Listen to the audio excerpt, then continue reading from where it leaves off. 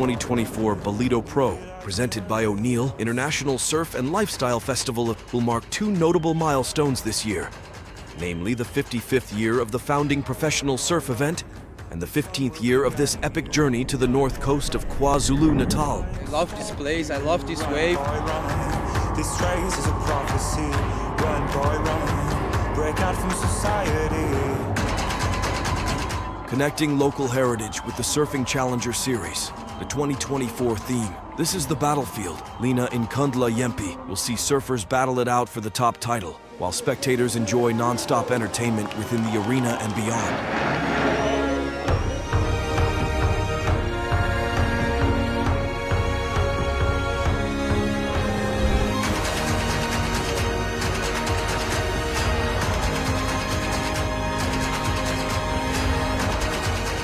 This year's campaign will showcase and celebrate our victorious efforts in the creation of the ultimate battlefield, not only for the top surfing athletes to come together to fight for qualifications to reach the World Surf League Championship Tour, but also the ultimate battlefield for the local South African athletes.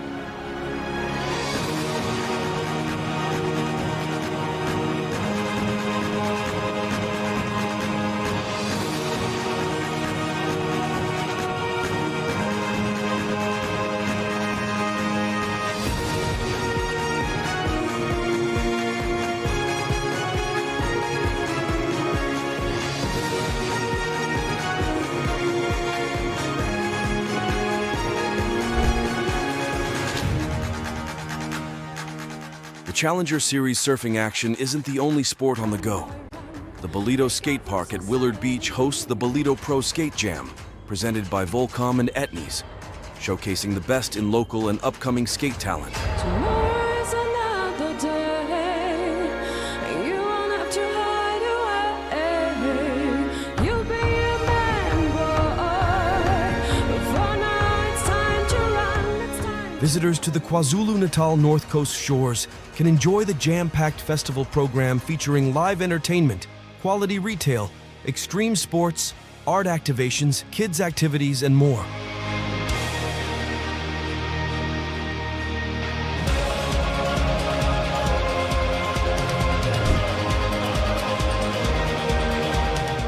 The party continues with the Ballito Pro music concerts and sunset sessions presented by Corona, a free-to-attend two-day festival showcasing top South African musicians.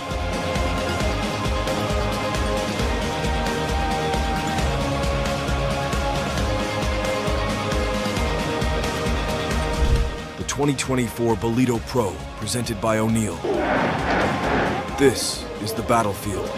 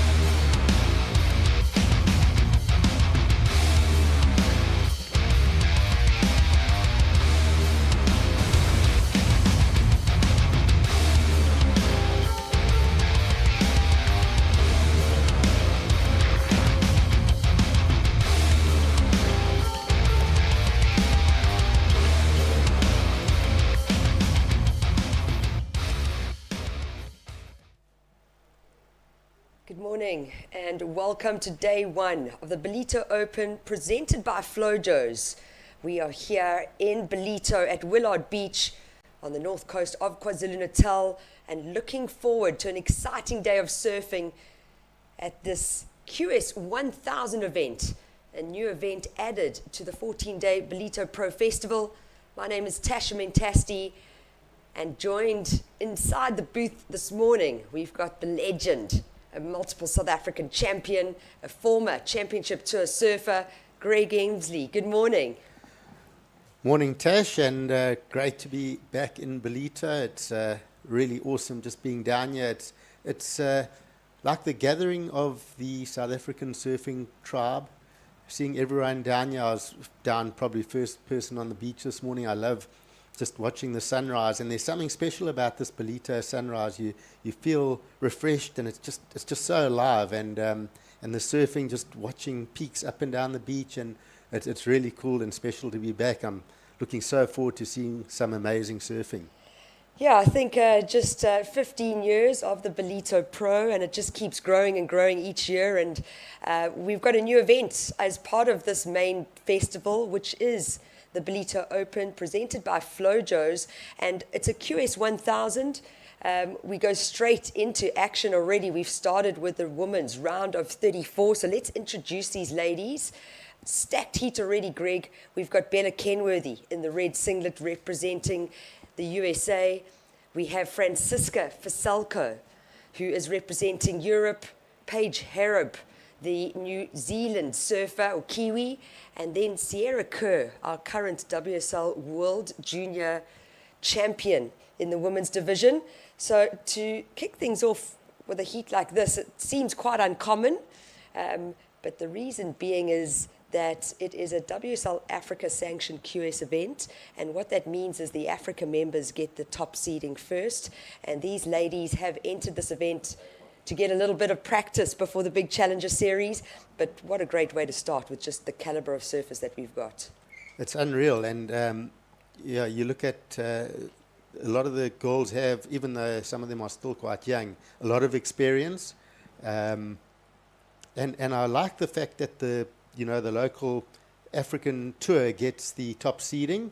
It's a good warm-up as we see some of these replays. A quick start for the girls. I think we're going to see a lot of surfing today. It's smaller conditions. There's peaks up and down the beach.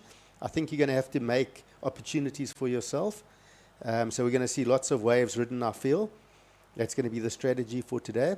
But getting back to that seeding, it's good that the local tour gets the top seeding, and then they get the opportunity to surf against these top athletes, both men and women. It's great for surfing in Africa and, of course, South Africa, and it's a good opportunity for our local surfers. Yeah, and I think just having this international field a part of this event is only going to benefit our South African surfers. I want to not even say to the South African surfers, but our Africa members, to be able to come up against surfers of this caliber so early. You're able to really see what I need to still work on, what am I doing right, and also just see the level of surfing as well, and knowing how much more effort you need to be putting into your training regime and the dedication required to really get the result that you want. But from my side, we had a pro junior event yesterday. It was a great event to witness, and some incredible surfing, and it is once again having these international competitors entering and competing. We've got live action right now. This is Francisco Vasalco. Her brother actually competed in the Pro Junior and had a really good result yesterday. So it's great to see another surfing family be a part of this massive beach festival known as the Ballito Pro. It's grown even more this year. It's now a 14-day festival, and we're already into event number 3. So just looking at that, that wave, Francisco really got a massive first turn. It was beautiful. We see that replay. She really needed to focus on that finish, because that could have given a good base score for the day. Sadly, that's going to bring the score down a little bit, but that one maneuver, the judges will definitely look at that and go, wow, lots of spray, positive, but she'll be kicking herself a little bit that she didn't get that finish just to get that 2-turn combo. Yeah, absolutely. And what we saw yesterday, where the big scores were coming out, was from a 2-turn combo, or as that tide was dropping, a very big committed closeout maneuver. So she's keeping nice and busy, is Francisco. Nice and light, very light-footed. Always seems to be releasing that tail on that top turn, which is great. And we haven't seen many waves being surfed just yet. I am starting to see scores dropping in, and it looks like Bella Kenworthy from the USA did get a first ride, but there's the replay once again. with Francisco Pacelco, representing Portugal. We've had quite a European contingent come through the Pro Junior event. And this is Bella Kenworthy. Yep, so just looking for those opportunities. I think, as I mentioned, you're going to have to hunt around. When you under priority, maybe move away from the pack. I sort of identified definitely 2 peaks on the beach, possibly even a third one that you could utilize. And I was just looking at it in my brain going, okay, well, my heat strategy would be pick a peak to start on. I wasn't convinced which one was better, but look for that solid score to start, a 5 or something, and then paddle away from the crew as we see Sierra, and she's been on a good roll so far on her African leg, and there we go. That's the finish. So just get something on the board. Bella getting that 583. I mean, that's a great score to start. Anywhere in that 5 range in these sort of conditions, you set a nice platform, solid, and something to work on. Don't overcook those first turns. Just solid turns and get the finish. Yeah, absolutely. And I think with Sierra Kerr as well, with this replay that we're watching, that's definitely also going to be a score factored in. That 583, we can see your scores on the top left of the screen. Bella Kenworthy holding the lead at the moment with the 583. We are still waiting for a couple other scores to drop in. This is the replay of Francisco Pacelco, wave number 2 for her. So Francisco starting with a 3-point ride. We're waiting for a score to drop in for her second wave.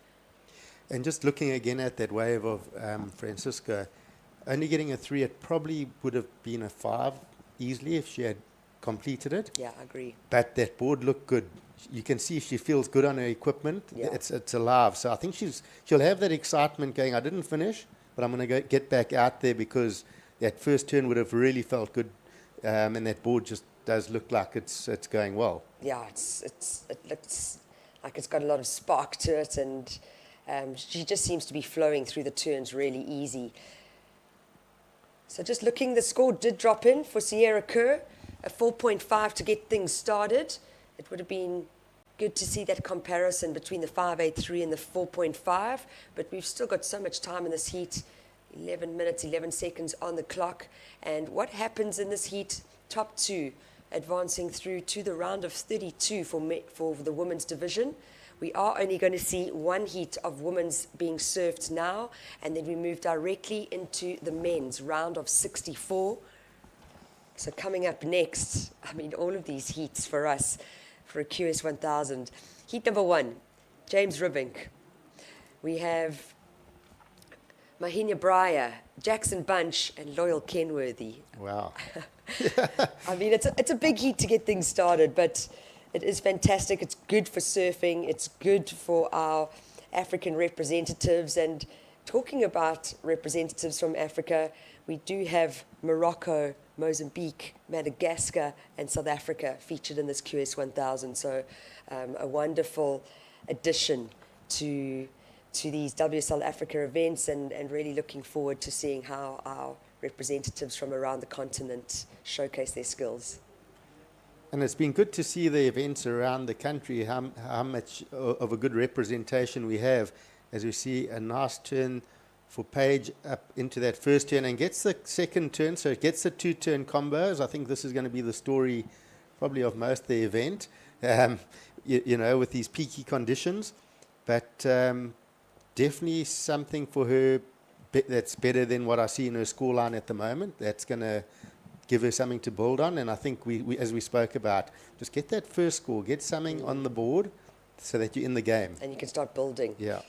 Yeah, and that was just 2 stock standard turns, but that's what you're looking for right now before you can start pushing it a little bit more. And we can start seeing these scores coming in. So let's watch the replay of Paige Harrop.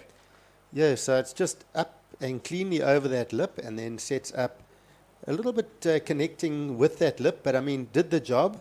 Strong, and it was strong surfing and clean surfing. There was no fault in it. 2 basic turns, and there it goes. Is that the 467? 467.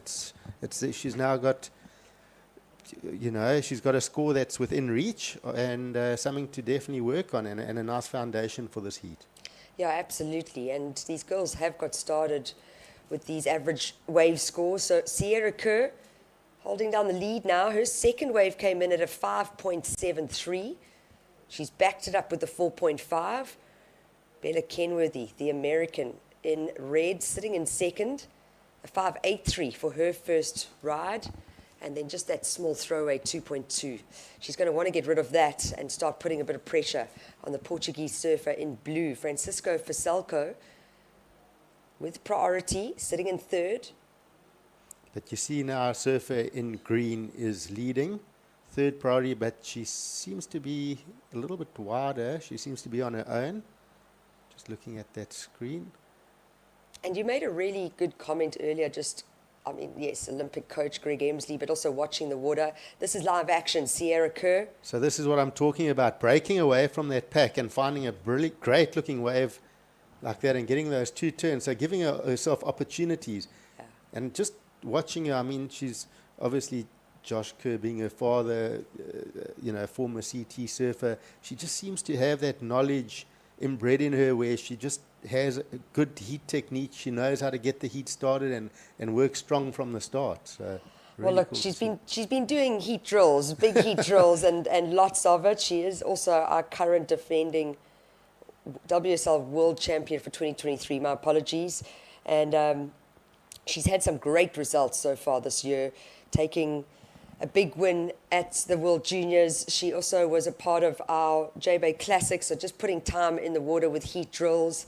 She's competed in a couple of events back home as well. So it's the heat drills needed to be able to get more comfortable. Yeah, so that's, solid surfing. And also, obviously, what's amazing is she can ride anything. We saw her in J-Bay win the twin fin expression session, and she just looked amazing on that twin fin. She had been riding the thrusters, but she hadn't ridden that particular board. And I was having my hair cut yesterday. I go to the Moroccan barber here in Ballito. It's my tradition. And You're looking quite fresh, I must be honest. Thank you. And Josh was seated next to me, so Josh and I had a lovely chat.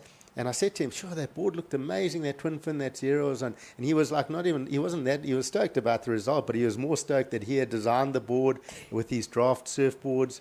And he was just saying, oh, how good was that board? He was so excited on how he designed it and how good it looked. So, yeah, she can really ride anything. And just watching her, how she surfs in the wave. So she brings her body forward and she doesn't get like caught on the back of the wave. She really powers in the wave and it looks strong and complete. And I really like that attacking style that Sierra does have.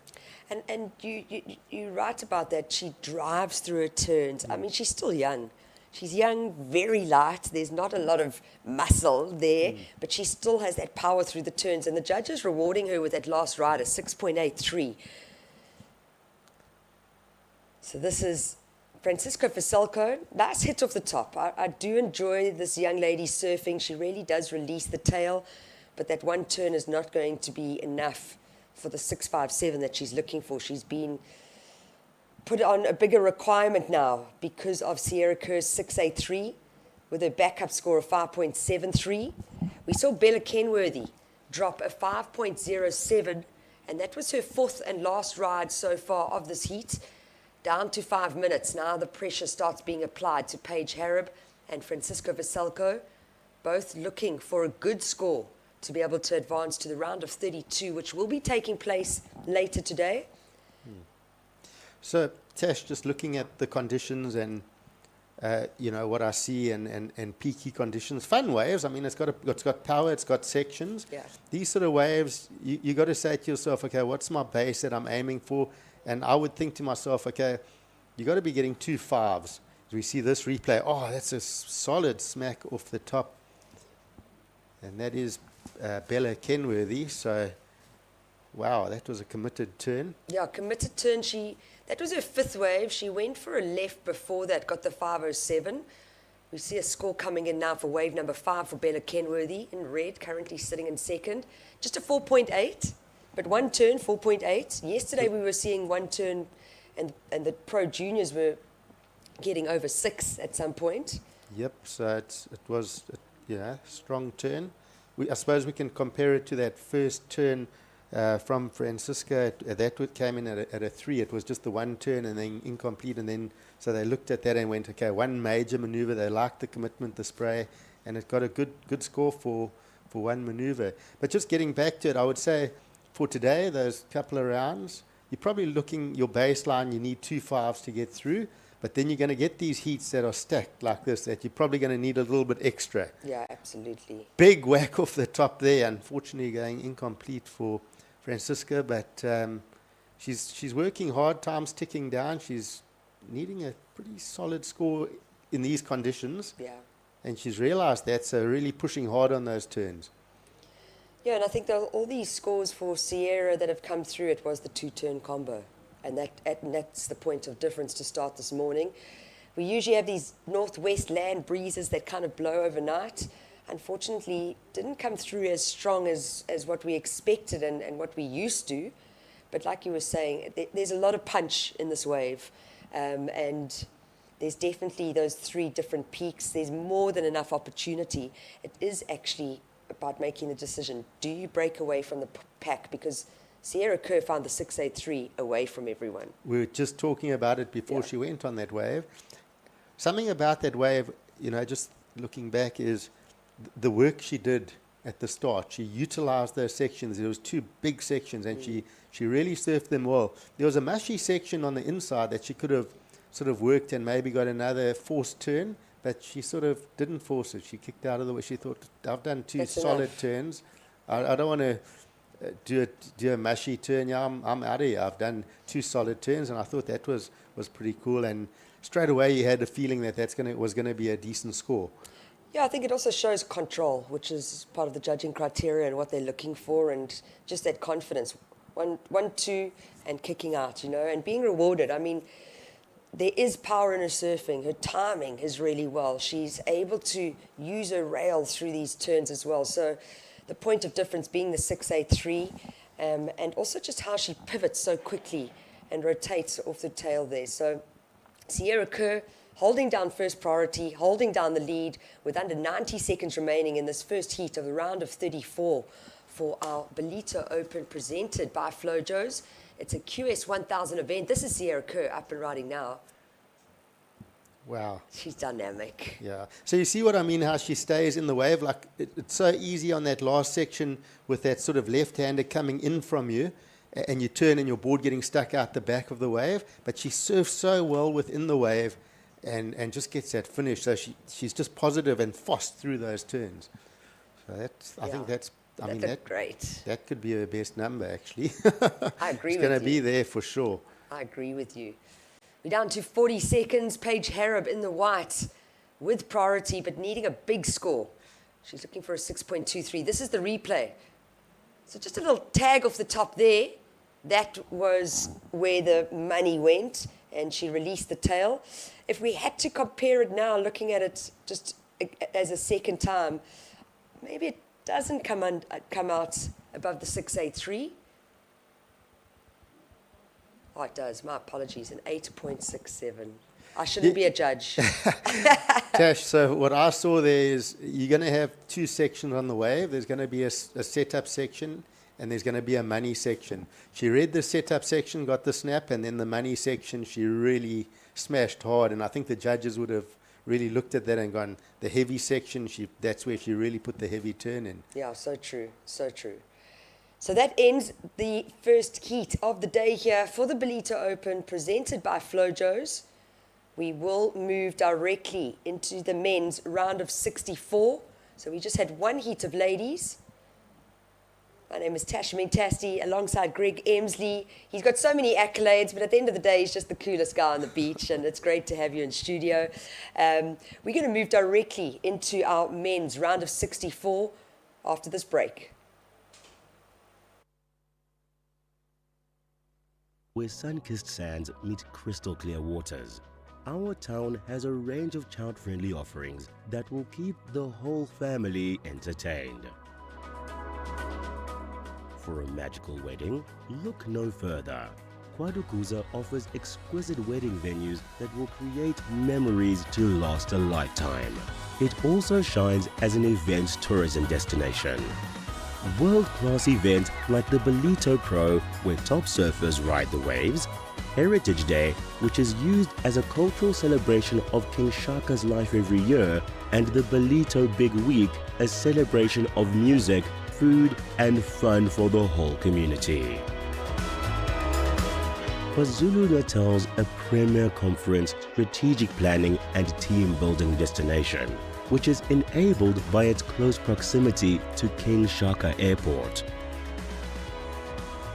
Nestled amidst the natural beauty of South Africa's east coast, KwaDukuza offers a truly captivating setting for your next corporate event.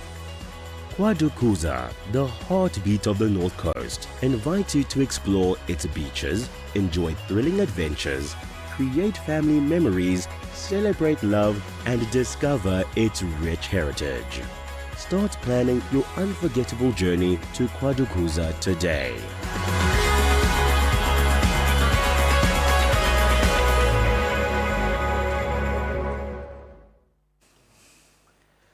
Right, we are into men's round one, and joining me, Johan Frey, and looking forward to this one. Fantastic first round of the ladies, some solid surfing. We saw Sierra Kerr taking the win with Bella Kenworthy coming in second. But now into the men, we do have James Rebink in red, Mana Bray in blue, Jackson Bunch in white, and Loyal Kenworthy in green. And we see a good start there for James Rebink. Yeah, Greg, really awesome to join you here in the booth, and excited to take you guys through this heat as we see our surfer in the red. Just a little bit of a replay there. That's James Rebink, and yeah, really great to see him down here. He's a local lad from Durban and budding young talents in the red, and it was great to see him competing just the other day at the JBay Classic, and he's taking some momentum, and it looks like he's looking for an early start, Greg. Yeah, so he was surfing really well in JBay, got the opportunity to compete there as an invited surfer. He's been a bit quiet on the scene. He stepped back from contests for a while, but he seems to be making a comeback and making some good decisions in heats, looking really good. And this is Loyal Kenworthy. So, of course, part of the, we saw Bella in the last heat, so part of the Kenworthy clan. Of course, Jason Kenworthy is the father and excellent photographer as well. He's part of the, the wine crew, and I used to spend a bit of time with Jason on the tour days, and so cool to see the family competing and carrying on with the surfing tradition. Oh, that was a solid turn off the top for Mana Bray. So that was strong, goofy foot surfing. Just the one maneuver, but quite enjoyed how he pushed that tail out on the second turn. Yeah, Greg, and just thinking about yesterday, our Pro Junior, and the judges have been rewarding for those big single maneuvers, and Mana Bray just looking to get an opening number there. Of course, the Tahitian surfer representing under the French flag. And as we watch this little bit of a replay, it looks like our surfer in the red. This was James Rebink. Eyed this one down the line, got up and riding. As you can see, he did just an opening little turn and ended it off. So that was the opening score. About to drop in for red, and we've got a couple more scores to drop in for blue and green as well. Yep, definitely going to be some scores for our judges to work on. They've got a couple of early comparisons here. We did speak about this, Tash and myself. The sort of order for the day is probably going to be lots of waves ridden. You've got peaks up and down the beach. Surf in that, you would call it 2 to 3 foot range, possibly. But fun, lots of peaks, lots of opportunities. And under priority, you can move up and down this beach. And we saw Sierra Kerr do that in the last heat brilliantly, just finding waves on her own. And definitely, if I didn't have priority, if I was surfing, I would be moving away and finding those peaks. And we see a paddle here. Ooh, a couple of surfers. Really, that's Jackson Bunch in white going on that. Here we go with our surfer in the white, Jackson Bunch.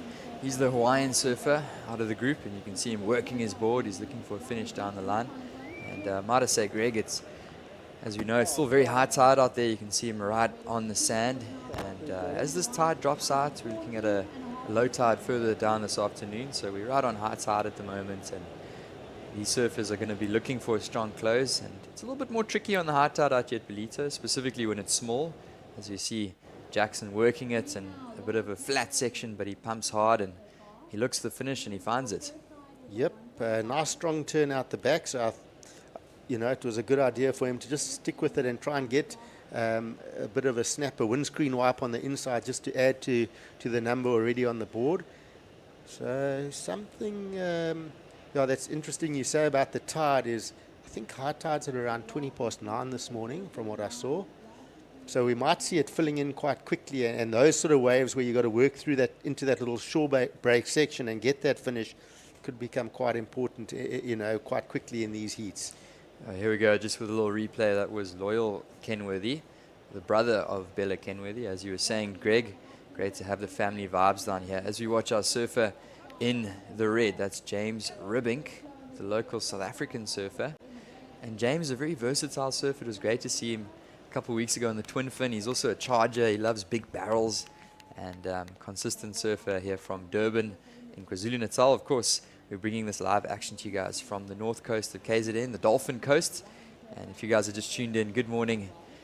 This is a beautiful morning here in Ballito, and this is the second heat of the day, and we're excited to see some of these scores drop in as we see the replay here, Greg. Yeah, I'll tell you what, James is on attack mode. He's fired up. I reckon he's been listening to some heavy music or something, but you can just see he's up and down this beach, ripping through these turns and looking strong. So I just feel he's got a bit of confidence at the moment. He's back. He sort of disappeared, in my opinion, for a while from this, contest, and he's sort of made his way back. We see some of those scores early on, some really good scores coming through. We saw that first one from James Ribbink, a 6.5, so a strong start. Backed it up with a 4.73. We saw Mihimane with that single, I believe it was that single turn that got him that 6.17 where he pushed the tail. So judges rewarding that committed, solid turn. He hit it vertical and then threw that tail around, so getting rewarded. We see as well a score coming in for Jackson Bunch, a 5.33 for his last wave. So a couple of solid scores early on the board, and definitely a good base for our surfers to sort of work on. Just the only surfer looking for a decent score right now, Loyal Kenworthy in green. He's going to have to get to work looking at the scores already posted from the top three in the heat at the moment.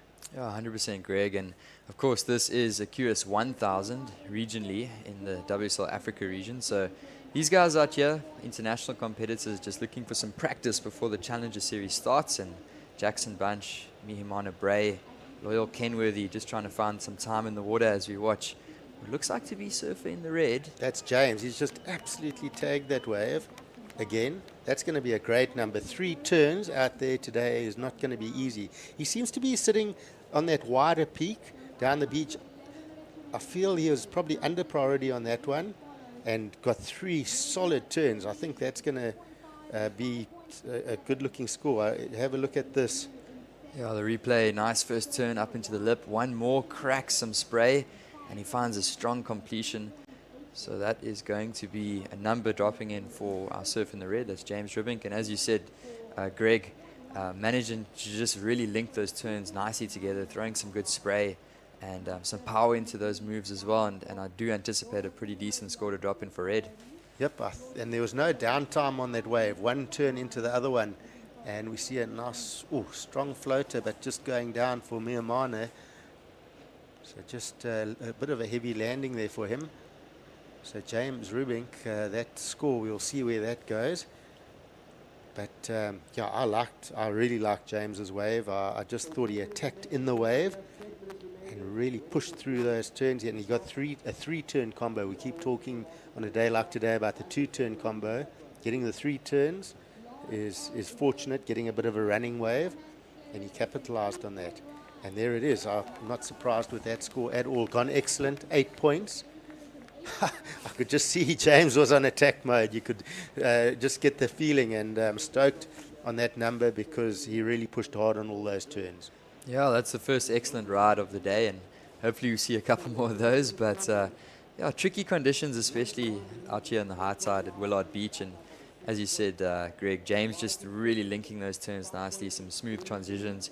He went all the way up into the lip. He threw some power into those turns, and the judges really liking that opening ride, well, that ride from James, the last one. So just looking at the lineup, so surfers are fairly close together at the moment. There are opportunities up and down the beach. You see a paddle for, it looks to be a bit of a smaller wave. Yesterday evening I sat until dark on the grassy bank out in front and watched the surfing. I think if you took a video of me, you would have thought I was watching tennis, because my head was just moving.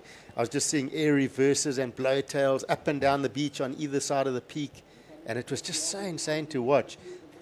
The surfers were just going for it on every section, and it's very entertaining surfing because there's power, it's nice and steep and bowly, and it's quick surfing. So you're getting those combos, 1, 2, 3 turn combos, and it's just nice strong power and giving that launch pad for our surfers to do those big maneuvers. Yeah, it's so entertaining being down in Ballito, and as we just watch our surfer in the blue, that's Mahimana Bray, and he is representing French Polynesia, Tahiti. And Mahimana actually competed earlier at the Tahiti Pro, Shiseido Tahiti Pro, as a wild card. So he's no stranger to big events. He's been competing on the Challenger Series for many years, and of course he's just looking for a nice warm-up as we lead into the Challenger Series here at the Ballito Open, presented by Flojos. So we're going to have another wave drop in for Mahimana Bray, the Tahitian surfer, representing under the French flag. And really cool to see all these competitors surf in the QS 1000, Greg. They're looking for some experience to get some heats underway as we head into the rest of the coming week, next week in the Ballito Pro. Yep, so it looked like that score was a 4.5, so together with a 6.17 at the start, he's in second, so he's in a strong position, but he's got a couple of surfers breathing down his neck. You look at Jackson Bunch, who's on this wave here, and it looks like Jackson could have got a good turn or two in there. Of course, Jackson Bunch out of Hawaii, he's been very entertaining over the last couple of years as well, through his junior career. So he's sitting down there, but Jackson does have that one score of a 5.33, so he's going to be chasing the 5.35, so it's not a huge requirement, and it's going to be a tight finish here to this heat, and it's a strong heat, it's a loaded heat to start the day off for the men. Yeah, as we just watched just a quick replay there of the last wave of Mahimana Bray, and Jackson Bunch, also one of those surfers competing at the highest level as a wild card in the championship tour, as you see him. That was a beautiful first turn. So Greg, I won't be surprised as this one goes up a little bit higher on the scoreboard. And he is a Hawaiian state champion as well as a national champion in the US. And he competed earlier at the Lexus Pipe Pro as a wild card on the championship tour. Of course, he's also surfing on the Challenger Series, and that's his main focus, being in the Ballito. But just a great opportunity for these surfers, in particular surfers like Mahimana Bray and Jackson Bunch, to get some experience out there, to just try and get some heats under their belt, and maybe earn some extra prize money. Buy their coach a Corona at the Corona bar at the end of the contest, and it looks like he's a paddle for green. So green up and riding, that was Loyal Kenworthy, but not much on there. And looking at that last score for Jackson Bunch, it does put him up into second, a 5.67. So up and riding again. I must say, 5.67, his best score. The judges pretty much rewarding that one major maneuver. They would have seen that spray, strong surfing. I thought it would have been great if he could have got into that second section and got the two turns. But getting the score, he's in second. So Mahimana now needing to get back into the game with a 4.83, so still well within reach. And as you were saying, Greg, that was just his previous wave. He just had one big backhand turn, and the judges definitely liking that, rewarding him with a score up into the fives. And currently sitting in that second advancing spot, so if you guys are just joining us or tuning in, if you haven't watched too many surf contests before, we're bringing you all the action here from the Ballito Open, presented by Flojos. And the top two surfers do advance through to the next round. This is the round of 64, heat number 1, of your men's. And we do have some tricky little conditions, but as you said earlier, Greg, there's definitely some great scoring potential out there. James Ribink has already dropped in an 8.0. He's our heat leader. And this one is winding down. I'm looking at this clock. We've got under 5 minutes on the clock. It looks like our surfers in third and fourth. We're going to be needing some scores to try and advance through to the next round. James is in a great position. He can pretty much relax and enjoy the rest of the heat, especially with an excellent score in these conditions. The fight for seconds at this stage is pretty much between Mihimana and Jackson, and it's going to go to the wire because, you know, they're on similar scores, but Mihimana has actually got the bigger number of the two, so he's only looking for that 4.83. It's not a huge number. One big turn can get you that score comfortably. We've seen that this morning. So that's what we're going to be looking at into this last couple of minutes. Yeah, and Mihimana, a strong surfer, a powerful goofy foot surfer, and you can see he's been eyeing out these right-handers. I think that's the better waves have been pulling through those rights, and we can see our surf in the red has got priority, and he's going to hold Mihimana off, and it looks like James Rubink is up and riding. Yep, James is just having fun now. Goes for the rotation, just gets a bit disconnected from his board, but of course not needing that score at all with that 8 and the 6.5. And yeah, this heat's loaded. Looking ahead, we've got plenty of loaded heats. You see coming up next, Rylan Jarvis. He's a bit of a youngster, a junior, having a go at the event, which is cool to see. And then we do see Suleiman Kafi in blue. We've got Ryan Huckabee in white and Carl Martin as well. So solid heat again to back up this first heat. Oh, we're so excited to bring you guys through all the action as we just watch a replay here. That was James Rubink. He's our heat leader, and that one's not going to factor in. And time is winding down in this round of 64, heat number 1 of the Ballito Open, presented by Flojos. And it still does look like our surfer in blue now, Mihimana. He has got priority. He's in third, Greg, and he is looking for a score, but it looks like his requirement has been up to a 5.53. So Jackson Bunch just pushing that number up. You see him getting the 6.03. Hopefully we'll get a replay of that wave. Yeah, we must have missed that one, but it looks like Jackson Bunch locking in another score, and he's up that requirement. Yep, so 5.53, so that number getting a little bit solider now, probably more towards the sort of two-turn combo, at least. Otherwise, something really major could get him that score. So time ticking down, yeah, he's hunting that lineup. I tell you what, the surfers are jockeying up and down for position. Mihimana is one trump card he has right now. Although time is ticking down, he's got that priority, so he can look for something, which he does, and he's up and riding on this one. And just the one maneuver and body language tells me it's not going to be the score. Yeah, it wasn't too big of a wave, and he whacked it nicely in the back end, but I'm not so sure that's going to be the score. Watching our surf in the green, also looking for a ride here. He's unfortunately in a combination of 11.70, so it doesn't look like with 40 seconds Loyal Kenworthy is going to move through, but he gets a wave nonetheless and looking to get out of the requirements. Mihimana with priority probably made a mistake there going on that first wave. He could have waited for one of those bigger set waves and had that opportunity, like this wave that Royal's on, that he could have been on that, and that had lots of scoring opportunity. So one would say it's a mistake. But again, this is I suppose a warm-up for the surfers going into the Challenger Series, a lot of the international guys, and what a cool setup it is. QS 1000, presented by Flojos, which is just a cool brand. You know, to come here and actually have not that much pressure and just let your surfing do the talking as you warm up for the main pro event. Yeah, and we're just seeing a quick replay. He went down there, but this heat comes to a conclusion here at the Ballito Open, presented by Flojos. And we are going to move straight into the next heat. So if you guys have just joined us, welcome. We've got plenty of action here in the round of 64 of competition. This is a QS 1000, so as you mentioned, Greg, great practice for these guys. And if you guys are joining us, welcome.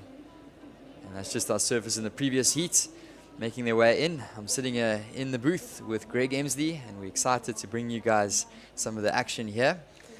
And that was a good first heat of the men's, so very well done to James Rubenk with a strong start there.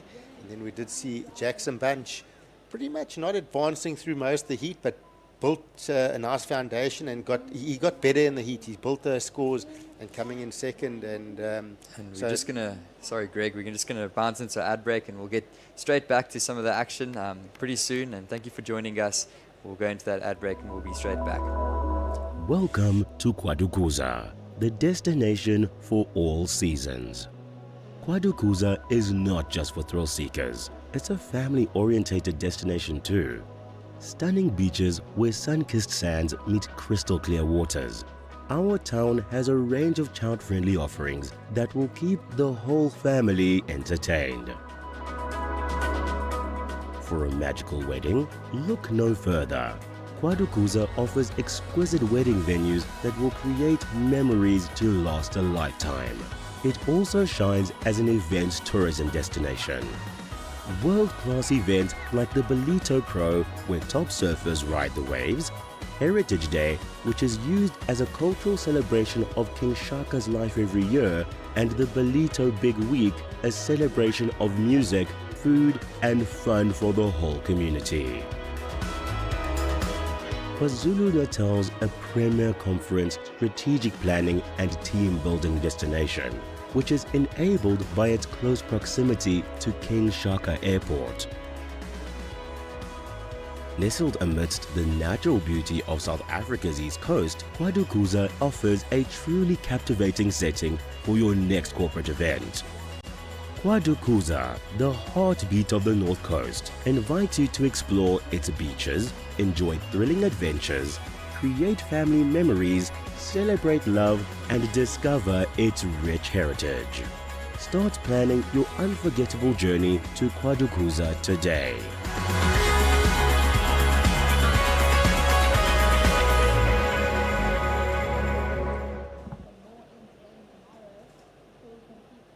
All right, welcome back, and a quick start for a few of our surfers in heat number 2 here, round of 64.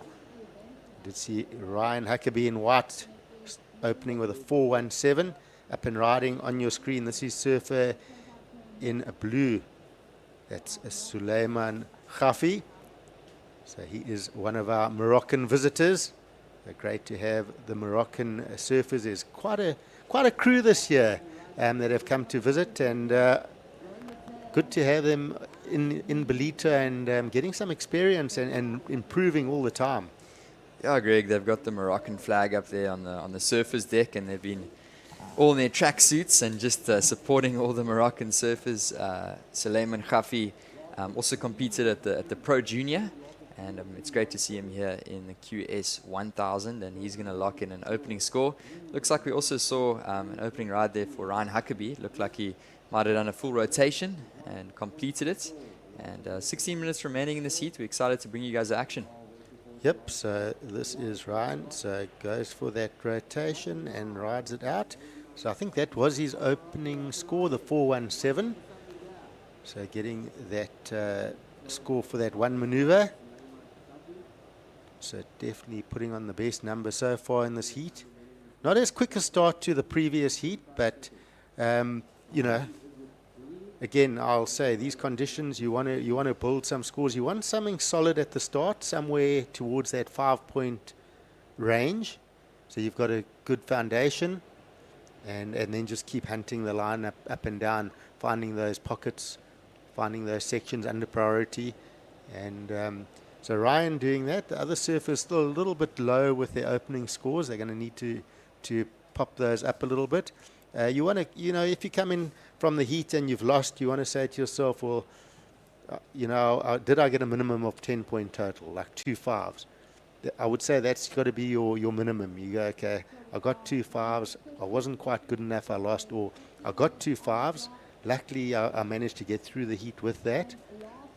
Some will be over, some might be a bit lower today, but I think that's your minimum base for these sort of conditions. 2 5-point rides, If you got a stacked heat, like we've seen our first 2 heats of the morning, you're probably going to need a 5 and a 6 at least. But every heat's different, but you got to have that base, you got to have something to build on. 2 5s in the first 10 minutes would be great, and then look for a 6 or a 7. Yeah, for sure, Greg. And as we watch our surfer in the green, it's Kai Martin. He's on a little bit of a smaller wave, but he's going to work it, and he's going to try and lock in a score, as you mentioned.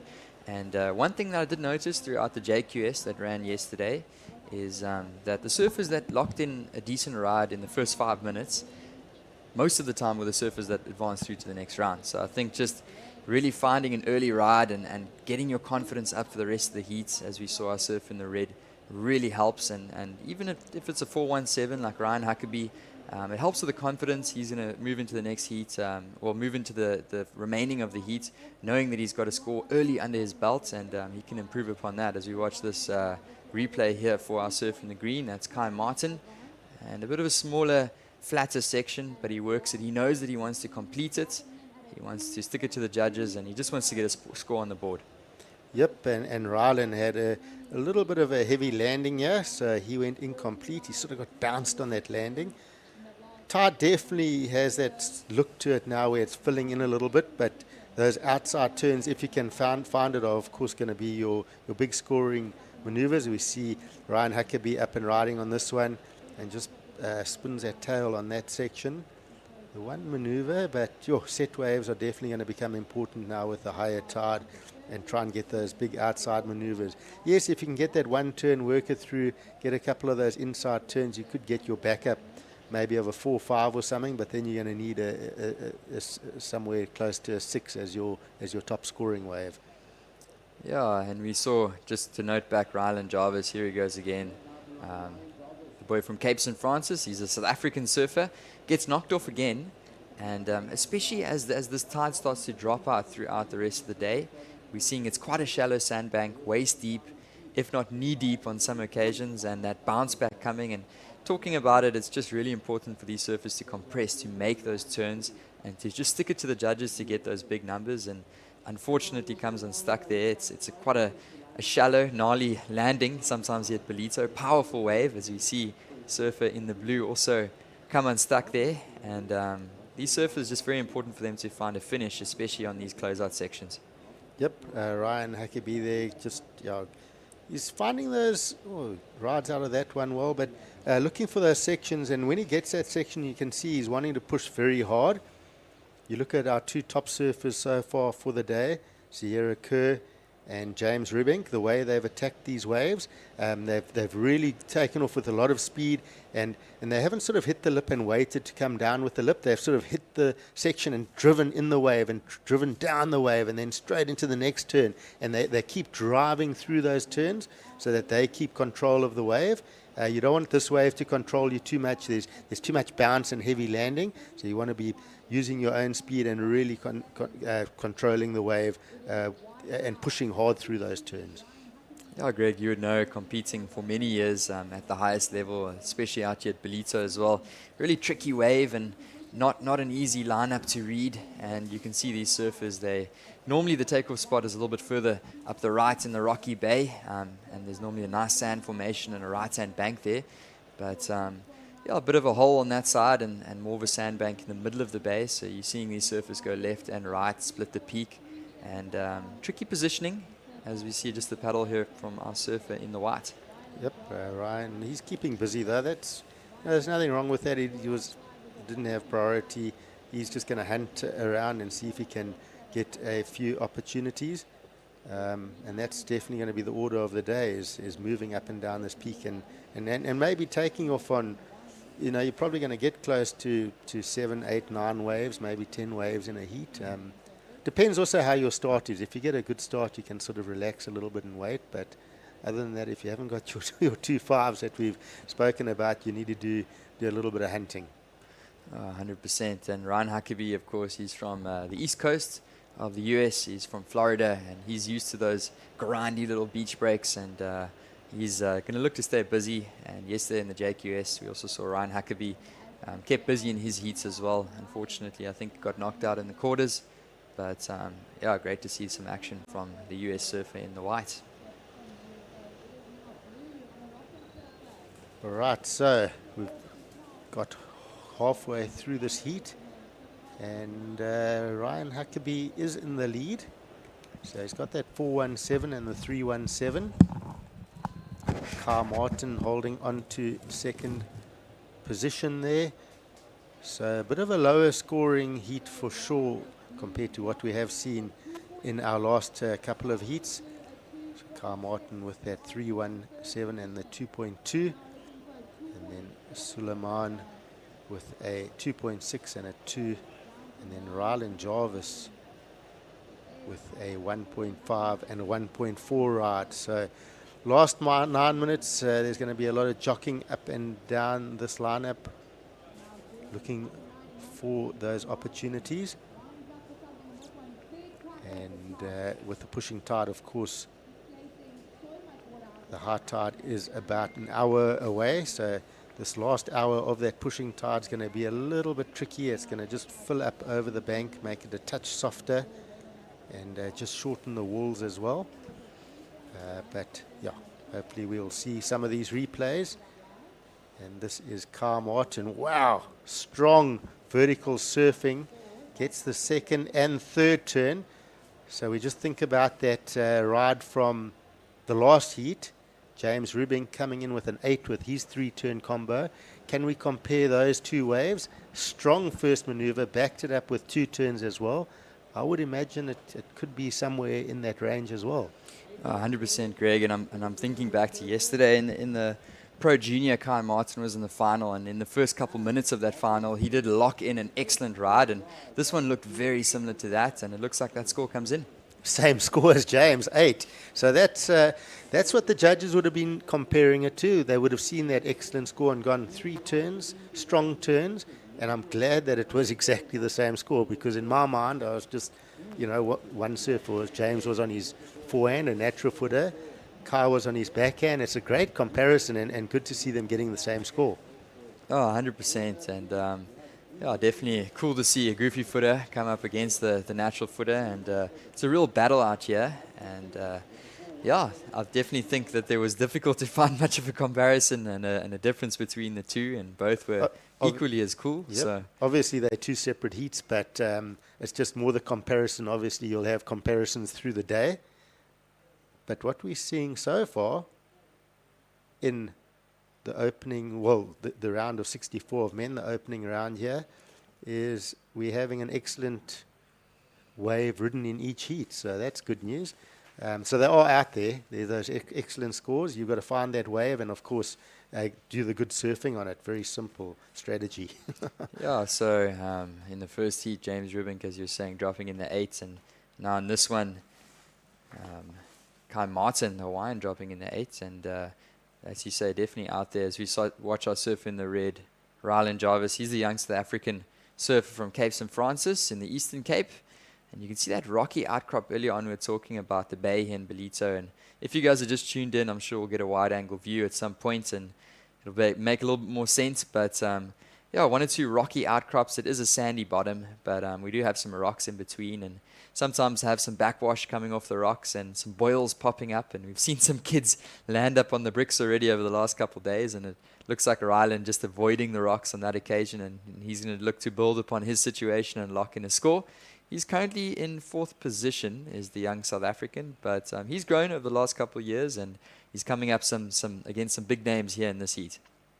Yep, and Rylan, this is all experience for him. So, there shouldn't be too much pressure on him. He should just go out there and enjoy it and try and compete as hard, compete against himself, surf as well as he can. And just talking about that little rocky outcrop with the higher tide, they are getting a bit closer to it.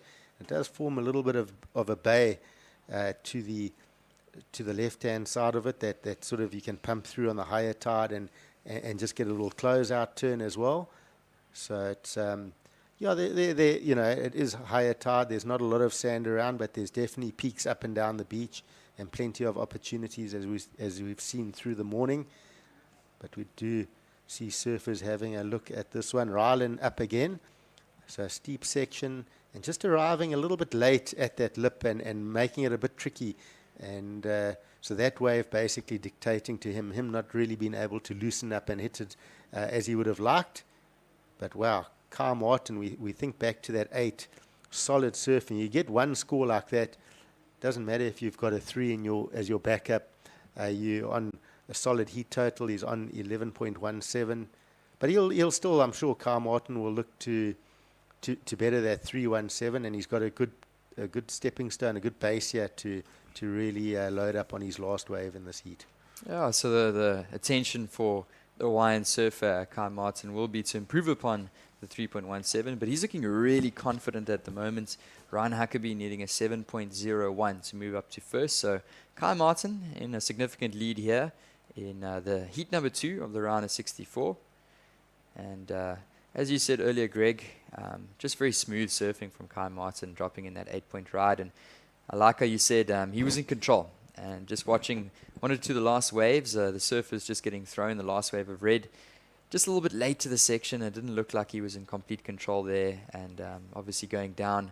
So just in comparison, we're looking at the last wave there to our surfer in the blue. That's Suleiman Khafi, the Moroccan surfer, also going down. So just having to get up into that lip nice and early to be fully control of your board and to compress on the way down. And that's exactly what we've seen Kai Martin do.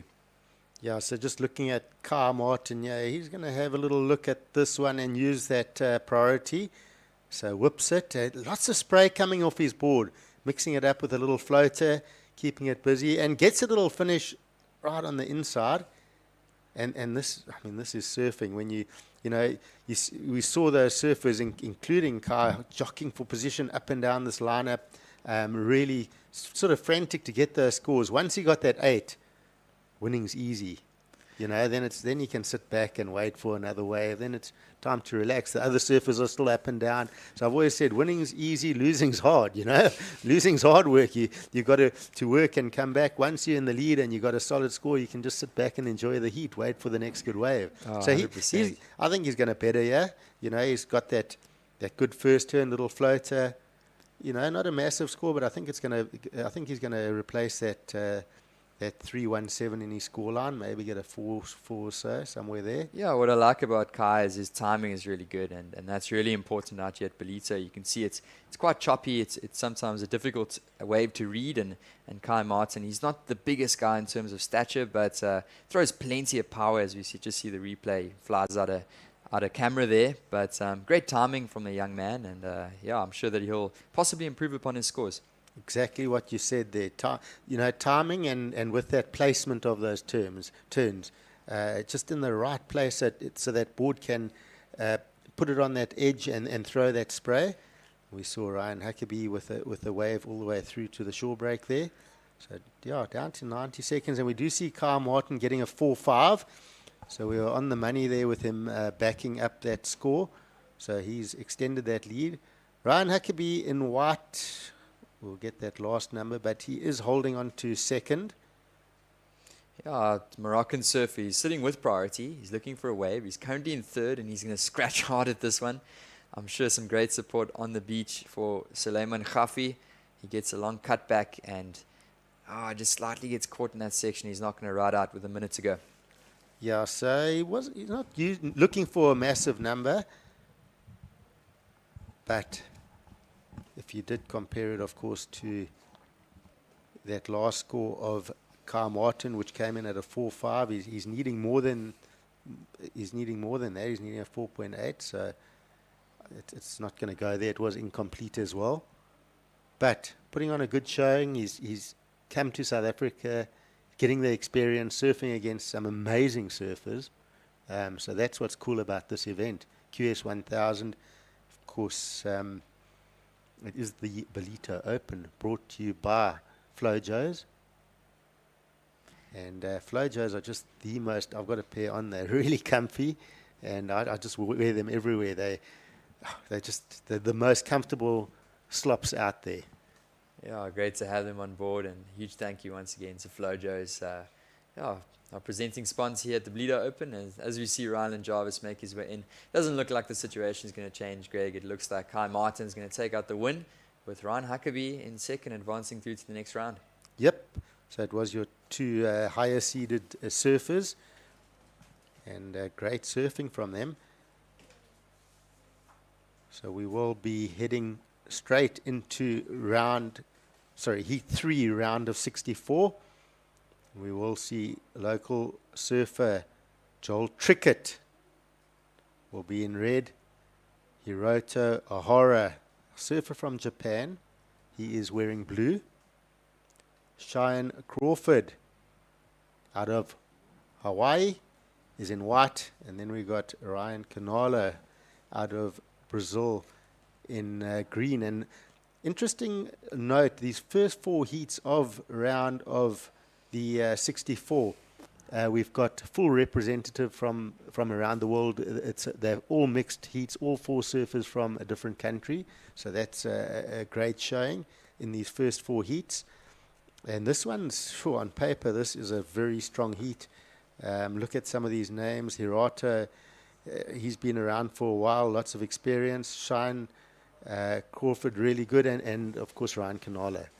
We're really excited to bring you guys this heat. If you guys have just joined us, welcome. I'm in studio here with Greg Emsley, and we've got another stacked one. And it looks like we'll take you guys through the action shortly. So stick with us, and we're excited to bring you guys some of the action here.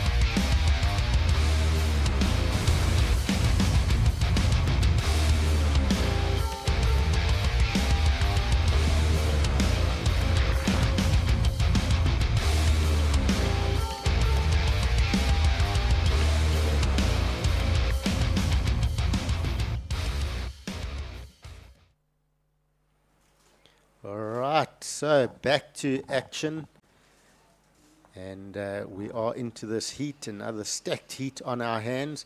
We saw Ryan Canalo getting the best of the opening. He is up on this one. A busy surfer. He likes to build from the start. Oh, and that's a solid whack.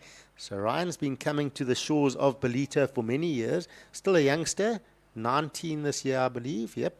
And but spent lots of time surfing the juniors, taken a few wins here. He's got the experience. He loves Ballito and surfs it really well. And he's got a strategy about him. I've watched him at this break. As we see strong surfing for surfer in blue. Hirata getting a couple of good turns. So I think we're going to see some good numbers at the start of this heat. But just back on Ryan Canalo, he is a surfer that knows how to build on a heat. He loves to get that first start. You see he gets that 4. He then backs it up, and he just starts building, and next he'll be going to the air. Oh, definitely, Greg. And Hiroto just looking for an early number there. And I really like that wave from Ryan Canalo. He's already dropped to 4.0, and we're watching a replay here. That looked like it was the 4.0. Little rotation and completes it. But I really liked his second wave, which is that big bash to the end there, and he rode out of it successfully. And we've really been seeing the judges award scores for that successful closeout turn, especially if it's a big section and there's a lot of spray and there's some power. And that's what I saw on that last turn for Ryan Carnalo. So there's another score dropping into the Brazilian surfer. Of course, as you mentioned, Greg, he's been coming here many years. We also saw Joel Trickett. He's the local South African from KZN in the mix. He's in the red singlet and didn't really look like he got anything down the line. But here was this replay from the surfer in the green. Yep, he's just hammered that last section. And what I liked about that, he had 2 sections on that wave. The first one wasn't the biggest section. The second section, as we see Hirata as well, getting a couple of really good outside turns. So some talking points here for the judges.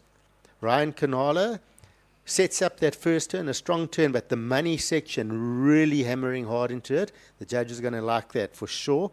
And then Hirata getting more of a point break looking type wave with the outside sections, two clean maneuvers out the back. So, and there we see Ryan. This is what I spoke about. He likes to get that start, the base, so he can really then go to the air and loosen up. That's his go-to plan. And you can see how his foot slipped all the way forward on his board there, but still managing to hang on. He's just checking his fins. He's right on the bricks. And this is such an exciting young surfer, Greg, as we look at the replay here. Ryan Carnalo, you can see his foot is almost about 10 or 20 centimeters from the front of his board and still managing to hang on to that. Yep, so he's going to look at, I like the airs, but for me that second wave was still better. I like just how he hammered those 2 turns. So let's see what the judges think. And then, of course, back to that Hirata wave. I liked how it was a running point break wave and just 2 strong sort of carves and snaps off the top. It wasn't any of that inside section. It was all out the back. And he looks to be opening with a good score as well. So at the moment, the talking points are going to be Hirata and Ryan. Then, of course, Shion also had a good start as well. Yeah, so those numbers do drop in. Shion Crawford dropping in a 5.0. That wave for Hiroto, he didn't have that strong finish, but he had a nice outside section, a good snap, a nice carve. That was a 6.0 locked in by the judges. And, of course, the highest one was that big closeout section, a 6.5 awarded for Ryan Carnalo, the young Brazilian. I like it. Anywhere in that 6 range, you're pretty happy, especially at the start. A good base. So Joel Trickett, a little bit, left behind. He's going to need to get into the game here. Cheyenne is definitely there with a 5, but his next score is going to have to be somewhere towards that 6 range if he wants to obviously match Hirata and Ryan. Yeah, Shion Crawford, really talented young guy from Hawaii. And in the JQS, we saw him drop in an 8-point ride, I think, in the earlier heats. So conditions were very similar to this. So you can never count out a guy like Shion Crawford. Of course, he was also a wild card out at the Lexus Pipe Pro, coming up against the biggest names in the world in the CT. And yeah, great to see him out here. And he's getting as much practice as possible, is Shion Crawford. And the same with all of our international surfers, Hiroto and Ryan Carnalo. And it's a real battle here in the 3rd heat of the day. This is the round of 64. If you guys have just joined us, it's the Ballito Open presented by Flojos. And it looks like our surfer in the red, Greg, is up and riding. Yep, this is Joel Trickett.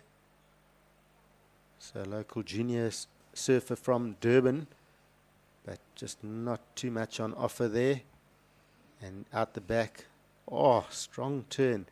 So Hirata has just been, this guy just doesn't hold back. Every turn he likes to go as hard into those sections as possible.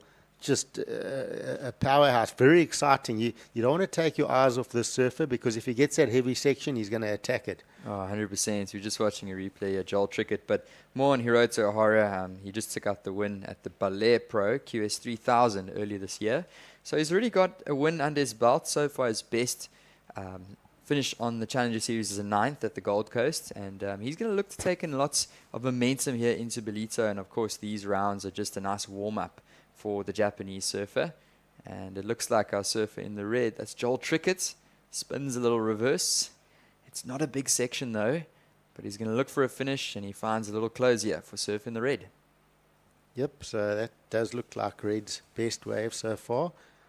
And we just think back to Hirata And the event at the Gold Coast, it was just insane. And even the heat he lost, he was just not holding back. And he didn't sort of go, okay, I need to settle down and maybe just get a couple of turns. Every wave he went into the lip as hard as he possibly could. Just exciting surfing. I love a surfer that attacks a wave and just doesn't hold back. They don't mind sacrificing that risk and possibly falling, but they'll go as hard as they possibly can on every turn. And this is what this guy brings. And I'm telling you what, he's making a name for himself as that guy that goes as hard as possible. And it's going to pay dividends for him for sure. Oh, 100%. The Japanese, they never hold that back. They never give up. And that is the spirits of Hiroto Ohara as well. We're just watching a replay here from Shion Crawford, the Hawaiian, and he's a really talented young surfer. Performed well yesterday. Unfortunately, got knocked out in the semi-finals of the JQS. And here he goes once again. Shion Crawford. That's a nice opening carve. Nice and quick, snappy maneuver there on the inside. And he's going to progress down the line. And it looks like our surfer in the white, Shion Crawford, has hopped up to second. And he's going to lock in another score, Greg. Yep, so yeah, just getting a couple of those turns. It's a little bit of a fuller wave, but gave him that opportunity to get a few wraps in and definitely build a score of sorts. I think that was the 4.33. So just no real big sections on it, but it did open up and give him the opportunities to get a few wraps and a couple of snaps. As we see up and riding, well, this was the replay from Joel Trickett. Oh, and he's just going for the rotation. So a junior surfer from the local shores, and good to see him loosening up and having a go and taking on the more experienced surfers. But yeah, it's going to be an uphill battle for Joel because the three other surfers all posting some fairly solid scores already in this heat. Yeah, we're watching Joel up and riding. He's just going to kick off the back, and we saw him get that little reverse. It was a 2.53, but he needs a much bigger number of a 6.8. As you were mentioning, Greg, we're at least looking for in the 5s and the 6s to advance through to the next round, and he's looking for that score of a 6.8. So that's going to be a bit more of a significant ride that needs to come in for our surf in the red, Joel Trickett. But if we look at the requirement for blue, Hiroto Ohara, he's only looking for a 3.33, and we know he can get that with his eyes closed.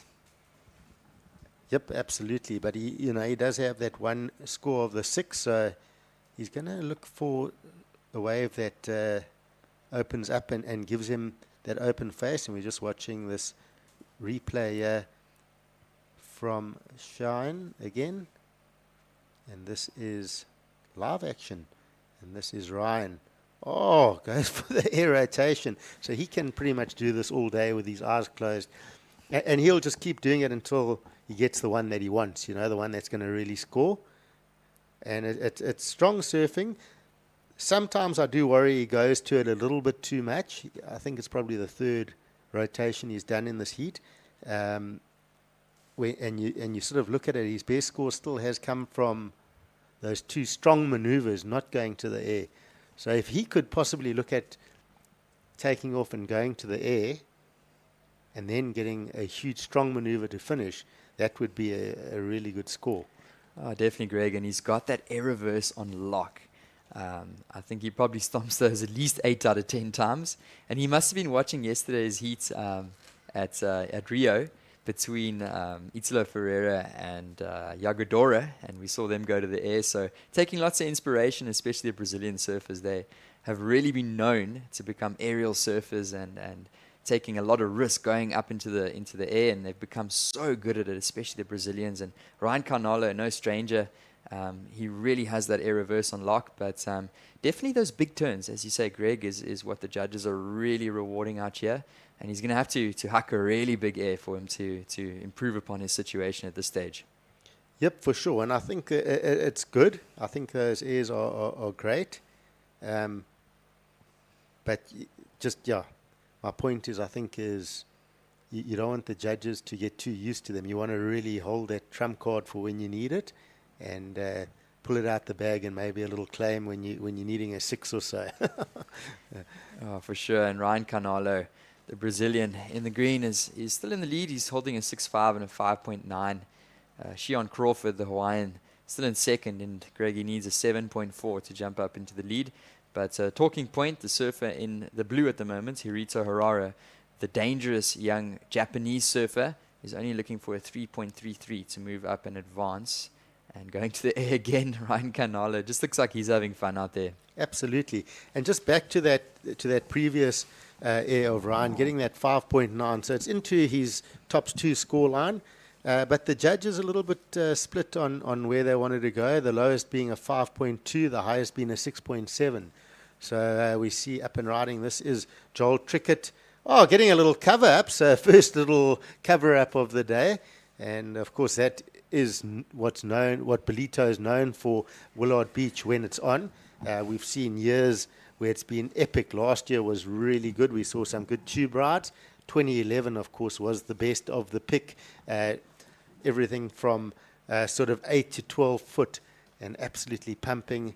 John, Geordie, Julian were just getting waves that were insane.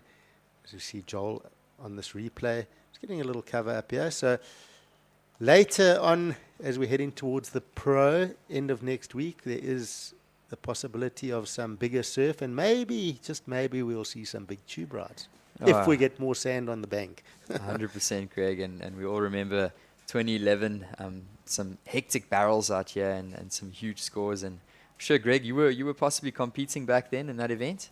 I did compete, and you know what was crazy about that day is it was so perfect, those couple of days, and you just wanted to get out there. And then when you got in the water, it was a lot bigger when you were out there than what it looked. And the paddle outs were heavy. It was just, you needed the skis. So you're just frothing to get in the water, but you just couldn't just get out there because it was every bit of 10 foot or whatever it was, and just massive barrels. And you wanted a piece of it, but to get out there, the work had to be done. It was tricky. Of course, we're looking at a little bit of a different picture, but we know what Ballito can showcase when those ground swells do come in and when we do have the sand on the bank. And today, it's 2 to 3 foot. Not quite the same, but still some great scoring potential on these rides. And we've already seen a couple of excellent scores drop in, Greg, as we watch our surfer in the red, Joel Trickett. He's on a nice little steep wave. He's going to hop off the back and had a fun little tube ride. I'm sure it's just fun for him to surf. I kind of like where Joel is sitting right now. He's had a couple of waves that have stood up across that wider bank. The other surfers seem to be a little bit stuck where it's a bit deeper water now. Joel, he's needing a big score, but he's sitting in a decent spot as we see a replay from Cheyenne. Oh, that was a bit of a heavy landing. So he's holding on to second, but of course, you've got to watch the man in blue, Hiroto. Although time is running out for him, not needing a big score. Yeah, we saw Hiroto hop up and he went for a reverse there, as we were saying earlier. Just the Japanese spirit to just go full out, to put 100% into it. He could have done a turn, but he went for the reverse, and unfortunately he went down. So it does look like Hiroto Ohara, the Japanese surfer in the blue, still in third position. He's looking for that score of a 3.33, and on our screens at the moment, watching our surfers in the green, white, and blue all grouped together. Yep, they're not going to leave him. Hiroto is in third priority, so the surfers are not going to give him an inch here. As you see Ryan having a look at this one. So he's in the lead. Yeah, that one's just going to shut down on him. We knew exactly what he was going to do. He was going to try and find that ramp. Taking inspiration from a lot of Brazilian counterparts that are so good in the air. Sean Crawford now up and riding. He's currently in second and stomps the finish, Greg. Yep, so what they have done with that is given Hiroto priority with 1:20 on the clock here. So he's going to have he might get one opportunity. Not looking for much, 3.33. I'm pretty sure you can hear the commentator, but a bit of pressure on him now to get that score. Yeah, and we watch this replay here. Sean Crawford, the Hawaiian, sitting on his low number now. Would there be a possibility for him to improve upon that score? He's sitting with a 4.33 as far as what we've got on our screens. His low number, Sean Crawford. So looking to improve upon that. And if he does improve upon that, it's going to up the requirement for Hirito Hahara. Yep. So tight finish here in heat number 3, round of 64. Of course, this is the Ballito Open presented by Flojos. And we're in for a good day of surfing. Plenty of action coming our way. And we've got great, when I say great, really fun 2 to 3 foot surf. The surfers are really putting on a show with some progressive surfing. We've seen some excellent scores throughout the day already. As this one is winding down, I think it's a bit too late for Hirota to make a comeback here. Yeah, it looks like he's hunting with just a couple more seconds, and he is up and riding. It looks like he's up and riding before the buzzer, so this looks like it will be a counting ride for the Japanese surfer. Progresses down the line, and he finds the finish, and this is going to be a very tight finish there. You can see he ends up right on the sand. Total commitment, 100% thrown into those turns. It wasn't a big wave. It was a smaller inside wave, Greg, but finishes it, and he's going to get the fans on the beach, and we're going to wait for that number to come in. Oh, it's a tricky one. That 3.33. It's just, there was no major outside maneuver. You know, just a carve and then all the work done sort of through the inside. And then gets that finish. So, I mean, he surfed it well for what it was. And yes, so not coming in enough, just under the requirement. I think that's the right score. You need that outside maneuver if you're wanting to get that number, that requirement. 100% Greg, and just unfortunately not big enough in terms of the wave, and we're going to move straight into the next heat. So if you guys are just joining us, welcome. This is Ballito Open, presented by Flojos. It's a QS 1000 contest, and it's the pre-sequel event to our Challenger series. So we've got some great competitors out in the lineup, and we're watching heat number 4. The round of 64 is getting underway. So we'll introduce these surfers now just in a minute, and you can see our 4 surfers out there. Introducing our surfers in the red, we've got Sang Min Cho, the Mozambican surfer. In the blue, Luke Malherbe, South African surfer. Haven't seen him in a while. And then we've got KwaDukuza, really experienced surfer from Tahiti in the white, and Taliwali is the Australian surfer in the green. So strong heat if you look at it again. And yeah, like you said, Luke Malherbe, I know where he's been. He's been working hard on the boats, on the yachts, and doing really well for himself. He's been studying the yachts as we see this replay. Taliwali, and just getting a small opening score there, incomplete on that first wave. And then Carly Vast, of course, exciting to see Carly, always strong. And thanks very much, Johan Frey, chatting through those couple of heats, and joining me now, Mark Frew. Welcome, Mark. Greg, good morning. I've really enjoyed listening to you guys through the morning and watching some of these opening heats. Great to see surfing at the standard back at Ballito. And been really enjoyable listening to you guys on those first couple, and great to be here. Great, Mark. And yeah, I don't know if you've been out on the beach a little bit. Obviously, we're in the studio. How's that tide looking? Has it filled in a bit? I seem to think high tide's at about 20 past 9. Or is it still looking like it's holding pretty decent on the bank? You know, when I woke up this morning, I had a look at it. It had quite a wobbled on it, a big leftover from that northeast last night. That it was a little bit warmer this morning. We didn't have that offshore, so it didn't clean it up. And I think it is going to get a little bit more difficult this morning before it gets better. And it is a lot higher. But the big difference now, Greg, it's not so sort of bumpy and choppy out there. It's much, much cleaner. It's getting a little bit of a glassier look, definitely looking on screen. So thanks for that inside info from the beach.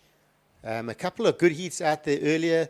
Those 8-point rides we saw from the excellent scores we did see earlier on through the morning were really good. James Ribbink was a standout for me. It's nice to see James. He's almost gone a bit quiet the last year or two, but the last couple of events making a comeback and looking strong. Good to see him back in action. I think he got a taste of it down in J Bay and got a bit of the contest fired up there, and maybe, you know, putting the Rashi on down there and being among some of the world's best. He's come back here with a little bit more energy and fire to take part here in Ballito.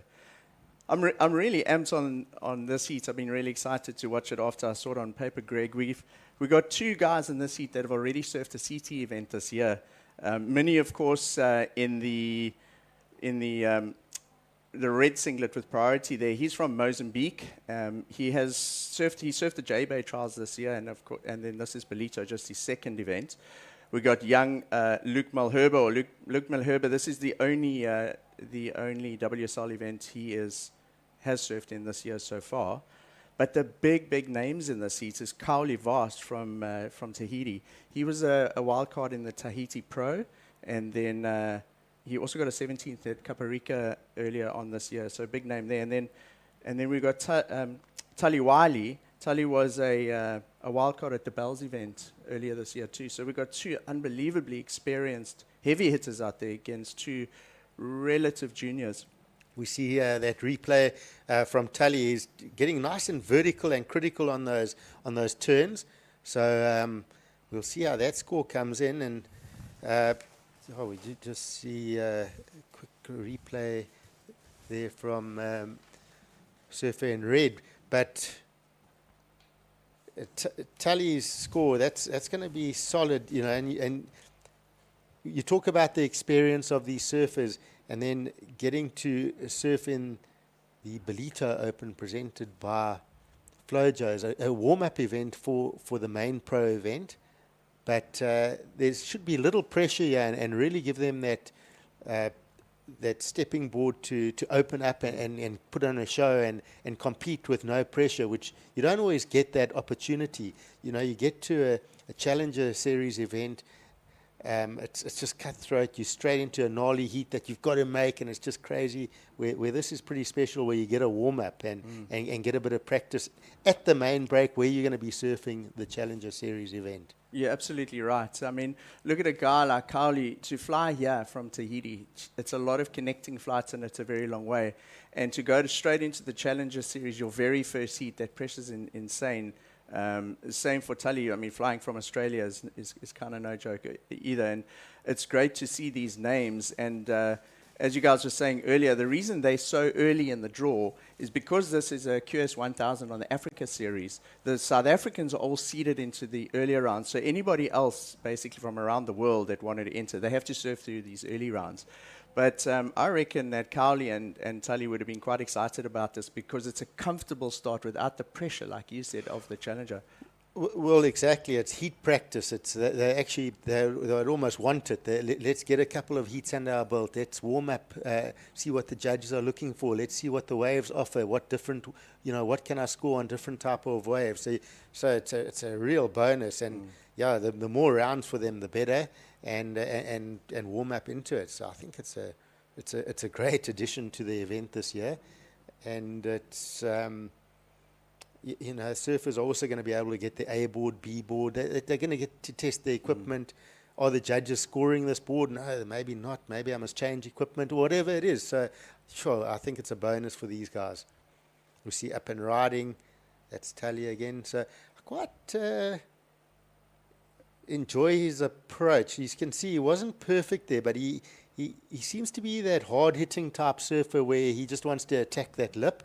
And that second wave coming in at a 4.17, so 2 basic turns, but it looks like he almost went a bit too critical on that wave, but it looks like he wants to really get connected with that lip. He's not steering away looking for the face. He wants to get vertical and critical.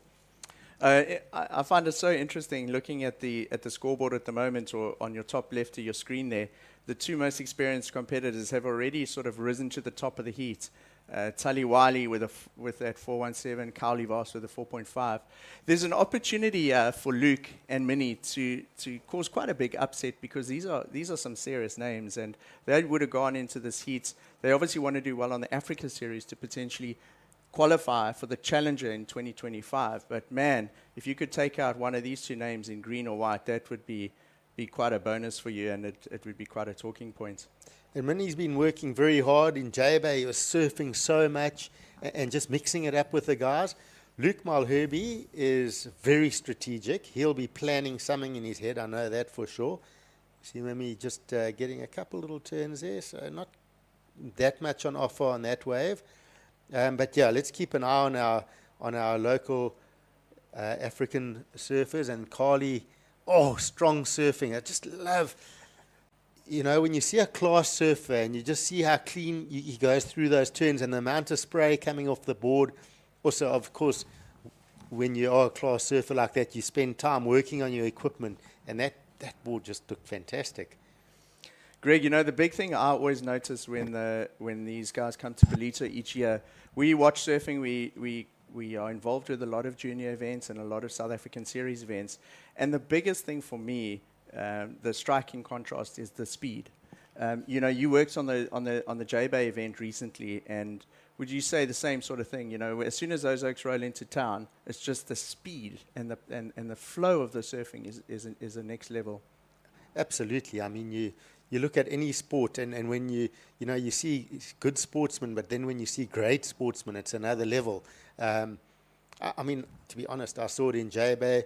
We had our local surfers, and they were surfing great, and it was fantastic surfing. But when Geordie Smith hit the lineup, the drive and the speed was it was another level. It really was impressive, and it was just that level up, which our surfers can get there, but they got to train and they got to work to get there. As we see, this is Luke Malherbe just driving over that one, and he looks like he's on one of those Slater design boards, so traveling around the world quite a bit. It looks like he's calling for a caddy there. And, there's a nice hammer. So I think this is what we were talking about. Those strong, heavy hitting turns. Where Luke finished his wave there, it's quite far down. There's if you know Ballito or you know the sort of Durban area, if you come and check out the surf in Ballito, you park at a place called Surfers Lane. Now, directly in front of Surfers Lane are two big fingers of rock that go out. The tide is still coming in. It's quite high at the moment. And where Luke finished his wave is right on those rocks. So there's a possibility he might have, scratched the fin or damaged the fin box there. But where they're finishing their rides, Greg, like you would have seen on Luke's last wave, it's very, very shallow there. And it's certainly not sand. It's full on rock under there. Yep, and if Luke didn't know there were rocks there, he knows there are rocks there now. But especially with this higher tide, it's tricky, and they do sort of sneak up on you a little bit, and they're just getting a few turns. I feel that Floater was maybe a touch wasted, a bit soft. I think he could have gone from that first turn straight into another heavy turn like we seeing here from Tully. That was just strong surfing. So let's see where Luke goes, and of course that wave from Carly as well was clean, two outside maneuvers. So it's you've got your points of difference starting to happen. You do get those waves that run more like a little bit of a point, that taper off, and you can get one or two clean turns. That's what we saw from Carly. I liked it. And then of course Tully had the couple of big turns with a heavy finish. Another point of difference, where for me, Luke Malherbe, possibly just a little bit, he got the first nice turn, he just went too soft on that floater. He would have been better off with just a second big finish. So looking at some of those scores coming in, that last of Green Tilly coming in at a 7, so judges liking that strong surfing, critical surfing in the pocket. And then, of course, Carly with a 6.33. So both scores are fantastic scores for today. Two different types of waves and both getting rewarded good scores. I thought that Luke used his priority quite well there. He waited quite a while. He needed something solid, at least in the mid-range, to get on the board. So he had that wave, but it was very quickly improved upon by Tully and Cowley. And here we go. This is that replay. So that looked like Luke Malherbe on that replay. And let's see if we can pick it up here. So snapping there. So that was decent, but just there. You don't want to be just doing a lip line flutter. You want to be getting involved with the lip. You want to be swinging for the heels and really riding out nice and strong. I think if you compare that wave, Luke's first turn there to the next one by Tully and Cowley, the positioning of the board in the pocket there was quite different. They were way more critical, and I think if you have a look at the scoreboard, you can see exactly why the judges rewarded with a 7 and a 6 versus Luke's 3.33 there. So good surfing, and perhaps would you say, Greg, that that Luke and Minnie coming up against two big names here might have been a little bit nervous and really felt a bit of pressure in this heat? Oh, absolutely. You've got two great surfers. Obviously you go through the day, we're sitting here and you sort of think about strategies, etc. Right now, for me, thinking about a strategy, someone entering the water, you want to build on a score early. You want to get something in that 5-point range, and then you can sort of loosen up. Do a bit of hunting around the lineup, under priority, move away. But what I would look for is the two big hits. So you want to be paddling hard. That's the other thing that our South Africans don't do as well as the internationals, is they paddle in.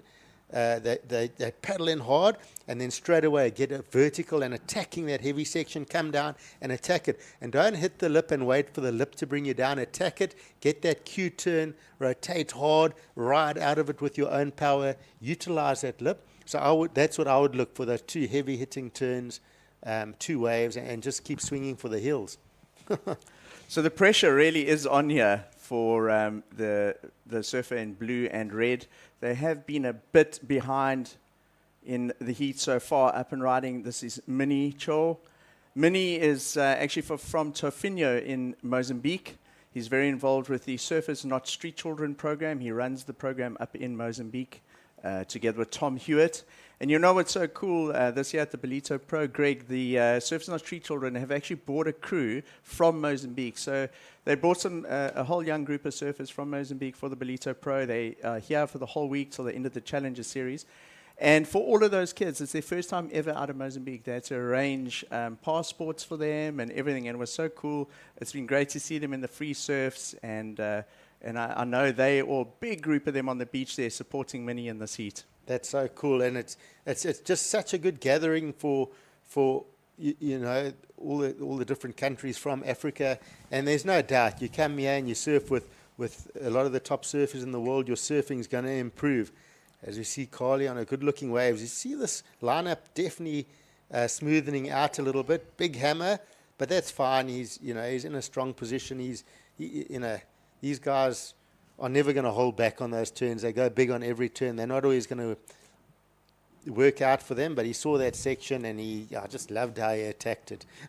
I'll tell you what, if you're, especially for the Goofy's footers out there watching Italo and Jago last night, man, you must have gone out there knowing in your mind, picturing exactly what you want to do out there. And I think Carly on that second turn was kind of going for it. But man, inspiring surfing last night. I know everybody was so dialed into watching the surfing in Brazil.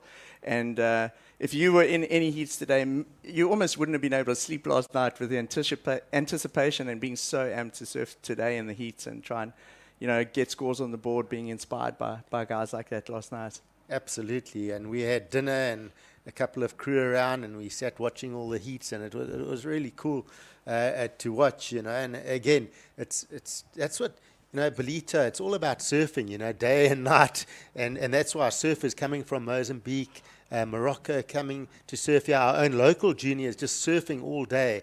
They are improving. This is the time of year when your surfing goes to another level. We see him Cho just up and riding, battling to get ahead of the sections here.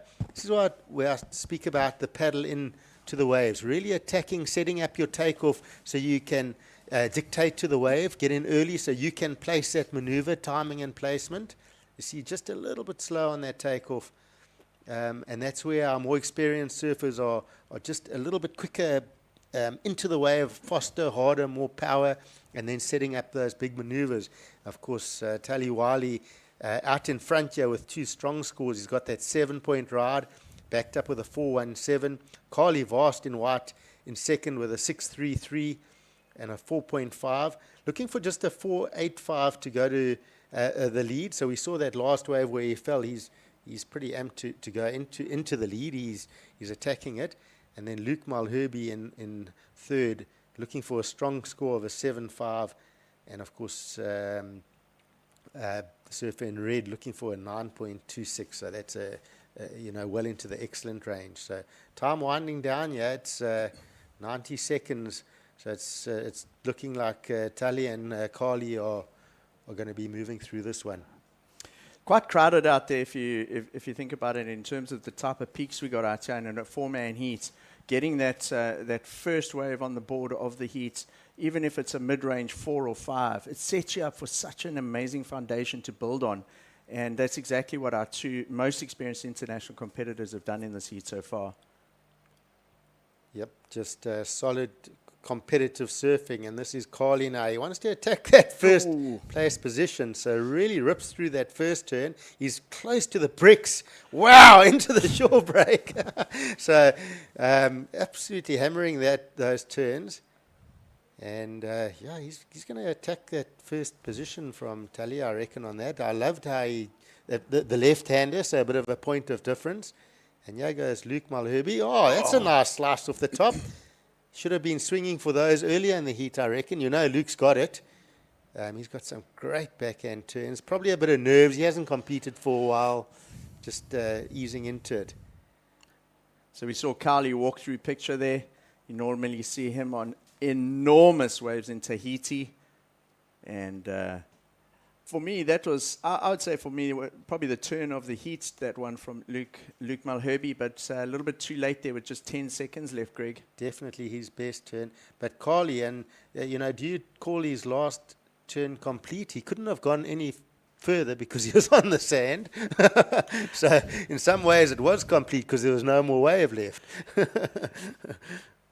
I think the real scoring on that one probably was that first turn. Was it the first turn? Yeah. Where he did a bit of a slide. Yeah, and then all he had to do was really finish it off, and it'd be interesting to see if he's able to snatch that lead. That was a lovely turn. I've got a feeling he will, because it was, and that wasn't a forced slide. It was just power. It was a power turn that went into a slide with all the power. So. No, looks like Minnie might have just got a wave there after the siren, and potentially his best wave of the whole heat. Well, Luke and Minnie just getting these good waves. Maybe the nerves were settled, and you know, pity they couldn't have done that earlier on in the heat and just built a bit of pressure. That's what you got to do when you got a big name in your heat. Put some sort of pressure on them to try and hope that they make a mistake. But we'll see where those last couple of scores will come in.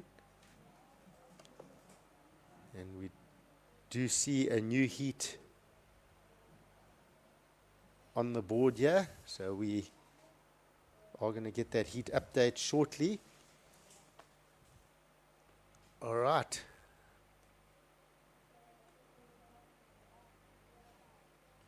So in the water now, we've got introducing Clay Turrell, so local surfer from the South Coast in red. And then we've got Kai Odriazola in blue. Jarvis Earl, winner from yesterday, in white. Can't wait to see what he brings to today's surfing. And then Josh Van Niekerk in green. So, yeah, strong heat again. Yeah, on paper for heat number 5, round of 64. So moving through these heats quickly. There's been some exciting action early on.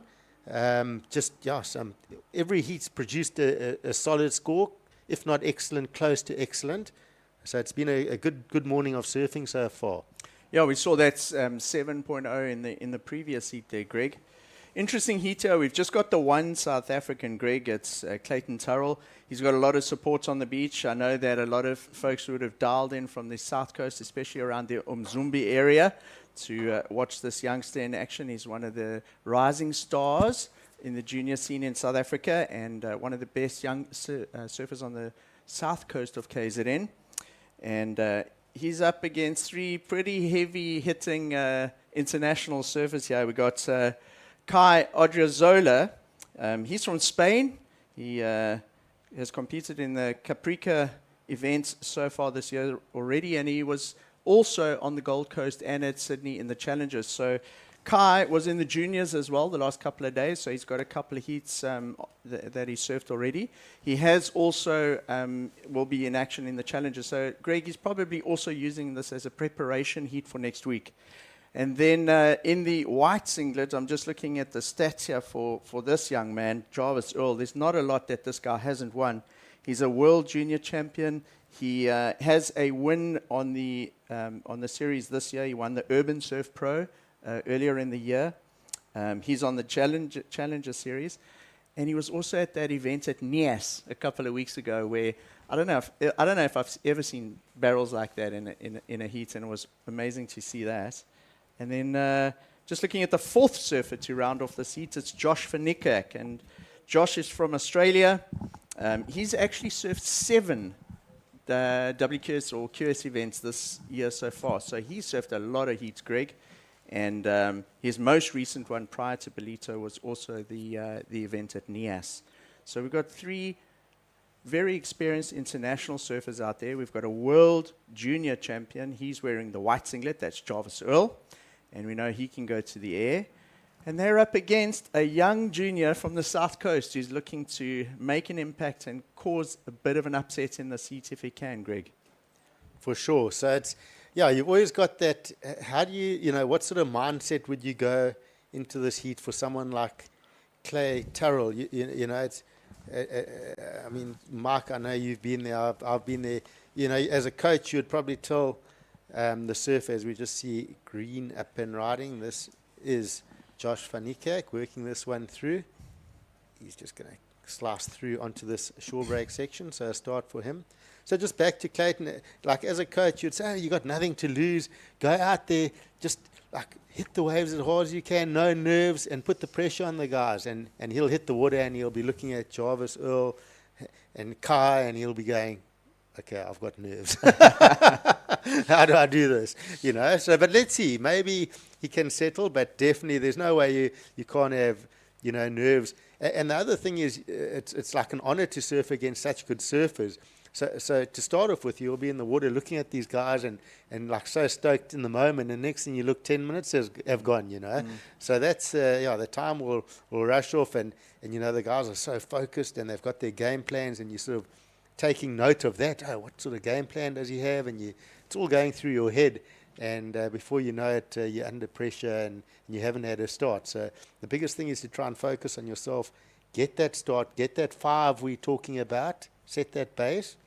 And, you know, if you've got someone that you know is better than you in the heat, like we see up and riding here, Jarvis Earl, and just, you see, just not over pushing it, just he's got a score of sorts that he can work on. But if you've got someone like this, how do you beat them? There's always a way. Okay, maybe they are better than you, and maybe you know they're better than you, but then how can you beat them? You've got to do something. You've got to build some sort of pressure. And that's what you've got to think about. You've got to plan it. You've got to strategize. And there is a way, but how do you do it? It's just maybe a small percentage, but it's there. But now going into your heats, a quarter of the heat has already gone with these 20-minute heats. You're down to 14 and a half minutes remaining out of 20. You went in with a confident strategy. Maybe you thought, right, I'm going to get that first wave. I'm going to get a score on the board. But surely now a little bit of pressure is starting to creep in, because a quarter of the heat has gone and only 2 surfers have had a wave. So pressure would be on young Clayton Terrell in this situation. Yep. I don't think there's going to be any huge scores, but I think Jarvis will, you know, he's going to get the best number. I think it's going to be a 4 or 5 or somewhere, you know, between there.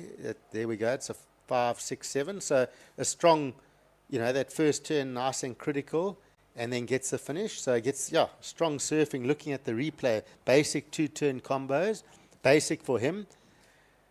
So you're not going to stop Jarvis Earl too easily, as we see surfing green Josh with two strong turns as well, because that's just a setup for Jarvis. That's basic for him. That's just for him to go, okay, I've got something on the board, now I'm going to really start swinging, which we will see.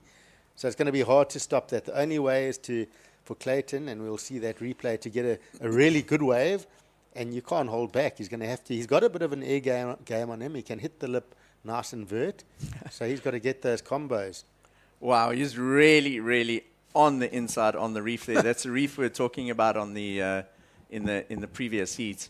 It's right in front of Surfer's Lane there. So this is a replay here of Josh van Niekerk's wave, and so he got the 2 turns in on this one, looking to get a score on the board, sort of building the heat. He could potentially improve there on his last wave. Greg, this is Clayton's first one. Nice turn, bit of an airdrop coming down. He certainly got up into the critical section and got a little bit caught up after that and dives off in front of the reef. But his nerves and the pressure of the heat will be a little bit settled now because paddling back out, you've washed that away, you've had a wave, you've got a score on the board. Now he's got something to build on. The only surfer we're waiting for now to catch a wave is surfing blue KwaDukuza, our Spanish competitor. So Kai up and riding, and there's definitely, obviously, the two sections out there, and we saw on Clayton's wave as well. It gave him that first big section. It was a pity that wave broke itself in two and didn't give him another big hit because that turn would have felt good. He would have liked to have come off that and get another strong hit. It would have put him in a great position. But still, I think it was a strong maneuver and given him something to build on. As you see Kai with that one major maneuver as well. So we look at Jarvis, I would say, is dominating the heat from the front. Josh Van Niekerk's had a couple of okay scores, but then I think that first score from Red for the one turn and, of course, Blue, they're going to get decent scores considering they were just one maneuvers. It's actually turning into quite a close heat here. And, the previous heat, we saw the two international surfers really shoot out into the lead and go around the first corner before the South Africans managed to really get anything on the board, or rather the Mozambican in that heat mini. Well, this one looks a lot more evenly matched once all the scores drop in, and I think we could have quite a battle on our hands in terms of who's going to take first and second place here. Interestingly, Jarvis Earl, he's surfing a very similar heat to what he did yesterday, Greg. I watched one of his heats yesterday, and he was very patient. He went out, he got sort of a mid-range 5. He backed that up with about a 4-5. But on both of them, he didn't do much. It was in terms of what his potential is. He did two turns, bang, bang. It was like a 4.5 and a 5. And then he went back out there. And then on the next wave, and every other wave subsequent to that, he tried aerials and he was going crazy. And he eventually banked like a 6.5 or a 7. So it looks like his strategy is to go out there and sort of build the heat. He's surfing not a confident heat, but like a well-paced heat, gets the two scores, and then goes for the flare at the end. Strong competitor and smart competitor, as we see up and riding. That is KwaDukuza. Just having a look. I don't mind a bit of hunting in this lineup. But Jarvis All, I think...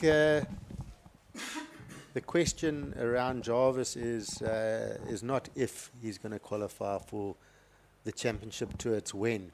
He's going to get there. He's just put together. He's just such a sharp competitor. He's a strong surfer. He's got all the tricks in the bag, and just it's. And the other thing is, I know you got kids that surf. I've got kids that surf and have a crew of all their friends, and they say it's been so cool surfing with the likes of Jarvis and that they've been giving them tips in the water.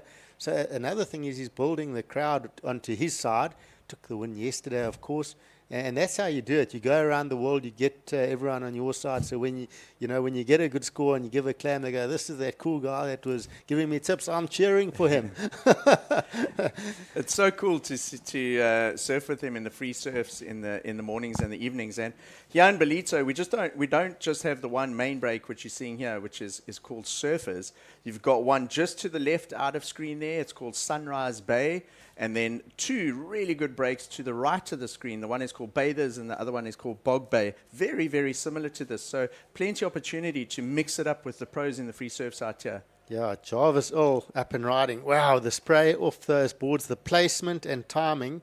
And even as this wave peters out, he's eyeing the finish, and there it is. He just rides every section, doesn't over surf it. He just placement and that spray just flies off the board. And there was no real air section or anything there, so he went, okay, well, he's competing, so I can do a big carve here, I can come and snap off there, I can cut back and get a finish, and he surfed the wave for what it was, and just such good competing. He's going to back up that first score, and it's going to give him an opportunity to really go solid after this. Despite it not being a very big wave there, he went very critical in that first turn. He turned his shoulders, rotated round, and got that board right up in the critical section. And when he did the turn, that's what causes the flare, and it makes the nice spray in the air, and it looks impressive. And importantly as well, he connects those two turns seamlessly. So I think that he's got he's done maybe what he intended to do just to start the heat. And I wouldn't be surprised, Greg, on the next wave if he doesn't start bringing out a bit of the spice. He's kind of cooked it now. Now it's to add all the extras. Well, folks, it is, of course, the QS 1000, the Ballito Open, presented by Flojos. And we've seen a great morning of surfing. We're down to just on 7 minutes as we see paddling into this one. This is KwaDukuza. Oh, that was a good strong hack off the top. Lots of spray coming off that board, sweeping into the next turn. So all our surfers seem to get this little chip into that little bay between the rocks there with that shore break. With the higher tide, they're working it into that section for the finish. And, pretty cool to see that little bonus section. We see a replay here. And this is Josh Fanikak. So up into that first section, working it through. And just slices off there. Whoa, he's straight onto the bricks there. So he's gone past that bay. And in onto those rocks where you see Kai sort of snaps it through there. And then this one goes between the two sets of rocks and into that little, there's only a small gap, but a little shore break section. KwaDukuza waited quite a while for that second wave of his, and probably the biggest wave of the heat so far, and that first turn was nice. This is another one now of Jarvis Earl. You're getting upside down on those first two turns, Greg, way beyond 12 o'clock right there. So that previous wave for Jarvis came in at a 5, so went into his top 2. And like you said, that wave was tricky. We knew the rocks were sort of approaching, but still really attacking strong on those turns. Because he's got that base now where, to be honest, you got to feel that he's pretty close to being through this heat. Just with that scoreline, not a huge scoreline, but a strong scoreline. And he can kind of just go for it and have a bit of fun now. Prior to that exchange, KwaDukuza got that one with that big, nice sort of flaring opening turn. Yes. Prior to that was very close. There was sort of only 3 points in it between the second, third, and fourth surfer. But after that last exchange, it's really spread out a little bit now. And Josh Vanekirk here up and riding needs something quite significant, touching up into the excellent range now in terms of his requirements. And this is KwaDukuza. Oh, going for the rotation onto the bricks. I mean, pretty much landed on top of those rocks in the middle of the beach. So that's just commitment. It's amazing, though. It's to be honest, when you compete at this level, these guys pretty much put their bodies and equipment on the line, and they'll, make the maneuver first and worry about the rocks later. After the last two events that make up the Ballito Pro, the Rookie Rippers, and then we had the JQS yesterday, Greg, a lot of the surfboard repair guys and the surfboard shapers have been telling us that the number of fin and tail repairs this week has been so radical. And of course, all these guys go straight to get their boards fixed after the heat, and they need it in like 2 hours' time. So the ding repairs have been kept super busy this week in Ballito with exactly that type of thing right there. Yep. But it is challenging, and it's like this at the moment if you compare it to previous years, Greg. The way the wave's breaking, it's because there's not much sand here in Ballito this year. Around Easter this year, we had a massive east swell that poured through here for about, I reckon it was probably about 2 weeks. And what it did is it scoured all the sand out of KZN. And we haven't had much south swell since then during winter. And what the south swells do is they bring that sand back and they pull the sand around the rocks onto these beaches here. And we just haven't had it. And that's why in the Ballito Pro so far this year, we're seeing the guys surf quite close to the beach. And on the high tide like this, it's right on the bricks. It's a tricky wave to surf. Yep, it is, but it's fun. I mean, there's lots of opportunities, and there's fun peaks out there. We are expecting a bit more swell later in the period. Hopefully that will bring a bit of sand with it. But we just see a quick situation here. We do see Jarvis Old in a strong with a strong lead. Those two scores at the 5.67, and then backed it up with a 5. So he's in a good position. There haven't been a lot of waves, so he'll be comfortable with that.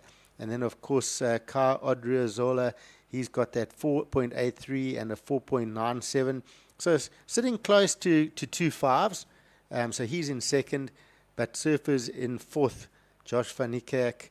In third, Josh van Niekerk, looking for a pretty strong score now of a 6.87.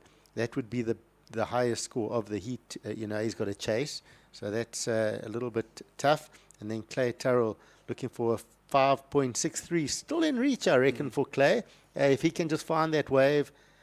But the problem is also going to be priority with 2 minutes to go. First and second are holding those priority cards, and they're going to make sure they keep that tight. If I'm not mistaken, Greg, Clayton Turrell's a previous SA junior champ. He won SA juniors in Jeffreys Bay. So Under 16, He knows what it's like to take the win. He's under pressure, more than capable of getting that type of score. But as you said, in third priority, he's going to have to move away from these other three and try and find something on his own. We had the one of our South African Surf Tour events about a month ago at Nahoon Reef, and he won the under-18s there with multiple excellent scores. He had a couple of 9s and 8s, so he was on form there, surfing really well. Of course, still a junior, so a lot to learn. The juniors are always a little bit up and down, hot and cold, as surfing goes. But definitely, he's got a bit of a sting in those backhand turns when he gets them going, for sure. We don't see him in the lineup there, so he's obviously moved out of picture either to the left or to the right to try and find something. And we see Jarvis Earl, our heat leader, didn't offer possibly the flair that he wanted that we saw yesterday, but quite a comfortable leader. The only one really, that could snatch it at this stage from Jarvis would be our Spanish competitor. And he's wanting more. He just wants to really load up. But you've got to surf a heat for what it is. The opportunities don't come; they don't come. You're competing to win. He's winning this one fairly comfortably. Down to 30 seconds remaining, and job done. You'll get. He wants another heat like his final yesterday. Get the 9s, and it feels good. But not every heat's going to be like that, and sometimes you can win with your 3s and 4s, and other times you got to go bigger. So Clayton is in second priority now, but 10 seconds remaining. I'm not sure if that much needed wave is going to come through for him. This is KwaDukuza looking to consolidate his second place position now. Oh, that was a beautiful, smooth turn there, Greg, from our Spanish competitor. I'd like to see him with a bigger open face. I'm liking the look of that carve, nice and strong. And did we see a wave from Clay there? Maybe we'll get a replay. And this is, of course, Jarvis Earl. Just swinging for the heels. So that is the end of that one. And we are going to wait for a couple of those last scores to come through. As we see this high tide where the surfers are coming in, it's really full tide at the moment. And just checking this. This was the previous of white.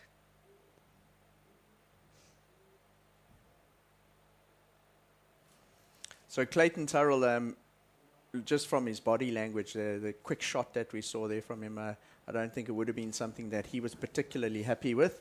No. But a good effort there from the youngster. And like we were saying in that previous heat, Greg, even though he didn't get through the heat, the experience gained by surfing against somebody like a world junior champion is invaluable. I mean, just the preparation going into the heats and stuff, So for them, he'll bank that one and take the experience that he can out of that heat and apply it to the next heat that he surfs, because he is one of the most talented youngsters on the South Coast, and I'm sure we'll see a lot more of him in years to come. Yep, absolutely. It's Clay's a great young kid. There's a whole group of them. There's probably 15 of these under-18s that are, a junior contest comes to the local shores, and any one of them can win it. It's competitive. They're a little bit behind the rest of the world, in my opinion. They got a bit of work to do, but I'll tell you what, they're pushing every day, and they're pushing each other, and it's so cool to see, and having a lot of fun. And at the same time, and Clay is one of the leaders of that pack for sure. So we'll see him in years to come. And Jarvis and of course KwaDukuza showing their experience and a little bit more of a pedigree there, and some strong surfing. We're going to see a lot more from them. And we are going to cut to a ad break, and we will see you shortly. Welcome to KwaDukuza, the destination for all seasons. KwaDukuza is not just for thrill seekers. It's a family-orientated destination too. Stunning beaches where sun-kissed sands meet crystal clear waters. Our town has a range of child-friendly offerings that will keep the whole family entertained. For a magical wedding, look no further. KwaDukuza offers exquisite wedding venues that will create memories to last a lifetime. It also shines as an events tourism destination. World-class events like the Ballito Pro, where top surfers ride the waves, Heritage Day, which is used as a cultural celebration of King Shaka's life every year, and the Ballito Big Week, a celebration of music, food and fun for the whole community. KwaZulu-Natal's a premier conference, strategic planning and team building destination, which is enabled by its close proximity to King Shaka Airport. Nestled amidst the natural beauty of South Africa's east coast, KwaDukuza offers a truly captivating setting for your next corporate event. KwaDukuza, the heartbeat of the North Coast, invites you to explore its beaches, enjoy thrilling adventures, create family memories, celebrate love, and discover its rich heritage. Start planning your unforgettable journey to KwaDukuza today.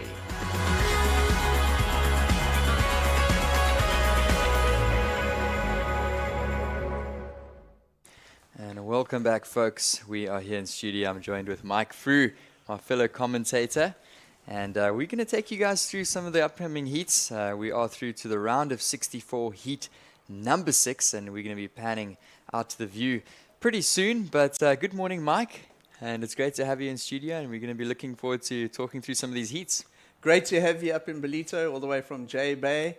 And I hope you're enjoying the weather here and the waves in KZN. I hope you're getting some surfs in as well, Johan. Oh, I'm absolutely loving it. So in the water, we'll pan back pretty soon. We're seeing 4 surfers out there at the moment. And it is the round of 64, heat number 6. And as we look at the water, so we've got our 4 surfers out there. And representing in the blue, we've got Mohammed Reda Madoua. He's from Morocco. We've also got Rinto Uta from Japan. This is the Japanese surfer up and riding. We've got Guilherme Ribeiro from Portugal. And then we've got another Moroccan in the heat, Neil Zaz. So 2 Moroccans, Mike, a Japanese surfer and a Portuguese surfer. Really nice mix of internationals in the previous heats. Greg and I were just talking about how inspiring it is to have surfers of this caliber from all over the world that come to Ballito every year and inspire the juniors who've been surfing these junior events the last couple of days, and just show us the level of international surfing. We had that heat 2 heats ago. We had 2 WCT competitors. We had Kyle Vast, who surfed in Tahiti this year. I mean, that event has got to be one of the most iconic events in the world. And then we had Tali Wiley, who surfed at Bells this year. So the caliber of surfers here is top-notch, and it's great to see as part of the Ballito Pro. Of course, and of course we're seeing surfers like Shion Crawford as well. He competed at the Lexus Pipe Pro, and so many of these surfers have competed at the top level. All of these surfers are competing on the Challenger Series as well, and for a lot of them this is just a little bit of a run just to get some experience out here in the waters of Ballito and Willard Beach, and we'll see most of these guys through to the Challenger. And of course, as you mentioned, a lot of them competing as wildcards already on the CT. And we already saw 1 or 2 rides drop in, and we saw the replays just a moment ago of Rinto Uta. It's the first time I've heard of Rinto from Japan, and the Japanese surfers are always so passionate. They put 100% into these waves, and they always go for broke. So really exciting to see Rinto out there. There's a score coming in for the surf in the white, and it looks like the Moroccan surfer is going to go for this one, Mike. it's great to have so many Moroccan surfers enter this event. It's the biggest contingent of young Moroccan surfers that we've ever had in Ballito. The Moroccan Surfing Federation is very strong. We had their whole crew. It's been great to meet them at the events, and a lot of them have actually been in the KZN area since the eThekwini Surf Pro, which was a couple of weeks ago. They then made their way down to J Bay, and of course back up to Ballito for this event. The likes of Redwan Regragui, and such friendly guys. And what's so cool is they hang like a team. They're dressed in their team kit. It's so cool to see, and it's been great to meet all the Moroccans. And of course their most famous surfer on the tour at the moment is name just slips my mind now. It's Ramsey. Yeah, Ramsey Bookham. Ramsey Bookham. And they were telling us how Ramsey has inspired surfing in Morocco, and they're looking to follow in his footsteps and to get onto the Challenger Series, which is the step to qualify for the CT. This is obviously where you've got to start at the QS level, then Challenger, and then of course try and get to where Ramsey is at the moment. So it's great to see the strength of Moroccan surfing on a global stage. Oh, 100%. And as we see, just ending off there, the Japanese surfer in the white. And I agree with you, Mike. I was down on the athletes deck earlier, just checking out the vibes on the deck. And the Moroccan flag is flying up there. All the boys are out there, and they're supporting Neil Zaz and Mohamed Reda Madoua. These are some of the younger Moroccan surfers. Of course, you mentioned Redouane, who will be surfing, and then Abu Bakir as well. So there's lots of Moroccan surfers down in Ballito, and it's going to be great to see the Moroccan team. And they've got a whole bunch of guys, coaches, family down here. And we've also got a Portuguese surfer in this one, Guilherme Ribeiro. And then we've got Rinto Uta. So we do have scores coming in there. The first score is dropping in for white. It was a 4.53 for the first of the Japanese, and then a 3.37 is his backup. And then Guillermo has dropped in a 4.0 and a 2.83. So those are your top two surfers for now. And then the two Moroccan surfers currently sitting in third and fourth. Still plenty of time on the clock with 11.5 minutes. We're watching a paddle here from a Moroccan surfer in the blue, and you just see as that one fades over the reef there, Mike. And definitely still tricky. The tide is still quite high. We've got a dropping tide throughout the course of the morning. And what do you think? Do you think we're going to see some improved conditions throughout the day? Have a look at this one. You see how the wave is a little bit wobbly. So it's not breaking. There's certainly no barrels out there or tube rides this morning. It's because of that high tide. And the high is around 9:10 this morning, so pretty much on full high tide at the moment. And then it'll be draining out towards this afternoon. So I'd say that in terms of conditions, it's going to be easier this afternoon. Very little wind predicted today. If you look at the wide pan there, you can see out to sea it's super glassy. But that slight bump, Johan, is from the northeasterly wind, which blew into quite late last night. And we didn't have that offshore breeze to clean it up this morning. So that's the reason why it's just a little bit bumpy. And I would say that the trickiest time to surf is kind of right now, because the tide's quite high, and surfers would want to select the bigger wave in order to get a wave that has a little bit of a face to do the maneuvers, where these small ones are not really breaking and don't have much power.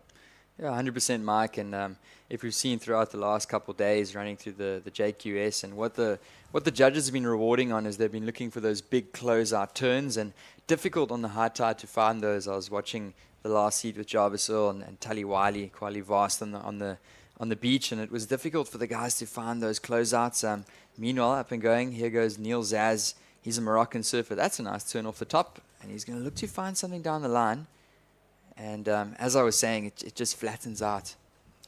But, Johan, all four surfers out there, they have exactly the same conditions. So you have to, doesn't matter what the conditions are, you got to make the most of it. I mean, have a look at that as a good example, that the conditions that Jordy surfed in that heavy rip 2 days ago in Brazil. That was the conditions in order to advance and get through to the latter rounds of the competition. You're up against exactly the same as the other guys. So whoever's able to make the most of it, get the sort of wave, is going to win the heats.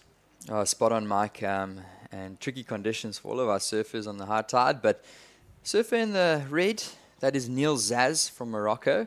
is going to lock in a score. I like that opening maneuver, but as we said, just down the line, couldn't find a steep enough section to hit. So there is going to be a score dropping in, and he's already got a 3.07 and a 2.0. So Neil Zaz currently in third position. He's looking for a 3.77 to move up the ranks. And of course, if you guys are just tuning in, this is the Ballito Open presented by Flojos. And if you aren't familiar with surf contest, the top 2 surfers advance through to the next round. So currently Neil Zaz, as we saw him paddle, we'll watch a replay. Here he goes again. Currently sitting in that third spot. And he's looking for a ride to advance through to the next round. But at the moment, Mike, it's the Japanese surfer, Rinto.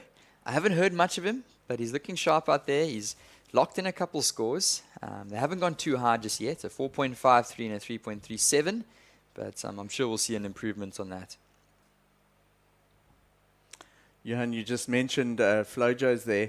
You know, this is the first event, this is the first QS event that Flojos has sponsored before. And Flojos run is currently run by Paul Canning here in South Africa, obviously a well-known name. And they've got some great activations around this event. Flojos is the original sandal brand. It was started in 1972 and has been out of South Africa for a while. Their 2 highest profile surfers back in the 1980s that made the brand really, really famous was, one of them was Matt Archibald, and everyone remembers Archie and the Flojos ads from the sort of surfer magazine from the 1980s. And it's been recently, the brand's been recently brought back into South Africa and launching into retail this summer, and they are basically using the Ballito Pro and this QS 1000 event to raise awareness and launch the brand in summer in South Africa. Oh, of course, Flojo is our presenting sponsor here at the Ballito Open, and really cool to have them on board. And look at that. That was the replay from the last wave for Neil Zaz, and we were just talking about it's tricky to find those big closeout maneuvers, and Neil hanging on to that one. And we've seen as the backwash comes up the beach, and it's difficult to land those. He compressed nicely and he stomped it. It looks like there's another replay. This one was just the one where he just pulls through the back, but here's one more replay of it and tags the lip. You can see how compressed he is on his board, Mike, and he rides out. I really like that turn. He actually flared it out, the tail wafted out the top of that. He went up very late and timed the maneuver really nicely. So I'd expect that's gonna go into his counting rides there, and he'll have something solid to build the rest of his heat on. Yeah, it looks like it's come in as a 3.8, which is definitely not bad for a single turn maneuver. Neil Zaz, and still currently in third position. We're just seeing our surfer in the white, Rinto. He's paddling back out into the lineup, and this one has really wound down quite fast with under 6 minutes remaining, and looks like there's a replay here for the last wave of surf in the white.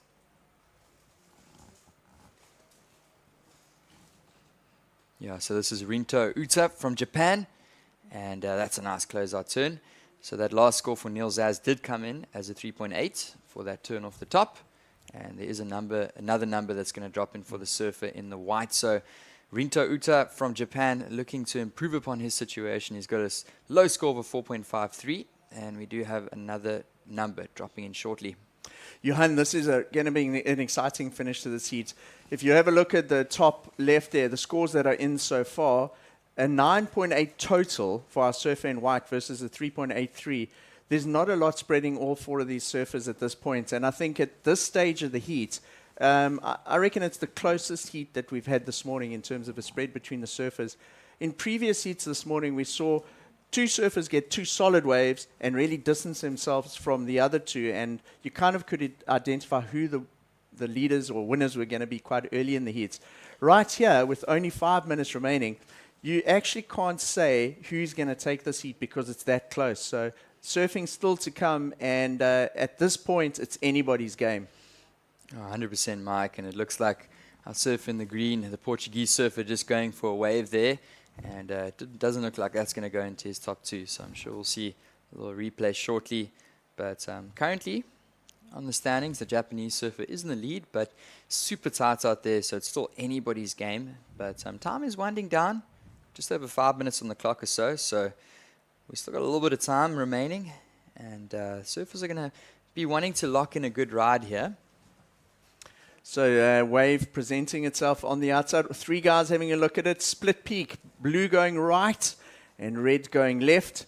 Our young competitor from Morocco getting a turn in, and wave closes out after that, but it could be a very important turn once the scores come in because the heat is so close at the moment, Johan. Exciting time for the supporters and people watching this heat because it's getting pretty nail-biting in these last couple of minutes. I'm sure the Moroccan clan is sitting on the deck at the moment. They're on the surfers deck with the flag. It's flying high, and they are really holding thumbs for Neil Zaz and Mohamed Reda Madoua, who are currently in 3rd and 4th. They aren't looking for big scores. Neil's going to be looking for a 3.48 to move up to 2nd, and Mohamed is looking for a 3.78 to advance. So it's a really tight heat, as you said, Mike, but time is winding down, and we do have our 3 surfers in picture. Here's a replay. This was the last wave of red, and we stuck with blue there. So we'll pan back to live action, but red did get a wave there. He got a turn off the top. He's still looking for a 3.48. Mike, we've got just under 3 minutes remaining. So what do you think is going through these surfers' minds, particularly surfer in 3rd and 4th? It's close. They know they're not out of it, and the beach announcers will be letting them know exactly what those requirements are. Our surfer in red looking for just that 3.48, more than capable, and our surfer in blue looking for a 3.78. 2.5 minutes remaining. Look at how bunched up the competitors are there. If you have a look on the very left-hand side of the screen there, Johan, you see those numbers with the colors, as you'll know. The one in green has a P. That means he's got priority. So he can, if a wave comes through, the other surfers can't take it, he's going to take it. He has priority, and we saw green go right there. Second priority. So because green has now taken priority or he's taken a wave, that priority shifts to white. So a lot of action. It's all going down, and we're down to the last 2 minutes. There's so much to talk about here, Johan, and it's so close. So with scores still dropping in, it's very difficult to say who's going to take this heat. It's going to come down to the last couple of seconds. Yeah, that was really unfortunate for the surfer in the red from Morocco, Neil. And he opted to go left on that wave, split peak. The 2 Moroccan surfers went left and right, and unfortunately that wave just closed out on them. So situation unchanged out in the water at the moment, and Rinto, Japanese surfer, is still in the lead, and the Portuguese surfer in 2nd. The 2 Moroccan surfers still looking for scores to advance, but there isn't much time on the clock. And as you mentioned, priority really does play a big factor, and currently with that priority is the Japanese surfer. Here's a quick replay of the last situation. So that was green. I like that turn. He got straight up at the lip and controlled it into a little float. So our surfer in green looking to consolidate that 2nd place position and try and distance himself from surfers in red and blue. We're down to the last minute. Are we going to see another set here? So I would say in the sort of pound seats at the moment would be our surfer in white and surfer in blue, because they're the next 2 that could potentially take a wave if a wave comes. However, white will be hoping a wave doesn't come. Blue will be hoping a wave does come, because blue is in 4th and white is in the lead. Yeah, White's holding priority with 25 seconds, and he's going to try and make sure that the surfers in the red and blue don't get the requirements. But I think Rinto Uta looking really good to take out the win here. The only person that can possibly take him down at the moment is our surfer currently in 2nd, and Guillermo goes down. So the time is really winding down, and our surfers in 3rd and 4th are going to be desperately looking for a wave. I'm not sure if they're going to get anything in the buzzer. And up and riding there, just our Moroccan surfer, but it's not going to be enough. So it looks like the Japanese surfer, Rinto Uta, is going to take out the win ahead of Guillermo Ribeiro, the Portuguese surfer, in this round of 64, heat number 6. And we're going to be heading straight into the next heat, the round of 64, heat number 7. We're just watching a little replay here. This was our surfer advancing through from Portugal, Guillermo. That wave is not going to count for him, but yeah, he's going to advance through to the next round nonetheless, Mike. A lot of waves ridden in that heat, lots of action, but not a lot of big scores, Johan. So sort of small to mid-range scores, making it a very close heat and difficult to differentiate between all 4 surfers. So it's going to be, point of a point really coming down to what the difference is going to be between 1st and 4th in that heat. Oh, 100%. And as you've seen, we've gone straight into the next heat. Heat number 7 is well underway, and there's a fresh 20 minutes on the clock.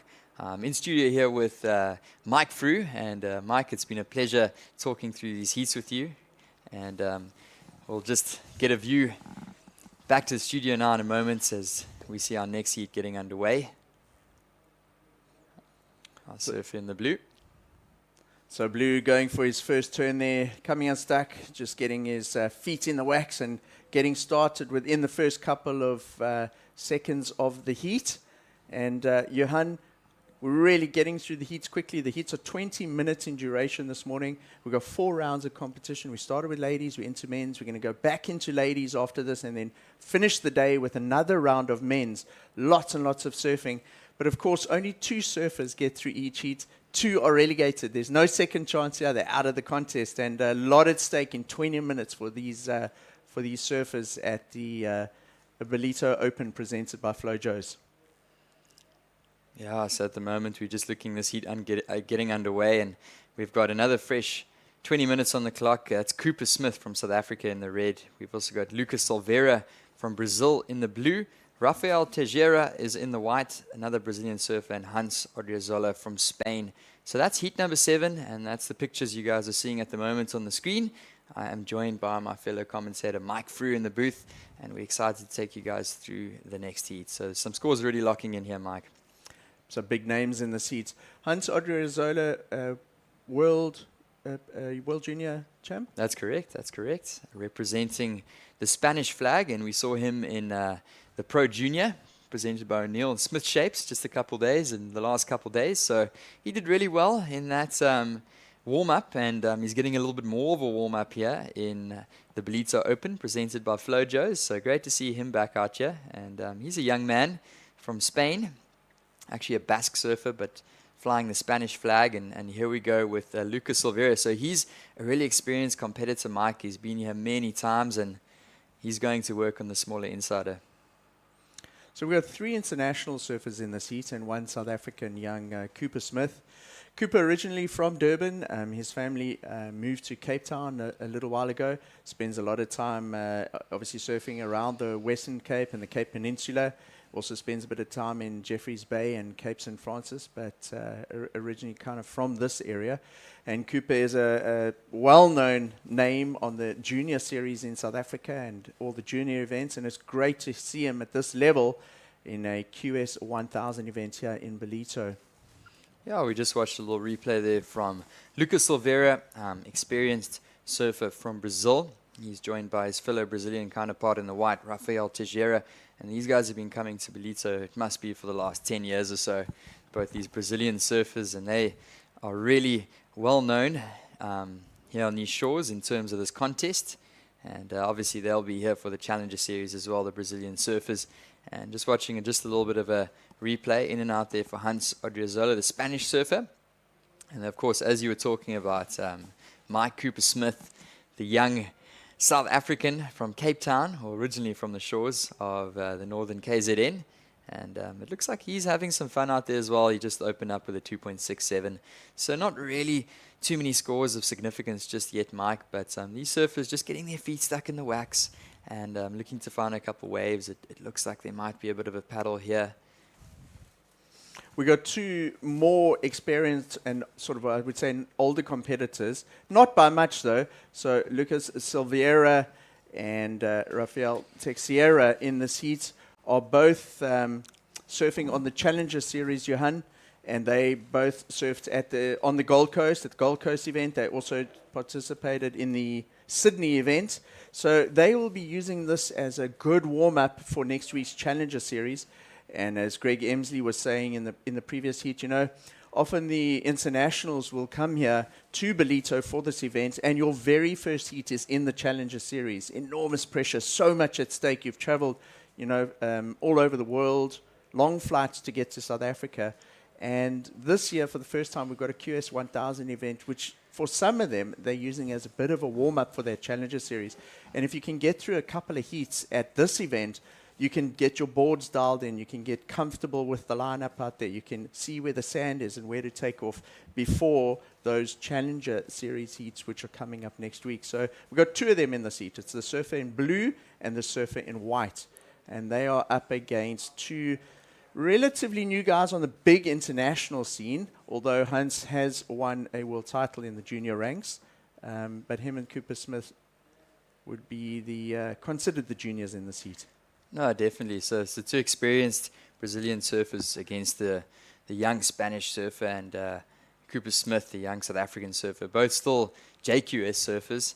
And really experienced surfers in terms of our surfers in the white and the blue. And here we go, just with a replay. That's Rafael Teixeira. And had a nice little opening turn, a little bit of a flat wave, but he works it, and he's trying to just milk something out of this. And you can see that rocky outcrop. We've seen plenty of surfers get really close to the bricks there, and he just comes unscathed. He's going to paddle back out and establish priority. Almost some more ding repairs there for the local ding repairers in Ballito. They've had a busy week, like we are saying in the heat to Greg. I think we saw Clayton Turrell land on the rocks, and every day we've got surfers handing boards in, particularly for fins and fin boxes that have been knocked out on the inside of the rocks there. And what happens is it's considered a beach break with small little rocky outcrops. So to the right of your screen there is a bit of a rock that goes out, and also to the left. And these guys are surfing over sand here. But because it's high tide, and this year there's not as much sand as normal at this beach, the waves are breaking, and that shore break section, the rocks are very, very exposed. So for the guys that are riding the wave right to the inside, they are risking knocking fins out. And we've seen a couple this event so far. Oh, definitely. Some tricky conditions still on the high tide, and you see these surfers really committing. And especially that little rock shelf, it just jumps up out of nowhere, right in the middle of the bay. So often the surfers are going for that closeout turn, and they're getting really close to the bricks. But showing commitment in these heats. And just looking at Lucas Silveira, he's currently in the lead, the Brazilian surfer. Meanwhile, we're looking at Hans Odriozola, the Spanish surfer, or the Basque surfer, up and riding. That's a nice roundhouse cutback. And finds a little bit of a bump on the inside, and we see that rock shelf just rising from the shore. Hans Odriozola has really impressed me. I've heard his name, I've seen it online, and I've seen sort of on Instagram and stuff, and this kid has got a lot of talent, got a lot of speed. Look at that beautiful turn to start off that wave. Got a little bit of bump on it, for no problem with that type of board he's riding. And just on the inside there is a little bit of a boil that he came unstuck on. But he did manage to bank a couple of turns before that. And I'd imagine, looking at the previous scores, that is going to bank as one of his top 2 at this stage. So I imagine he could potentially move out of 4th there and up into the higher ranking positions in the seat after that one, once the scores come in from the judges there, Johan. No, definitely, Mike. And so scores are coming soon for Odriozola in the green. And at the moment, it's Lucas Silveira on the top. He has got 1 win under his belt so far this year at the Layback Pro in Floripa. It was the QS 3000. And trying to take some energy here through to this QS 1000, the Ballito Open, presented by Flojos. And of course, his eyes are going to be on the main event here, Mark. He's competed on the Challenger Series for many years as Lucas Silveira. And it does look like that score does come through for Hans Odriozola. It's a 4.03. So the young surfer in the green moves up the leaderboard, and he's currently in 2nd. And we saw just a little wave there from red.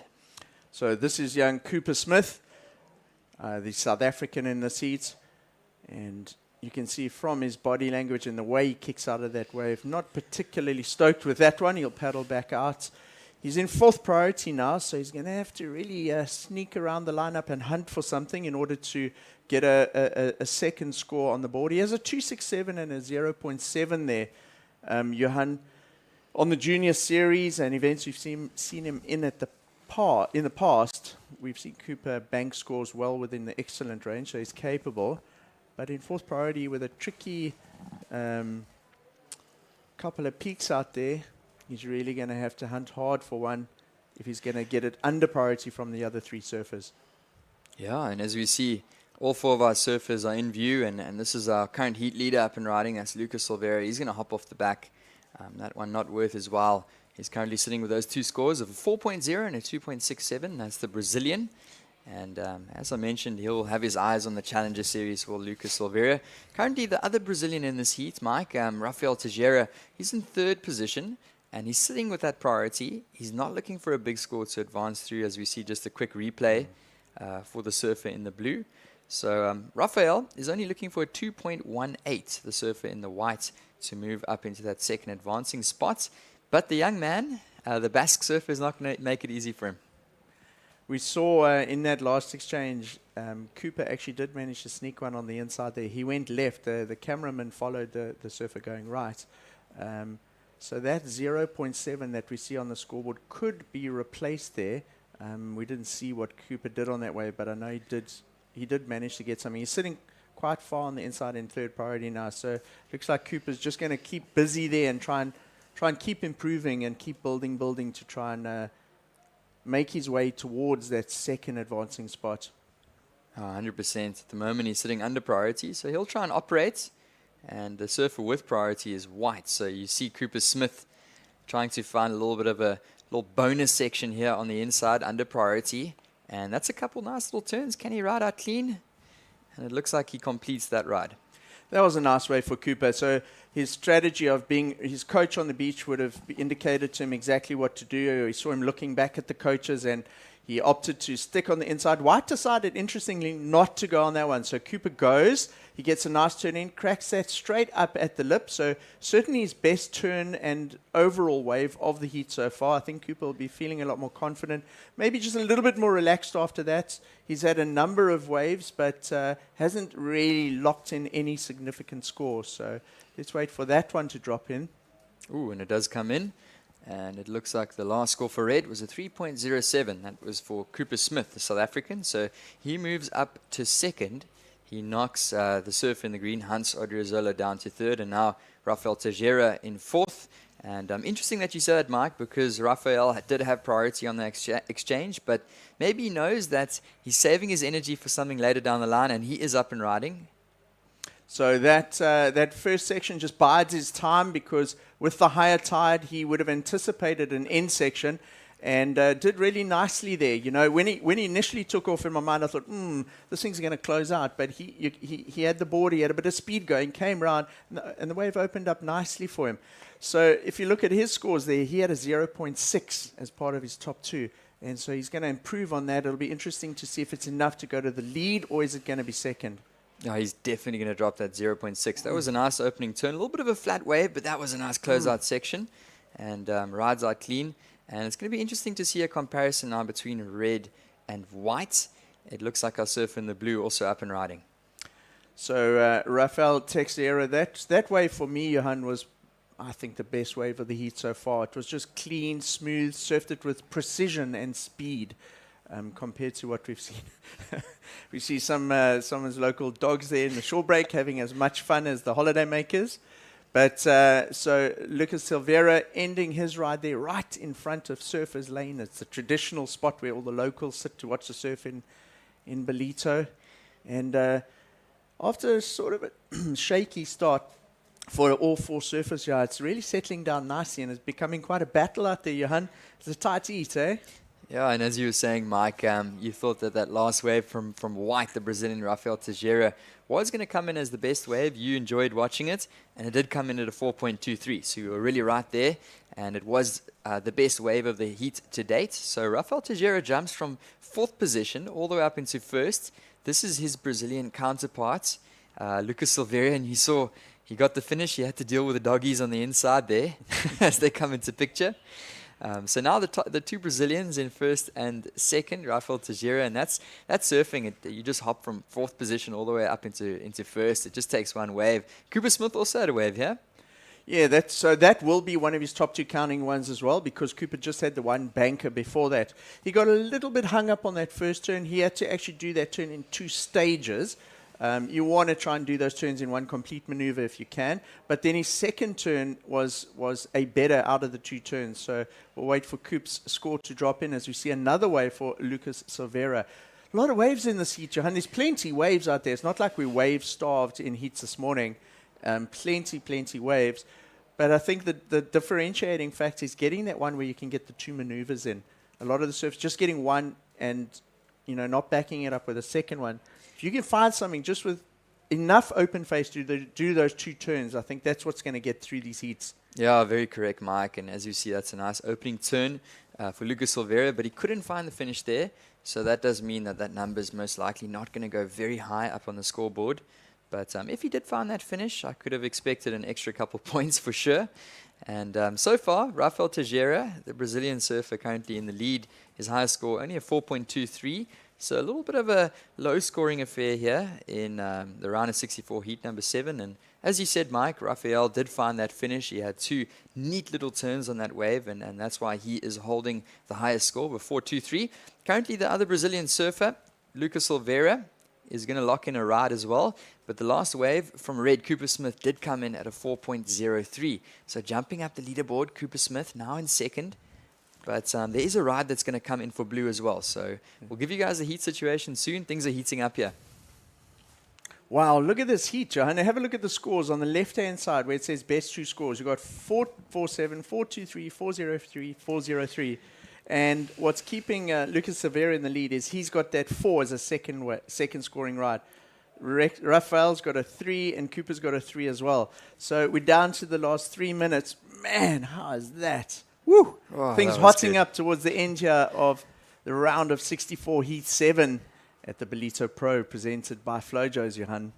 Yeah, so we've got 3 minutes remaining, and we saw Lucas Silveira jump back into the lead, courtesy of his 4.47. But that was a big turn, boom, off the top, throwing lots of spray.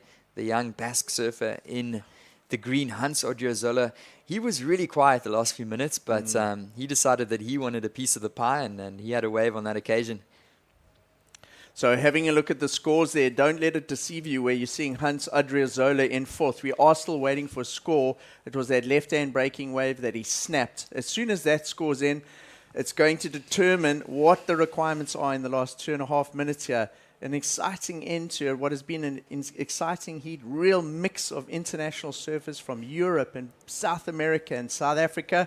Young Cooper Smith, the South African, Johan, he was in second. He had his foot in the next heat, but he's been knocked down to second. Is he going to be able to find something in the next 2 minutes to try and advance? It's not over just yet, and here we go with Cooper. He's up and riding, and he finds a completion there as well. So this is a real seesaw battle right in front of the rocks. But that last score for Hans did come through. Here he goes again. He's going to come unstuck on that one.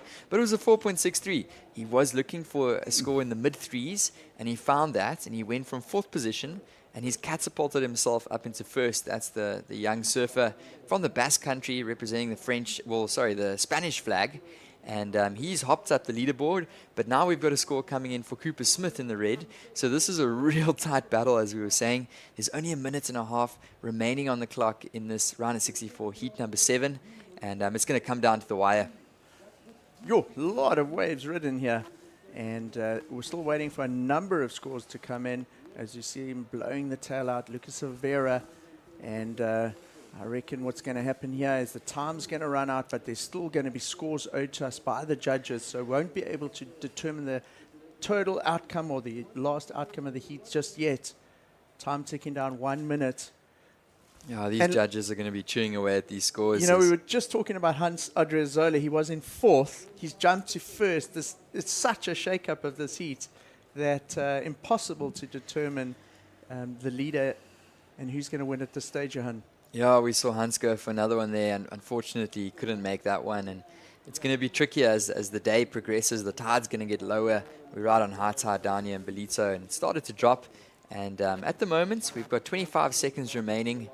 It is a real seesaw tight battle here in heat number 7 of the round of 64.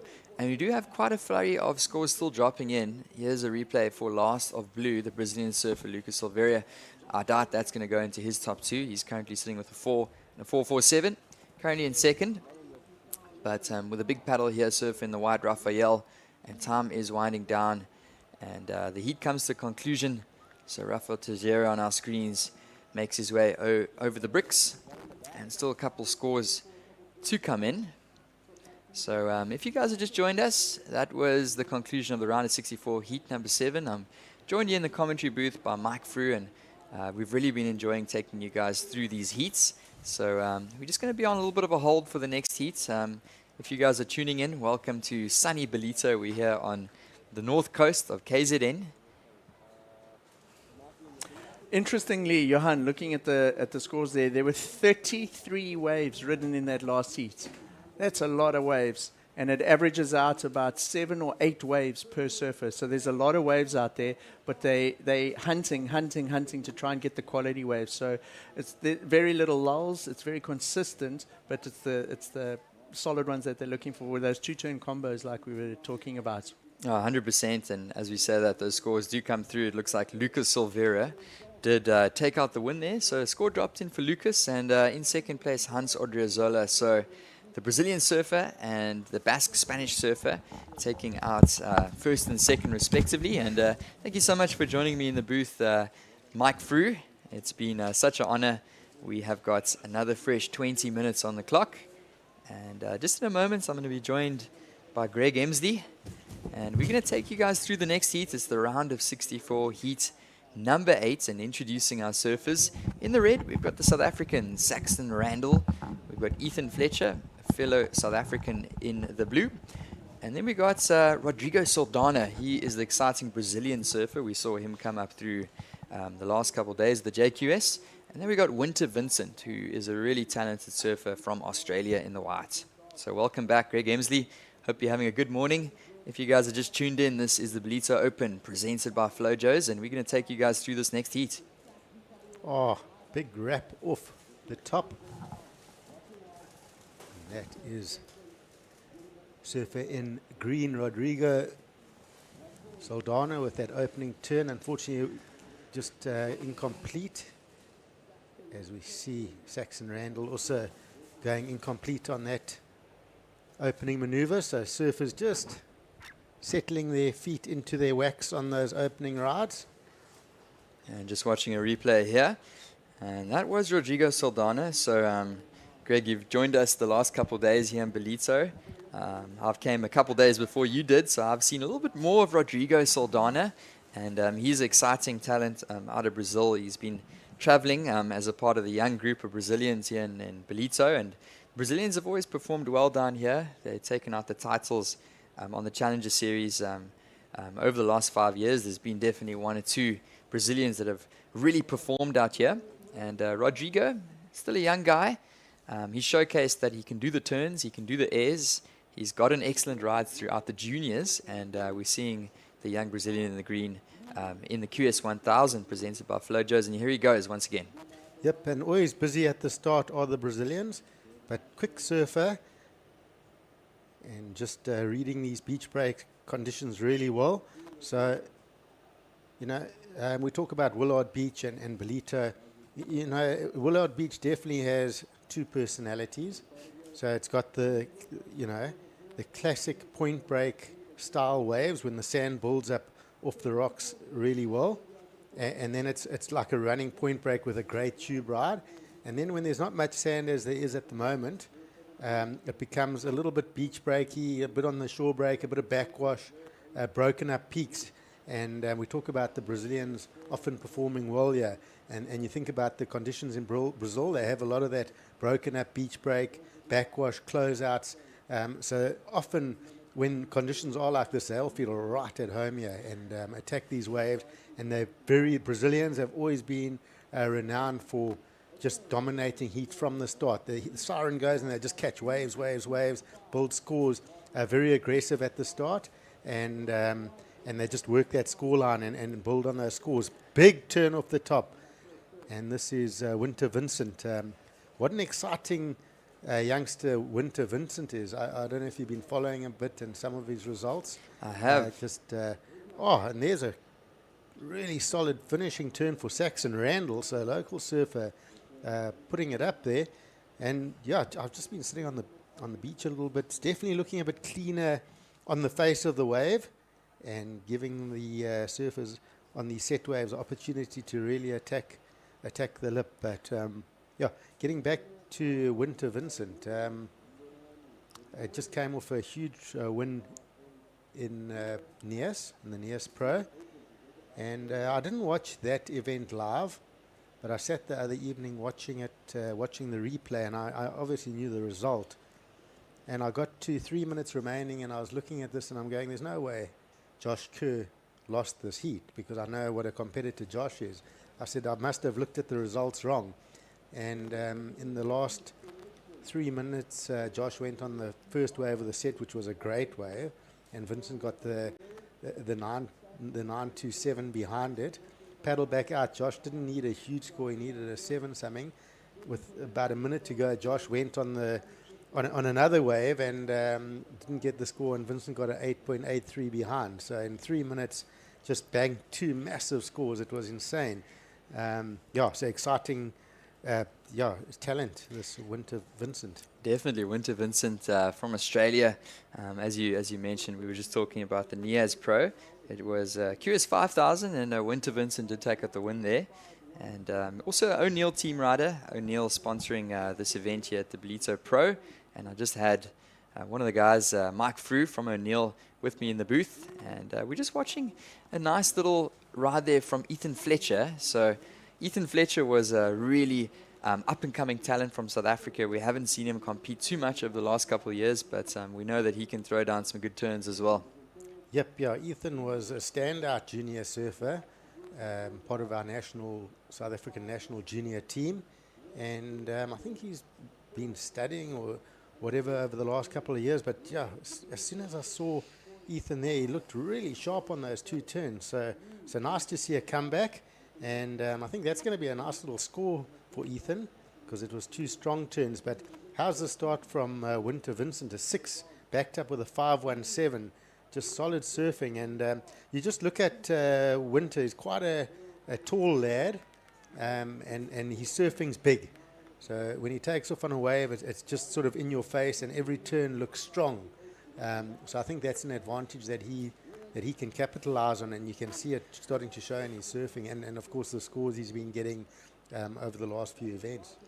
Oh, definitely, Greg, and Winter Vincent's still a really young guy, and he's still filling out, and he's getting bigger and stronger, and he can throw a lot of power into these turns. He's definitely still a bit of a lanky surfer, but throws plenty of power, and that's a great way to start the heat with a 6.0 and a 5.17 as your backup. And we've been talking throughout the course of the morning, those type of scores have been getting you through the heats. Saxon Randall dropped in a 4.67 for that one big turn, and Ethan Fletcher with a 3.33. This is Ethan up and going. And Rodrigo Saldana, he's been a bit quiet over the last couple minutes, but we know what he can do. He's got the airs down, he's got the turns down as well. So this is going to be an exciting heat with 12.5 minutes remaining. We've spoken through the day where the South African contingent have come up against quite big names, and possibly a little bit of nerves showing, etc. But just looking at Saxon and Ethan, they don't look nervous at all. They're looking for waves. They're hitting the lip quite hard. They definitely don't seem to be taking this lying down. So they're going to look to build pressure. We see surfing Green up and riding. Wow! Goes for a solid air rotation. That was nice and lofty. So that is Rodrigo Saldana. And sure, he would have been happy to stick that one, because that was very inverted. Let's watch the replay. Rodrigo loads up, and it was very lofty. So that would have been a strong score if we think about some of our aerials through the day. Unfortunately, incomplete. Does this build pressure on Rodrigo? Is it the time to be going for that maneuver in these conditions? We've spoken about it through the day. Build scores, and it might just give some of our other surfers an opportunity to put more pressure on him. Yeah, here we go with our surf in the blue, and that's not going to be a counting ride for Ethan Fletcher. But Rodrigo Saldana in the juniors, Greg, we saw him go for a lot of those punts. He got an excellent ride because of one of those big airs, and as we see going to the air, can he ride out? Unfortunately not. Winter Vincent. So some really exciting surfing. We've seen a few airs throughout the course of the morning, but that one was a real standout so far. Rodrigo Saldana, he landed completely in the flats, so judges really were going to reward if he did roll away from that or ride away from that. But unfortunately, just too much of an impact, as we see here. Also going to the air, landing a little bit more in the foam, Winter Vincent, but he just gets caught on that section. So much to take into consideration when you go for those big aerial maneuvers. Rodrigo might hunt another air here. He's up and riding, Greg. Yeah, Rodrigo's definitely looking down the line for something big here. We've just lost him on that camera screen. We'll get the other camera angle shortly.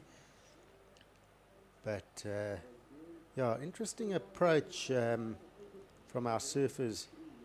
You know, seem to be really going to the progressive aerial maneuvers in this heat early on as well. I suppose we are halfway through the heat, but let's see if we can get the replay here. Yeah, it looked like he had a little cut back and then he just flew out of view. So the judges had their eyes on that, and they're watching down the line. But of course, Rodrigo Saldana is still in 4th position. At the moment, the talk of this heat is definitely Winter Vincent, the Australian surfer. Plenty of noise that's been made from him, and definitely been some cool video parts that have been dropped on by O'Neill, of course one of our sponsors, featuring Winter Vincent as well. So it's great to see him down here at the event and meet him. He's in the white singlet, he's from Australia, and he's sitting with a 6.0 and a 5.17. At the moment, Greg, Saxton Randall, he is a local surfer from this area, the Durban area. He's been spending plenty of time in Indonesia and also progressing his surfing. And here's a little bit of an angle of the view that we didn't get to see. And that was Rodrigo Saldana. He did try the air. That looked almost effortless, and he rode out into the beach. Yep, so yeah, a lot. You know, you just think about that wave. You know, there was a lot of time spent at the start eyeing the air instead of just attacking that wave. Again, I don't think there's much scoring in that. You know, the guys that have been attacking that lip from the start are getting the scores. So where does it leave the field? Well, 8 minutes 30.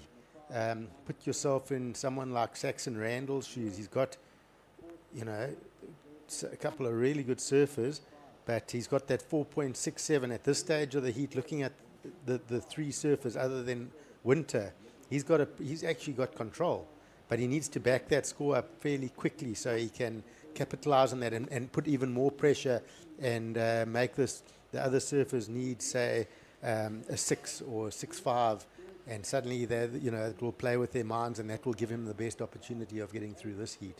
That's what I would be looking at if I was Saxon.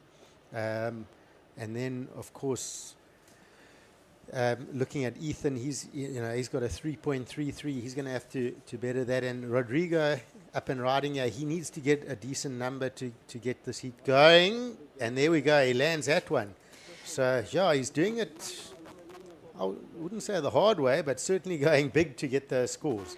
Yeah, he's really looking. Oh, if we look at Ethan, he just narrowly misses that rock shelf, and there's plenty of waves in this current heat, and this is Saxton Randall up and riding. That's not going to get anything down the line, but just to note back on that wave from Rodrigo Saldana, he's been hunting that air section all heat long, and that one definitely, he found a section there, he punted it, he landed it clean. So I'm going to be really interested to see what the judges think of that. So there is a score that's going to come in for Rodrigo Saldana, and I do think it's gonna play impact in this heat. I do think it's going to go into his top score. At the moment, he's only sitting with a 2.5 and a 1.87, and this was a replay. You can see him pumping down the line, his eyes further down the section, launches, full rotation, and he rides out clean, Greg. So with 7 minutes on the clock, I think we might see a little bit of a change in the leaderboard. Absolutely, and we just spoke about what Red needed, and instead of being on that other wave, as we saw Saxon with a couple of turns there, Rodrigo managed to get that wave under priority. So he was given an opportunity, and you don't give a really good surfer an opportunity because they're going to take it and they're going to make you pay. Definitely not. You don't even give a sniff of an opportunity to a surfer like Rodrigo Saldana. Such a new name to us, but really exciting. So, and there he goes again. And the make ratio of these young Brazilians is it's got to be about 8 out of 10. 80% of the time they're landing these stock standard airs, and these numbers are going to drop in soon for the second to last wave of green. So if we take this last wave from Rodrigo, his last 2 waves, I mean, they're going to be his 2 scores in my opinion, and it's going to put him I think it's going to put him in an advancing position. And those 2 waves were probably taken within a minute and a half, 2 minutes of each other. So he doesn't need 20 minutes. He can do it within 2 minutes. And that's the danger of a surfer like Rodrigo. And you've just got to hold him off and build the pressure. And if you don't do that and you give him a gap, you're going to pay. Oh, 100%, Greg. And you would know, competing on the highest level with some of the top Brazilian surfers back in the day, and they really feed off each other's energy. We saw Ryan Kainalo, a friend of Rodrigo's, advance through. He was also going to those aerial maneuvers early in the heats, and he advanced through his round. So these scores will be dropping in, and I agree with you there. That first score, a 7.17 for Rodrigo Saldana. So he catapults from 4th position all the way up into the lead, and he's eyeing out another ramp. What? He's just going wave for wave. So 7.17. And he's backed it up with a 5.4, so pretty solid within, as we mentioned, 2 minutes straight up into the lead. Where does this leave Winter? Obviously in second, but he's not going to like that. He's going to want to, he might go big himself. He's going to want that. So it feels good to win the heat. Yes, you want to advance, but you want to win the heat as well. You want to dominate from the start. Yeah, so Winter Vincent, the Australian, drops down to second in this heat. And then we've got the South Africans, Saxon Randall and Ethan Fletcher. And just in view, that was the replay. Unfortunately, didn't land that one. But exciting stuff. And here we go. Winter Vincent was also up and riding. Just going out of view there, he just got the float, so that shouldn't factor into his top 2. But what it means for Saxon Randall and Ethan Fletcher, the 2 South Africans, is that they're looking for significant scores now to advance in this heat. Saxon Randall looking for a 6.5, and Ethan Fletcher now looking for a 7.84. So at the moment, the South African boys up against the ropes, against the Brazilian and the Australian. And what an opportunity for the South African guys to get to compete against some of the world's best surfers down here in Ballito. Of course, this is the Ballito Open, presented by Flojos, if you guys have just locked in. And I'm sitting here with my co-commentator, Greg Emsley. We've been taking you guys through this exciting heat. We've only got 3.5 minutes remaining, Greg, and it looks like we might see a paddle here. Yep, this is Winter up and riding. And yeah, that's the story of the day. You've got to get some scores, and then you'll test out a few waves. Some are going to work, some aren't. And if it doesn't work out, you just kick out and get back in the lineup.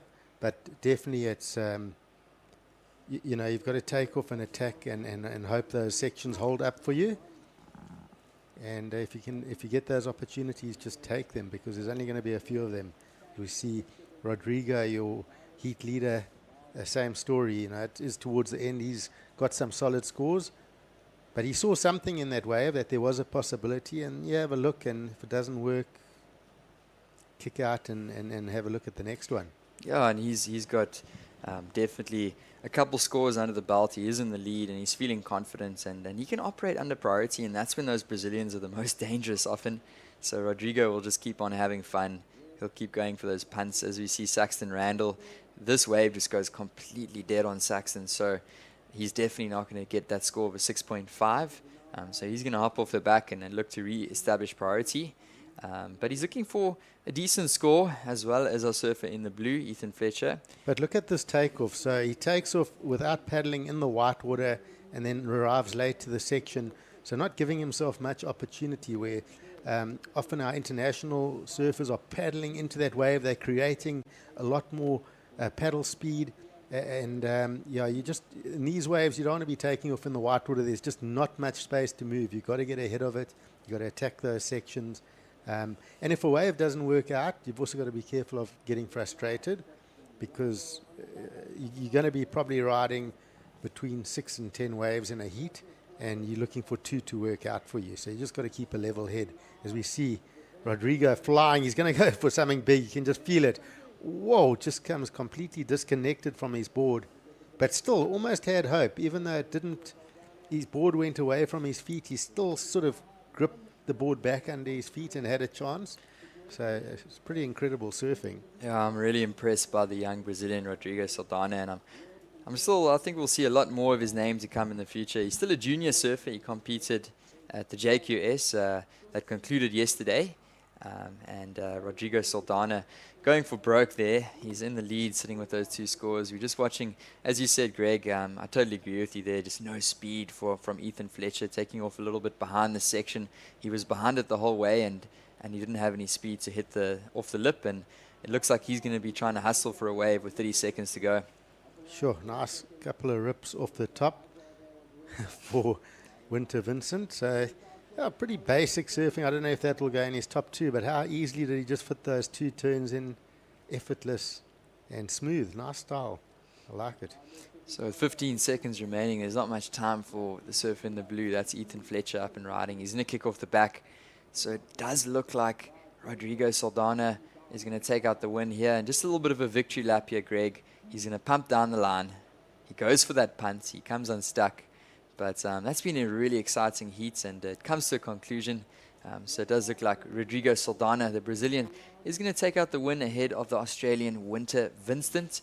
So unfortunately, the two South Africans bowing out of the contest, Saxon Randall and Ethan Fletcher. So if you guys have just joined us, welcome to action. We are going to be moving on to round of 32, heat number 1 of our ladies division out here. And we have got a really stacked heat coming up next. I'm in the commentary booth with my co-commentator Greg Emsley, and we are so excited to take you guys through some action. We're in the beautiful Dolphin Coast, the north coast of KZN. A huge thank you once again to the KwaDukuza municipality for hosting us. And we're straight through to the next heat, Greg. Yep, and a quick start there for Sol Aguirre. Yeah, she's been really putting a big effort in the last few years to try and get into a qualifying position, and still a youngster, but she's actually traveled to the South African shores for a number of years through her junior career as well, and spent time in various towns. I actually coached her once or twice.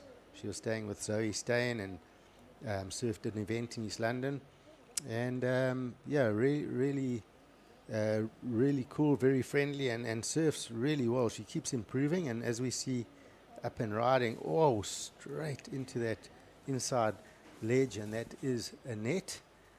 Yeah, so Annette Gonzalez Etabari, so she's a Basque surfer. Yeah. And if you guys aren't aware of the Basque country, it's right up in the northern part of Spain, and really proud people. Obviously some really great waves up there, Mundaka, as well as some really good waves up there on that side of the world in the Basque country. And Annette really did well in the JQS, and she took out a second place in the JQS yesterday, and she's carrying that momentum through to this Ballito Open presented by Flojos, and she does lock in an opening score of 4.17. Annette Gonzalez Etabari, watching our surfer in the whites, and none other than Sally Fitzgibbons. We saw her compete in Jeffreys Bay at the J-Bay Classic, and Sally is really stoked. She's always smiling. I saw her walking down the beach yesterday, Greg, and what a great opportunity to see Sally Fitzgibbons spending 15 years on the women's WCT, and she's a bit of a jack of all trades now. She's competing in speciality events, Challenger Series events. She's coming through as a wild card in the CT, and great to see her here in the Ballito Open as well. Yep, and talking to Sally, yeah, at the event and in J-Bay as well. Just, you know, she's really focusing, you know, her fitness has always been there. She's a strong surfer. I mean, that's a great snap off the top. And she, you know, she's really focusing on her experience and utilizing good people. And this is Jessie van Niekerk up and riding. And just taking all the information that she's learnt over the years, talking to experienced people and getting as much feedback and using the positive energy and taking that to the Challenger Series, so she can utilize all her weapons to try and re-qualify. But she's amped, and she's, in my opinion, surfing as well as she's ever surfed, if not better at the moment. Sure, spot on there. Greg Emsley, as we see just in view, that's Jessie van Niekerk. She is representing under the South African flag, although she's been spending a lot of her time in Australia, so she's bouncing between Australia and South Africa as Jessie van Niekerk. And still pretty new to the scene. Jessie's been around for a couple of years, and unfortunately that wave doesn't provide anything for the young South African in the red. So she'll look to reposition herself out there. But meanwhile, this is Sally Fitzgibbons. She's going to work on this wave. She's doing really well right over that rock shelf. Skirts over that section. She doesn't find a completion, but she hops out the back. And it looks like she's going to lock in a couple numbers. Her first score was a 3.67 for the very experienced Australian Sally Fitzgibbons, and she's going to lock in a second score, take us through Bit of a replay here, Greg. Yep, so look at this. Loads up with all that speed, and love how much spray comes off that board. Those 2 turns were strong. And just gets, 3 strong turns on the high tide is pretty difficult. So Sally's going to be going definitely with the best score of this heat, but let's see whether, I don't want to call it too early. Of course, we enter a new round, into the round of 32 of the women's, but definitely that's, 6, 7 or higher possibly. Let's see. And watching this is Annette Gonzalez Edabari, the Basque surfer, and really showcasing some great talent from that part of the world. And like we said, she took a 2nd place yesterday in the O'Neill Smith Shapes Ballito Pro Junior. So carrying through some of that momentum is the Basque surfer in the green. So she's going to lock in a 2nd score. And we do have a couple scores dropping in. We got one dropping in for white, Sally Fitzgibbons, as well as one for green, and watching Sally up and riding again. So I'm sure we'll see a replay of that. The 2nd score coming in for Sally Fitzgibbons is 6.17. So currently that is the highest wave, and that was for that right-hander where she had those nice slashy turns. And Sally Fitzgibbons now building upon her situation. She's got a 6.17, a 3.67, and here's another replay, Greg. Yep. So just solid surfing. It's the 6 was for me the money wave, but she just had those sections and ripped through them really well. But that's going to back up that score for her for sure, and there it comes through as a 3.67, right? So 2 decent scores. She's going to want to keep building on that. But we should start seeing this tide as it drops out a little bit, steepening the waves up, giving the surfers more of that outside steeper wall to get those big turns on. But pleasantly surprised with the bit of size on the wave still. I was expecting it to have dropped off a little bit today, but really peaky and fun out there. So some nice sections for the surfers to get some nice strong maneuvers, and of course there's a bit of the air game as well coming out. Definitely, Greg, and as you see these scores drop in, second to last, the green at 4.83, and we're watching Sol Aguirre. She's up and riding. Oh, that's a beautiful turn off the top. It's going to be 1 turn for Sol Aguirre, who is the Peruvian surfer. So great to see the South American contingent out here, and I really like that turn, Greg. She threw those fins up into the lip and compressed on her board, and real flexibility there, and she rode away from it. Yep, yeah, we'll see that replay now, but took off quite calmly, if anything a touch slow, but just really focused on that one maneuver. She didn't try and rush or fit 2 maneuvers in.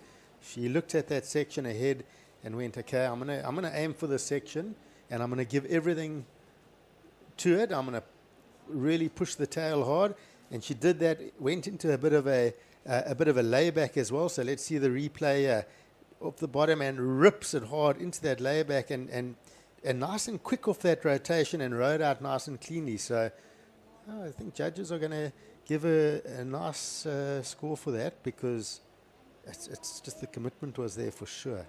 Yeah, definitely, and we've seen the judges' reward, especially if it's one big single turn. There's still great potential, and it does look like Sally Fitzgibbons has dropped in a 2nd number, and she has gotten a 7.10 for her last ride, and she improves upon her situation. So now the experienced Australian Sally Fitzgibbons, of course, 15 years on the WCT, she knows exactly what to do in situations like that. She's holding a 7.10 and a 6.17, and she's got a very convincing lead on the rest of the girls at the moment, the younger surfers in the green, red, and blue. But a wave coming in for Sol Aguirre, and that's what we were just talking about, and Greg was taking you through that. And that number will lock in shortly, and it was one big slashing turn, busts the fins out the back. So it's still a couple more scores to come in, but yeah, Sally just dominating now, Greg.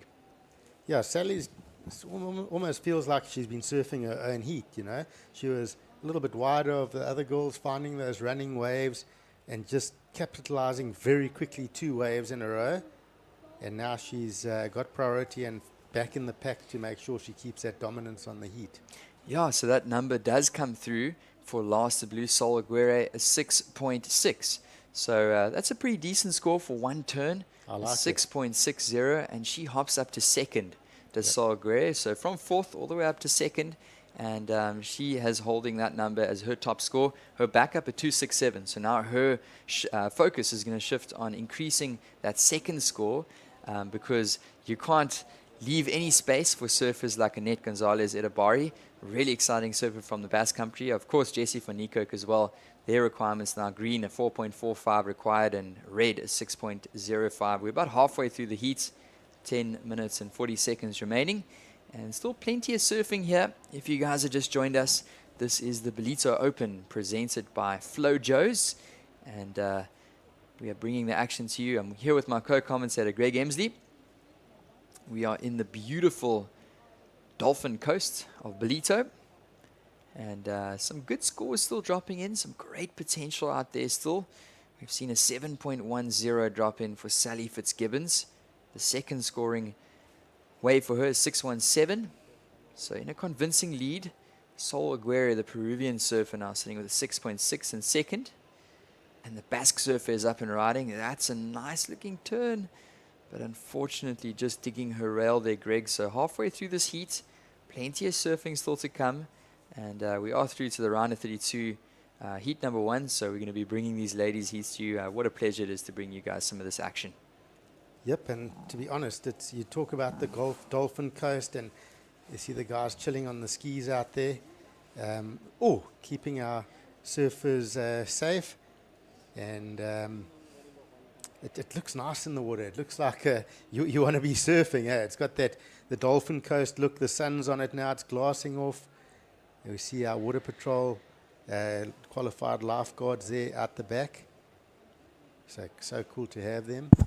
Yeah, of course, another huge thank you as well to the KwaDukuza municipality and, of course, the Dolphin Coast Water Patrol, Steve Honeyset and team, really doing a great job out there keeping our surfers safe. And, Greg, it's so inviting. If you're in Cape Town or if you're anywhere else in South Africa right now, it's cold and it's wintry, but it feels like it could be summer up here in Ballito. So such a great opportunity to be up here and to enjoy the sunshine of the Dolphin Coast. Some nice warm, balmy waters, 20, 21, 22 degrees out there. So always good to be here. And you forget, I mean, I flew up from East London yesterday. And the weather's been great in East London. I love winter. But you get off the plane as you hit KZN and it's like, wow, it's like humid here still. It's hot. It's like summertime. Get the Flojos on, get the board shorts out, and it's pretty cool. Yeah, of course, a huge thank you once again, Flojos, our presenting sponsor here at the Ballito Open and legendary brand, Flojos, and originally from Brazil and a few decades old, Flojos, and it's great to see them down here supporting South African surfing. So a big thank you to Flojos once again. We're just watching a replay here from Sol Aguirre, who is the Peruvian surfer, and that was that replay of that 6.60. So currently that's the second highest scoring wave of the heat. And this was from Annette Gonzalez Edabari. She went down there, and she's looking for a score of a 4.45 to advance, Greg, is Annette, the Basque surfer. It's definitely in her arsenal, that's for sure. And she competed yesterday at the JQS and she did really well, advancing through to the finals and taking a second place. And watching a replay here from Blue.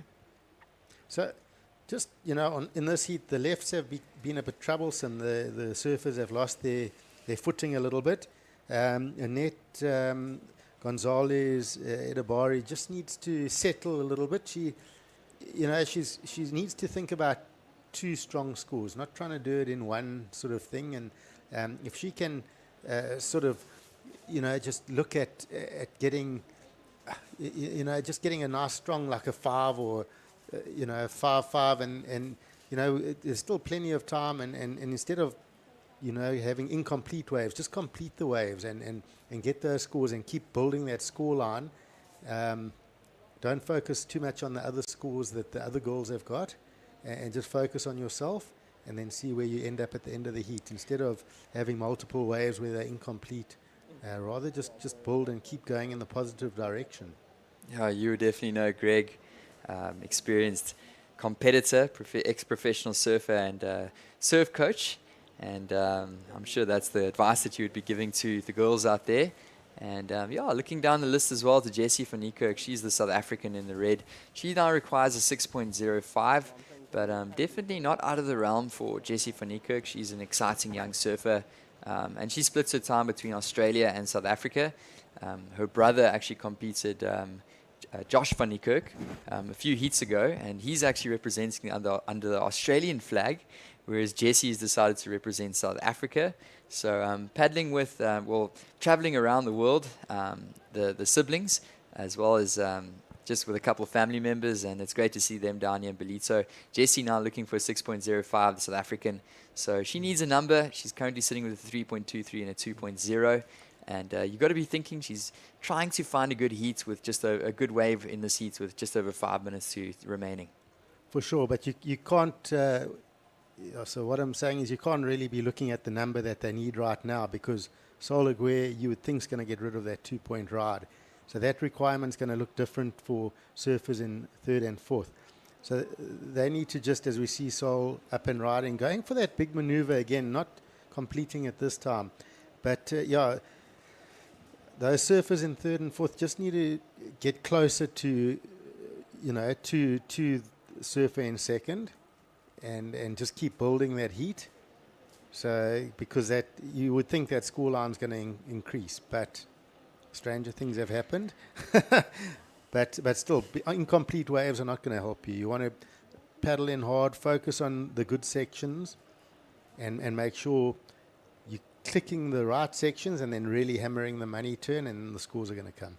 100% Greg, and with 5 minutes on the clock, time is slowly winding down in this one, and you got to think there isn't much time for green and red, but looking to build upon their situations, and it's still anybody's game. But at the moment, Sally Fitzgibbons, she's been such a standout in this heat, a 7.1 and a 6.17, and we've seen throughout the course of the morning, as well as yesterday at the JQS, those surfers that did post, and as you see Jessie's dad on the beach there, trying to signal something to her from the beach, and Sally really just stomping those two scores early in the heat, and now she has got priority, and she's just going to sit, and she's such an experienced competitor, as mentioned, plenty of time on the WCT, the World Championship Tour, competing here in the QS, in the Challenger Series as well. So what an opportunity for these young ladies to surf a heat with the likes of Sally Fitzgibbons. Sol Aguirre, she's currently in second, and she's looking for quite a big number, Greg, to overtake Sally. So Sally is just sitting pretty out there. She's holding that priority, and 3 minutes and 15 seconds, the time is winding down in this one. Well, you think about the start of that heat. Sally got those first three waves really quickly, worked that score line just to attack. As we just watched that replay, a couple of nice turns. I think the body language at the end of this wave could have been a bit better, considering she wants to just get rid of a 2.6. And that's a great carve there for Annette. Just that first turn was really strong. Again, needing the finish. So it's just. Sol has increased that score line, getting that 3.43. So those two turns on that left were important.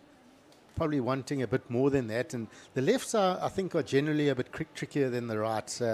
What we've seen through the day, the right-handers are better scoring potential. And we see Annette there, that first turn, that one maneuver looking very strong. So let's see if that can help her cause at all. She would have liked the combos on it though. Yeah, Annette Gonzalez Edabari, and just reminded by her run through the JQS, and if she does get a good wave, she's a consistent surfer. She throws power into her turn. She's a little lady, but plenty of power in those, as we see Sally Fitzgibbons. She utilizes her priority there and goes for that one. But if Annette does find herself in position of a good wave, I don't have a doubt that she can get that score. She's looking for a 5.21. She's currently in third. But now priority shifting onto Jessie van Niekerk, and Jessie is going to just sit there. Her requirement now is up to 6.80, so just a little bit more pressure on the South African surfer. But she'll try and find a good wave. It's not out of the realm with a minute and a half for the surfer in the red as well as the surfer in the green. And we're just watching Sol Aguirre, and she's sitting right on top of Annette Gonzalez, and we can see that priority situation. Sol holding priority over Annette in the green. And Greg, you would know as a competitor, it's all coming down to heat strategy, positioning, and we've only got a minute left on the clock. Sally Fitzgibbon's now up and riding, so it's a real tussle between these ladies out the back. Yep, and with 1 minute to go, Sol Aguirre is not going to let Annette Gonzalez Edabari anywhere near a wave because that's competitive surfing. And of course, she does have a higher priority. So she'll do what we call backpack her. Make sure she's right on top of her and making sure there's no opportunities. But time winding down here, we see Sally just getting a bit of a little bit of air there. So, and Annette does get one opportunity, but unfortunately doesn't complete that maneuver. Yeah, and the time is winding down in this one, so just about 15 seconds remaining. Not sure if there's going to be an opportunity of a wave to come through for red or green. We saw green up and riding. She couldn't complete that, so she's not going to get the score. And this heat winding down here, the round of 32, heat number 1. It looks like Jessie is up and riding. She's going to get one turn off the top, and she snaps it back in the pocket, but she was looking for a 6.80, so I don't think that's going to be enough, Greg. Yeah, it was a nice two-turn combo. I like the wrapping carve into that cutback. But yeah, it's not going to be the 6. But still, if we watch the replay, and it was a good combo. So looking strong out there. But conditions should improve through the morning, and glassing off. We'll see how these ladies' heats go. We've still got a full day of surfing. But it's been some exciting surfing so far, and looking forward to this next heat as well. We got some stacked heats on the way. 100%, Greg. So we're going to be moving into heat number 2. So if you guys have just joined us, this is the Ballito Open presented by Flojos. I am joined by my co-commentator Greg Emsley here in studio, and we are really excited to bring you guys some of the action. So we're going to be moving on to the round of 32, heat number 2, and we're going to be moving into an ad break shortly. So stick with us, and we'd love to bring you guys through some action pretty soon. Welcome to KwaDukuza, the destination for all seasons. KwaDukuza is not just for thrill seekers. It's a family-orientated destination too. Stunning beaches where sun-kissed sands meet crystal clear waters. Our town has a range of child-friendly offerings that will keep the whole family entertained. For a magical wedding, look no further. KwaDukuza offers exquisite wedding venues that will create memories to last a lifetime. It also shines as an events tourism destination. World-class events like the Ballito Pro, where top surfers ride the waves, Heritage Day, which is used as a cultural celebration of King Shaka's life every year, and the Ballito Big Week, a celebration of music, food and fun for the whole community. KwaZulu-Natal's a premier conference, strategic planning and team building destination, which is enabled by its close proximity to King Shaka Airport. Nestled amidst the natural beauty of South Africa's east coast, KwaDukuza offers a truly captivating setting for your next corporate event. KwaDukuza, the heartbeat of the North Coast, invites you to explore its beaches, enjoy thrilling adventures, create family memories, celebrate love, and discover its rich heritage. Start planning your unforgettable journey to KwaDukuza today.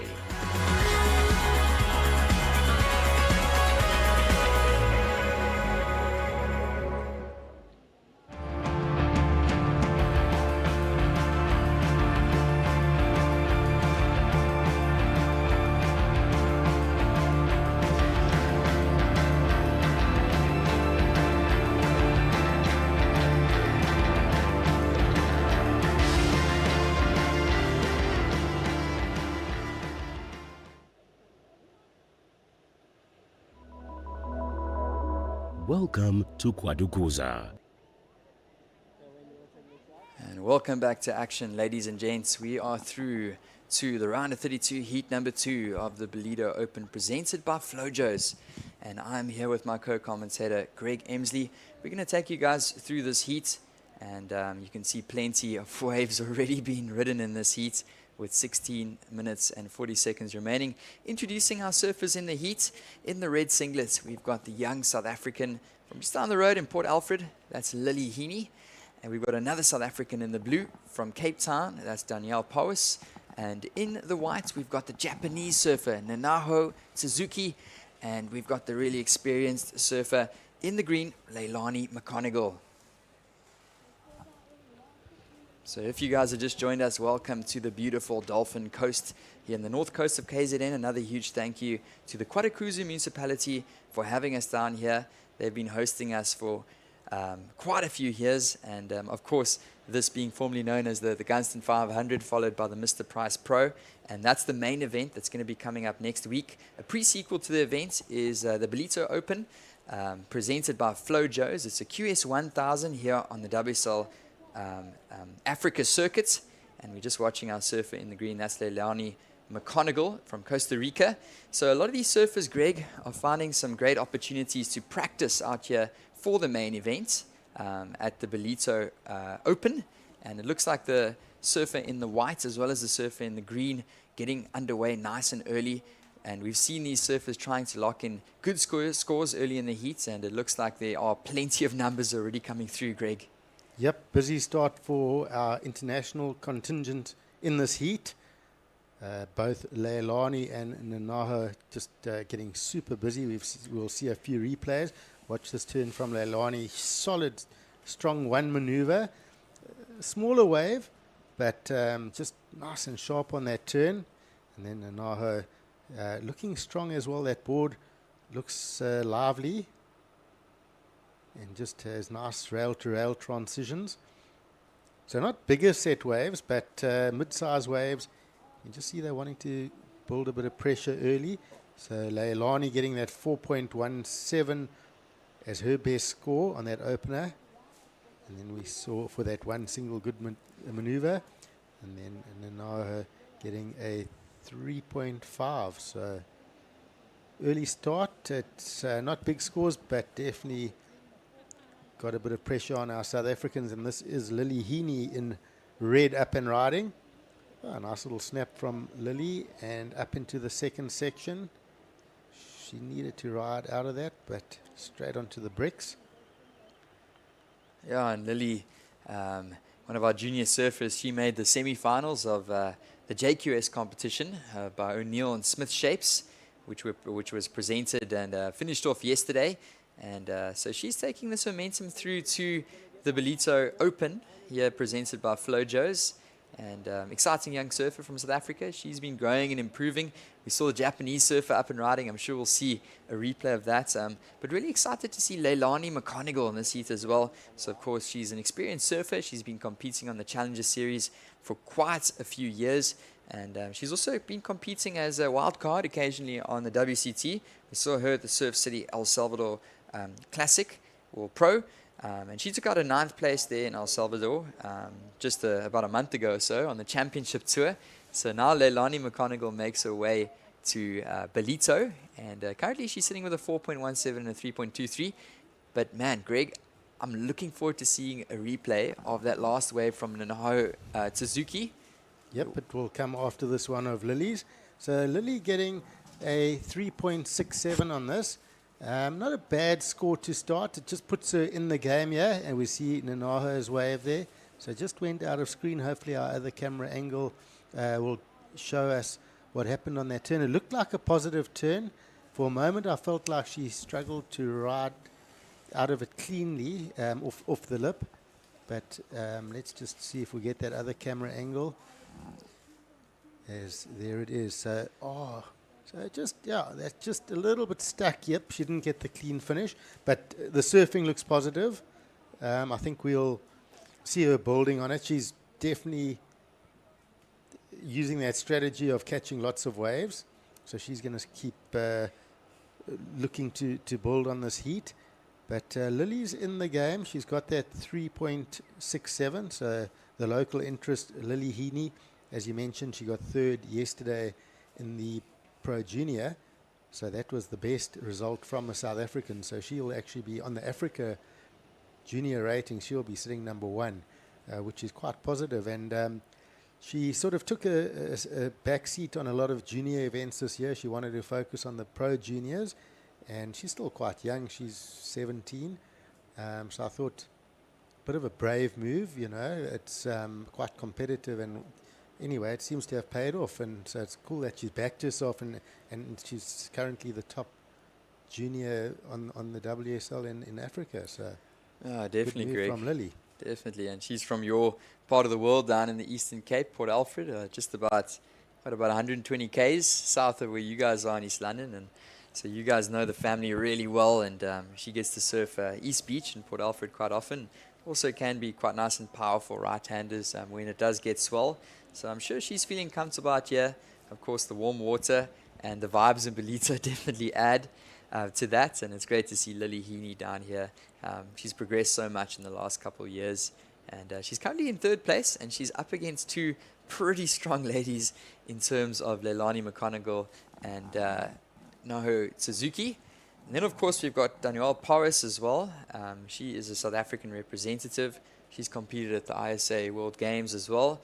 Also a surf coach, originally from Cape Town, well, residing in Cape Town, and it's great to see her down here as well. She's in the blue singlet.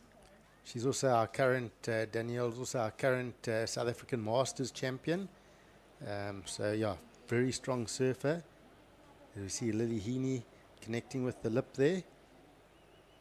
So that's just her, it's the 4th wave already, so looking to get rid of that 0.73 in her scoreline.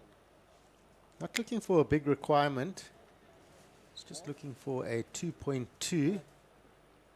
Just didn't connect cleanly with that lip, so she's going to want to look for something better, but still, she's in the game.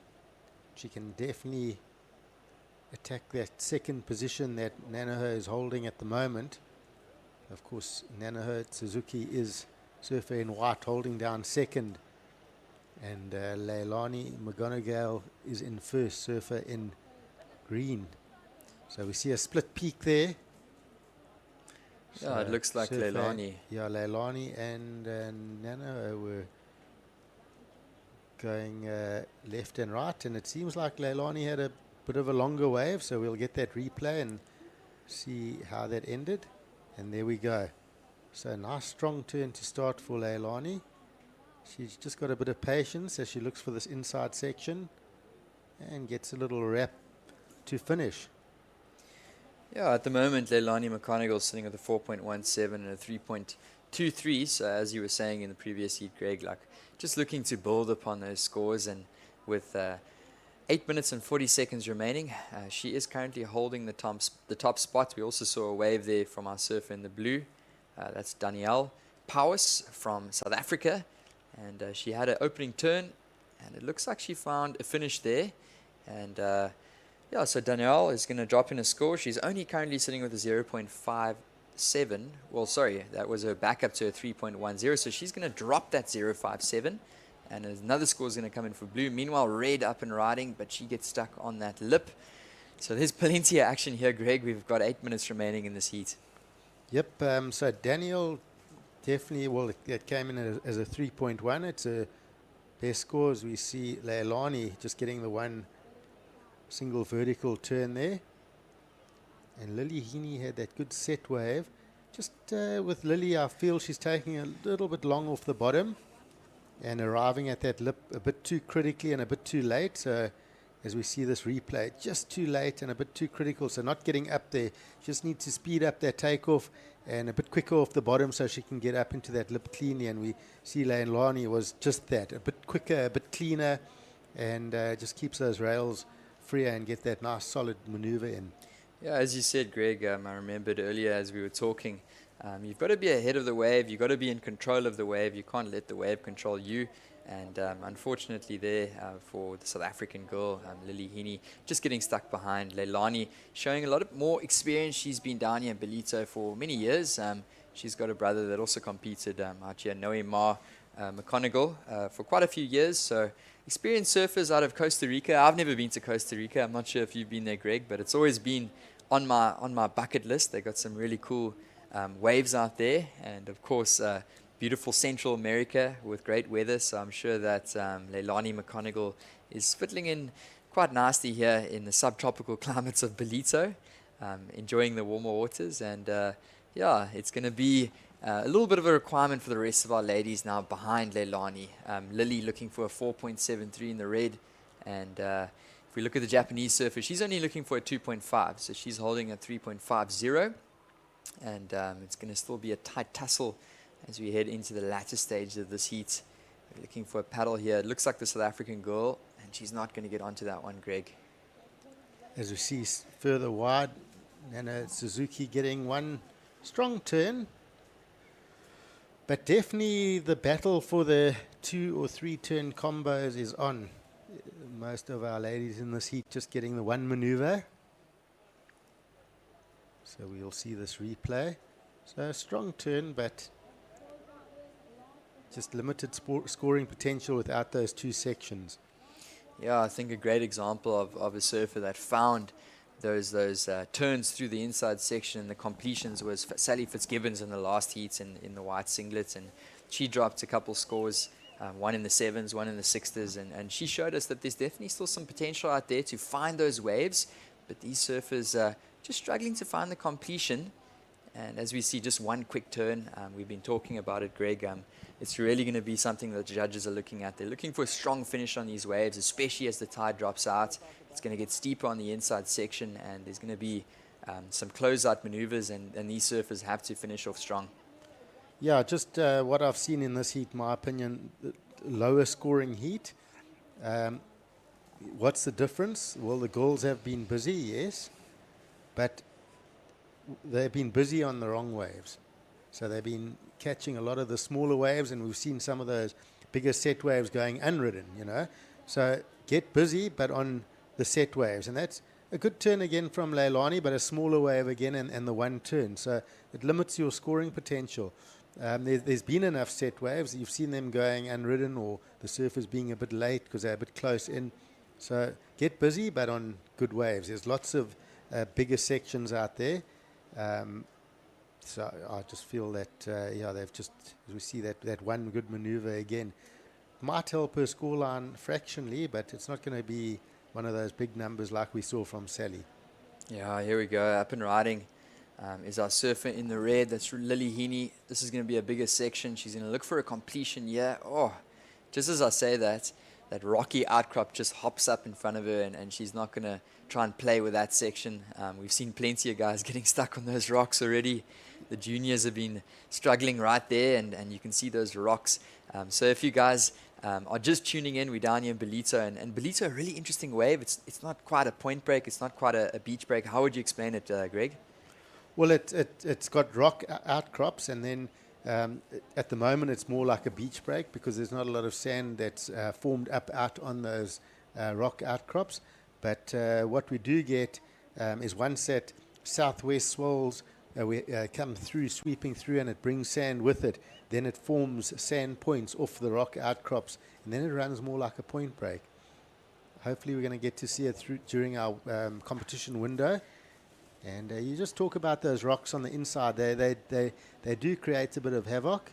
But again, if you look at our excellent scores for the day and our good scores for the day, none of those surfers have been near those rocks on those scores. So are they the waves you want, the ones that end up on the rocks? Probably not. Maybe as a backup score, but I would be a bit further out. I would be busy, but busy on the bigger outside sections looking for those scores, because that's definitely where the numbers have come in. And we do have a paddle here for surfer in red, Lily Heaney. Again, just getting a bit stuck behind. At least that wave had a bit of size to it, but just not much shape. It was pretty much a closeout. Oh, she got blasted on the inside there as that wave detonated. And these waves don't look small. They don't look like they hold much power, but we can tell you, if you're out there in the water, you feel the raw open ocean energy. Even on a 2-foot wave out here, Ballito, just watch your board just bounce back as that one exploded, and really shallow on the inside. And the tide is draining out. We're going to be looking at a at a low tide later this afternoon. But Greg, we do see a number with 2 minutes drop in, a 4.3 for last of the Japanese surfer Nanaho Tsuzuki. And surfer in Japan now putting the surfer the surfer from South Africa in the red down to third. So I think that's why Lily is looking to find a score with just under 2 minutes on the clock. She's been put down to third. So the Japanese surfer's up there, and she's got priority. So Lily's going to have to now hustle under priority to find a wave. Yep, and she's just looking at one of the smaller left-handers. There's a little snap off the top there. And then we see surfer in white behind Nanaho. Just also not quite finding the opportunities. So definitely a lower scoring heat. Leilani's controlled it fairly well. So she's in an okay position with 1 minute to go. As we see Danielle Powers, quite a nice wall ahead. Let's hope it gives her a big section. Yeah, and we've been watching those waves, especially on the far right-hand side, those lefts, and there's a little bit of a deeper spot there, so not much of an opportunity for her to get a closeout on that wave.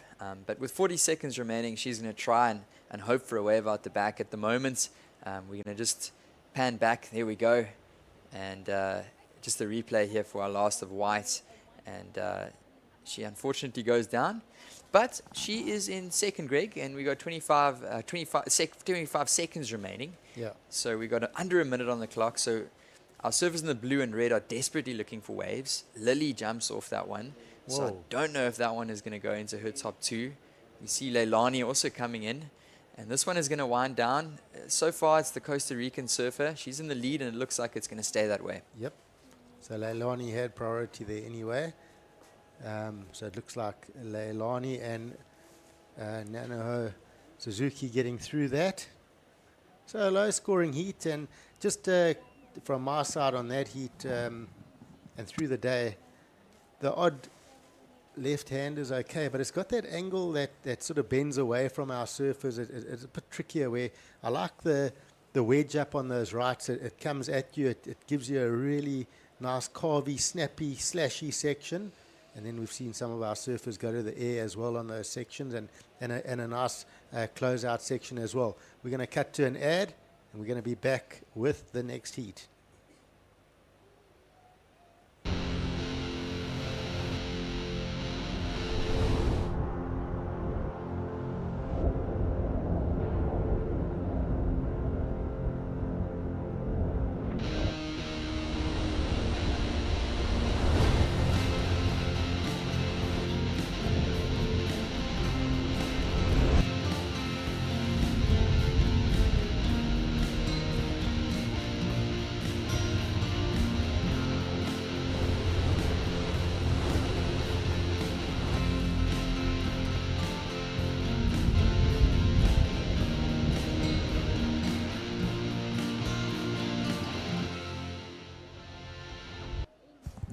Right, welcome back, and Mark Frew joining me in the booth.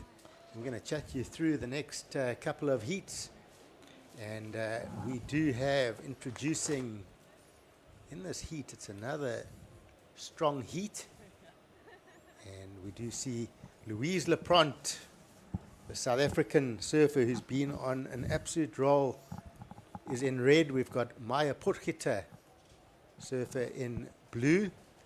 Sophia Medina will be in the white, and Janelle Gonzalez ex-Zabari will be in the green. So it's another very strongly packed heat and a well internationally represented heat on our hands, Mark. Sure is, Greg. It mirrors what we're seeing through the day here. Just having a look at some of the names in the seats, it's pretty stacked. The youngster in red there, Greg, Louise Lepront, one of the young junior stars out of South Africa. Greg, she's won 4 events this year so far. She won the Cape Town Surf Pro, she won the SA Open, she won the eThekwini Surf Pro, and she also got a medal at the ISA World Junior Games in El Salvador. She's having an unbelievable year. And young Louise Lapront, she's wearing the red singlet. Originally she's from Scotbridge on the south coast, brother to Luke Lapront and Leah Lapront, an amazing surfing family from KZN. And then looking at the other three girls in the heat, we've got Maya Potgieter, also from the south coast of KZN, Greg, and she was part of the South African team that went to El Salvador this year. This is her first WSL event of the year, but she did actually surf in the eThekwini Surf Pro as well. And then looking at the other two ladies in the heat, the internationals, we've got Sofia Medina. You might recognize that name from Brazil and from all the action last night. She's the sister of Gabriel Medina. And she surfed in the World Juniors this year, and she is also on the Challenger Series. She had a really good result on the Gold Coast. She got a 9th there. And then rounding off the heat, we've got a surfer from the Basque Country, Jania Gonzalez Exterberry. And so far, the highest profile event that she has surfed in this year, Greg, is the World Juniors. So absolutely stacked. All three of these ladies have vast international experience. Even though Louise Lapront and Maya Potgieter are the young juniors here, Greg, they're very, very well experienced at an international for their age. And I'm interested to see how this plays out, because we don't have anyone with sort of fresh experience here. We've got four very experienced competitors.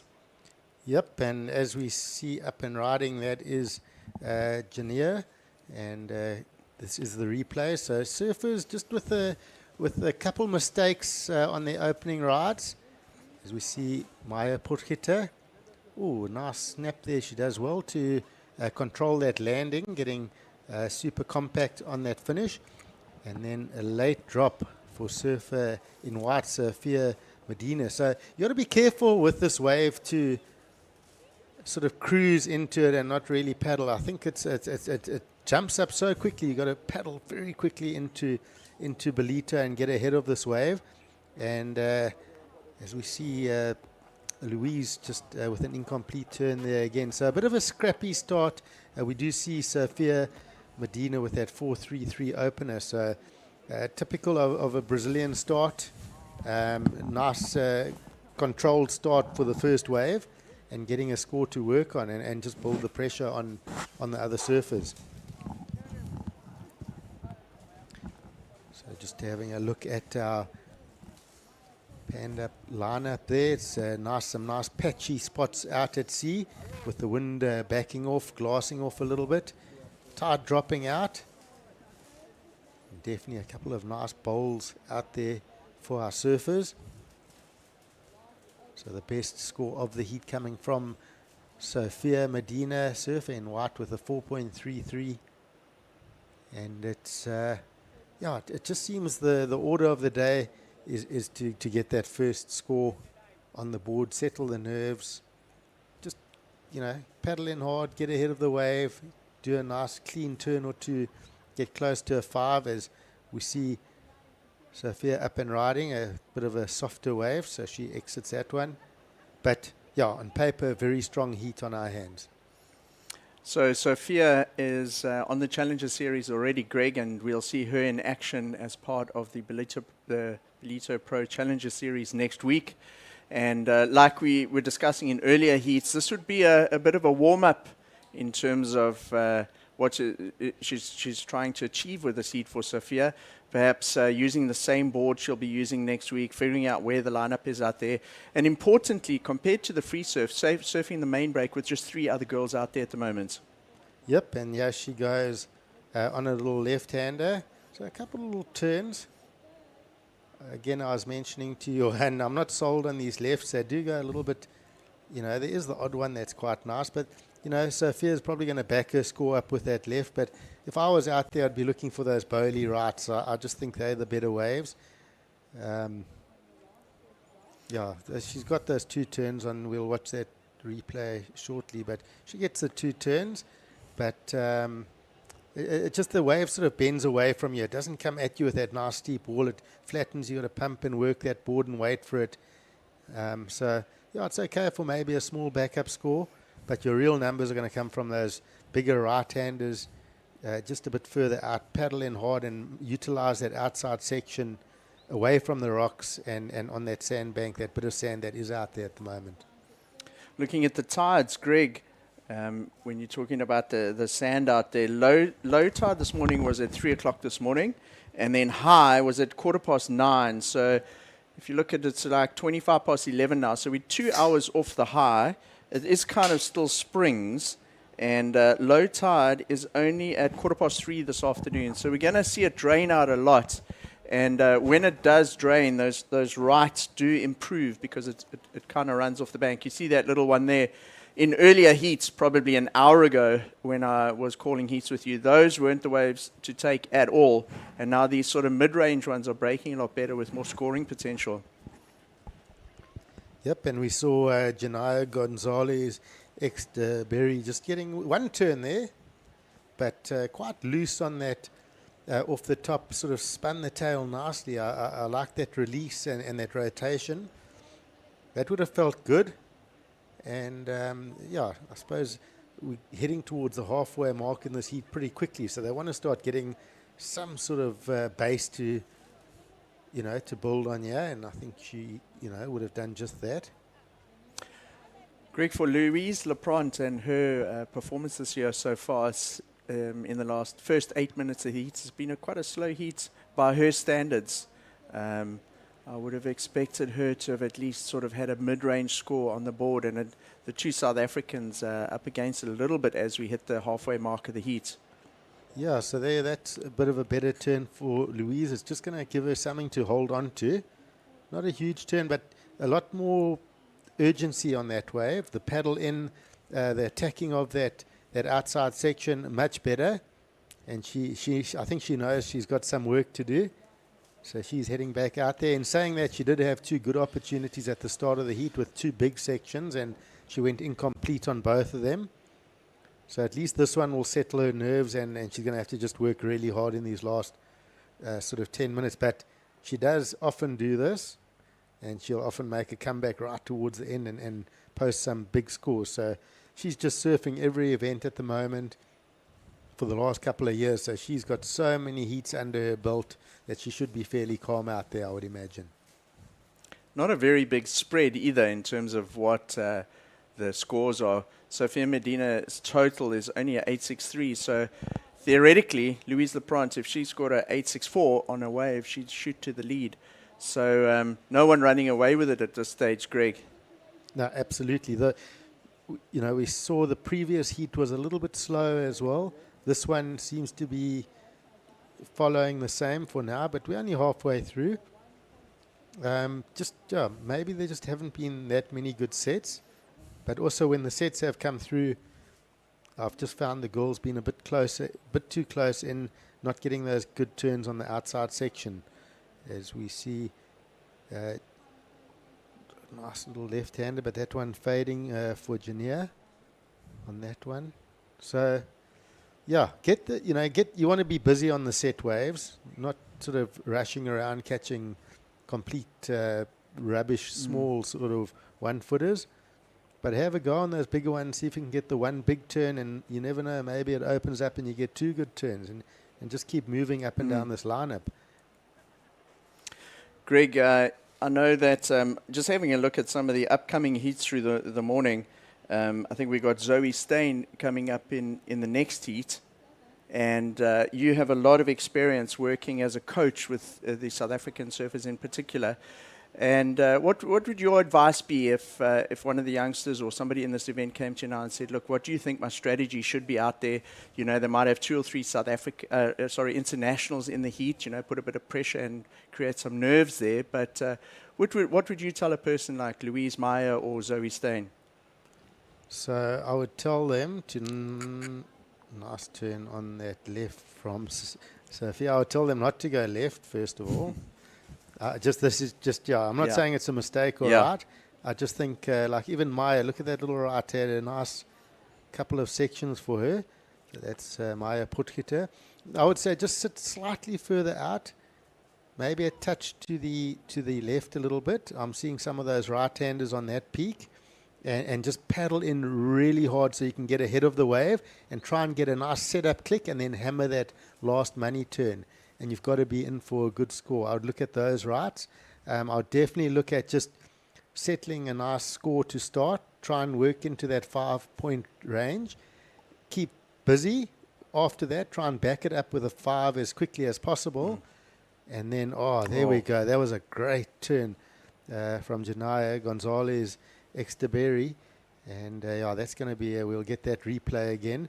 But so I would work on that and then pull up and get priority and dominate the heat because you're going to be in the lead. Do you think it's better to go out there and be patient, wait for that bigger one, which is possibly breaking a little bit further out than where they are now, or take a busier approach and bank a few small ones? I would be busy on those bigger ones. I think there are enough of them. I think a lot of our surfers are out of position because they're looking at too many of the smaller ones, and some of those bigger ones are going a little bit to waste.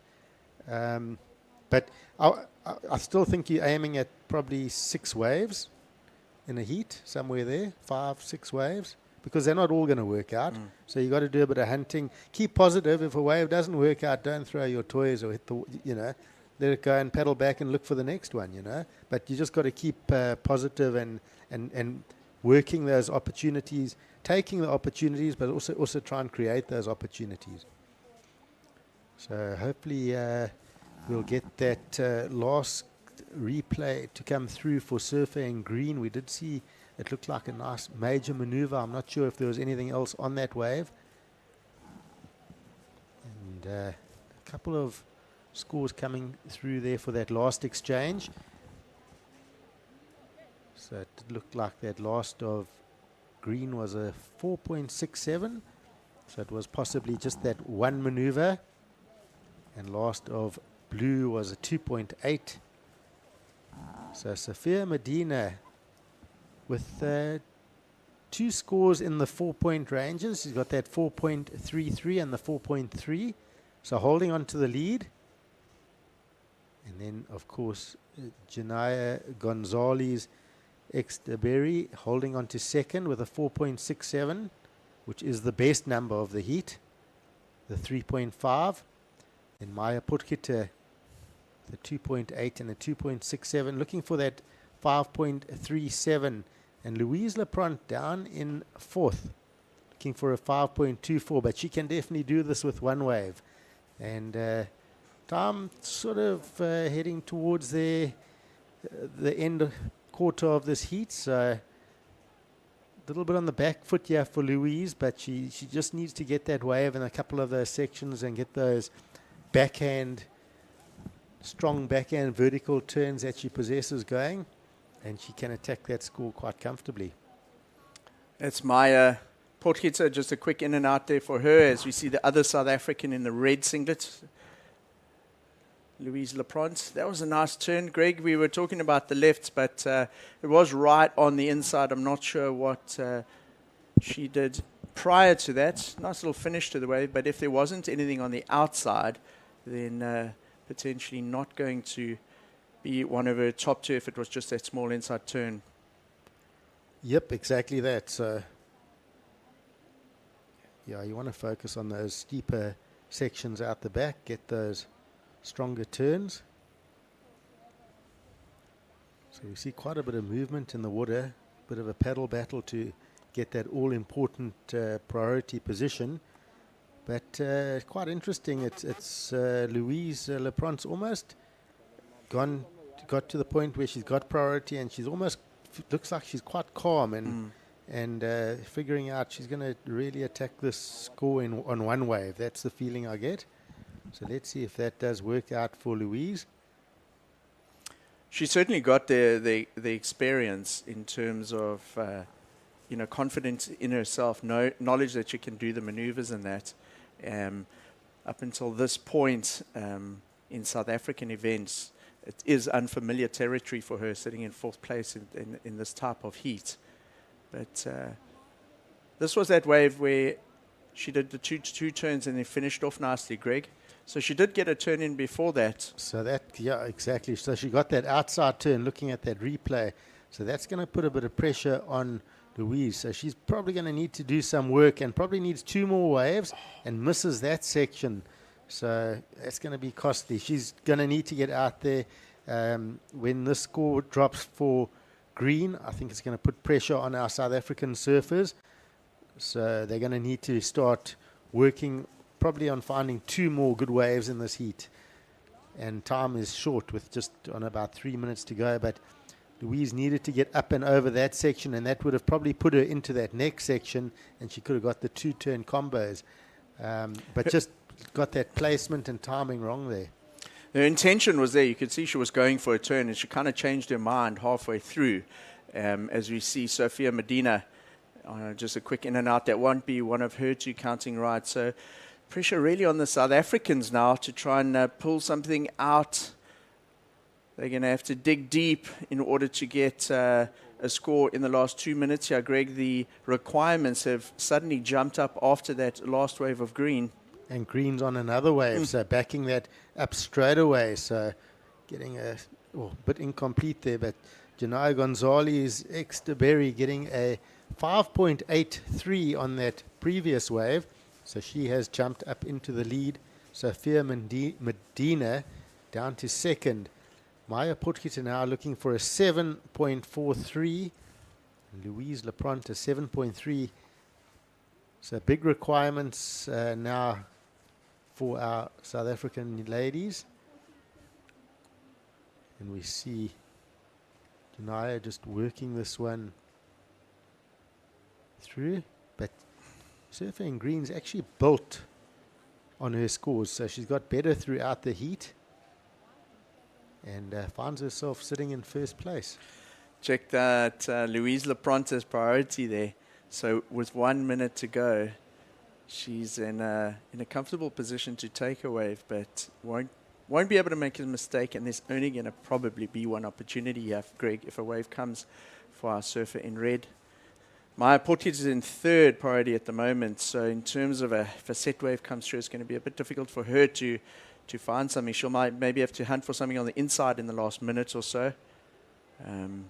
Louise having a look at almost everything now. There's Maya on a little insider. Comes unstuck, so that's not going to count, and her situation won't improve after that. Louise Lepront paddling up and down, just looking for a peak somewhere in the last 35 seconds, Greg. Looking at the beach announcer to check how much time, and just checking she has priority, in fact. So a tough heat here for the 2 South Africans. Yep, and it's gone a little bit quiet. Not too many set waves on offer in the last minute. So it does look like our international surfers, Janaya Gonzalez, ex-DeBerry, does look like she'll take the win. And Sophia Medina in second, and it'll be Maya Potgieter coming third and Louise Lepront in fourth. So a little bit of a tough morning for the South Africans. It has been, and it looked like the internationals went into that. They're quite confident. They got the set waves. They got their mid-range score quite early in the heat, and just built on it. Eventually, leaving the South Africans with needing almost an excellent score to get through. So, Greg, looks like we've straight into the next heat. Straight in, and interestingly enough, it's our South Africans seem to be starting off on the back foot. We've been talking about it through the morning. The internationals just have their plan. They get their 5, they get working, they build scores, and we just don't seem to get ourselves in the game. Some of the guys towards the end of the heat have worked a bit harder and then got the scores, but they needed that at the start. So the next heat, we've got 2 South Africans, 2 internationals. Let's see how it pans out, and we straight into it. I really, I'm interested in your analysis of this, Greg, because you've been involved on the WCT side as a surfer for many years, and you've also been involved, obviously, as a coach at the top levels. So one thing that's really stuck out to me, and then I went and looked at it on the beach earlier, was how not committed, but how fast are the surfers paddling into those waves, because that little bit of extra speed is going to project you into that first turn. And it seems like some of them are just not quite getting into that, eh? Yeah, just holding back a little bit. So we are going to go and have an ad now. We'll be back.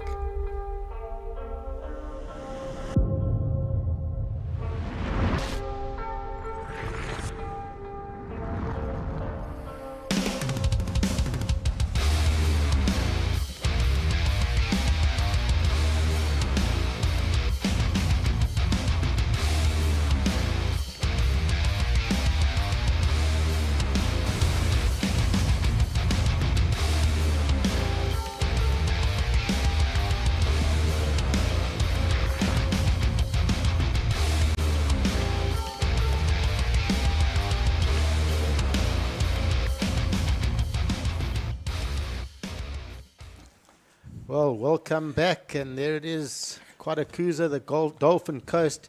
Glassy conditions, the sun's out, it's like summertime here, and we're in the water.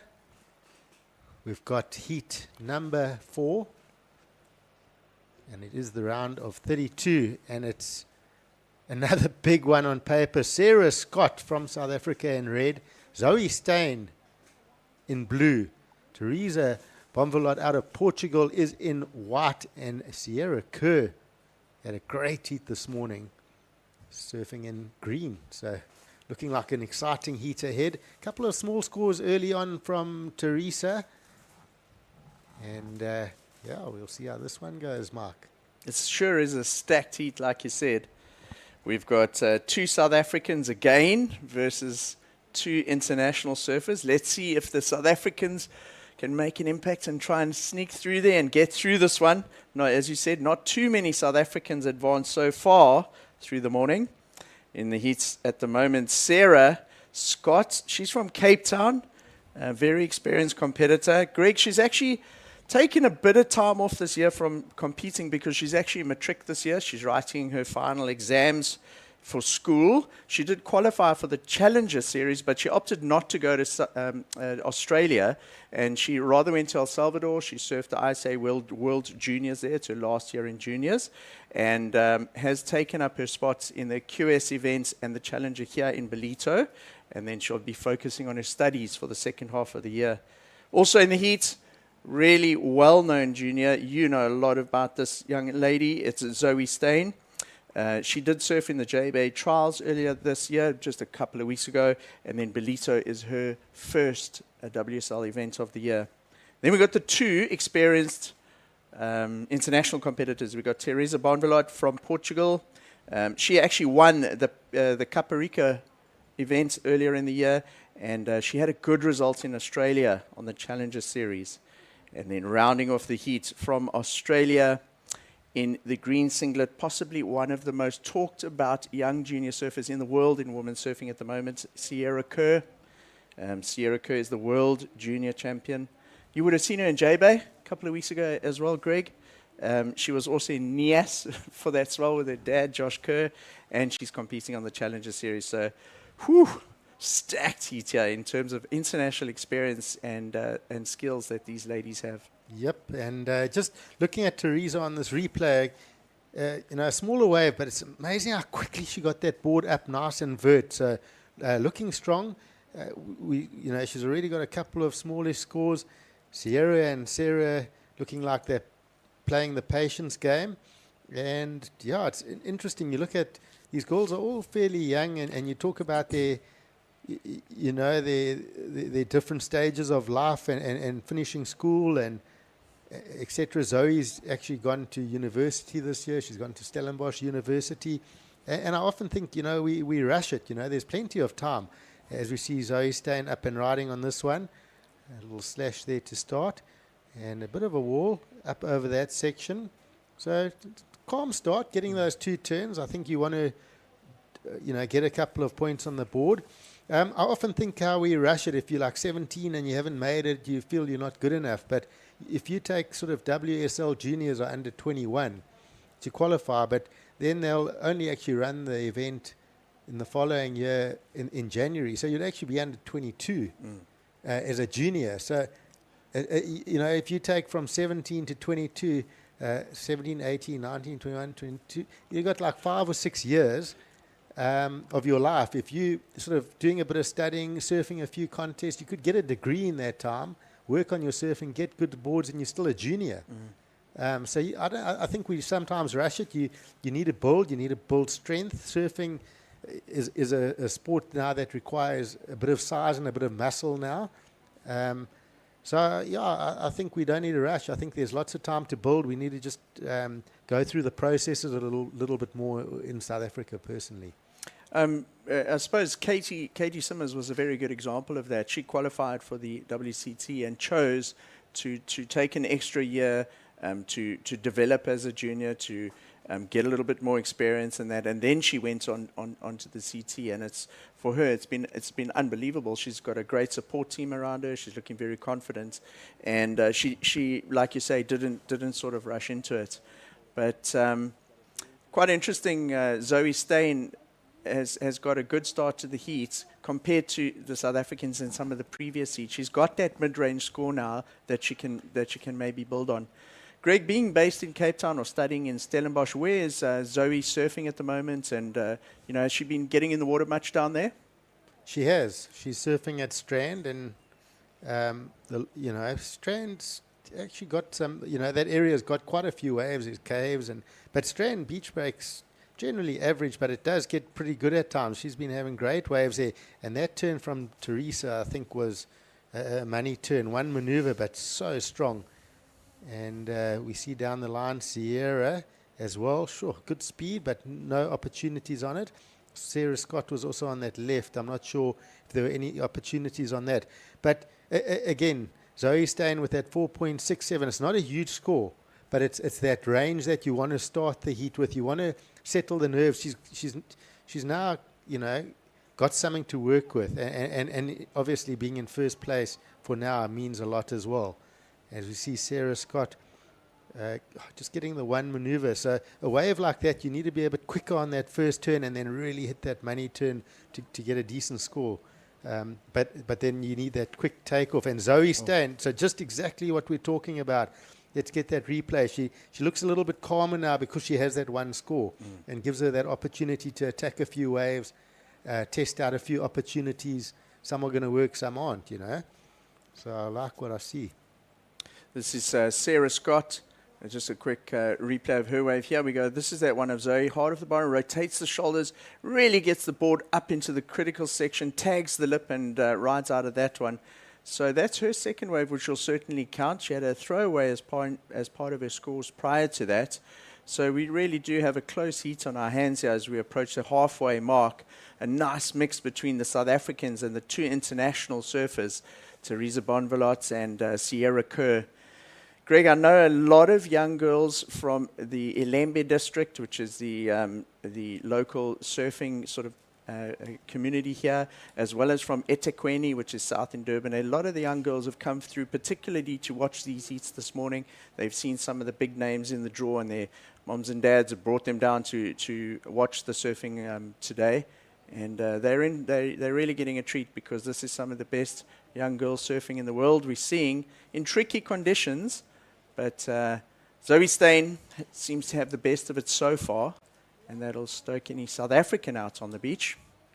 Yep, looking good, although that one turn from Teresa has just come in, a 5-point ride, and I think we singled that out as the best turn of the heat and being rewarded that. So I like that.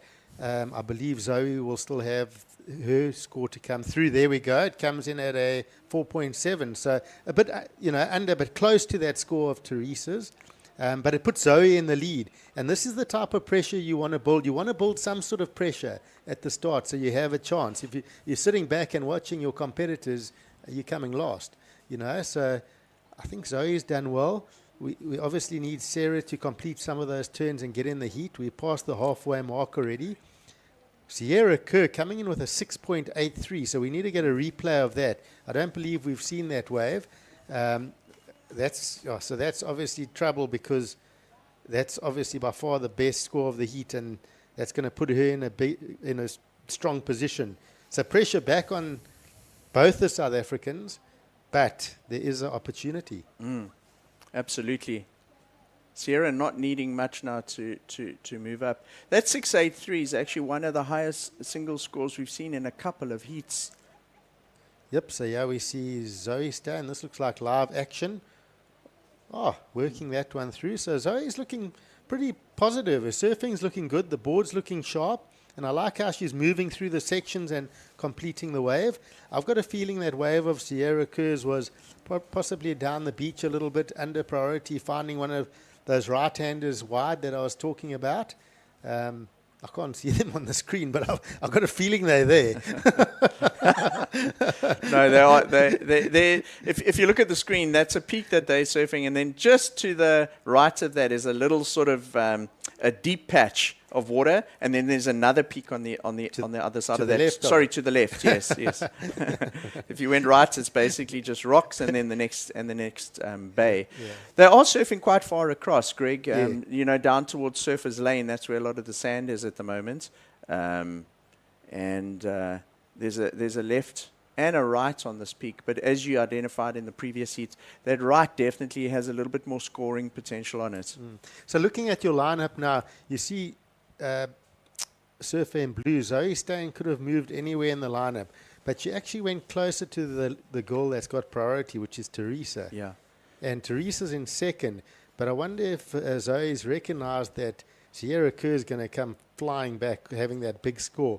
Maybe she just wants to put a little bit of pressure on Teresa, just be in her space a little bit and make her feel that pressure. And when that wave comes, she's sort of thinking about Zoe and not that much of the wave. But now Zoe's moved off too far. So they really are split up, and Zoe's gone even further, even deeper now. Yeah, so it's, you just got to, you know, the big thing is to build that pressure. And so it's, you know, you always got to look, though, who's got the highest score, and that's Sierra Kerr. Second highest score goes to Teresa, and then Zoe has got the third and the fourth highest score. So not a bad position, but there is trouble behind her. It's a lot to digest when you're out there, you know, the heat aptitude or taking it all in, to be aware of what score green has. Let's see, up and riding. So Sierra did have a higher priority, so she had right of way. And quite interesting, because Sarah looked quite confident there, but we saw on our screen that Sierra did have the higher priority than Sarah Scott, but getting two really good turns on that wave, Sierra Kerr. So she's going to back that 683 up and move to first for sure. She's going up into first, and she'll have a strong lead here. The big question now is going to be Teresa and Zoe. They're going to battle out for the second spot, and it's going to be close. So let's see how they go. There's a right coming in the middle of the beach. I think Zoe's quite far. There you go. Zoe's quite far to the right-hand side of that.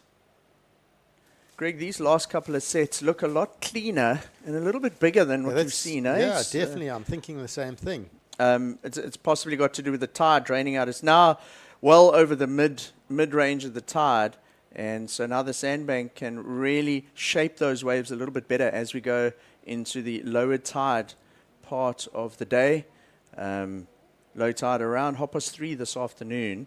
So on that second half of the tidal drop, I think those waves potentially will get a lot better shape. We don't have that strong wind like we had yesterday, so it was a strong northeasterly wind, which wasn't a bad thing, because what it's done, it's actually kept a little bit of swell close to the shoreline or on the east coast here. Yep. And we just need a lower tide. Traditionally, the north coast of KZN doesn't really enjoy a very high tide, particularly when the waves are small. The mid to low tide is the better tide for this region of South Africa. So we do see Sierra Kerr getting a 4.97 on that last wave. Sarah Scott up and riding a big section ahead, rips off the top, and just leaning a little bit too far on that back foot. So going incomplete. So just battling to get some sort of score here, Sarah Scott. But Sierra Kerr has jumped up into the lead. Zoe Stein down to second. Teresa Bomvalot in white. She has that priority, looking for a 4.37. So it's a score that you got to work for, that 4.37. So with 4 minutes on the clock, it's not an easy score, but she's very capable of getting it. But this is the type of pressure that our South Africans need to create. So Zoe just needs to stay on her, and then looking at bettering her number somewhere along the way and having a shot. But at least she's in the game, and that's the important thing that we've been talking about this morning, and getting in the game early. And Zoe's right there. If I was Zoe right now, I would actually go and sit right on top of White and just breathe on her and just make it feel a little bit, put a bit of pressure on there, make it a bit tougher to get that score. So we're down to just over 3 minutes to go, yeah?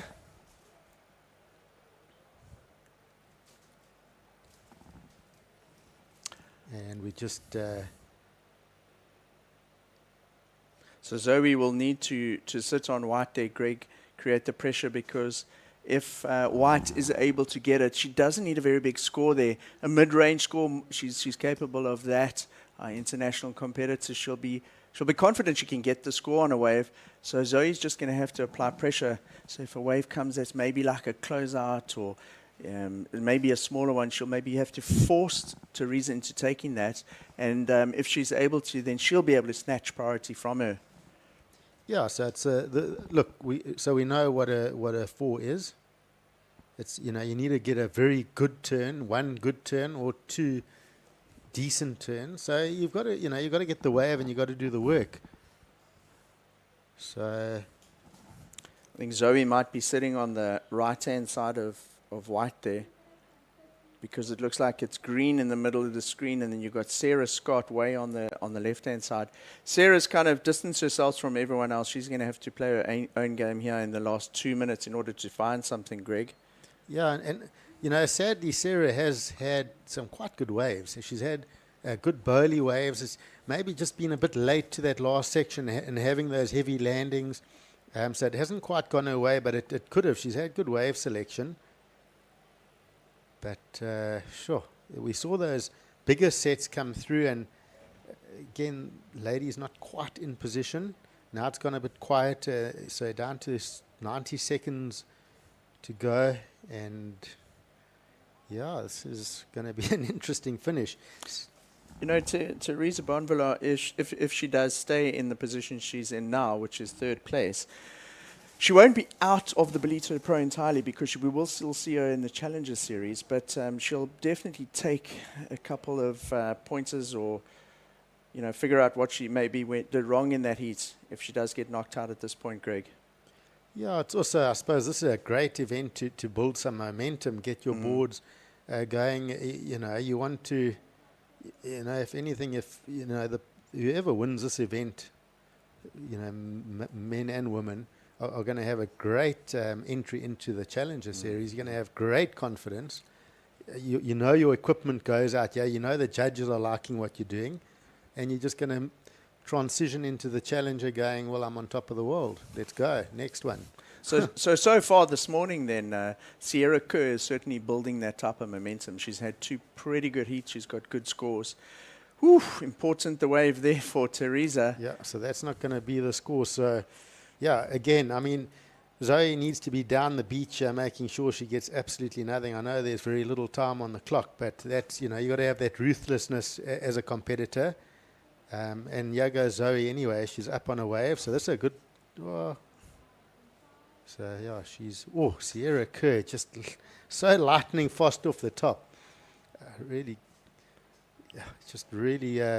quick. She just, all her momentum, off the lip is forward moving, and it's just such a quick trigger action on that rotation, and then just not much here for Zoe. But it does look like Zoe will get through along with Sierra Kerr. So there it is, the final result. Sierra Kerr taking the win. Zoe staying, holding on to 2nd. That was a tight finish. Teresa Bonvilla coming in 3rd, and Sarah Scott was in 4th. So, yeah, a bit of a tight heat, but it was actually quite exciting. There was a lot of maneuvering, quite strategic at times, but really cool. And another solid heat. Again, 2 South Africans coming up against 2 international surfers. So it's RSA versus USA right here. And we've got Natasha van Grienen, Zia Hendricks, and then we'll see Alyssa Spencer and Bella Kenworthy. So very strong heat for heat number 5.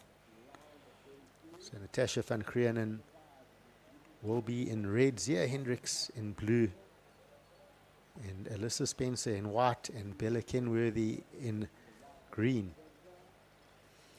So we got one of the surfers in this heat, Alyssa Spencer, one of the Americans, very high profile. She was on the WCT earlier this year. didn't make the cut after Margaret River, and then proceeded to the Challenger Series on the Gold Coast, as well as in Sydney, and managed to get 2 solid results there. I think she got 2 ninths, and so she's positioned very well on the Challenger Series at this point. Alyssa, Have a look at this. Bella Kenworthy with an absolutely massive hammer on that replay. So Bella's going to open up with a strong score here, because that single turn was one of the bigger turns we've seen through the morning on the forehand. Super clean and just really powered strong through that one section.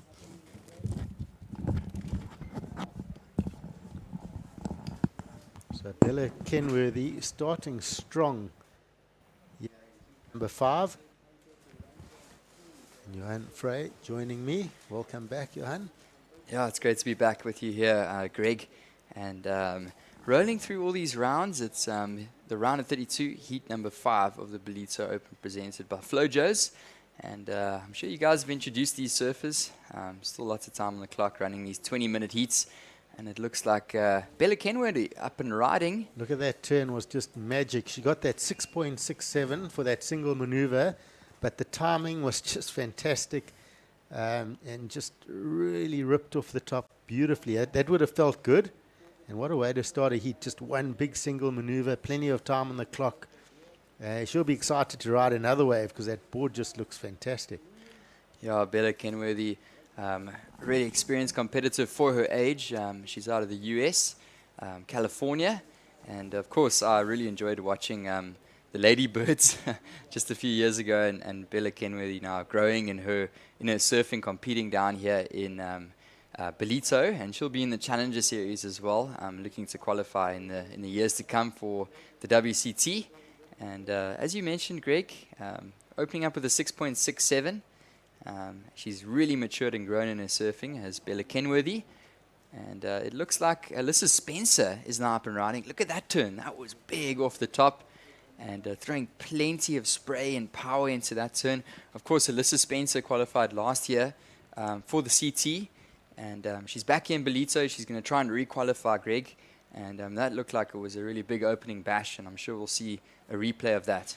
Well, check this out. These girls have done their homework. Wow.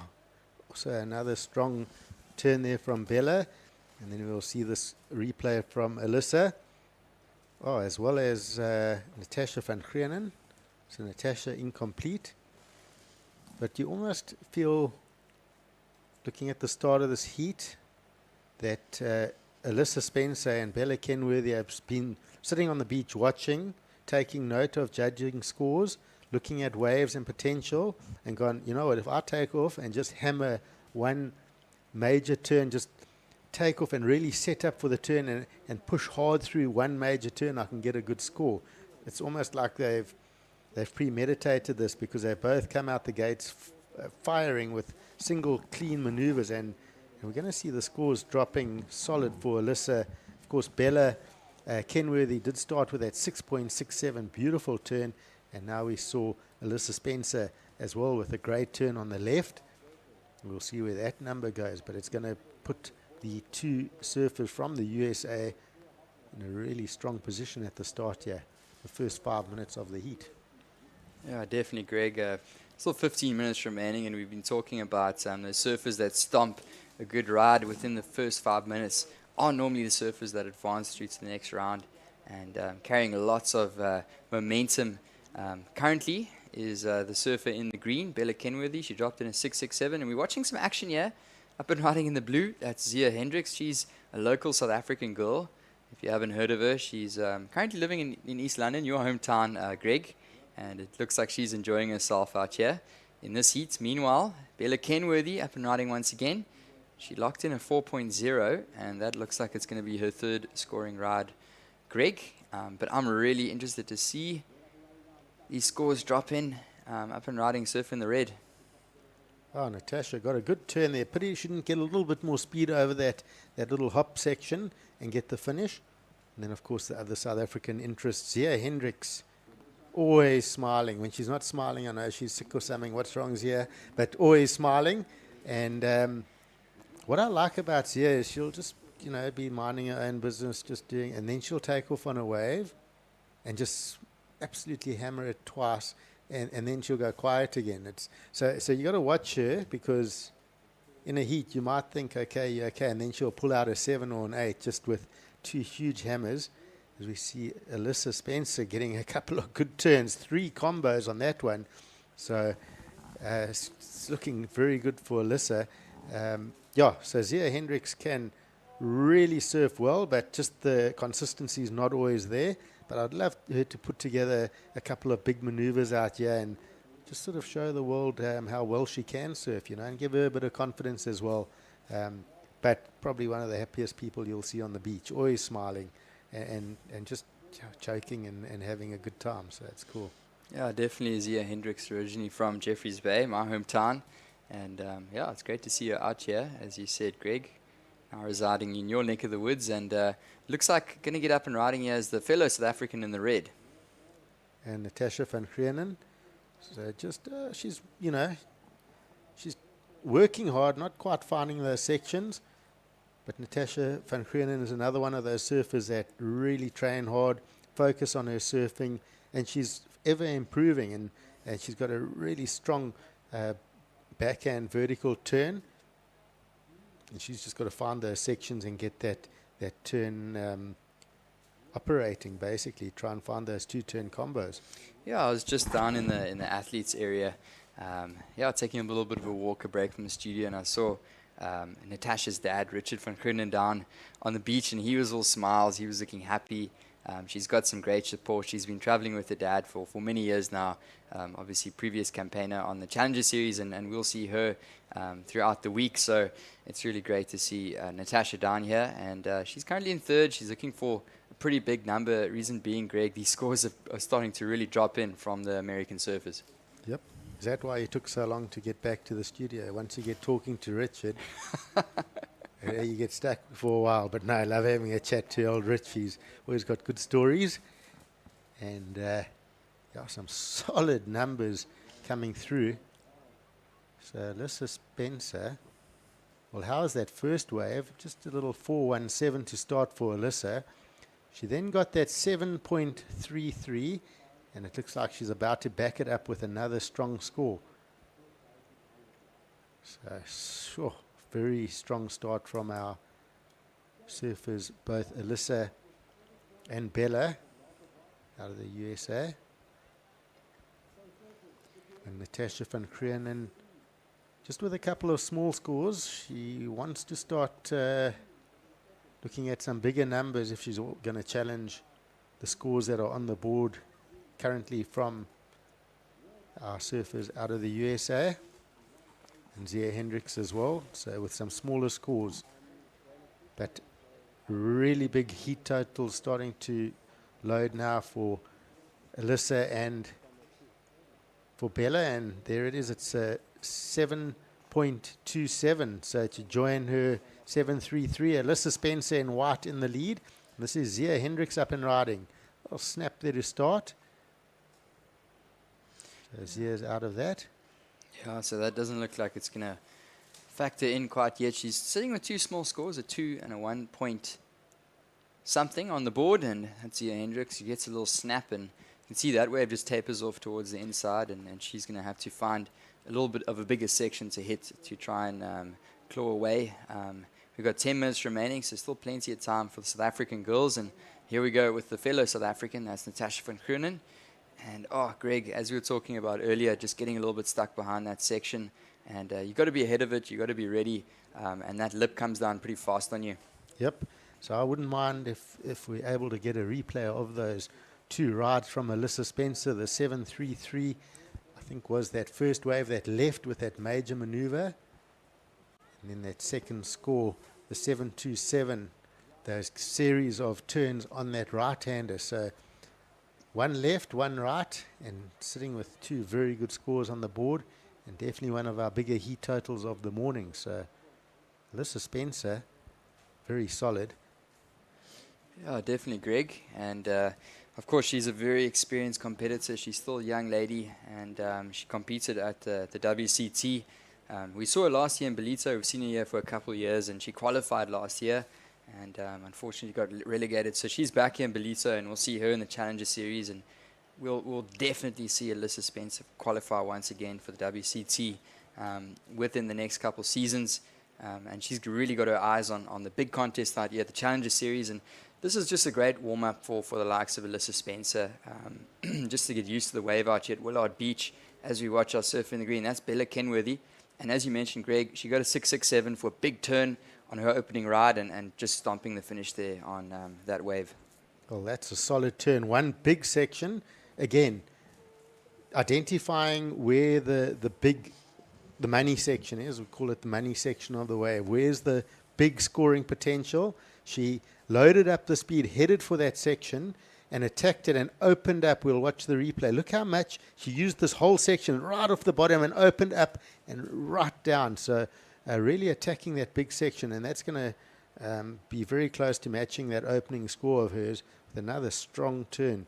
And just very extended on that turn, used that whole rail, and quite a tricky turn, you know, in these shorter beach break waves where it was a really big pulled out turn. So I quite liked the point of difference. We saw that first turn was probably a bit quicker, but yeah, this one was a bit different. Point of difference was just how she drew it out nicely. So that's definitely going to back up that score, and I think it's going to be right there with that opening wave that Bella had, that 667. We'll see how close it gets. Yeah, as we wait for that score to come in, just another big thank you, of course, Flojos. They are our presenting sponsor here at the Ballito Open. So Flojos, original sandal brand, established in Mexico in 1972. And some really famous surfers, Dino Andino, Match Archibald, representing the brand in the 1980s. It's great that we got them back here in South Africa. You're wearing a pair of Flojos there, Greg, next to me. And look super comfy, and they've been supporting surfing here in the country, and it's great to have Flojos back. So just another big thank you to our presenting sponsor down here, Flojos. They're bringing all the action here to you guys, and what an honor it is to bring you guys some of the waves. Yep, and here we go, Zia Hendricks, short ride for her. Yeah, the problem with the Flojos is once you put them on, you battle to put shoes on again because they're so comfy. So if you don't want to wear shoes again, get yourself a pair of Flojos because they're fantastic. They really are comfy. They even got a little bit of arch support. Oh, they're just nice and easy. It's, yeah, very comfy. Yeah, another big thank you once again, Flojos. And it's great to have them here in South Africa. Big thank you, Paul Canning, a part of that whole process to get Flojos here. Originally a Mexican brand, but great to see them supporting surfing in South Africa at the QS 1000 here at the Ballito Open. And Greg, I'm looking at these scores, and time is winding down, 6 minutes to go. And the South African girls now really requiring big numbers. The two American surfers in first and second are placing some proper pressure on our girls, our local girls down here. Yep, yeah, we saw that last ride from Bella as she's up and riding, came through at a 5.33, so yeah, I thought it was going to be closer to that 6.67, but you think about one solid maneuver, still a great score. I suppose that 6.67 was superb, exceptionally fast and clean, but still taking the conditions into consideration. Both Bella and Alyssa really reading this lineup exceptionally well, and finding those opportunities and really attacking them hard. Yeah, just taking a look at the name Bella Kenworthy, and we got to know her with the Stab High contest just a few years ago, so we know that she can throw down some aerial maneuvers as well. She competed as a really young teenager over there, and she's really maturing and growing in her surfing, is Bella Kenworthy out of the US. So far she's taken out one win at the Roxy Pro, Ron John Roxy Pro, just the WQS 1000. So she's really got one win under her belt here in the season. And of course this is just great practice for her. She's going to have our main attention on the Challenger Series. Just watching a quick replay there, that was Zia Hendricks. She went down, so really great to see Bella Kenworthy out here. She's here with her family, dad, brother. They're all chilling on the athletes deck supporting her, and it looks like she's really looking strong at the moment to move through. But Alyssa Spencer, really, really strong competitor in the white, and she's currently holding those two highest scores of the heat. So Yeah, our surfers in the red and the blue, they got their work cut out for them, Greg. Yep, it's a uphill battle from here. Yeah, you got to dominate these heats from the start, there's no doubt. Typical beach break conditions, and definitely that quick start on a good wave is important. So a lot of South Africans not capitalizing on those starts. So it's been a bit of a rough day for our South African contingent. But we still, of course, do have quite a few South Africans in the draw. And then, of course, the next round, we've got all our seeded South African surfers. So that is going to be exciting. But we did see Zoe Steyn in that last heat perform well and getting through. We see Bella Kenworthy, just a little bit of a broken up wave there.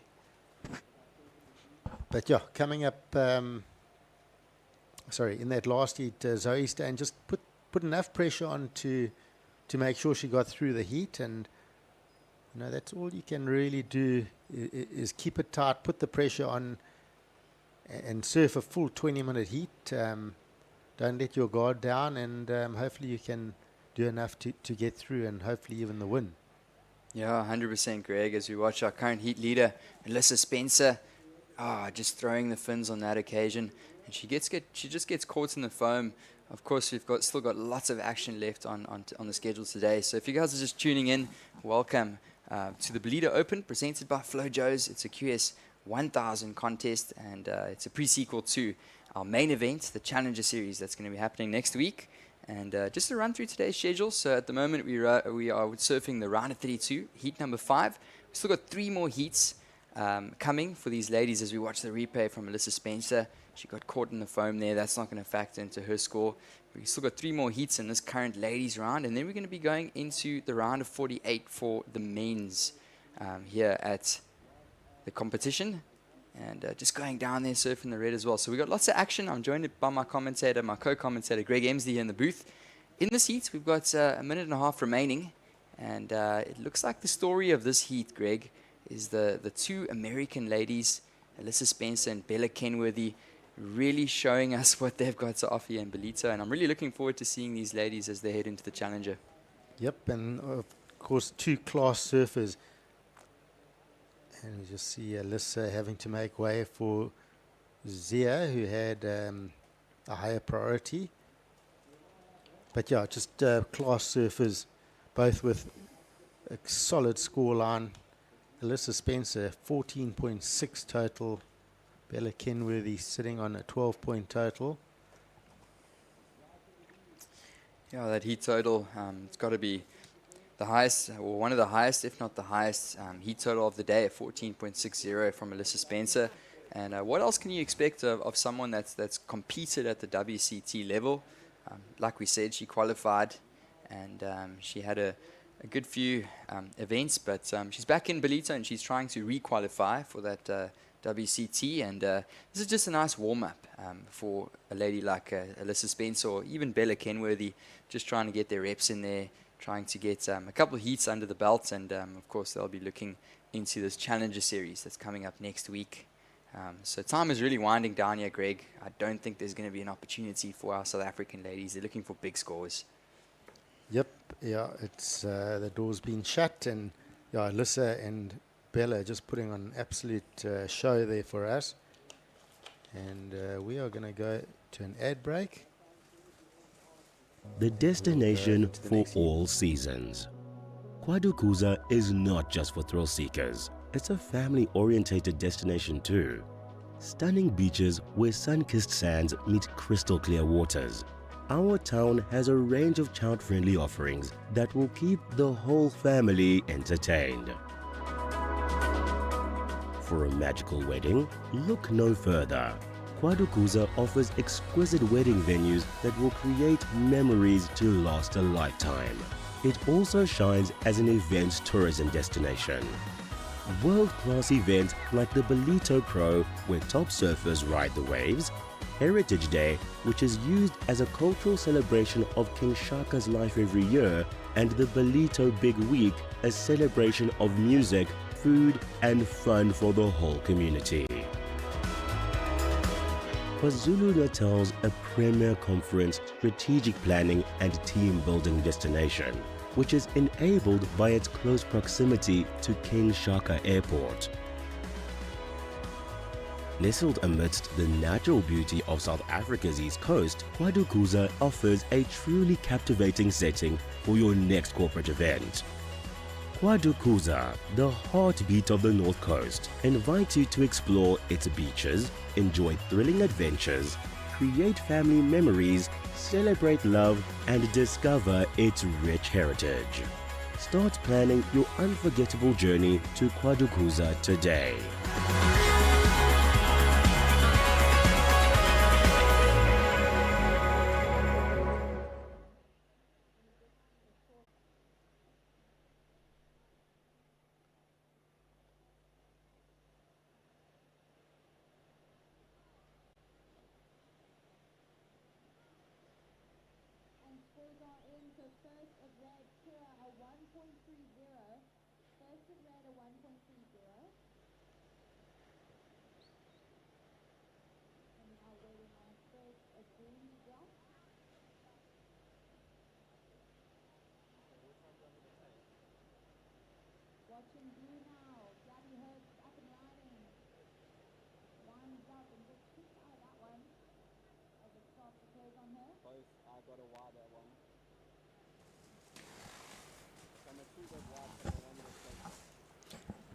Okay, so welcome back to action here in the Ballito Open, presented by Flojos. If you guys are just tuning in, this is the round of 32, heat number 6 underway. So on the screen, we got pictures of the beautiful north coast of KwaZulu-Natal, the Dolphin Coast. I'm joined here in the booth with my co-commentator Greg Emsdy, and we're going to be taking you guys through this heat. So introducing our surfers out in the lineup. In the green, we've got the Japanese surfer. You can see her there in screen in the middle. That is Amuro Sazuki from Japan. We've also got Laura Ropp from Brazil in the white. Gabby Herbst is in the blue, and she's representing South Africa. And her fellow South African is in the red. That's Kira Hofmeyer. So welcome back to the booth, Greg, and we're excited to take you guys through this heat. Yep, so we saw that last encounter with Alyssa Spencer and Bella Kenworthy really putting some top-end scores into their totals, their big, solid heat totals. This heat, 5 minutes in, slower start. A couple of smaller scores. So battling to find those big open-face turns that we saw from that previous heat. But it's still early days. It does look like 1 or 2 better looking lines approaching our ladies in the water. So hopefully they'll find a few corners and a few opportunities here on these couple of waves. Yeah, as you see the jet ski just bob out the back, the Dolphin Coast Water Patrol keeping our ladies safe out there. And getting up and riding, this is the surfer in the white. That's Laura Ropp. And Laura Ropp took out the win yesterday at the JQS events hosted by O'Neill and Smith Shapes. So she is a really talented young lady from Brazil. As we look at that replay here, Greg. Yep, just a little bit, needed to get a bit higher on that turn. So it wasn't a clean entry into it. So it just caught up with a bit of the turbulence. But Laura should be feeling confident out there. I'm sure she's going to be taking the confidence from yesterday into today. Yeah, definitely. I saw her down in the athlete's deck now taking a walk, and she looks like she's all smiles and just enjoying herself out there. And of course, just getting practice, as we were saying earlier, Greg. But of course, that wave is not going to factor into her top 2. She's currently sitting with a 3.67 and a very small. That was the 0.83 that just came through there. So didn't complete that. And she's come to the shores of Ballito quite a couple times now as Laura Ropp. I think she said this was her 3rd time to Ballito. She still competes in the junior level as well. And yeah, these surfers have obviously got their eyes on being top professional surfers in the future, these juniors, and Laura Rapp has got a bright future ahead of her. Yep, for sure. So, yeah, just looking at it, Gabriella Herbst, she's also a junior surfer from the South African shores.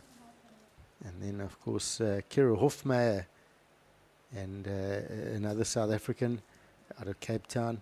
She's going to look for a good start here. And then Amuro Suzuki being patient at the start and getting the best number. And look at that. Oh, strong turn. And it was like she was riding a bull there. She just got bucked off. Yeah, that was a pretty heavy landing from Amora, but really committed going for that turn. We did see her open with a 5.67. So, wow. That would have been a strong score if she made that heavy landing. But Ballito does that. If you're a little bit late with that lip and you come down with it, it can really bounce you in that trough of the wave, and it sort of shoots back at you. You want to be a little bit ahead of it. You see surfer in blue, this is Gabriella Herbst. So riding out of that one. So looking like this set was a bit stronger, a bit more power to it, a bit shallower as well. We seeing the tide starting to drain out and just giving that wave a bit more power. And there's a little bit of sand sucking up there, which is a good sign. Hopefully we see more sand moving in over the bank over the next week. But definitely that section breaking nice and strong with the tide starting to drop here now. And besides, as we just see this last replay, so a nice carve down for Gabriella Herbst. And then we see a Mora Suzuki with a quick ride there. So just looking at the scoreboard, Amora Suzuki with that 5.67, that's the best number of the heat, and then Laura Ropp with a 3.67. So Amora, you would say, has the control of the heat at this stage, and our other three surfers need to start looking at some better numbers, definitely. Yeah, Greg, and as you were mentioning, the tide just dropping out now. I think that's definitely playing a factor out there. Taking a look, low tide down here, Ballito, 3 o'clock this afternoon, and it's about 12:30, so lunchtime down here. So we've still got another 2.5 hours, 3 hours for the tide to drop. So those bigger sections are standing up. And even look at this one. You see as the sand churns up the face, it's a bit of a gnarlier closeout section, whereas on the high tide it was a little bit more flat. And looking at this one now, surfer in the green, that's Amura Suzuki. As you mentioned, Greg, she's sitting with a 5.67 and a 2.27. So she's looking to replace that 2.27. And I think with this low tide, it's going to provide a bigger section for these surfers to get up and to hit the lip and to possibly get those bigger scores. For sure. I think the afternoon, as that tide does drain out, starts filling back in, maybe a light bit of wind on the face. I think we're going to see some good surfing, some good heats. There's going to be some ramp sections. And just watching a replay here. That surfer in the blue, that was Gabriella Herbst. So one of her waves. Meanwhile, surfing the green, Amura Suzuki. And she just got one turn there. So this one is already 9 minutes remaining. So the first opening 11 minutes of this heat going by really fast for these ladies. And currently, many waves being ridden, Greg. We haven't seen something that's really caught our eye just yet, but of course, the Japanese surfer in the green, sitting with a 5.67, that's currently the highest number we have on the leaderboard. Amora Suzuki is looking good out there. That board's, even that single turn, that last wave coming in at a 3.4. I just liked how that board looks. It held that rail carve. So she's looking comfortable on her equipment. She's moving up and down this lineup. She has the best number in the heat. I think she's going to back that up fairly soon and dominate this heat. Just what I can see, she's definitely looking strong, and that board's fast. She's going to try and back that score up. But the other three surfers, not too much on the board. Laura Rupp with a 3.67. Other than that, pretty low numbers. You see Gabby Herbst did get a 3.1, and Kira Hofmeyer battling to find a decent start here. And time limited. So of those 3 surfers, I guess whoever can put up could find possibly 2 waves in this 7.5 minutes, could challenge that second position. But Gabriella Herbst, the South African, is holding it for the moment. She's going to want to back that score up and try and put a bit of pressure on Laura. It will be a huge result for Gabby if she can get through this heat. 100% Greg. And Mura Suzuki was actually the 2020 Tokyo Olympic bronze medalist. So she knows what it's like. I remember those conditions on the day. You were there in Japan, Greg, with Bianca Buitendach taking out the silver medal.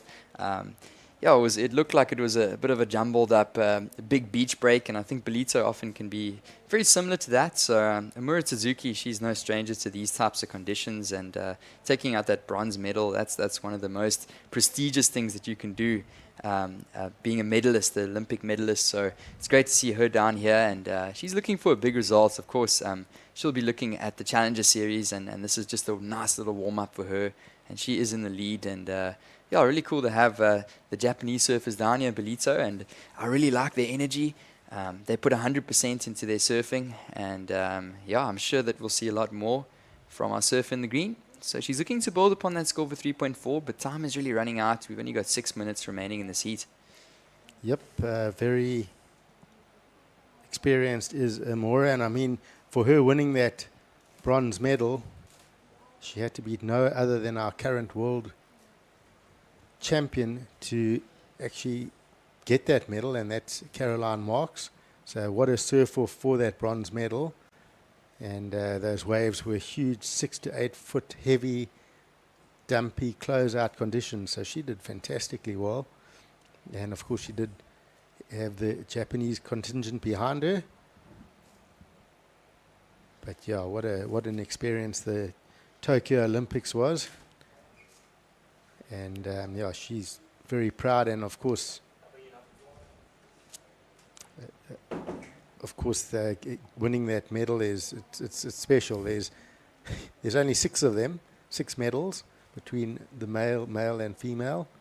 So getting a medal is huge. And you think about Bianca Buitendach and the medal she won, it's just special. And it was her swan dance, her last event, and she just said, "This is my last event," and she put everything into it, and took the silver. It was just perfect. It was how deserved it, and what an event it was. And Amora was just had to surf some. It was a tough event. That final day, the ladies had to surf 3 heats or 4 heats in that heavy surf. 40-minute heats, and it was tiring. So it shows you the fitness level of these athletes, and but you can see the form she's on here. You can just tell it's a class above a lot of the other surfers. No, definitely, with lots of experience up and riding. This is Kira Hofmeyer, so she's a young lady representing South Africa from Cape Town, and she's also been around on our local circuits, and I'm sure she's reveling at getting an opportunity to compete down here in Ballito, at the north coast of KZN. It's warmer waters compared to the south, Cape Town. And Kira Hofmeyer is looking to get going. She's been really quiet in this heat with 4 minutes remaining, and she's not looking for a big score. She's only looking for a 3.73. But unfortunately, that wave just shutting down on her, the surfer in the red. And then also keeping really quiet, Greg, is Laura Rapp, the Brazilian surfer. She's looking for a really small score to move up to that second advancing spot. Here we go with red. Kira Hofmeyer. That was a good-looking wave. Again, just arriving a bit late at that lip and getting caught up with that section. You don't want to utilize the lip out here to bring you back down the wave. You've got to power yourself down off the lip. You want to utilize it as a coping, so you can hit it and really power off it.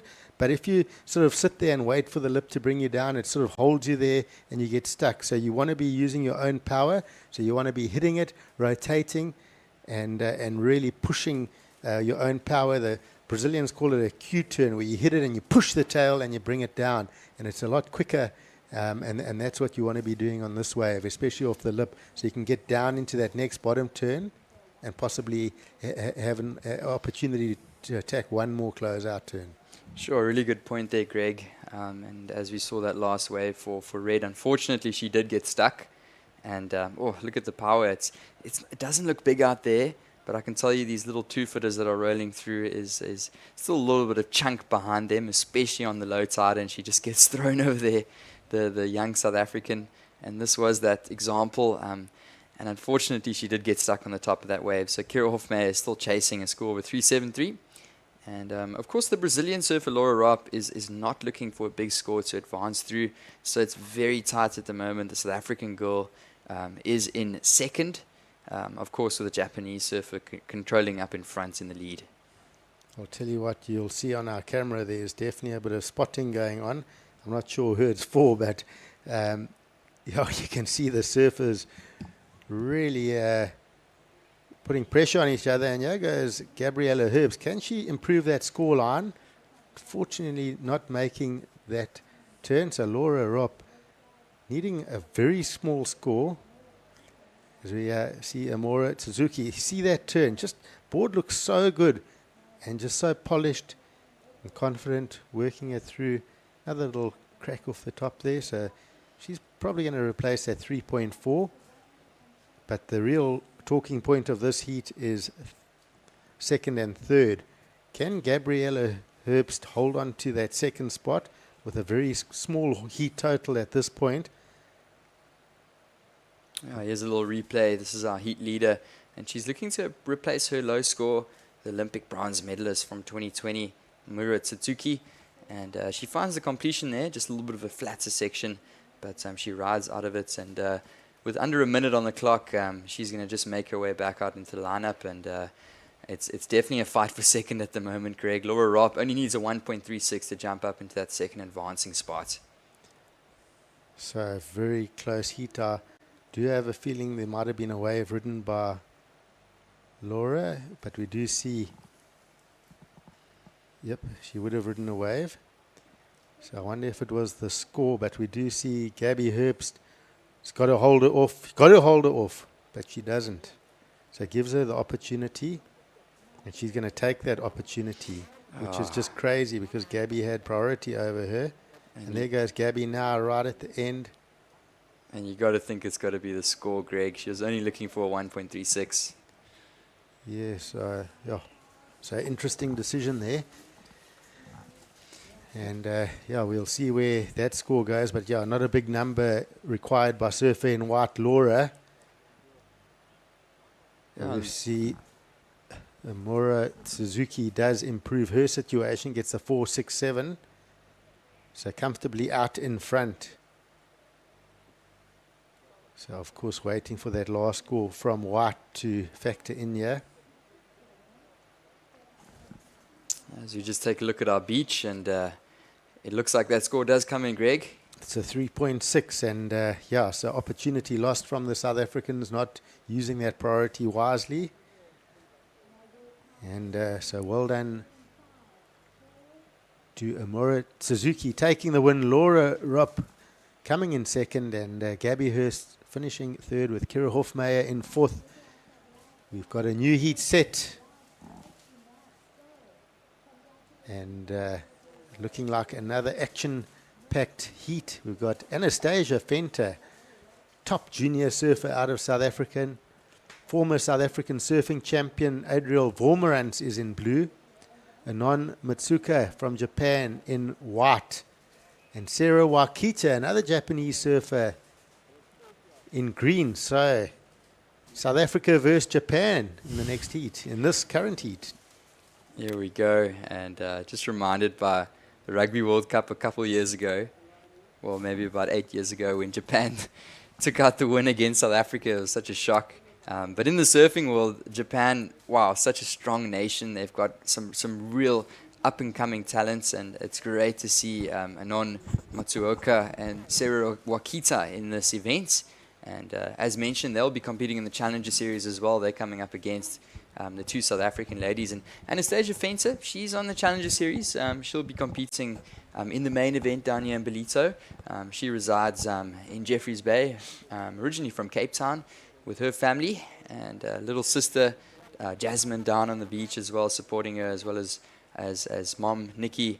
And yeah, the family will be supporting the local Anastasia Fenter, and of course Adriel Vormerans from your neck of the woods in the blue as well. Yep. And Anastasia's dad's Nick. And the mom's Nikki. Definitely no confusion there. No. Classic people. Always have a good laugh with them. We see a replay, so just checking where this first score from Sarah Wakita. It's a great carve with the top. She gets a good number and manages to hold on really well for that last finish. She gets the 5.67, so a strong start. And then there was a wave from Anastasia Fenter, a 4.83. So we'll get a replay of Anastasia's wave further down the beach. Okay, there we go. And nice strong carve off the top.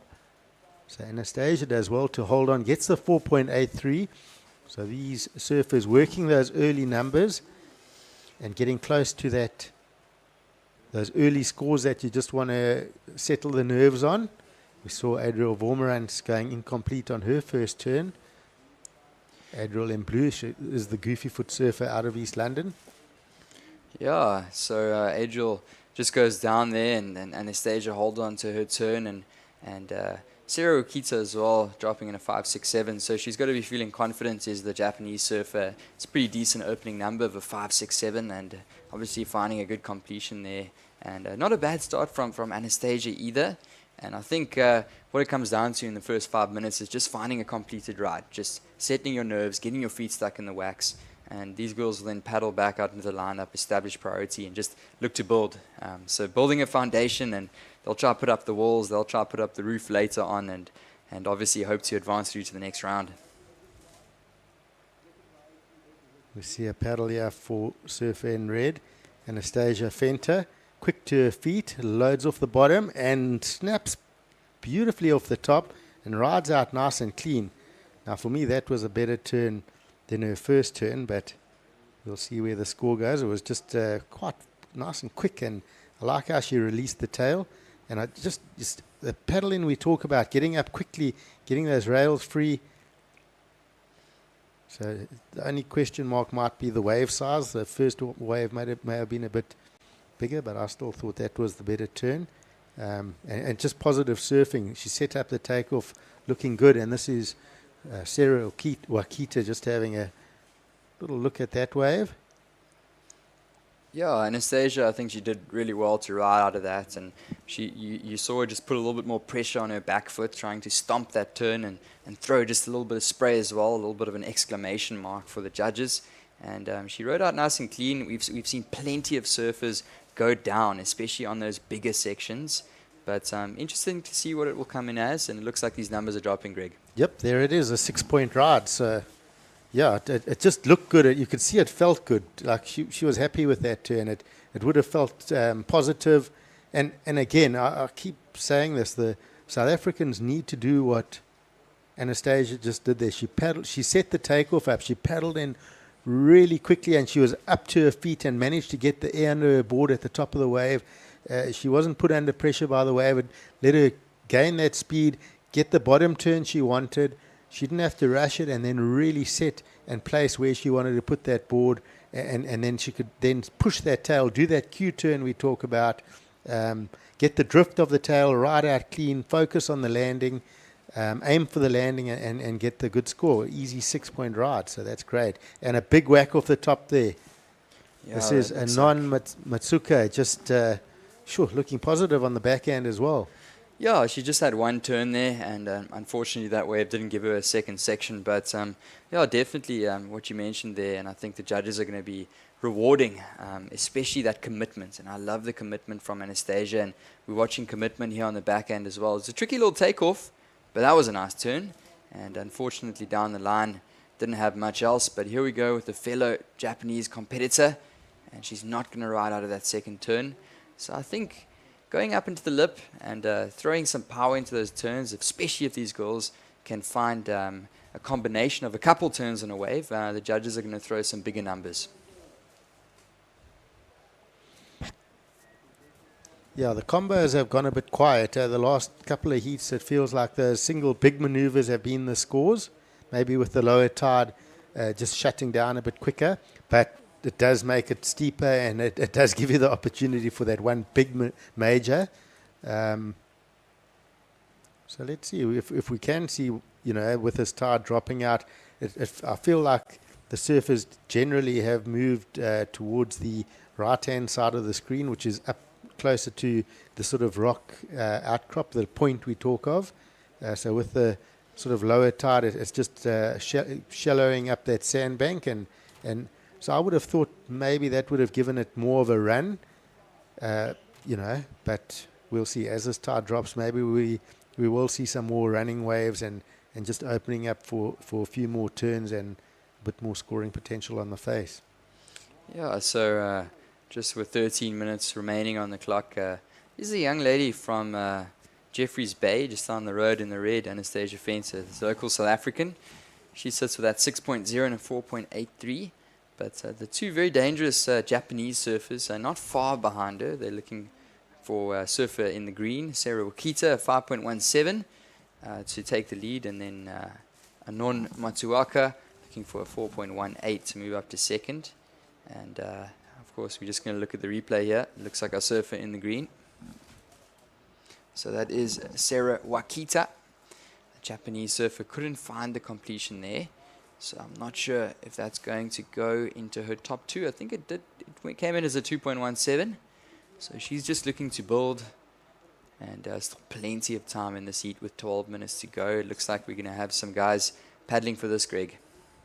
So a bit of interest shown in that wave, but it looks like a few more waves approaching.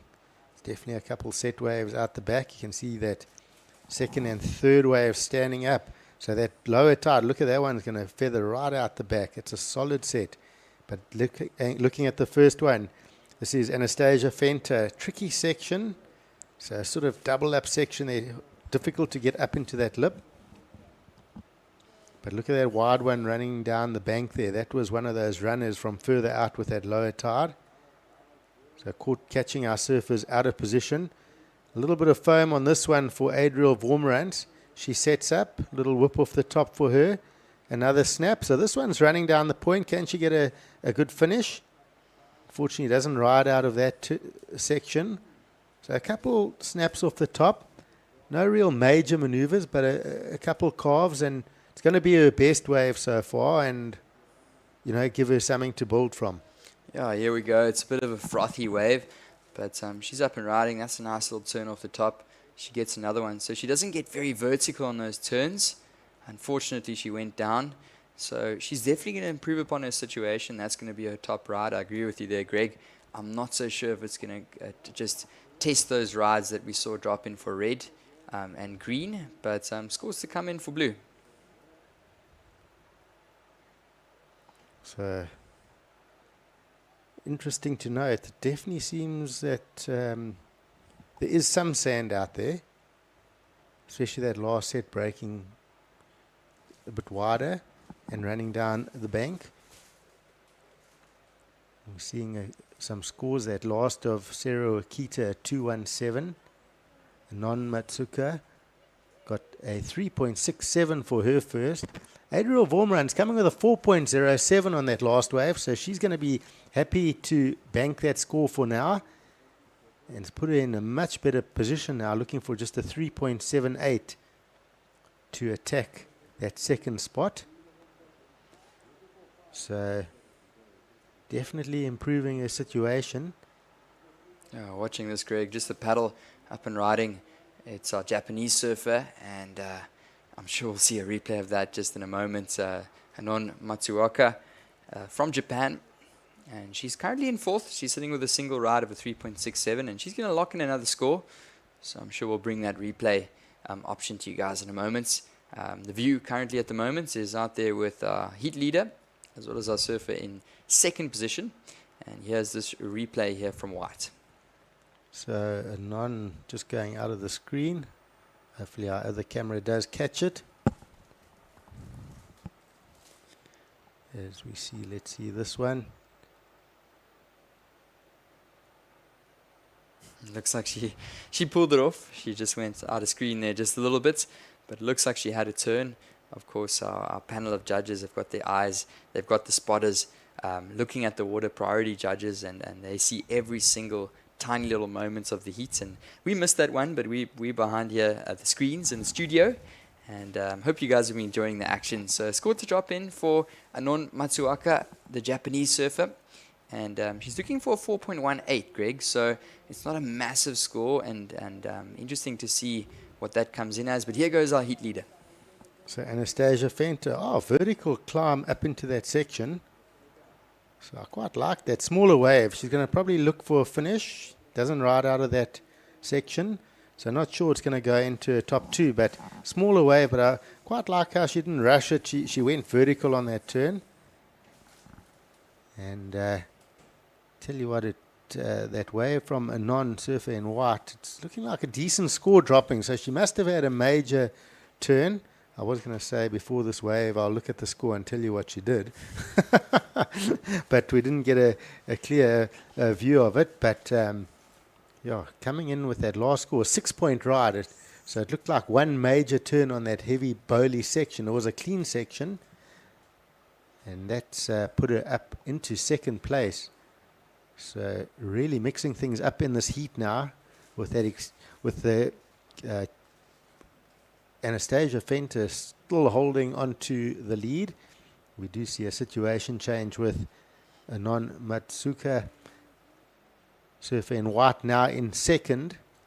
Seru Wakita is down to third, looking for a 4.01. And then we do have Adriel Vormerans down in fourth, looking for a 5.61. So definitely the gate is not shut here for any of our surfers. The opportunity is there. And looking at the current sort of scoring, the biggest set wave and one big committed turn is going to get you a 6. Yeah, 100%, Greg. And she was eyeing one section. She knew she only needed one big turn. She wasn't looking for a huge score. And she knows that the judges have been rewarding that big maneuver. So I think it was calculated. The girls out there have been watching these heats. They've been seeing where the judges have been rewarding. And it looks like she pulled that one off really nicely. I'm sure at some point we'll see a replay of it. But coming through at a 6.0. So that's tied for the highest heat wave of the heat so far. And now she's only looking for a 4.83 to move up into first, is the Japanese surfer in white. And she's going to go for this one, Greg. Yep, Anon Matsuka just attacking that section, but it's just the one turn, so it's not going to be I don't think it's going to go into a top 2. So just under priority, just looking for opportunities. Yeah, and it wasn't a massive wave, a little bit of a smaller one. She took that one under priority. But just looking to build upon those scores and put it out of reach for the surfers in the green and blue.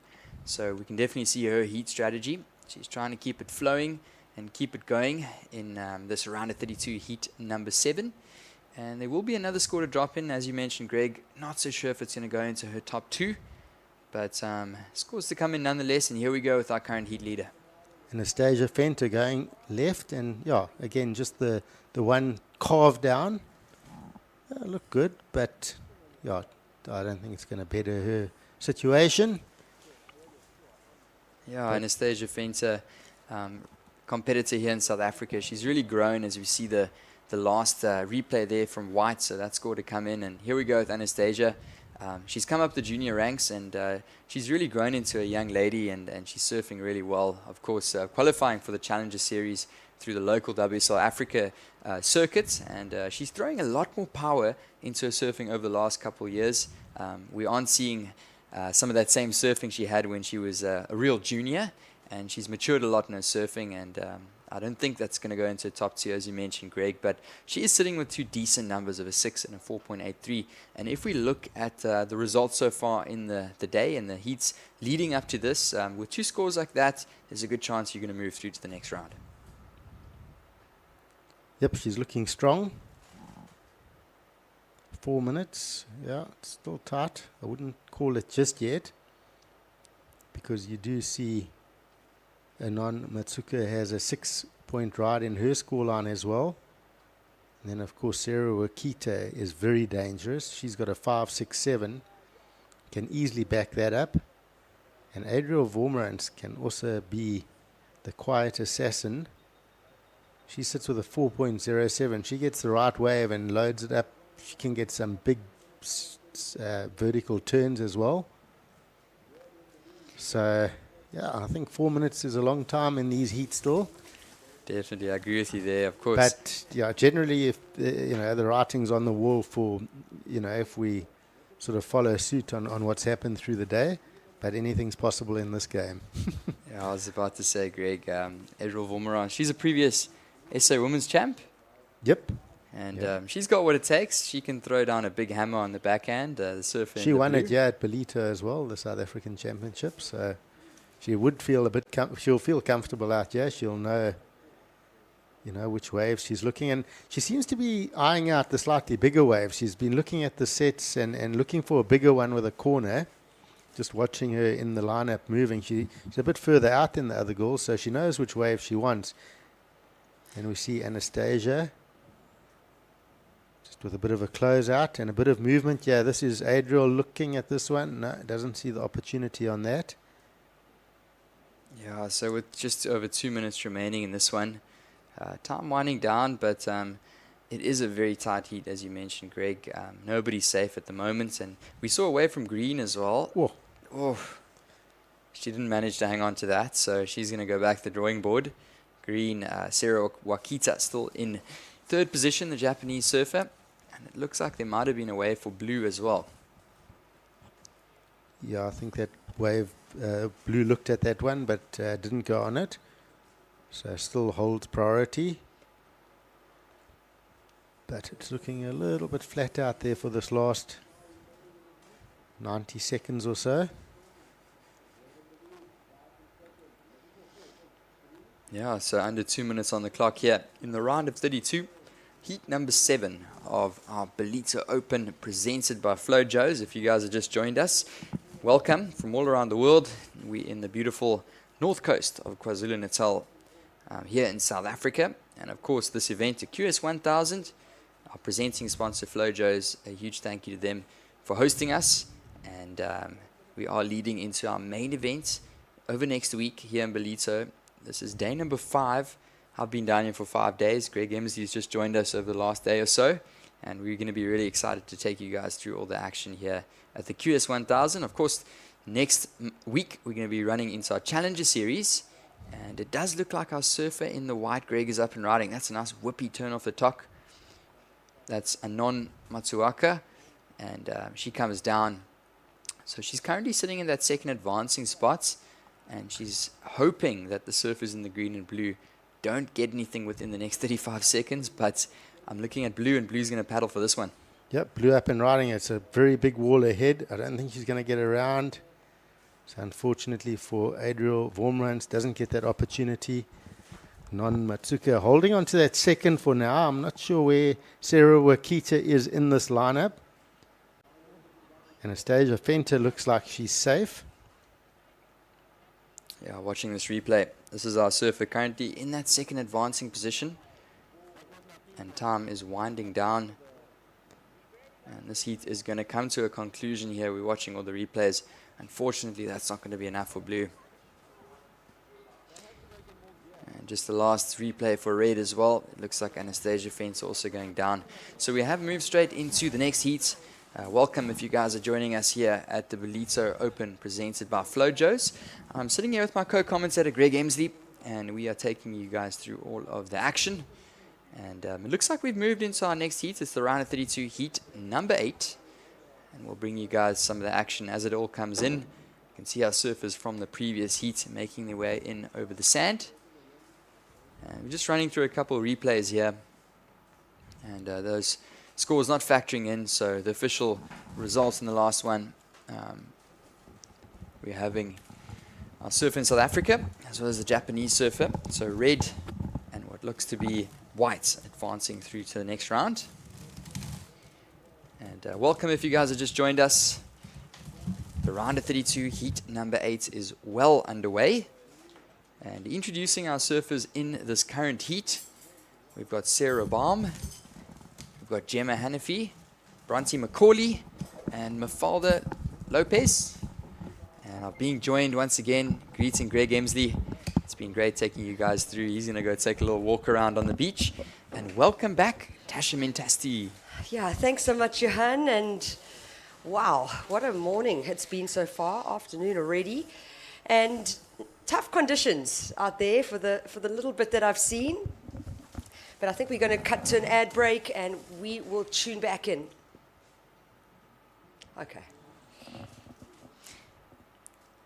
So we've got pictures of the beach at the moment. And you're going to see us on the screens in a moment. So I'm here with my co-commentator, Tasha Mentasti. And we're going to be taking you guys through all of the action. So welcome if you guys have just joined us. And here we go. Here's sunny Ballito. And it's great to be down here. So if you guys are tuning in from all around the world, it's 1 o'clock down here, so lunchtime at Ballito. We've still got another 2 hours of the tide dropping. And Tash, just to update you, we've been seeing some pretty decent rides. In the last couple of heats, we've been seeing lots of waves.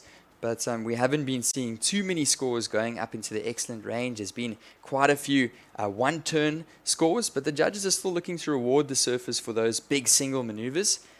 So low tide down here, definitely playing a little bit of an influence. And these next surfers, we've got a very exciting heat coming up next. We've got Sarah Baum. She's, of course, going to be representing South Africa at the Olympics. Yes. So welcome back to studio, and we're looking forward to take you guys through this heat. Yeah, it's going to be fantastic. 2 South Africans in this heat, Gemma Hanafi as well as Sarah Baum. And then we've got the Australian, Bronte Macaulay, who's had some success in this event, well, at the Ballito Pro, not in the QS, because it is a new event here under the Ballito Pro banner. And then Mafalda Lopez from Portugal. New name in my world, and excited to see how these girls perform. You know, I was able to be on the beach a little bit earlier, especially in that round of 64 men's heats, and it was tough. It was really tough, right on the bricks there almost. And like you were saying, Johan, that committed one turn the judges are rewarding, and we talk about it here. This is Gemma Hanafi, live action from the young South African who resides in East London. So that's along that Sunshine Coast that we were talking about. We are on the Dolphin Coast here on the north coast of KwaZulu-Natal. So she gets that one first hit, almost a little bit late to the lip, but still a complete maneuver. And you can see where she landed. I mean, it was right in front of that rocky outcrop. I was able to speak to Danielle Powers a little bit earlier, who competed, and she just said, Tash, it is a bit daunting being in the water when you look back at the beach and see how close the rocks are to where the takeoff spot is. You definitely sometimes doubt yourself a little bit, and these athletes are just showing pure commitment, which is fantastic, and it also just showcases how important these events are. So the Ballito Open, presented by Flojos, it's a QS 1000. We haven't had a QS, a part of the Ballito Pro Festival, ever really, and I just think it's a very important event for our WSL Africa members, but it's also a very important event for the Challenger Series surfers to be able to spend some time in the water and get some heat reps in. Oh, 100% Tash, and of course a huge thank you to WSL Africa for making it happen. The team has been working really hard behind the scenes and providing such an amazing canvas for our local surfers, but not just our local surfers, but for our international competitors that like to get a little bit of a run before the big Challenger Series starts. And of course, it's great to be down in Ballito. And if we're here for an extra few days, there's no complaints from us. We're down here in the beautiful north coast of KZN. And it's definitely one of the best places to spend winter, if not the best place in the country to be here, to be in the winter time. Yeah, for sure. I mean, it's really warm outside. It must be over 25 degrees today, maybe even hitting closer to 30 degrees Celsius. I can't tell our viewers in Fahrenheit what that would be, but it's a warm summer day, and we are in the middle of winter here in South Africa. Just to focus a little bit on this heat, it looks like it was Gemma Hanafi with that one hit, scoring a 2.17.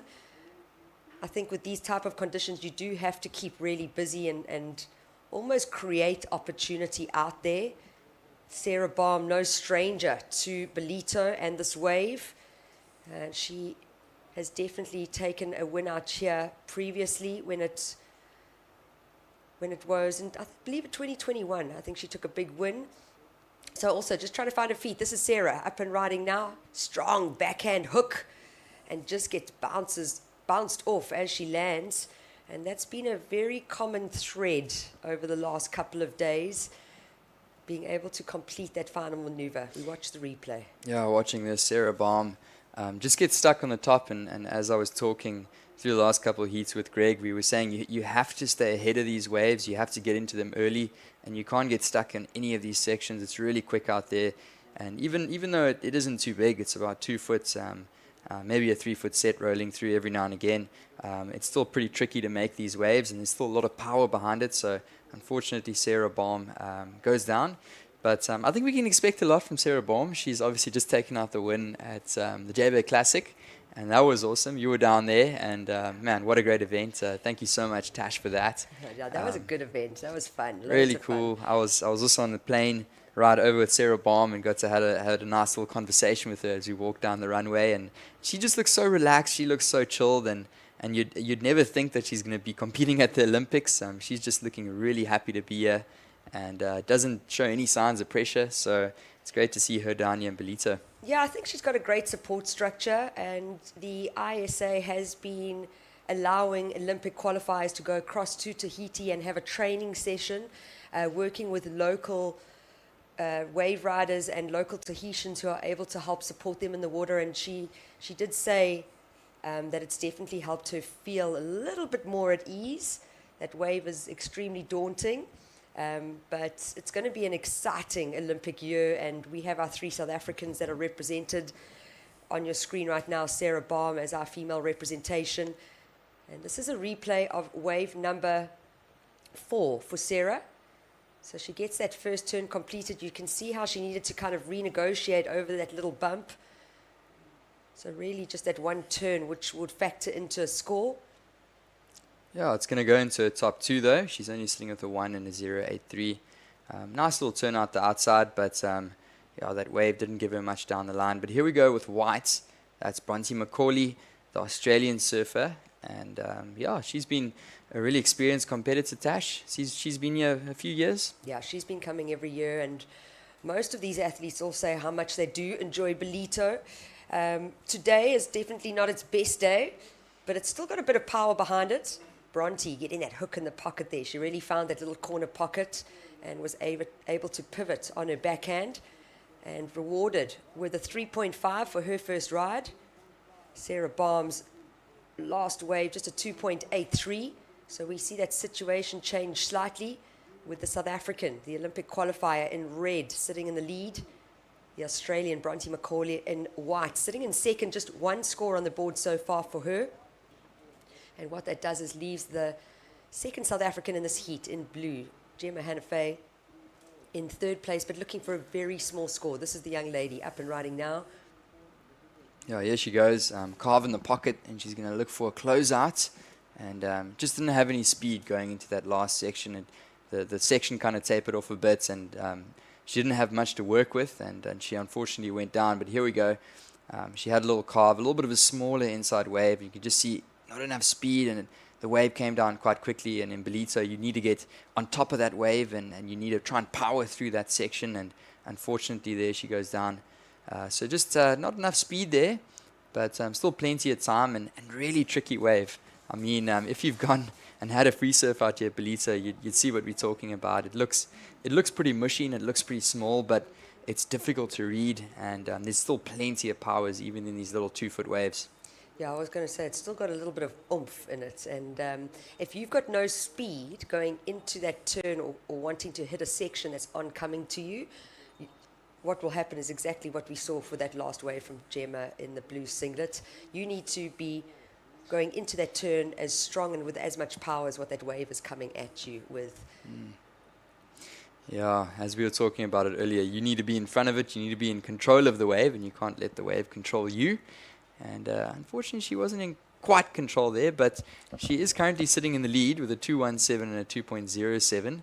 So lots of mid to low scores dropping in here, Tash, and hopefully we see some bigger rides come in with 9 minutes remaining. Yeah, I think we're going to see these placings shift throughout the heat with small scores like that. And as soon as one of these ladies find an average score, not even a good score. So an average score, anything from a 4 to just under a 6-point ride. If they get anything like that, you're going to see that person advancing through. And it was something that we saw yesterday as well. The athletes that secured an average to good score at the start of their heat, most of the time were advancing through. And very, very small conditions for Ballito. It's very unusual for this time of year, but I must be honest, just in South Africa and with our winter season, we really haven't had a proper winter just yet. Hopefully it's late. Hopefully it does arrive. But we are looking for those big swells that usually come pounding along the coast in winter from Cape Town all the way up at the coast. Yeah, it looks like just out of view, Gemma Hannafay also going for this one. And she's going to get a turn off the top. Can she ride out? And really bumpy, challenging wave over there. And unfortunately, she can't hold on. So as we were talking about yesterday, Tash, just compressing and trying your best to stay low on your board. It looked like she gave it her best shot there, but unfortunately, she got backed off there. Yeah, that was a pity. That turn was looking good, and it definitely would have helped her situation right now. But we've got to remember, the Australian in white, only one score, the highest single wave score of the heat so far, 3.5. So as soon as she finds that second wave, we're going to see a change in situation. Currently, it's the two South Africans in the lead, but this is Bronte McCauley. Yeah, here she goes, and just one big backhand blast, and you got to think she's going to go into the lead with that. She was looking for a minuscule score of a 0.33, and I really like how vertical she got on that maneuver. Yeah, nice quick pop up into the lip, and was able to rotate that board and ride out of it very comfortably. We haven't seen the Portuguese surfer find any wave of substance just yet, but she does have priority with 7 minutes on the clock. And we're just going to wait for that last score of white to drop in. Up and riding. That was the Portuguese surfer Lopez, Mafilda Lopez. Incomplete, unfortunately. And this is wave number 2 of the Australian. That is going to be a keeper for her for now. Yeah, watching our surfer just in the blue hopping off the back. So definitely out of those 3 replays that we saw, we really enjoyed watching Bronte McCauley. And that wave is going to come in shortly. Of course, really experienced competitor. She's competed at the CT level. She competed on the Western Australia Margaret River Pro this year. And here she goes again. So showing us that she's got what it takes. That's a nice turn. Can she hang on? Ooh. On that, the rocks. That rocky outcrop just popping up. You know what? They're so dedicated. But I mean, she's literally standing on some pretty rugged rocks at the moment. And it just showcases how small the swell is. So she got those 2 turns in. Up and riding now. This is Mafilda Lopez. That is going to be a counter for her when we look at the scorecard at the moment. Just a 0.83 and a 0.43. So not looking for a big score to advance, but it's going to be wave number 2 and wave number 3 from Bronte McCauley in white. That's going to definitely shift this current situation. Yeah, she's definitely going to drop in the highest number of the heats, and she already owns a 3.5, and she's just building upon that. And in this replay, that was her last wave, nice opening carve, and she looked like she was going to compete it, but she had to jump off with the rocks, popped up right in front of her, and I'm sure the ding repair guys, Lucky, is going to be pretty busy with all these boards and the rocks popping up. And then we also saw our surfer from Portugal, and that was a little bit better from the Portuguese lady, so we do have a couple scores coming in. Yeah, and with 5 minutes on the clock, we are still waiting for those scores to drop, so judges thinking about it. And then we didn't see a wave from Sarah Baum, but it looks like she dropped in a 4.23. That was wave number 5 for the South African. Yeah, we must have missed that one, but yeah, it comes in as a decent number. And what that did, it doesn't affect the requirement for Bronte McCauley so much. Yeah, watching our Portuguese surfer, that was just a replay, and she just had 1 turn off the top. That section was coming down quickly, but she managed to get enough speed to just hop onto the top of that section and to complete that. So I'm sure that is going to factor into her top 2, Mafalda Lopez. She's currently sitting with a low score of a 0.83, so she's definitely going to improve upon her situation. But it looks like that score has come in for white. Second wave of white. We're actually still waiting for a third wave from Bronte Macaulay, but that was the two-turn combo that she got, a 4.67. And now you can see how that requirement has changed quite drastically for third and fourth place surfer, the South African Gemma Hannafay in blue and the Portuguese surfer Mafilda Lopez in the green singlets, so both needing an average score with time winding down. Sometimes I think with these conditions, priority is not necessarily the best thing to hold on to. You almost want to be hunting for waves, looking for opportunity. Yeah, definitely, Tash. I'm reminded earlier watching the men's rounds, and Rodrigo Saldana, he was just operating under that priority. He was throwing down some airs and some big scores, and then definitely a valid point there with these jumbled up conditions and the big playing field out here at Ballito at Willard Beach. You can see a view, so we've got quite a big playing field, probably about 300 meters at least, possibly a bit longer. Yeah, easily 300 meters. What we're looking at now is actually about 100 meters to the left of the main peak usually. And it's 100, 150 meters away from the actual tower where the judges are, but they do have cameras on them. They are able to visually see it, and then they've also got the replay to be able to work with if need be. Yeah, that was just one quick turn for Bronte Macaulay. I don't think that's going to go into her top two, but our surf in the green now up and riding. The Portuguese surfer, that's a nice strong turn off the top. And it looks like she's got a brace on her front ankle, so maybe just with a little bit of an injury there, but that powers through that turn. It's just one turn though, so score to drop in for green, but it looks like that other ride for white has come in as well, Tash. Yeah, it's just putting Bronte Macaulay comfortably in the lead. I enjoyed that turn from Mafilda. Nice and strong. Looked like she's in lots of control. She's sitting with a 0.83, so needing to get rid of that, and to have your high score is a 2.73. You're also wanting to change and replace it with something stronger. Important ride here with 90 seconds on the clock for the young South African from East London, Gemma Hannafay, and unable to capitalize on an opportunity there. So we see the Australian in the lead in the white singlet with a 5.5 and a 4.67, and that was her second and third wave that she found out in this heat. Sarah Baum holding on to that second with a pair of fours. Yeah, as you see the replay, and unfortunately this isn't going to be enough for South Africa. She's looking for a score up into the sixes, is Gemma Hannafay, and she's currently sitting in fourth position, and this heat's currently our surfer from Australia in the white in the lead with the South African, Sarah Baum, in second. But look at that, Tash. Our surfer in Portugal, from Portugal in the green, is looking for 4.27. So we saw her looking at that one. She didn't go. With 40 seconds, will there be enough time? Will she be able to get another wave to possibly go through this one? Well, I'm pretty sure we're going to see Sarah Baum in red sit on green, knowing that green is in third and only needs a 4.27. 30 seconds on the clock. Yeah, you can see her. She's just scratching. She's trying to get away from Sarah, paddling down the beach. But there's Sarah following her. And she's sitting in second at the moment, Sarah Baum, the South African. And she's going to paddle for this one. She has to take it, Tash. She had to take it. Very tough conditions, but gets that board up and over that lip. So with 5 seconds on the clock, are we going to see opportunity for the Portuguese surfer? Or are we going to see the Aussie in the white singlet, Bronte Macaulay, advancing through with one of the South Africans in red, Sarah Baum? Yeah, that looks like it was just a victory lap for Bronte Macaulay. We also saw a wave there from a red Sarah Baum. So it does look like those two surfers, Tash, are going to advance through.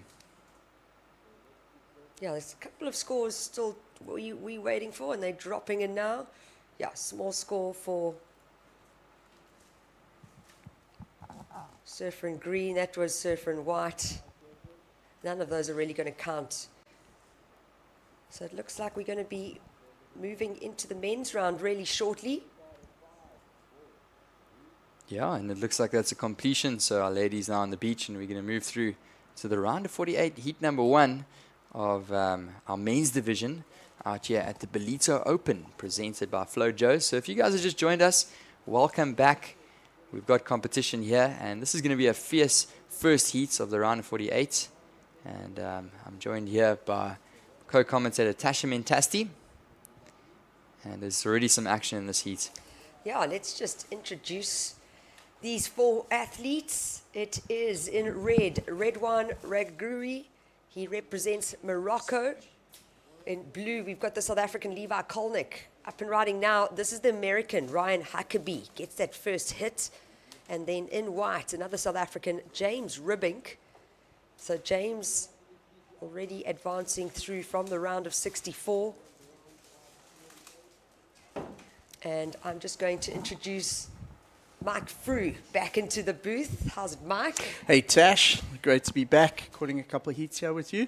And red hot action as we head into round of 48 here in the men's. Some big names in this round. Yeah. I saw a lot of people running down the walkway, hearing some of the names just in this first heat. Oh, that's fantastic. And it's, you know, it's quite incredible to see so many big names in the, it's small QS 1000.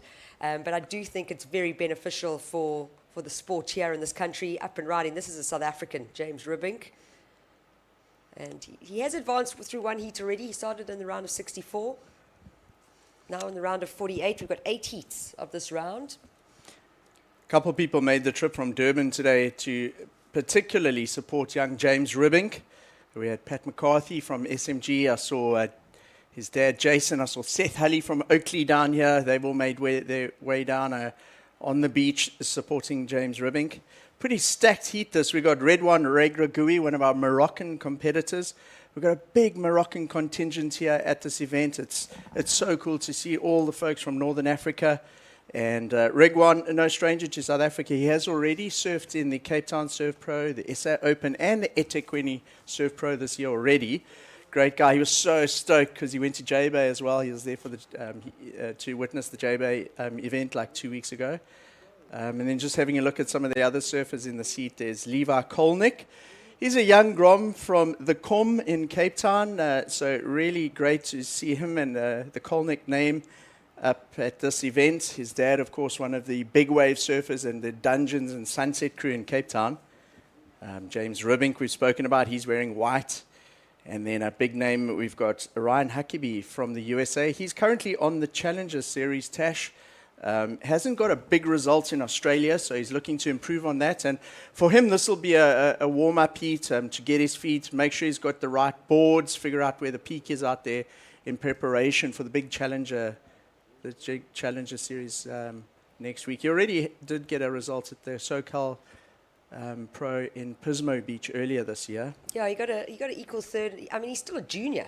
And then surfing on the Challenger Series, it's quite exceptional. And there's quite a few athletes that are doing that. So up and riding, that's Levi Kolnick, holds on to that one. He has definitely grown and got taller. I haven't seen Levi for a while, but you're right, he's come through the Surfing South Africa SAST, and it's wonderful to be able to see him in Ballito and out here at the Ballito Open, presented by Flojos. That was Redwan Ragagui. He definitely likes getting to the air, and I just want to speak a little bit about, you know, being able to have so much more African representation, especially under these WSL events. We have representation from Mozambique, Madagascar, Morocco, and South Africa. I was hoping to see Senegal represented as well. And it is challenging to travel through Africa. It's quite expensive as well, but the Moroccan Federation has been supporting these guys to get them here. Live action, though. This is James Ribbink. Also, he was in J-Bay, and he somehow found a 3-turn combo, which we haven't been seeing lately. It's definitely going to be a keeper for the young man. But I think the South Africans have welcomed these Moroccans. And like you were saying, they did come through in March to compete in the 23-24 QS season.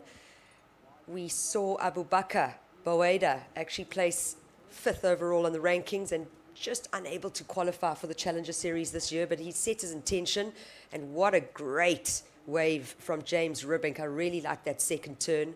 So much flow, so much speed. Made it look pretty easy out there. James, that wave feeling, I reckon, quite familiar to him. It's kind of like a bit of an onshore day at the New Pier. He's used to these type of waves and up and riding. That's Levi Kolnick, our Cape Town competitor. Quite interesting on this, Tash. It looks like Levi's actually wearing booties. So Ballito is actually a warm water climate. The surfers are wearing wetsuits, but it's not freezing cold. And often you see the Cape Town surfers, when they surf here, they're so used to wearing booties that it feels strange for them not to wear them. And as we see is the case there, Levi Kolnick bringing his booties up from Cape Town. Yeah, we've seen it over the years. Sometimes the Cape Townians don't surf with wetsuits and they get absolutely rashed up and feel very uncomfortable. And I mean, I think it's the same for us Durbanites. When we put booties on, we feel like we can't feel our board. Once you get into booties, to not be wearing them, it feels almost too slippery, you know. So he's found his comfort zone. He knows what works for him and doesn't need a big score to move from fourth up into second. Levi Kolnick up and riding now. He's got a big section ahead of him.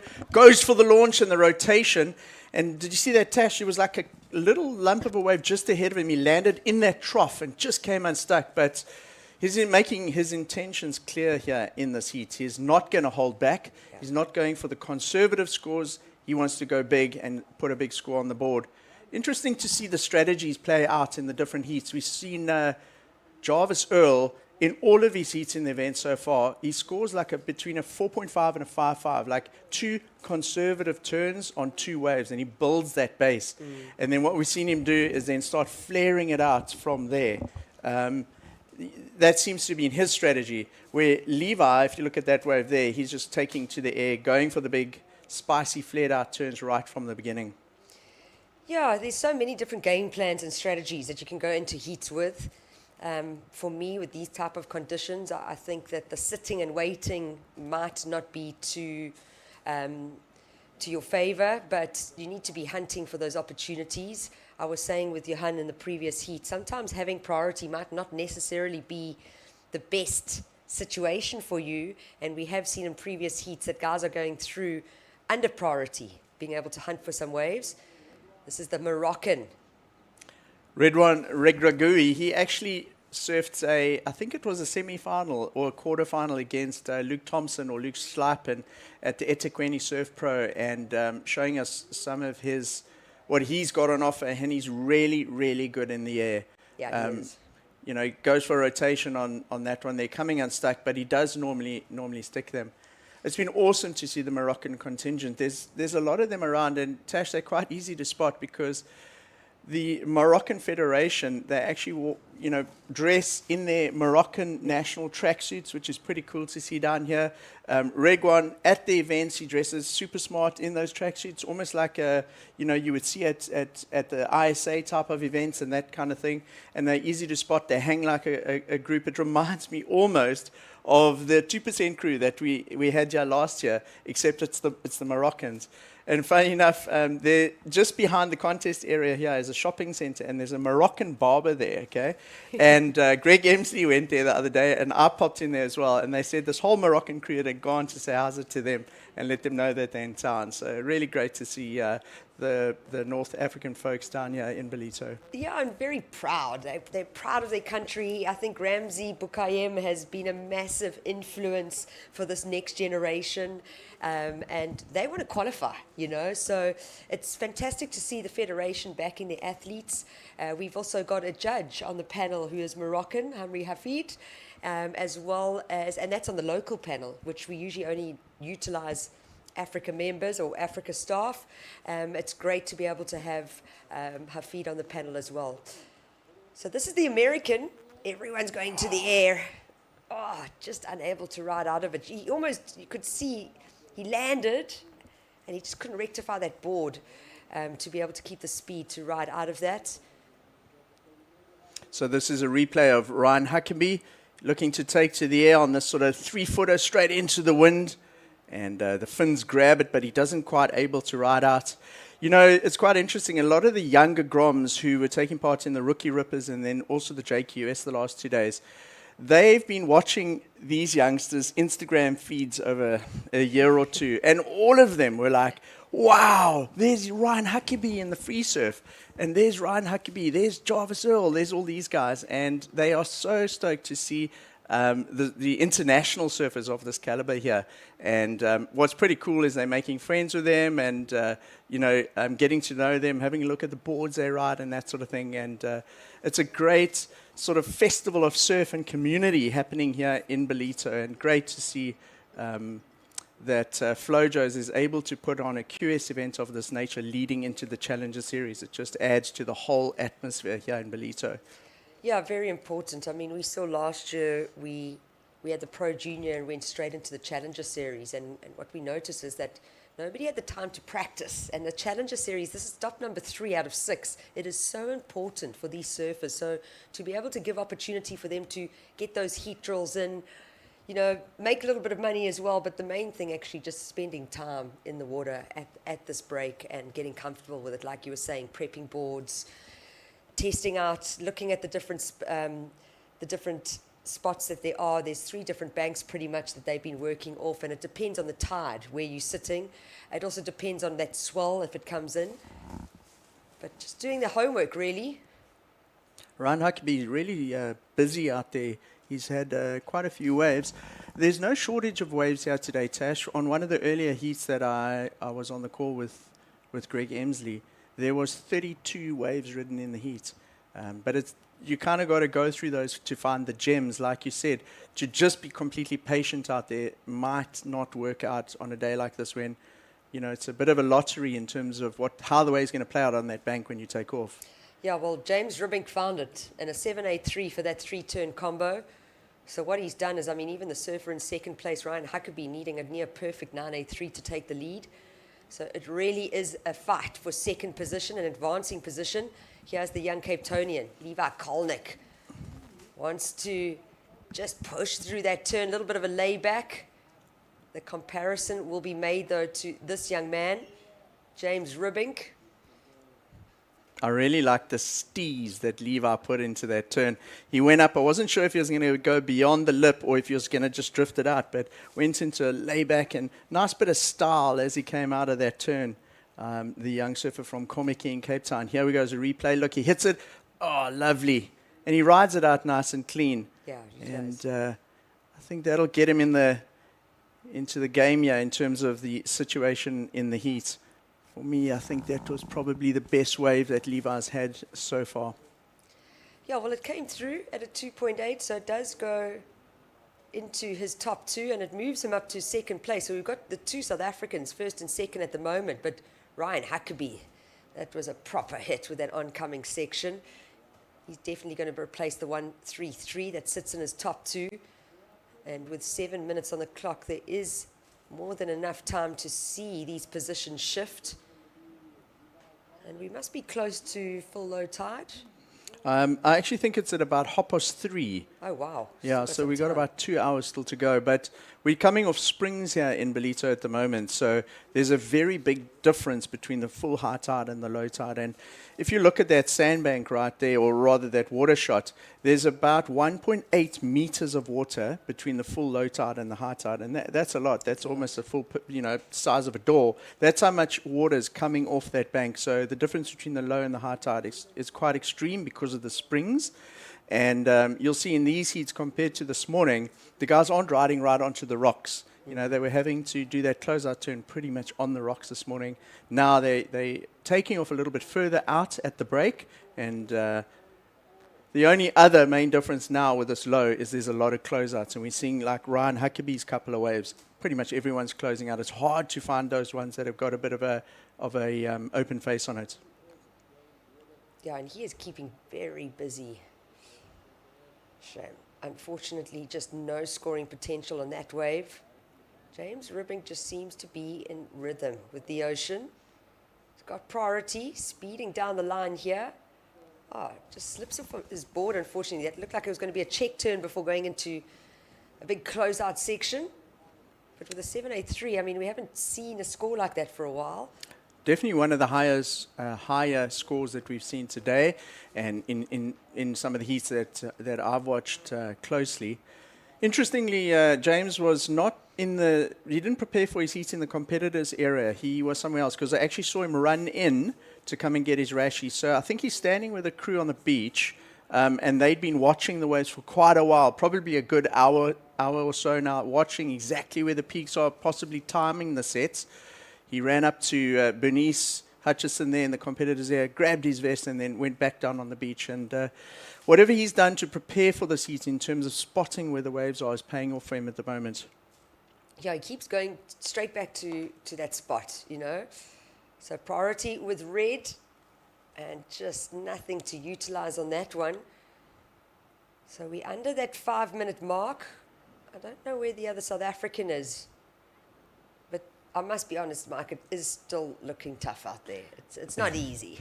Nah, this is, this is a typical KZN afternoon conditions. 2 to 3 foot surf, light northeasterly wind, relatively warm water. These are the kind of conditions we get most of the year in KZN. And what happens is you're generally quite calm in the mornings up until about 12 o'clock. That onshore northeasterly wind comes up like it is today. Fortunately, it's not as strong as yesterday. It was pretty hard yesterday. The northeast only about sort of 10, maybe 15 knots this afternoon, so it's not like kind of churning or messing up the surf too much. But obviously, all surfers out there, they got the same playing field. They got exactly the same conditions to contend with. So they've just got to apply the right strategy in order to beat 2 of the other surfers. If they can do that, bang, they're into the next round. Yeah, and you almost want to find a wave that's like got a little bit more water on the bank. Big rotation there for Ryan Huckabee. So he is up into second. Levi Kolnick back down into third. And Redwine not able to find any wave that's going to offer scoring potential. This guy's known for his aerial antics, if you can call it, and he's able to boost and punt some really nice big airs and technical airs. So he's just going for it. And Greg was saying in an earlier heat, Greg Emsley, that sometimes you're falling like that. It can be quite demotivating. You're like, why do I keep falling? What's going on here? You can either sort of approach it in that way, or you can go, right, I'm just going to keep going because I'm going to stick one of these. And when you do, you're going to move up the leaderboard in the heat. Yeah, you cannot give up, absolutely. But many, many waves being ridden so far. We're looking at almost 24 rides in this heat alone. And the biggest score being from James Rubink in the white singlet, a 7.83 and a 5.5. The next biggest score is from Ryan Huckabee, who currently sits in second. That's the American in the green singlet with a 3.5. James Rubink has surfed quite a smart heat here. That 7.83, he went out there confident, found the wave that he wanted, it surfed it almost into the perfect bracket in terms of scoring. And that really set him up for a solid. Well, he started with a 5.5. That's right, so 5.5, sorry. He started strong with a keeper already, so I think that helped with his confidence. And then he went into the 7 range with the second good one. And I'm just wondering, sometimes you almost want that a little bit more water on the sandbank, that second wave.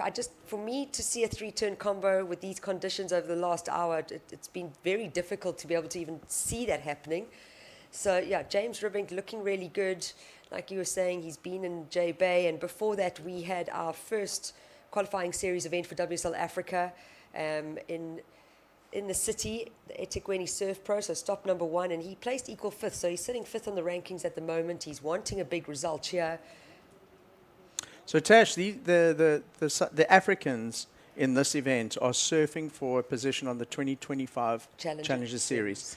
What happens to the international competitors that are taking part in this event in terms of points and that for them?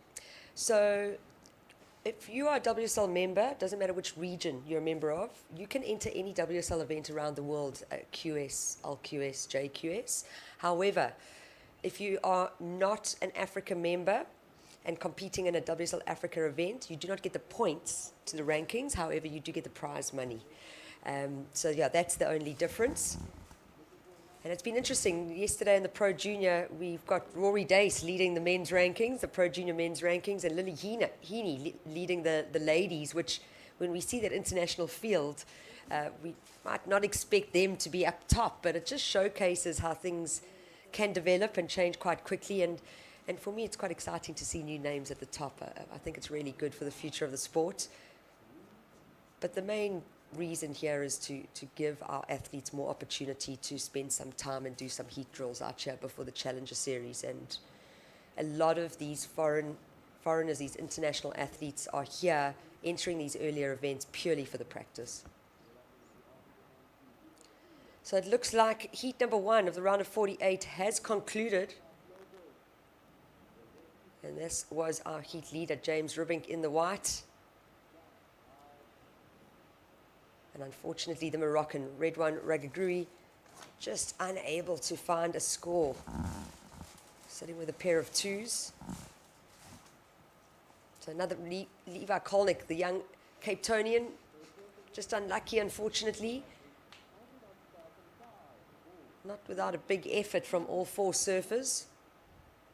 And I must be honest, Redouane's actually an incredible longboarder, Mark. You wouldn't think that, but he's 3 times Moroccan longboard champion and a shortboarder, so really talented. And we move straight into heat number 2 for the round of 48 here at the Ballito Open, presented by Flojos. Up and riding straight into this.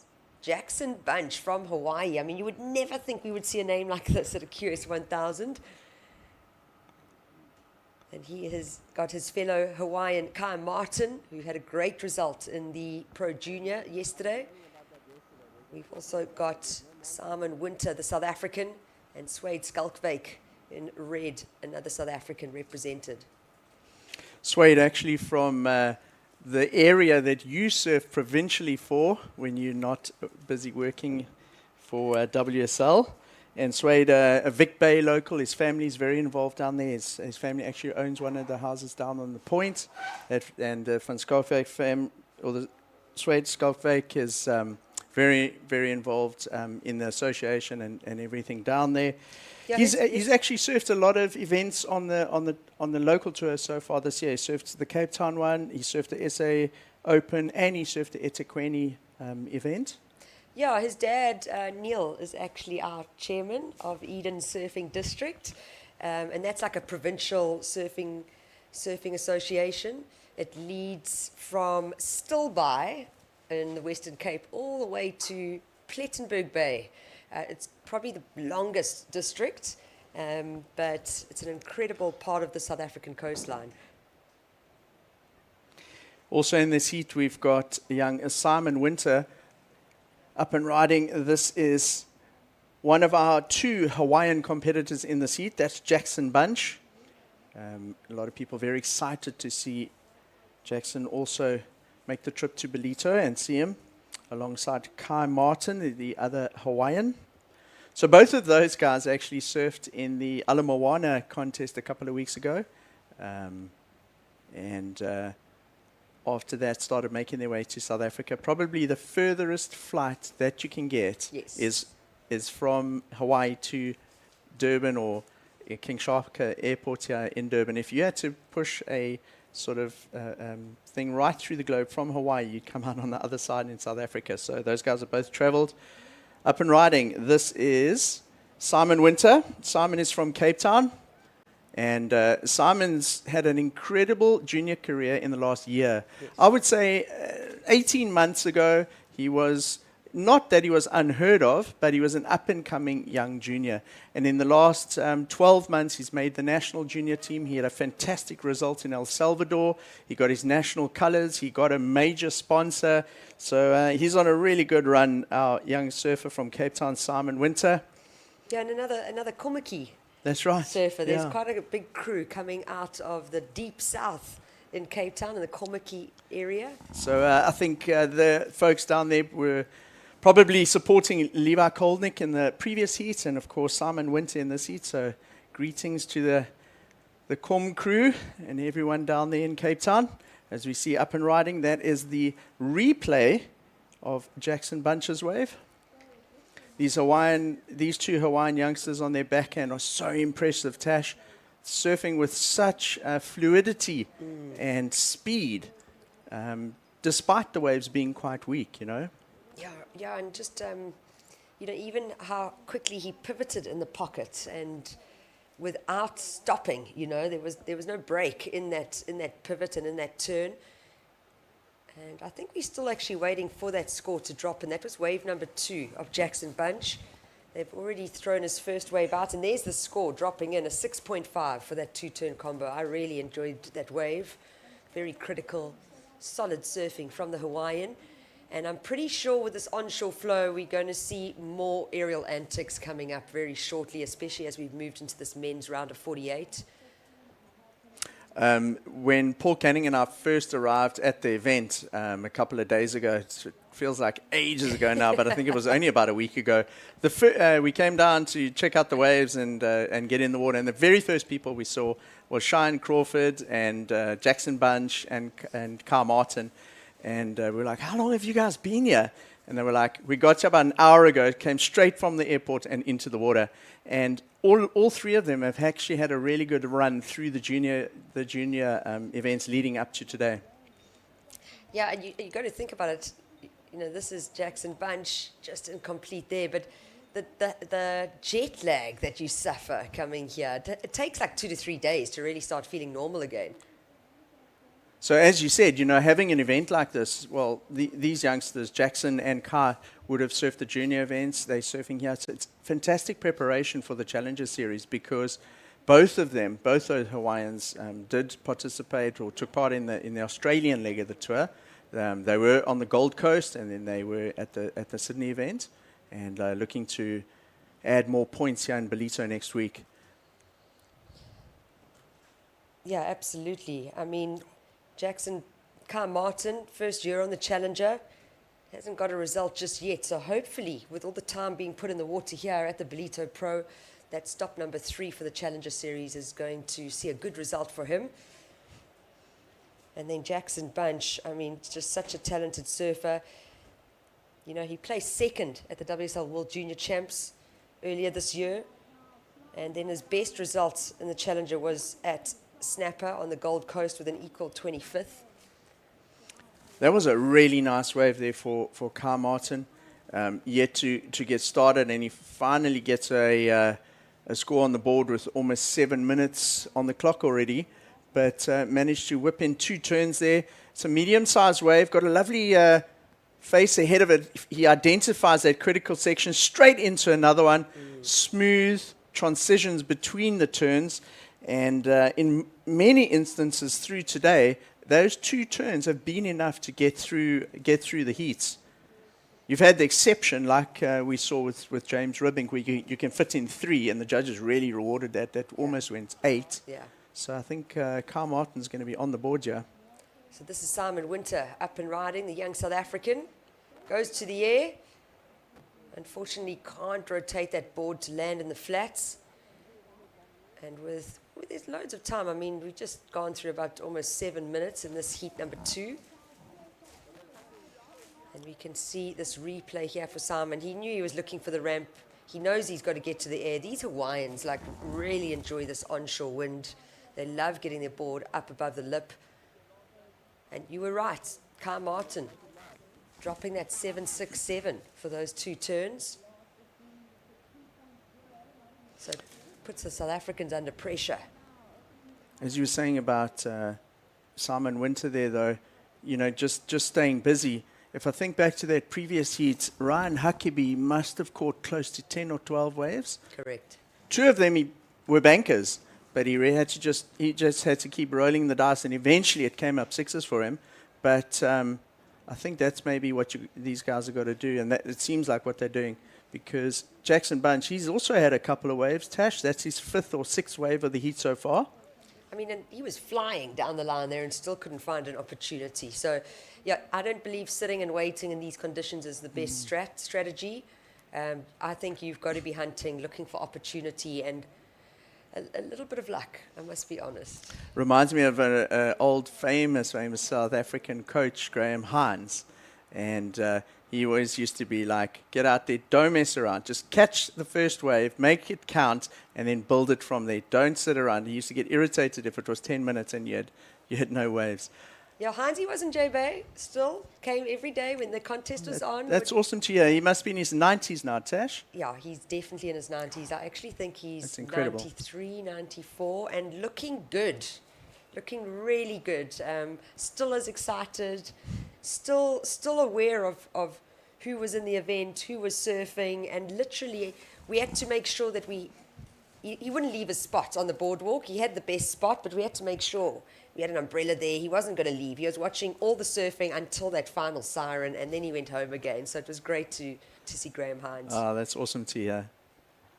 The Hawaiians seem to have be getting a bit of a stranglehold on the heat here, Tash.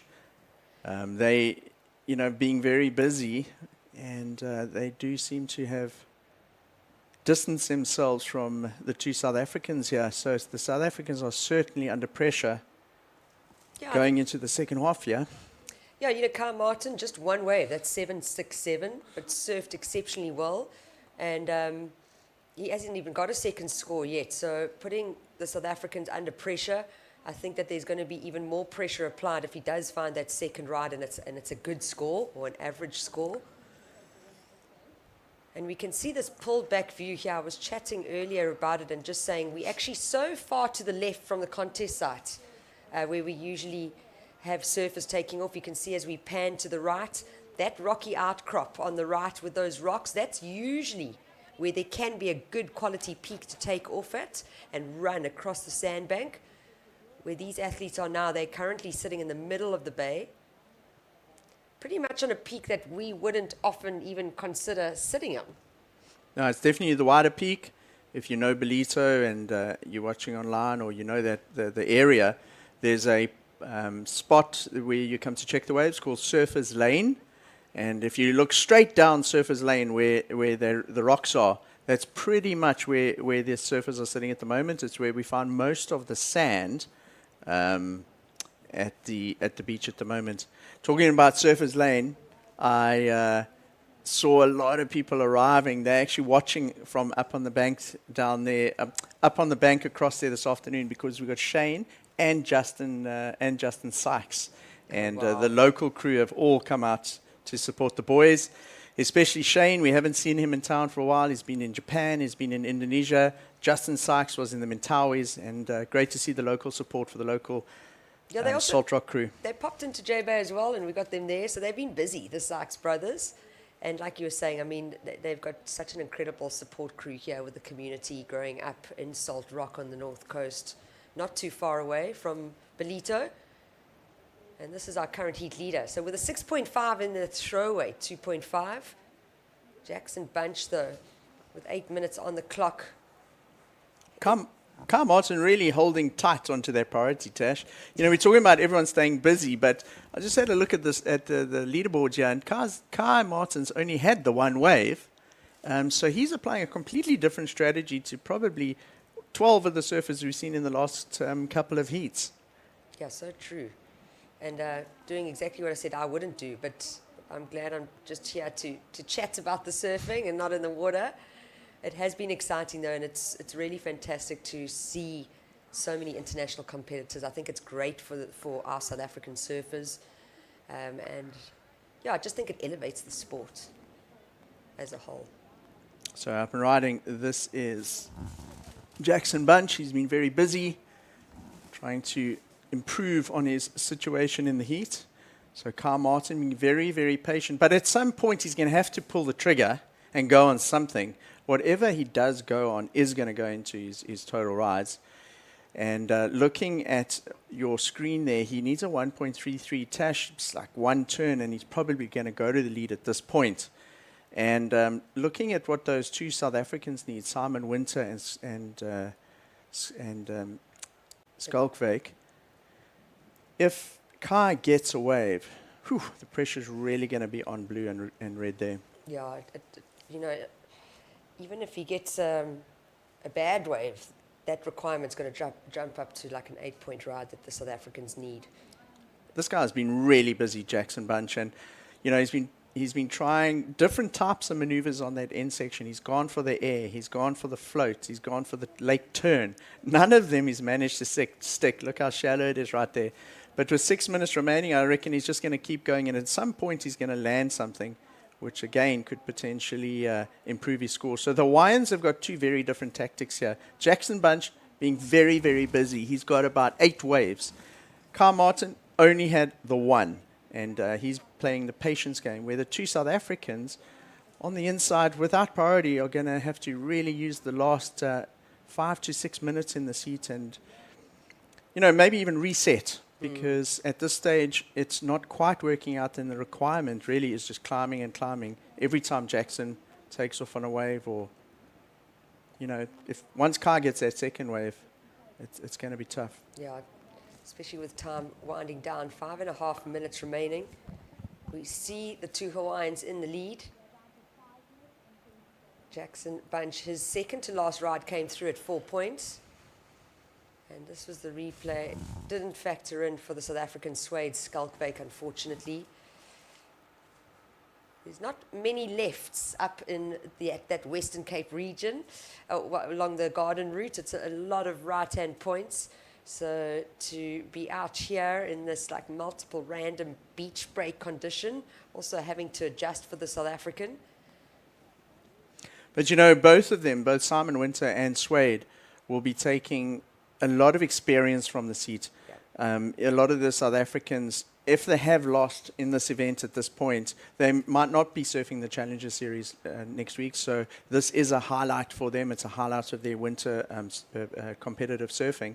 And they'll be able to break it down and see, where did they go wrong and what did they do right in the heats. And, of course, surfing against the caliber of Jackson Bunch and Carl Martin, it's quite a thing to surf against surfers of this caliber, and always good for your surfing CV, I guess.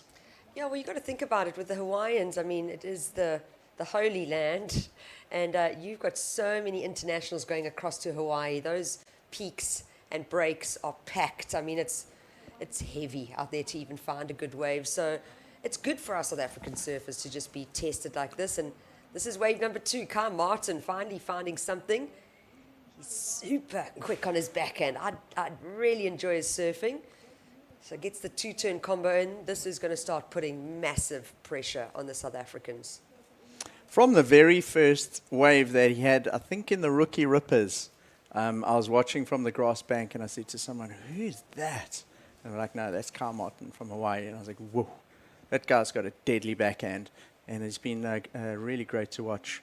And whatever that score comes in at, it's going to put a bit more pressure on the South Africans. So with 3 minutes to go, Tash, it's going to be all or nothing when Simon Winter and Suede Skalkwyk take off on a wave, because they're going to require something pretty big.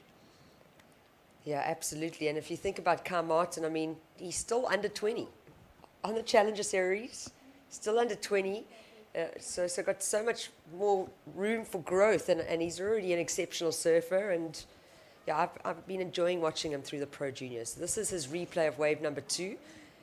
It came in at a 5.17. So what it's done to our South Africans is both Suede and Simon looking for a near perfect 9.5 and 9.8 respectively. And as we know, competing, it's never nice to hear that. But you've got to take some positives out of it, and this is potentially their biggest event. Well, Simon has been to Worlds, but Suede, this is maybe the biggest event that he has surfed before. He's got that experience now. He knows what it's like to surf among some of the world's best, what it's like to prepare for a heat. It's been so interesting. Some of the younger South African guys and girls have said to me is that it's been interesting to watch how these international competitors prepare for their heats, especially a person like Jarvis Earl or Sierra Kerr and those kind of names. These kids are watching. What are they doing? And how can I apply that to my strategy before my heats? And so you're learning little things like that you can apply in future competition. So although it could be a loss there, it really is a lot of positive you can take out of here. And big props to WSL and Flojos for putting on an event like this before the Challenger Series and giving the South African surfers in particular an opportunity to compete against the big names in the world. Yeah, I think it's important, and something I've always said to the surfers that I've worked with over the years is take a lesson from the loss. part of competing is losing, especially in our playing field that's forever changing, you know. So you can't beat yourself up. Rather take something from it and then let it go. You know, take the lesson from the loss. But this is Suede Skulkfake's best wave.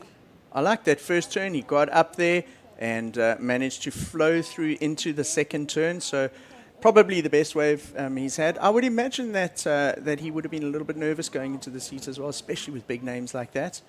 But a dominant performance from the two Hawaiians, confident performance. You know, both of those guys have got Challenger Series experience. They've got experience traveling all over the world, and they've applied that right here very well in this heat. Yeah, absolutely. So quick off the top. Makes it look very easy as Kyle Martin, and with that 517 he took the lead. Jackson Bunch in second, also very strong backhand. Very similar styles, eh? Very, very similar. He looks happy, smiling every time he wipes out. That Hawaiian crew have been sitting just down on the beach from Surfers Lane, and they've been cheering each other on, and it's been great to see. Yeah, it's important to be having your crew around you, keeping that positive energy and momentum going. So it looks like this heat is going to wrap up. We can see a few more scores just to drop in before they move into the next heat.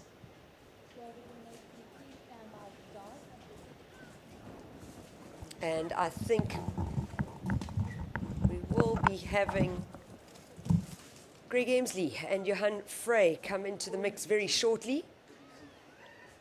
So that was Jackson Bunch's last wave. Still waiting for that score to drop in.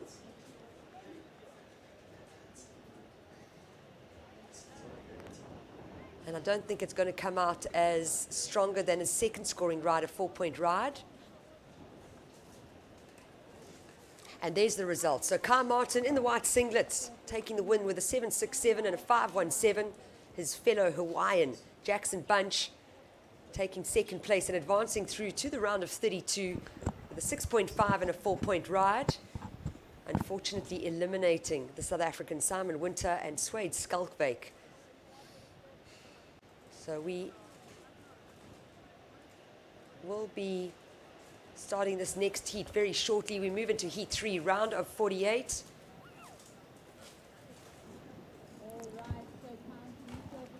And I'm going to be introducing heat number 3 very shortly. My name is Tashamin Tasti, alongside me Greg Emsley. But I am going to be bringing in Johan Frey very shortly, who's going to talk his way through with Greg for this heat number 3. It is the Ballito Open, presented by Flojos, the QS 1000. So please stay with us. Welcome to KwaDukuza, the destination for all seasons. KwaDukuza is not just for thrill seekers, it's a family-orientated destination too. Stunning beaches where sun-kissed sands meet crystal clear waters. Our town has a range of child-friendly offerings that will keep the whole family entertained. For a magical wedding, look no further. KwaDukuza offers exquisite wedding venues that will create memories to last a lifetime. It also shines as an event tourism destination. World-class events like the Ballito Pro, where top surfers ride the waves, Heritage Day, which is used as a cultural celebration of King Shaka's life every year, and the Ballito Big Week, a celebration of music, food and fun for the whole community. KwaZulu-Natal's a premier conference, strategic planning and team building destination, which is enabled by its close proximity to King Shaka Airport. Nestled amidst the natural beauty of South Africa's east coast, KwaDukuza offers a truly captivating setting for your next corporate event. KwaDukuza, the heartbeat of the North Coast, invites you to explore its beaches, enjoy thrilling adventures, create family memories, celebrate love, and discover its rich heritage. Start planning your unforgettable journey to KwaDukuza today.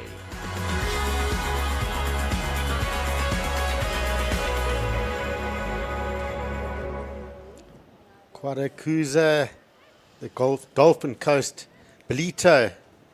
If you're not planning to come here over the next week, change your plans and get here, because we have got great surfing on the way. And look at this heat on our hands, Johan. We've got Luke van Wyk in red, powerhouse goofy foot South African. Shane Sykes, as we see van Wyk up and riding on this wave. So strong surfer, and gets the little finish there. Shane Sykes just back from Japan. He is in blue. We see Ryan Canalo, former winner of the Pro JQS here. And we've also got Carly Vast, who was on fire this morning as well. So interesting matchup. On paper, this looks like one of the heats of the day for me. Yeah, 100%, Greg. We're so stoked to be back here in the booth taking you guys through this one. And we got some really stacked surfers coming up in this heat. 2 South Africans, a Brazilian, as well as a Tahitian surfer representing the French flag. And here we go.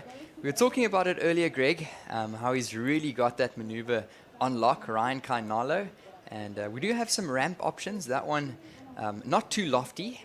And we'll see some scores drop in shortly. So it's going to be a very exciting heat. Welcome if you guys have just joined us. This is the Ballito Open presented by Flojos.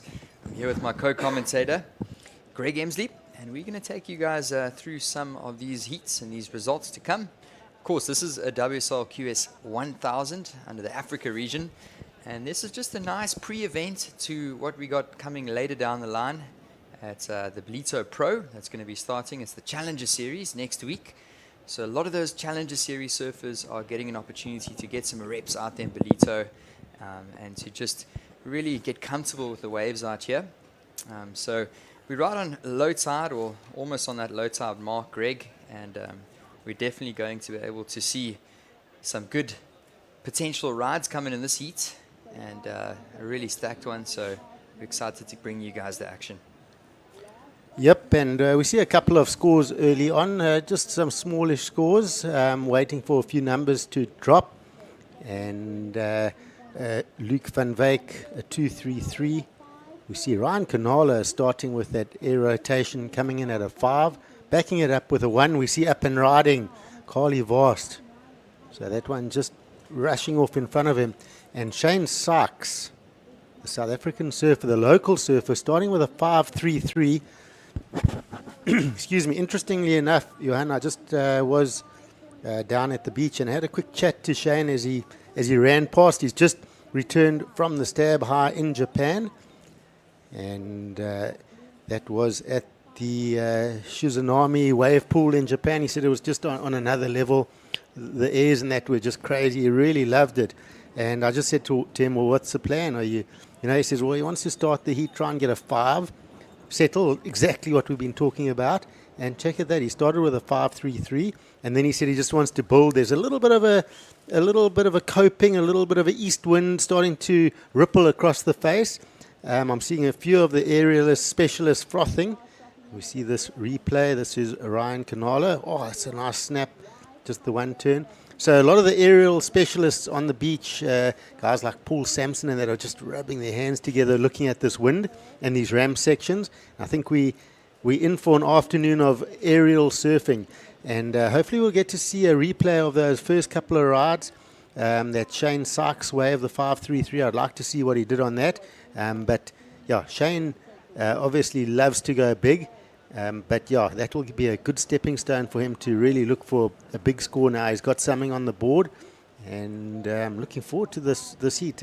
14, just under 14 to go. Some nice sections out there. Yeah, definitely. A really stacked one, Greg. And also chatting with Shane just a couple of weeks ago in J-Bay. He surfed the trials down at the J-Bay Classic, and then he jetted off all the way to Japan. And now he's back in his hometown here in Ballito, just living in Salt Rock up the street. Got a cool business with his family, Mi Asayi, and this is definitely one of his home breaks, and he's going to be feeling comfortable and starting off with a 5.33 and a 3.0, so not a bad start, but right on his heels is the young Brazilian Ryan Canalo, and of course factoring in Carly Vast as well. He's competed at the highest level on the CT. He was at the Shiseido Tahiti Pro earlier this year, and ended up getting a third place at that speciality event. We've seen him compete as a wild card as well at the top level. And then, of course, Luke van Wyk. He's an exciting, goofy footer out of South Africa.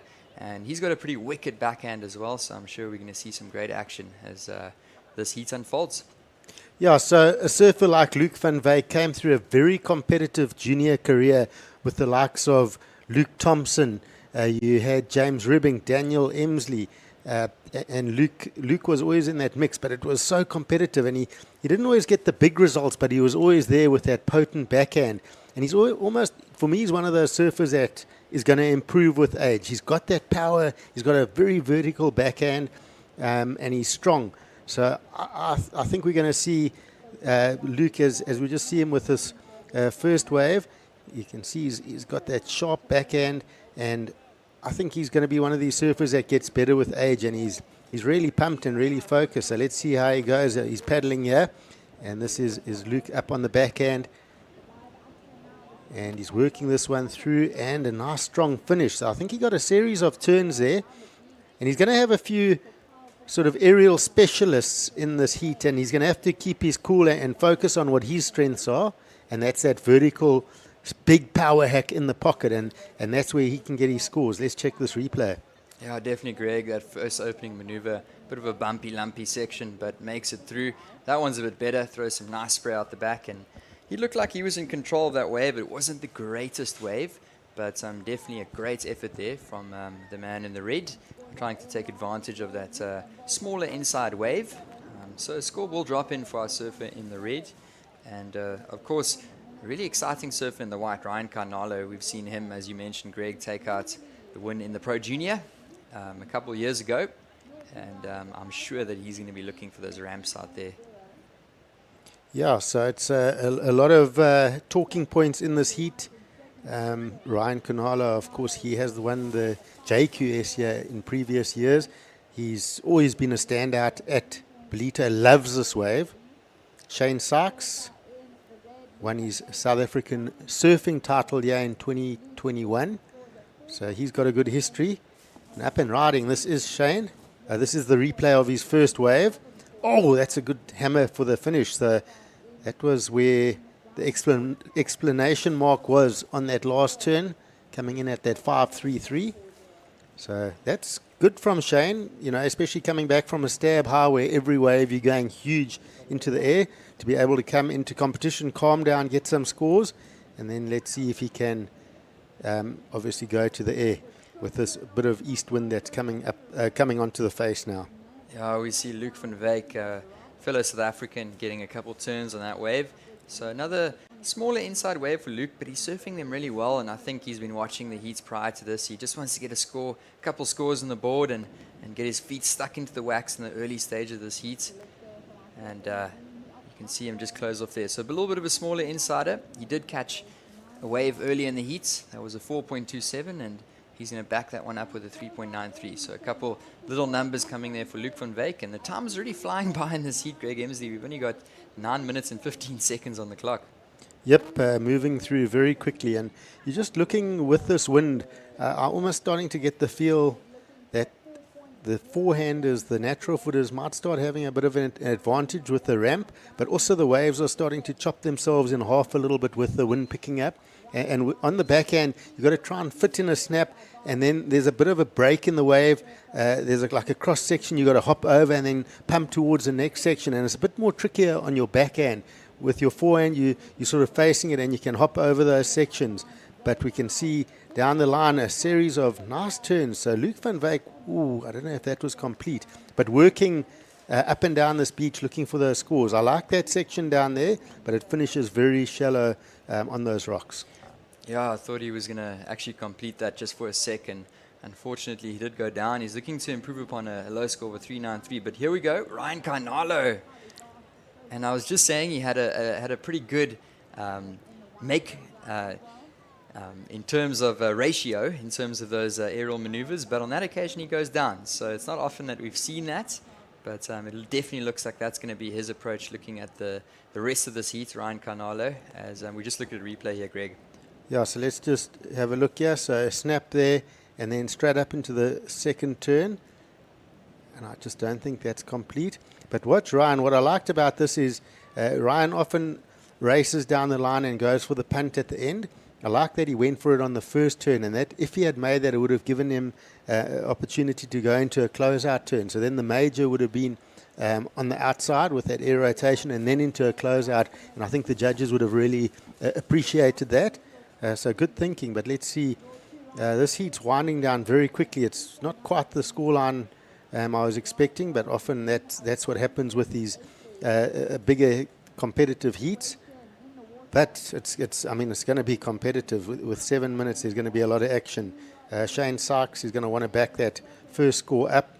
Luke van Wyk holding on to second, but Ryan Canolo with that 5-point ride, he's definitely going to look for something solid. And Ryan up on this one, snaps to start, comes around, and a nice little click to finish.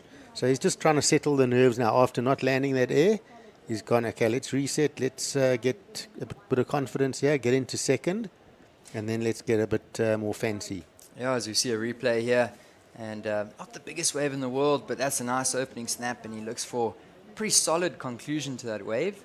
And I think he'd be happy with his efforts there. So Ryan Carnalo, he's a big, tall boy, still a teenager, of course. He competed at the JQS level out here at the Smith Shapes and O'Neill Pro Junior, and he's mixing it up here with the big dogs, and he's definitely a really promising talent out of Brazil. He's going to be competing on the Challenger Series as well, and what I like about Ryan is he's such a consistent surfer. He really seldomly falls on his waves, and as I was saying with those aerial maneuvers, he makes them about 8 out of 10 tries, and over there just looking really consistent and in control of that little wave. Yeah, and Ryan, of course, he's done a couple of years now. I think it's his second year on the Challenger. It's a little bit of well, it's a massive step up from sort of junior level. Of course, he's the ISA under 18 world champ in Rio in 2023. So, yeah, solid result there. And that's a solid turn from Luke van Wyk, just the one maneuver. So Ryan's junior career has been fantastic. Good stepping stone. Onto the second year into the Challenger, and we'll see, again, he's young. He needs to build. He's tall, a little bit lanky still. He needs to fill out a little bit, get a bit of muscle into his build, and then those turns are going to be very strong, and then he'll be able to really challenge the Challenger. Yeah, as you see just the replay there, that was our surfer in the red, Luke van Wyk, and Luke van Wyk, he's got a really good backhand so far. He's got a 4.27 and a 3.93, and he's looking like he's sticking to those rights, Greg. I think he's going to try and rely on that backhand of his, and he's just got to find a little bit of a better wave, has Luke van Wyk. But as I say that last one does come in at a 4.27, so he hops up to second, but I see a couple scores are dropping in for white. Yeah, so Ryan Carnala, that last wave with those two turns, fairly simple, but getting a 6.5. Are the judges telling him something? Is he listening? His best scores today have actually been with turns, not his airs, but he's really been focusing on the airs. Should he maybe not be looking at focusing on, a good setup turn and a major hammer?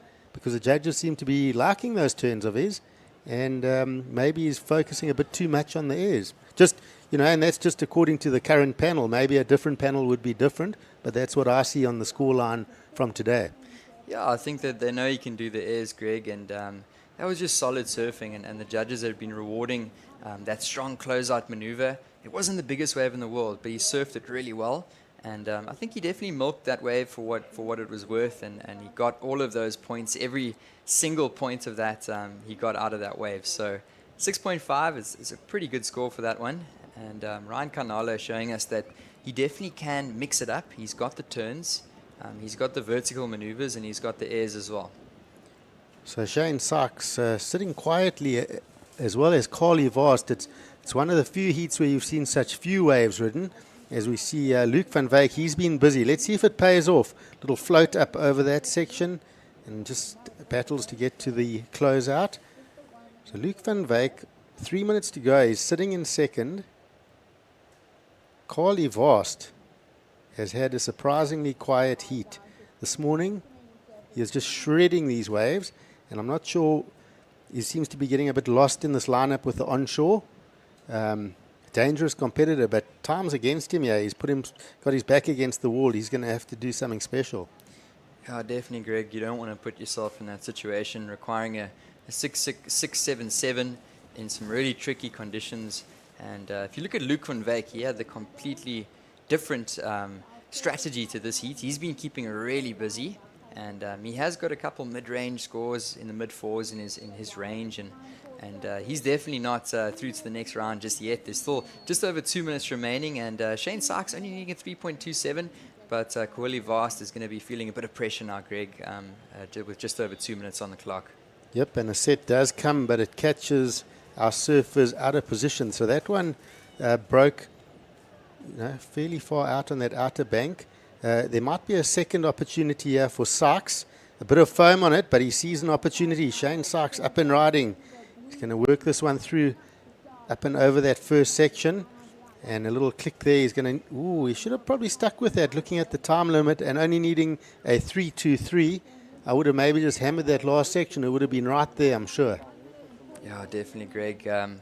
Opting to just kick out the back. He's not looking for a huge score, 3.27, as we watch the replay here. A little bit of a foamy wave. And Shane Sykes just tagging the lip there.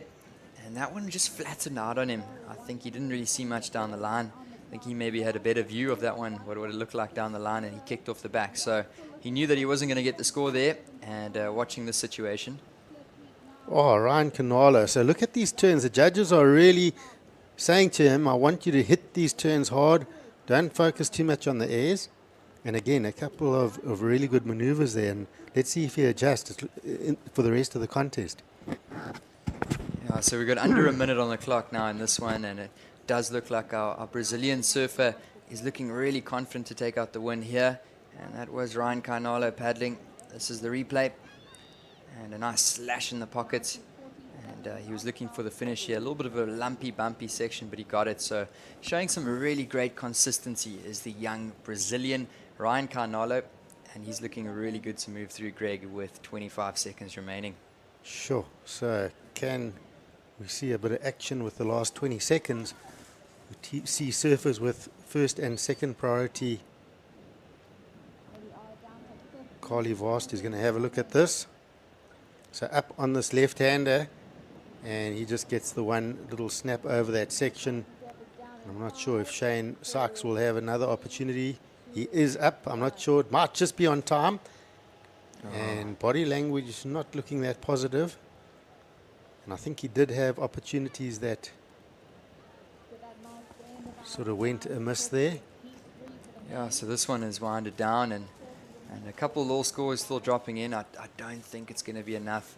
It does look like Ryan Canalo, the surfer in the white from Brazil, is going to take out the win in this one. So we've got no more time left on the clock, and we're going to move through to the next heat. So that was pretty cool. I enjoy how Luke van Wyk just stuck to his guns, surfed his heat. He didn't get stuck and focus on all the airs and what the other guys were doing. He was on his backhand and did the job and got through the heat. So we up into heat number 4. And conditions a bit tricky, but there's definitely a few sections. It's fairly straight across the bank, but it's when the sets comes, there's some nice bowls. And we're definitely going to see some of those aerial maneuvers into the afternoon, but don't discount those big power turns. I think our judging panel's enjoying that at the moment. Yeah, 100%, Greg. And we'll be going to adverts, so we'll come back and we'll see you guys for some more action.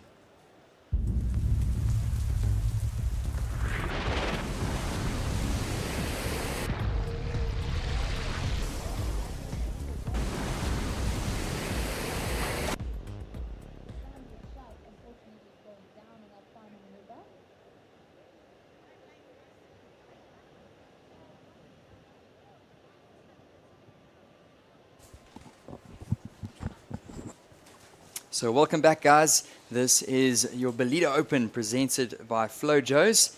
And we're greeting Greg MG just for one heat. And I'm being joined here by Paul Canning. So welcome, Paul Canning. And great to take you guys through this action. This is the round of 48, heat number 4. And introducing our surfers in the heat, we've got Joe Kennedy from Madagascar. We've got Levi Epinitos in the blue. He's representing South Africa. Then we've got Tali Wali. He's from Australia in the white. And then Shion Crawford from Hawaii in the green. So welcome to the booth, Paul. It's great to have you down here. And looks like we got some action already underway in this one. Yeah, thanks very much, Johan. Yeah, it's great to be in the booth with you. We've had an action-packed day. It's all been happening. We've been running tag teams down at the beach next door at Bathers, and we've got the Ballito Bowl skate jam happening later on this afternoon. But right now, the action's still hot in the water. I'm excited about this heat. I've got 2 O'Neill riders in this heat. I think we've got Levi Panitos and Shion, eh? Yeah, Shion Crawford. Yeah. So no, it's going to be exciting heat to watch. Yeah, so Paul Canning, really involved in surfing and the development of surfing, in particular the Ballito Pro from O'Neill. So we really appreciate what you guys are doing down here. And yeah, as you mentioned, 2 O'Neill team riders in this one. We've also got a stacked field in terms of countries and nationalities. We've got a Malagasy surfer in the red, so really exciting to see some talent come out of Madagascar. And then, of course, we've got the South African, the Australian, and the Hawaiian. So we're in studio here, Paul Canning joining me here for the broadcast. And we're going to take you guys through this heat. Of course, this is the round of 48, heat number 4. If you guys are just joining us for the Ballito Open presented by Flojos. And, of course, Paul, we're going to be leading into the big event coming up next week, the Ballito Pro. So how are you feeling as we run through these couple days? Yeah, I mean, we're on day 5 today already. It feels like we're so far in the event. We've run so many events. We had the Rookie Rippers at the start, and then the JQS, now the QS 1000. And yeah, it's been an amazing start to the event. And I think the swell drops off on tomorrow and Monday, but then there's a bit of a swell coming for the middle to the end of next week. So the banks are finally starting to come around the rocks a bit of sand filling into surfers here. And so, no, it's an exciting week coming up. And we're just going to see action here once again. So you can see all 4 of our surfers are out there, right on the right-hand side of your screen. We've got Levi Epinitos. He's a young rider from South Africa, from Melkbos on the west coast. And then all the way on the left-hand side, we've got Tali Wali, and he competed earlier this year at the WCT event. I think it was in Bells Beach, if I wasn't mistaken. So that's the young Australian in the white, really exciting surfer. And Paul, in the last heat, we saw a really tight battle. It looks like white wants to get underway with a good wave here.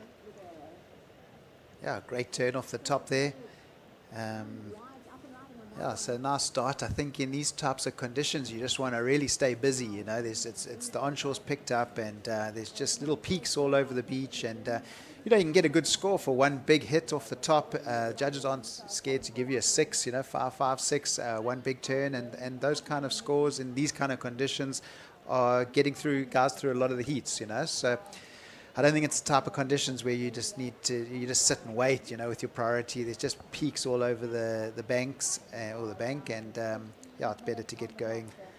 Yeah, here's just a little replay. I agree with you there. Sometimes the judge is just rewarding that one big turn off the top. Unfortunately, Joe Kennedy on that last exchange just got stuck on the top. Tali Wali did a little bit of a better job. He finished off in the white and got 2 maneuvers. So really exciting to see this heat unfold. And here we go with the young O'Neill team rider. That's Levi Panitos. So just watching some replays here, and we're going to have some scores dropping in. Here we go with Joe Kennedy. So some cool information about Joe Kennedy. He is from Fort Dauphin in Madagascar. I don't know if you've ever been to Madagascar. No. Really cool. A friend of mine went down there, and they went and visited Joe Kennedy. He's got a surf school, Lenda, in Fort Dauphin in Madagascar. And he does a lot for the local community in Madagascar, and he's a real role model for surfers, Malagasy surfers that are coming up. He's running programs and really getting into the development of surfing in Madagascar is Joe Kennedy. So really exciting to see him down here competing, and he's loving it. So yeah, great to have the Malagasy surfer as we see our surfer in the white, Tali Wali. And yeah, there's going to be multiple scores dropping in here, Paul. And this one already running down quite fast with 13 and a half minutes remaining.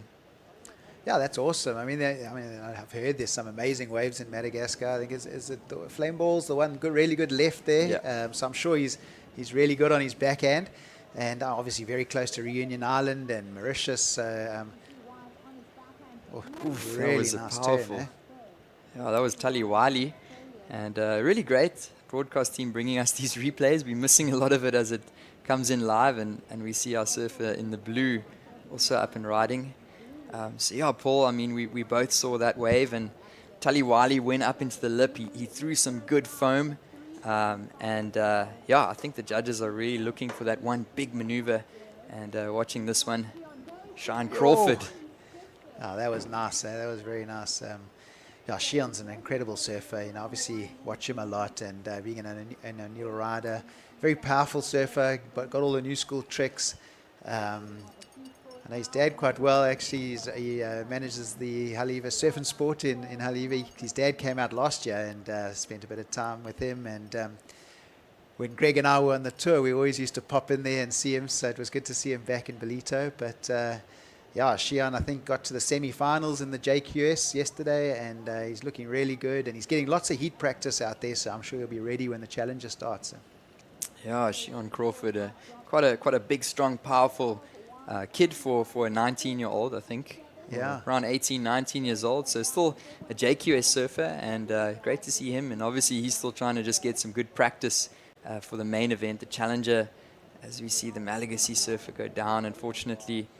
So there's quite a few scores dropping in. So far it looks like the best ride of 4.67 for first of white Taliwali, and then he dropped in a 2.10. So some tricky conditions today, Paul. This tide has completely dropped out, and you can see some of that sand that's been churning up, and it's looking quite lumpy and bumpy. So if you were surfing a heat out there and you had to try and find scores and the conditions were difficult like this, what would you be thinking? Yeah, I've been watching it quite a lot the last few days. Obviously, my son competing in all the junior events, and you really get to see that bank, And, I mean, it's very different to other years here in Ballito. Normally, the sand's up against the rocks, just on the right of the screen, and the waves kind of break off the rocks. But now the sandbank is in the middle of the beach, and almost quite left of the contest site. And every now and again, there's a very good left that comes off just wide of blue there. But you can't really sit and wait for them, because it's just, as you say, it's lumpy and bumpy, and there's just peaks everywhere. So I think the best is just to get going early and get scores on the board, like the guys have been doing in this heat. There's been a lot of waves ridden, and as I say, we've seen a lot of heats in this round. Guys getting through with 2.4s, 2.45s. If you can just you get your 2.4s or 2.45s, and then you find one good one and can't get a 7, and then you're looking pretty solid. But that's that wide sort of right bank there, just off, just on the left hand side of the contest area, and you find the right one like that, and it opens up, and then you can get 2 nice turns. Oof, and as you were saying that was Taliwali. He's already dropped in a second score now. So another one to come for white, but he did drop in a 5.67. So our surfer in the white, Taliwali, the Australian, sitting with a 5.67 and a 4.67. And look at that, Paul. Beautiful turn off the top. Yeah, I was a goofy footer myself. I love to see good goofy footer surfing like that, especially nice and powerful and into the lip. Beautiful bottom turn, great technique. Yeah, he's got a really good technique, and that board looks very good too. He's got a lot of speed out of it. Yeah, unfortunately, he couldn't complete that last turn, but definitely all of the meat of that score is going to be on that first turn. Really nice into the lip, and looking really smooth as he flowed into that one. So a couple scores to drop in, and Paul, it was really great to see. Obviously, your kids are also competing here, and Adriana, your young daughter as well, competing at the Rookie Rippers. She took out the win, right? Yeah, she took out the under 12, under 12 girls win, and but she's funny. She's there we just see obviously blue having priority there.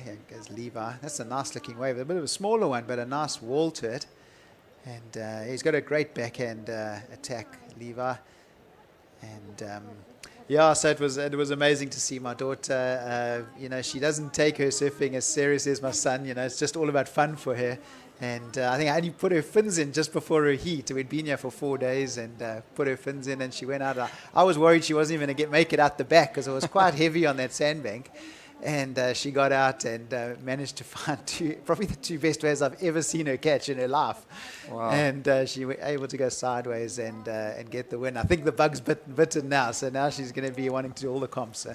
Yeah, seeing her lift that trophy up on the stage, I was just thinking, yeah, it's definitely something that's bitten right there. But yeah, just really great to see the family vibes down here at the Ballito Pro, and as we work through all of these different contests and the rookie rippers and the JQS and the QS.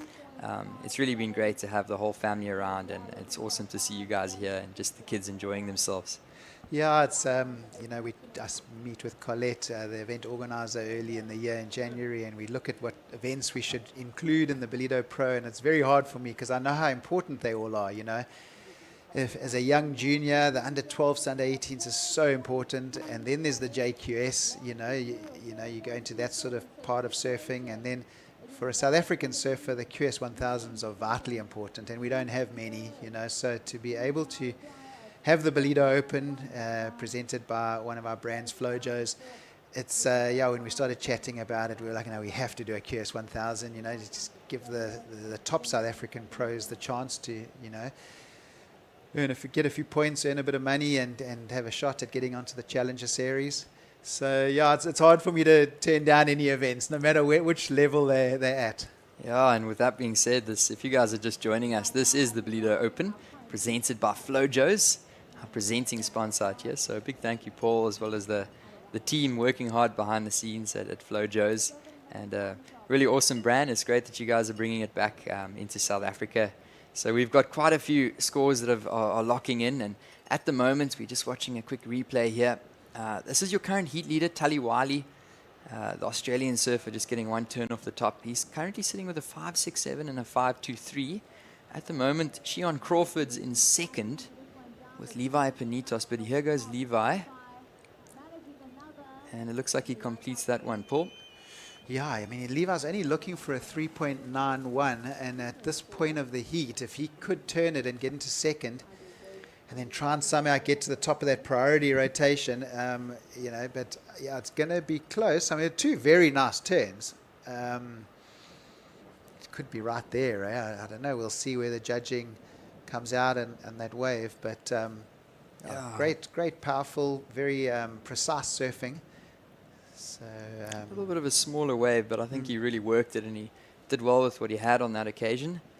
So the score will be coming in, and of course the Malagasy surfer now in fourth position. He's looking for a 5.61, and that score did come in, and it came through at a 4.47, Levi Panito. So now both of the scores that he's got in his two-score combo is the last couple waves, a 4.27 and a 4.47, and here we go with the Hawaiian.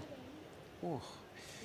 Yeah, Shion was only looking for a 1.24 there. He's obviously carrying that 7.5. So, Shion really won't need to do much to go to the lead here, having that 7.5 in his scoreline. So, I think it's going to be the guys fighting for second, really. Between Levi and Shion. And Shion should get a good, with that 7.5, But let's see where it comes out. We're getting close to the last 5 minutes here. I think Shion Crawford, at 7.5, of course, it's the highest wave so far in the heat. And we've been talking so nicely here. Almost missed it. Yeah. And he did drop in that 7.5, and it is the current highest wave of the heat. It was his second scoring ride for the Hawaiian. And I'm sure we'll get to see another replay of it at some point. But he's moved up to second. That last one at 2.93 for Shion Crawford. And it looks like he's looking confident now. He's found a little bit of a flow in this heat. And now Levi Panitos has got a number of a 5.97 to chase down. Yeah, it's going to be a harder ask now. He does have second priority. Great little insider there. Yeah, it's a little bit of a smaller one, and he was under priority there, so I think Shion Crawford just looking to stay busy as he's up and riding and tags the lip once, and he just kicks out. So I don't know if that's going to be factoring in.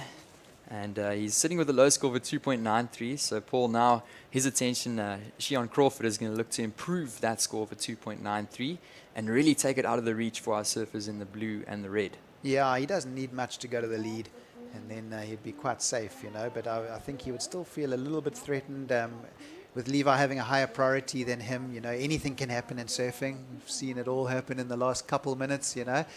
Guys turning the heat. So yeah, it's never over until the end, you know. So yeah, I'm sure you'd be still trying to get into that first spot. Yeah, we've seen a lot of these heats come down right to the last minute or so, and there's still 3 minutes on the clock in this round of 48, heat number 4. And if you guys are just joining us, welcome. We are here in the beautiful part of the world that we call the north coast of KZN, the Dolphin Coast. Haven't seen any dolphins here today, Paul. I'm not sure if you've seen some on the beach, but it's been a great day of competition nonetheless. Some tricky waves at the moment and a little bit of a lump and bump. Our surfer from Australia in the white is currently in the lead with the Hawaiian, Shion Crawford, in second. The South African surfer, Levi Panitos, I heard his supports on the beach the other day. His whole family's down here, and they've been cheering him on, so they are hoping he finds a wave, Paul. And meanwhile, here goes our surfer in the green. He's just going to look to operate Shion Crawford. But yeah, I think Levi is going to have some support on the beach and setting in second priority. Yeah, and as you're saying, I mean, Ballito is a beautiful part of the world.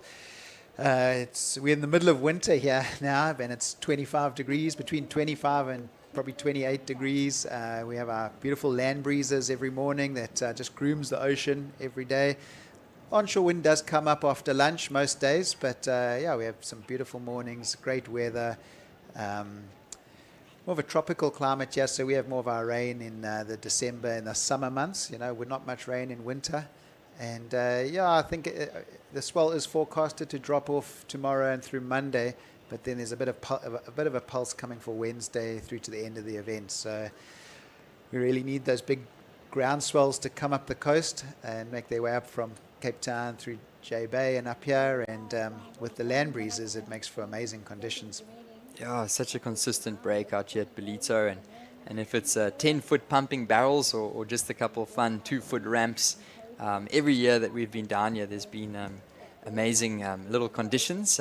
If it's significant waves of consequence, or if it's these fun beach break conditions. And of course it's been great to have O'Neill down here since 2019, and we just thank you guys for hosting this event, and we really appreciate it. And of course it's just to develop and grow the sport of surfing, and it's going to be great to cast our attention on that Challenger Series as it winds down, and as we make our way through these QS events. And we really are just looking forward to see what happens next week. Yeah, it's going to be a fun, exciting week, especially if the swell does materialize and fill in towards the end of the week. The banks are starting to, you know, build up next to the rocks, and yeah, we've had a few, probably about a month now. I mean, I don't live in Ballito, I live in Durban, but talking to the locals, they've always been, for the last month, they've been saying there hasn't been much sand around, but yeah, it's definitely filled in the last week. So yeah, all we need is a bit of swell. Yeah, definitely still some good scoring potential. And this heat's going to wind down, and it does look like Taliwali, the Australian surfer, is going to take out the win here. He was up and riding. I don't think I saw Shion grab a wave there. So it looks like Taliwali, the Australian surfer, is going to hang on to the win with Shion Crawford in second position. So the Australian and the Hawaiian will be moving through to the next round, and we're going to be moving straight into the next heat. This is the round of 48, heat number 5. And man, it's been such an honor chatting to you, Paul Canning. You guys are doing some awesome work down here, and yeah, what a blessing it is to be in Ballito. Yeah, thanks very much, Johan. So guys, I hope you guys are tuning in and enjoying the action. So we're going to hand over the commentary just in a sec. I'm going to hand over to Greg Emsley, and Paul and Greg Emsley are going to take you guys through this next heat.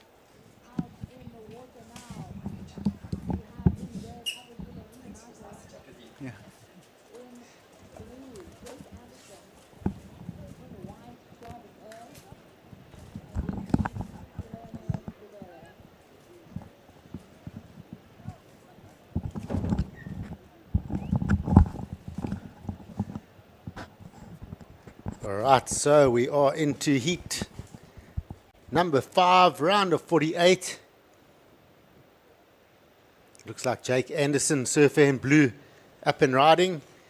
And introducing this heat, we've got Avuyile Ndamas in red. Jake Anderson is in blue. We've got Jarvis Earl, the giant killer from Australia, is in white. And Guilherme Ribeiro from Portugal is in green.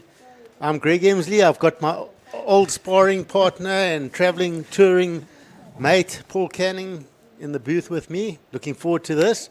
And we're going to chat through this heat. Paul, what are you thinking? The last heat was very competitive. The last couple of heats have been quite tight. The scores have dropped through the afternoon. A bit trickier out there now. That's a nice looking turn from Guilherme. Sure, and slashes that last section. So what are you seeing out there? Yeah, thanks very much, Greg. This is going to be fun.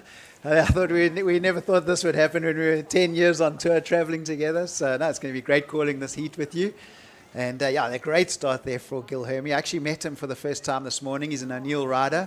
He came down and helped us with our Outreach Initiative tag team event we held at Bathers this morning. And speaking Portuguese, we had a team up from Mozambique, and he got fully involved with the team and was coaching them through that. And he's a great young surfer, and it's going to be a really good heat. I mean, Jarvis Earl was on fire through the JQS. Very impressed with his surfing. Yeah, and here goes Jarvis. It's getting looks a bit. You're a goofy footer. I'm a natural footer. From my perspective, it looks a bit tricky on the backhand out there now. There's the sections pop up, and then you've got to hop to the next section. With the forehand, you can at least see what's coming ahead of you. I don't know if you see that on these waves. I mean, there are those sections, but you've got to try and get, I think, those just on your backhand. You've got to try and focus for those, try and get those waves with 2 big hammers if you can. Yeah, it has got very hard. It's chopped up a bit now. This onshore wind has come up, and it's on the full low tide now.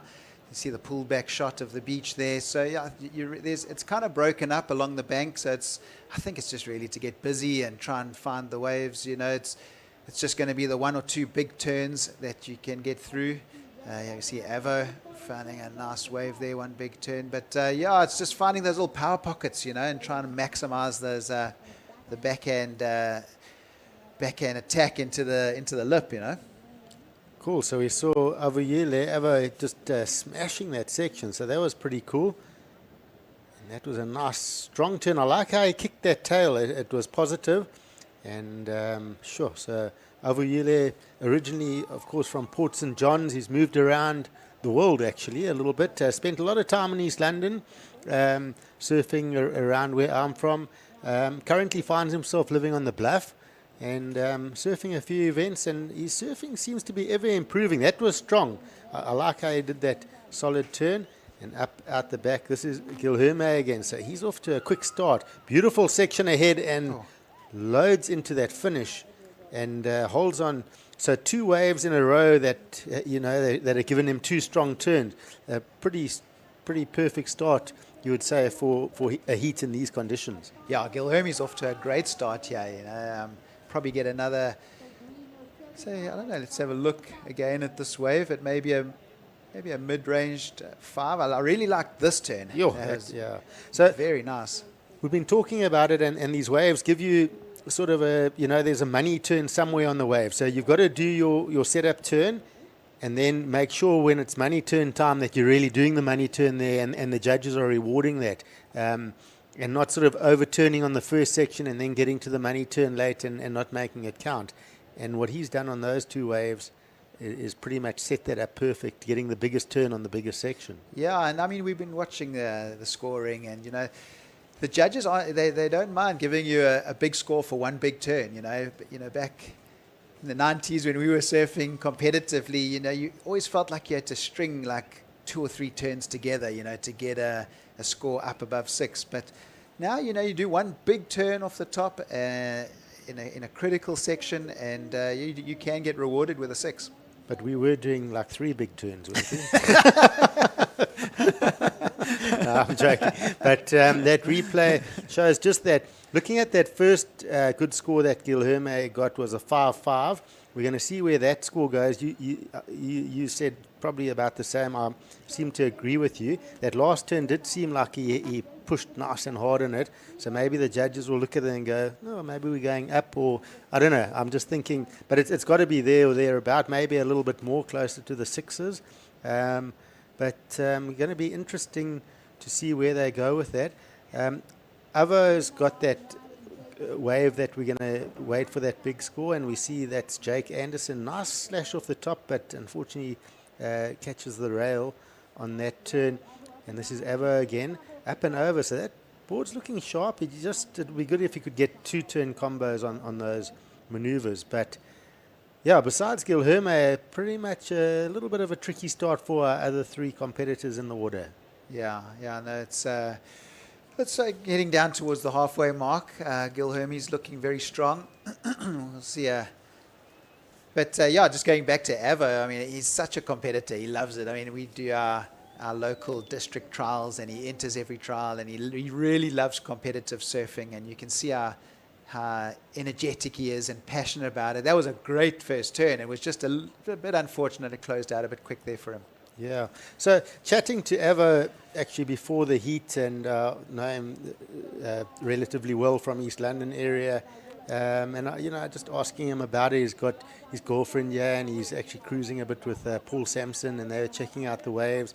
And I just said, "What's the plan?" And I just said, I just want to go and compete. And I said, "Anything you want to say to the fans? I'm going to talk in the booth." He says, "Yeah, it's just we amped. We love it. Exactly what you said." And the other thing he said, it's not just about us. Like we want to create a stepping stone for the next generation. The harder we surf, the easier it's going to be for them. So it's pretty cool words from Avo. And as you can see, he's got, he's actually sitting in first right now on 2 scores. Of course, we're waiting for Guilherme's last ride still to come through. But Avo sitting with a 3.67 and a 2.57. Other than that, Jake Anderson has a 3.33 and Jarvis Earl with a 3.33. But Guilherme, definitely when that last score comes in, he's going to be on top. And then we'll have to, as we get to the halfway mark, see where our other surfers are sitting. But it's going to be a battle at this stage, definitely for second. Guilherme is going to have a strong control on this heat, Paul. Yeah, and then as we see Jarvis taking off on a smaller inside one here, but surfing with a lot of energy, board looking really good, and that'll get him a small score on the board. But going back, I was actually chatting to Avo earlier. We ran our Sea Harvest Outreach Initiative event this morning, and between all the districts sort of development wings, and Avo was down there supporting, and it's really just a stepping stone, to get these kids onto the bigger stage. And we actually had a heat. We had a team up from Mozambique, or down here from Mozambique, from Tofu. Some of the kids, it was their very first time out of Tofu, not even out of Mozambique, just out of Tofu. So they were blown away and really stoked to surf the tag team on such a big stage. So we saw that last score coming in for Guilherme Ribeiro, 6.17. So judges, I think they would have looked at that replay a few times, and exactly what we spoke about, that finishing turn, definitely put a lot of emphasis into that maneuver. We see Jake just having a quick look at that wave, getting a 6.17. So it's a little bit above the other score, but 2 solid looking numbers on the board. So definitely a strong lead. And then up and riding Jake again. Just looking at our surfers, of course, Jarvis Earl with this replay. A couple of turns, not quite the Jarvis we saw yesterday. And we're wondering if he's still going to warm up into it. Taking the win, a fantastic surfer. I mean, the year he's had, his first at the Cree Pro, I think that was over in Nias. And, he's won the Central Coast Pro as well as the Urban Surf Pro. So, sure, a couple of solid wins for him, and down to the last 10 minutes. We'll get that replay shortly, but always going to be a danger man. And I was chatting with Mark Frew earlier, and just what a solid surfer he is, solid competitor, smart decisions he makes in heats. And I was just saying, it's not if he's going to qualify. It's when when's he going to qualify for the championship tour. And that, I mean, how quickly did he just put those two turns together, Paul? Yeah, I've been very impressed with him. And being a goofy footer, I love to watch his technique. And he's very light-footed, very fast. Obviously, also got the new school tricks. But I just love, he just looks like he's always having fun. It seems like when he's surfing, he's got a smile on his face and he's just having a lot of fun and enjoying it. I suppose for a lot of these international guys that are here for this QS 1000, it really is just reps and warm-ups for the challenger. So to get through all those heats in the JQS and then get through a few more heats in the QS 1000, they're just spending time out there and getting to know the conditions and the bank.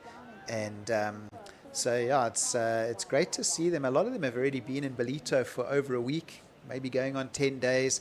So it's interesting to see how early these guys get to these Challenger Series events and spend time out in the water. Yep, and you mentioned getting to know the bank. Well, if you win this contest, you'll go to the bank, first of all. And not only that, imagine winning this contest, knowing the judges are on your side, knowing your boards are going good, and then you go straight into a Challenger Series. You've got to have an advantage.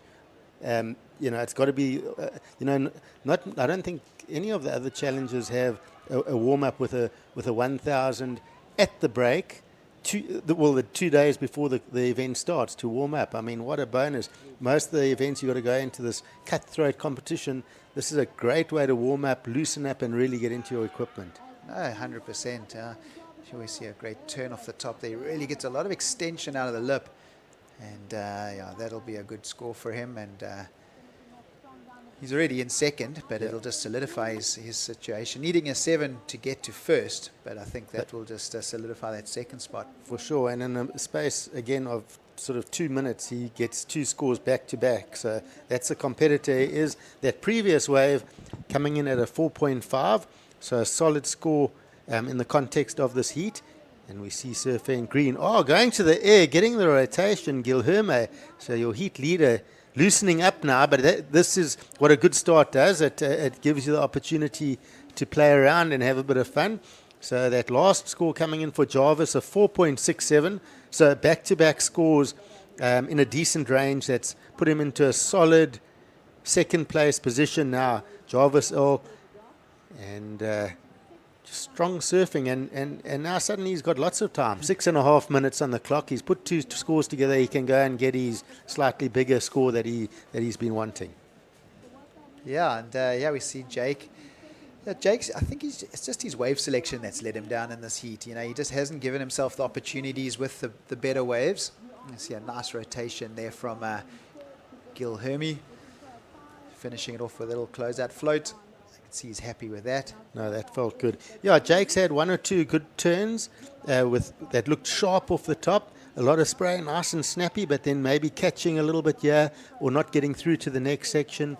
So if he could just link 2 turns, he's going to get a score. So time is a bit short now, but maybe he shouldn't focus on the other guys. Just try and break away a little bit and see if he can focus on just 2 scores by himself, and see where he ends up. Yeah, I know for sure. I think the guy in this heat now with the real opportunity is Avo. He is sitting in third, but he's got that priority, and he's got 5 minutes on the clock. Only needing a 5.5, so it's not a massive score. That was a nice open wrap there. Sure. Yeah, that was nice. Quite a bit of a point of difference, because that was a real sort of point break turn in beach break conditions. So it really got to wrap that turn. Not a huge finish, but it's not going to be a bad score. I love that first turn, and he did get the finish. Hopefully we'll see the replay now in a second or two. But really opened up. I liked how he kept that rail right the way through.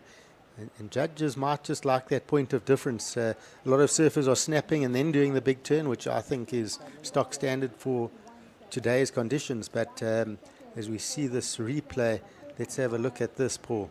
Yeah, you can see a nice setup bottoms and a huge wrap off the top, and just trying to finish it off there. Unfortunately, those rocks come up so quick there on the inside that... Jake just going down again. So another good turn. I didn't see the start of the wave for Jake, but that was a good turn and just not completing it. So he's got the move there. He's just got to tidy it up a little bit on the edges. Yeah, and going back to Guilherme, I mean, Portugal's turning into such a strong power surfing nation now. You know, I think I heard some crazy story that there's maybe over 2,000 surf schools on the Portugal coastline. So it's a very strong surfing nation now. Yeah, it's pretty crazy. They got a lot of tourists, and they even guarantee tourists to get waves when they visit there, I think, which is brave. But looking at Guilherme, that last wave coming in at a 3.33, but the previous one with that air rotation, a 6.5. So that came in as the best wave of the heat. So Guilherme Ribeiro with a strong lead. Jarvis Earl, surfer in white, holding on to second. He's got the two scores, a 4.67 and a 4.5. Avuyile Mndamas, he's sitting in third, looking for a 5.5, definitely not out of his range. And Jake Anderson in fourth, looking for a 5.84. Jake just needs to settle down and string together a couple of strong turns on one of those set waves and complete them. But 3 minutes, just under 3 minutes, it's one would say Ribeiro is going to keep swinging, and you feel that Jarvis Earl's definitely going to try and better his position. He's going to look for his strongest wave in this heat still. Yeah, there's going to be a tough 3 minutes here with priority and second priority, both with the guys in first and second in the heat. So, I mean, they're in a very strong position just to close it off and make sure that the guys in third and fourth priority don't get any waves and get those fives. You know, they're not big scores, so, you know, anything can happen in surfing right down to the last couple seconds. So you got to be really on your game, especially when you got priority. You got to make sure you manage the heat right through to the end. And these heats fly by with 20 minutes. It's you know, as we get to the Challenger, I think they're normally 30 minutes minimum. Conditions, it definitely puts you on the front foot. James, I was on for that heat, and from the start, I just said this guy's on a mission. You could just see his body language. He was hunting those waves. He was on attack mode on the waves. He was just trying to slice at everything. Yeah. He was amped. You know, that's what you got to get amped. Hit that water. Yeah. When that heat starts, you just start, and you just find those waves, and you just keep going for that 20 minutes as hard as you can, I reckon. Yeah, no, and I know his dad, Jason, was nervous on the beach, and Jason was standing next to Seth Hulley, and he said, no, Seth, you just coach him and manage him through this heat. Jason was getting a bit too nervous, but yeah, James surfed incredibly well and managed the heat well and surfed the waves that he got very, very well. So yeah, it'll be interesting to see how far he goes in the event. I think if he can keep up the momentum of that first heat, he should do really well. Yeah, he's looking good. He was looking good in Jeffreys Bay as well. So it's nice to see him. He disappeared a little bit for a while. He seems to be making a nice appearance again in the competitions and surfing well. So I think it's going to be good for him. He's charging. So a couple of replays here. Not too much going on. You just see Guilherme having a final wave, and then whoa, where did this wave come through? But that looked like a couple of big hits for Jarvis Earl right at the end. So let's see if we get that replay. I'm sure it is on time, and just slicing away, not completing that last turn. So it does look like it will be Guilherme Ribeiro taking the win, with Jarvis Earl coming in second. So strong surfing from our two international surfers. And we now go into the next heat. And another action-packed heat here, Paul. We got Christian Venter. It is Josh van Wyk, so that's brother of Luke, who surfed earlier. Up and riding, this is Christian Venter. Nice little snap off the top. Oh, gets a little bit of tail release on that one. So freeing up that board nicely. Then we've also got Renta Ota and Kai Odriozola. So another strong heat. We've got two internationals again. And Paul, thanks for chatting. I know you've got work to do. You're very busy at this contest, and we will catch up during the event, and we'll catch you soon. Yeah, thanks very much, Greg. It's been great catching up. And actually, my son's coming up in 2 weeks' time, so I'm going to go and give him some advice there. But yeah, let's try and get on some heats tomorrow. We'll talk him up on the mark. Good luck. Good luck for Matt. Thanks, Greg. And Johan Frey will be joining me back in the lineup. So a couple scores coming through here. First for Christian Venter, 3.33. We see up and riding. There's KwaDukuza, so nice first turn, and then just climbs up into that whitewood. Oh, a little slice over that end section, keeping that board nice and free and loose. So Johan, that last heat pretty strong, pretty competitive. Into heat number 6, again 2 South Africans. We've got a surfer from Japan and a surfer from Spain, so another nice international mix in this one. Yeah, 100%, and another nice looking heat here. And we just saw a wave there from green, and it looks like we might run into a little replay here. This is the surfer in the red, Christian Venter. So he's a South African surfer in this heat, and he's from Melkbos, Cape Town, just up the west coast. And he's enjoying the warmer water up here. This is the replay from our surfer in the green. Well, that was the live one, so we might see that replay again from green. We saw green with a couple slashing turns, as you mentioned, Greg, and yeah, he's going to be locking in a couple scores. Christian Venter dropped in a couple waves, and he's trying to. He was most likely looking at that heats a couple heats ago with Luke van Wyk. Oh, and as I was saying that, that was Rinto Uta from Japan. But we saw a couple of heats ago, Luke van Wyk. He was also in the red singlet. He kept busy from the get-go. And Christian Venter maybe opting to take that same strategy to try and make it through this one. But wow, Greg, look at this turn. Rinto Uta would have got a serious score, I reckon, if he had landed that. It was a heavy, free-falling maneuver, and that was critical. So, exciting-looking surfer. Sure, he would have been close to making it. But, yeah, strong heat again on our hands. Christian Venter, a couple of waves. And we see a replay here. This is Josh van Wyk. So Josh, goofy foot surfer, just gets the one turn off the top. Yeah, we saw his older brother just a couple of heats ago make it through in second position. I think that was in heat number 4. And meanwhile, going to the air. Oh, just a little spin there for Christian Venter, but don't think it's going to be too big of a number. So I'm excited to see that score drop in for KwaDukuza, the Spanish surfer. And watching this replay, that was just that little, I don't know what to call that really. I think he's enjoying himself. So just checking this out, a bit of interest. We saw Josh van Wyk having a wave. You spoke about Luke getting through earlier. A tight heat, and he did the job. He kept smashing away, and he stuck to his guns, getting through. So sibling getting through. Is it a good omen for Josh? We saw Christian Venter's sister getting through this morning, having a really good heat. Anastasia surfed really good. Is it a good omen for Christian? So, yeah, the family will be hoping to keep on a good roll into the afternoon and hopefully get into the evening, losing no soldiers over the day.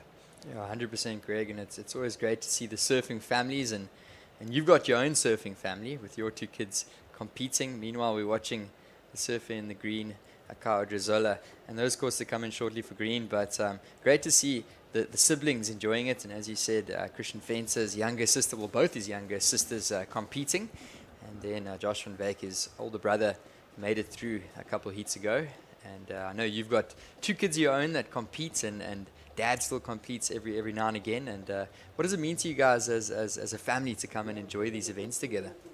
Stress. That's a good answer. No, it's good. It's good fun, but it's more than competing. It's life lessons. It's socializing. It's it's traveling the coast and learning about South Africa and the cultures. So it's just it's just really cool to be able to do events and have the kids surf. That's the number one. But yeah, always comes down to surfing must be fun, and that's number one, and competition comes after that for sure. Yeah, that's a good answer there. But just great vibes down here in the Ballito, the North Coast, the Dolphin Coast, and we've been progressing through these heats fairly quickly. This, of course, is the round of 48, heat number 6, well underway now, and we're watching our surf in the blue up and riding, Greg. Yep, that's Josh van Wyk, and just going down on that one. I don't think Josh van Wyk's ever walked past me and not said hello. Wow. Very polite, well-mannered boy. So I always cheer for Josh. Soft spot, just those little things you take note of. But yeah, in a very competitive heat here, fortunately just nose diving on that wave. So yeah, some scores coming through. Looks like KwaDukuza will get a decent score on his last wave, waiting for that number to come through. It is a 5.17. So looking sharp is Kai, and just look how he spins that tail. It looks like he's enjoying it though. He's just whipping that tail around, not too much pressure. And we do see Christian Venter. His two scores are 3.33 and a 2.83. So yeah, KwaDukuza really the talking point in this heat. Is in the lead at 5.17, the 4.33. It's he's got control early. Rinta Otto is just looking strong, but he just hasn't completed a wave. He just needs to really put a couple of turns together. And we've seen this all day, guys pushing a bit hard early on and not settling with a score, and giving them the opportunity to really loosen up. So putting a bit of pressure on themselves in the end of the heat. Yeah, definitely. And I think as this time winds down, the Japanese surfer Rinto is going to be looking for a wave pretty soon. He's been sitting with priority for a while, and he's got a couple scores, a 3.5 and a 0.5. But he's been a bit quiet in this heat, but still plenty of time. So he'll look for a pretty decent ride soon. And as we just watched the surfer up and riding there, this is your current heat leader. He just kicks off the back. That one not too significant. It's not going to go into his top two. I'm really impressed with KwaDukuza. So he's still a JQS surfer. He competed here at the Smith Shapes O'Neill Pro Junior that concluded yesterday. And a Spanish surfer, Basque surfer under the Spanish flag. And he's looking really natural in this heat, Greg. The waves are almost coming to him at this point with 11 minutes remaining. And he's got two decent scores, but he's going to have to definitely still build upon that. Our surfer under the Spanish flag, KwaDukuza, but he is currently in the lead. So pretty decent starts, and surfers are going to be chasing him down, watching blue. Yep, this is Van Wyk again. Josh just snapping that one turn. So that wave had a couple of little sections in it, so it was a bit tricky to ride out nice and clean. So he did, however, get the one maneuver. Not looking for a huge score, a 3.89, but he wants to find a wave that can give him two strong turns, in my opinion. Yeah, it kind of looked like he was going to get stuck in the foam for a sec, but he managed to make his way out of that section and completed that maneuver. So score to come in for our surfer in the blue. But meanwhile, this is Christian Venter up and riding. Oof. Okay, so just digs Israel in there just a little bit. Christian Venter in the red. He's currently sitting in second, and as you mentioned, Greg, younger sister Anastasia made it through her heat earlier today. She's competing on the Challenger Series. We'll see her throughout next week. So older bro Christian getting his reps out there, and he can't be feeling too safe with those numbers of a 3.33 and a 2.83, especially with the likes of the Japanese surfer biting at his heels. Yep, it's definitely, just this afternoon conditions have definitely got a bit tougher.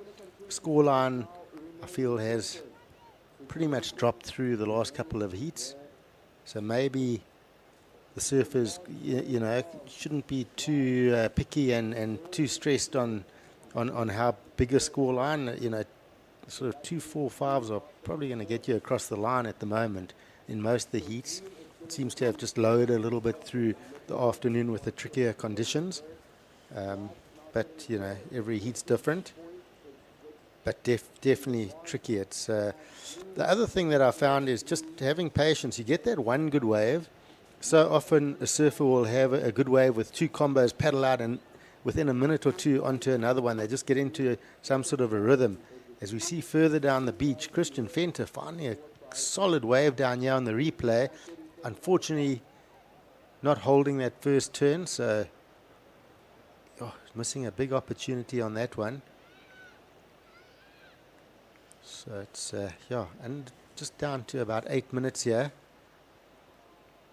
So KwaDukuza looking strong with that 5.17 and a 4.33. The next best score comes from our Japanese surfer, which is a 3.5 from that opening wave, and that's Rinta Uto. And that score, what it could have been had he made that turn. Oh man, I think it would have been going up, and he would have at least doubled that, if not more.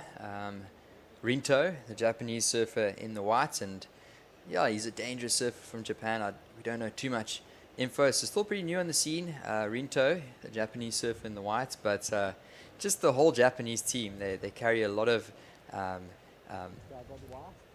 power in their surfing, and they're not normally big guys, but they are really consistent, and they throw lots of aggression in their surfing. That was the word I was looking for, Greg. And as I say that, he just whips that turn on the backhand, and he's going to get another number in there. Sure, that was strong surfing. As we see surfer in green, KwaDukuza really flying across our screen there. I think he got a series of turns in there.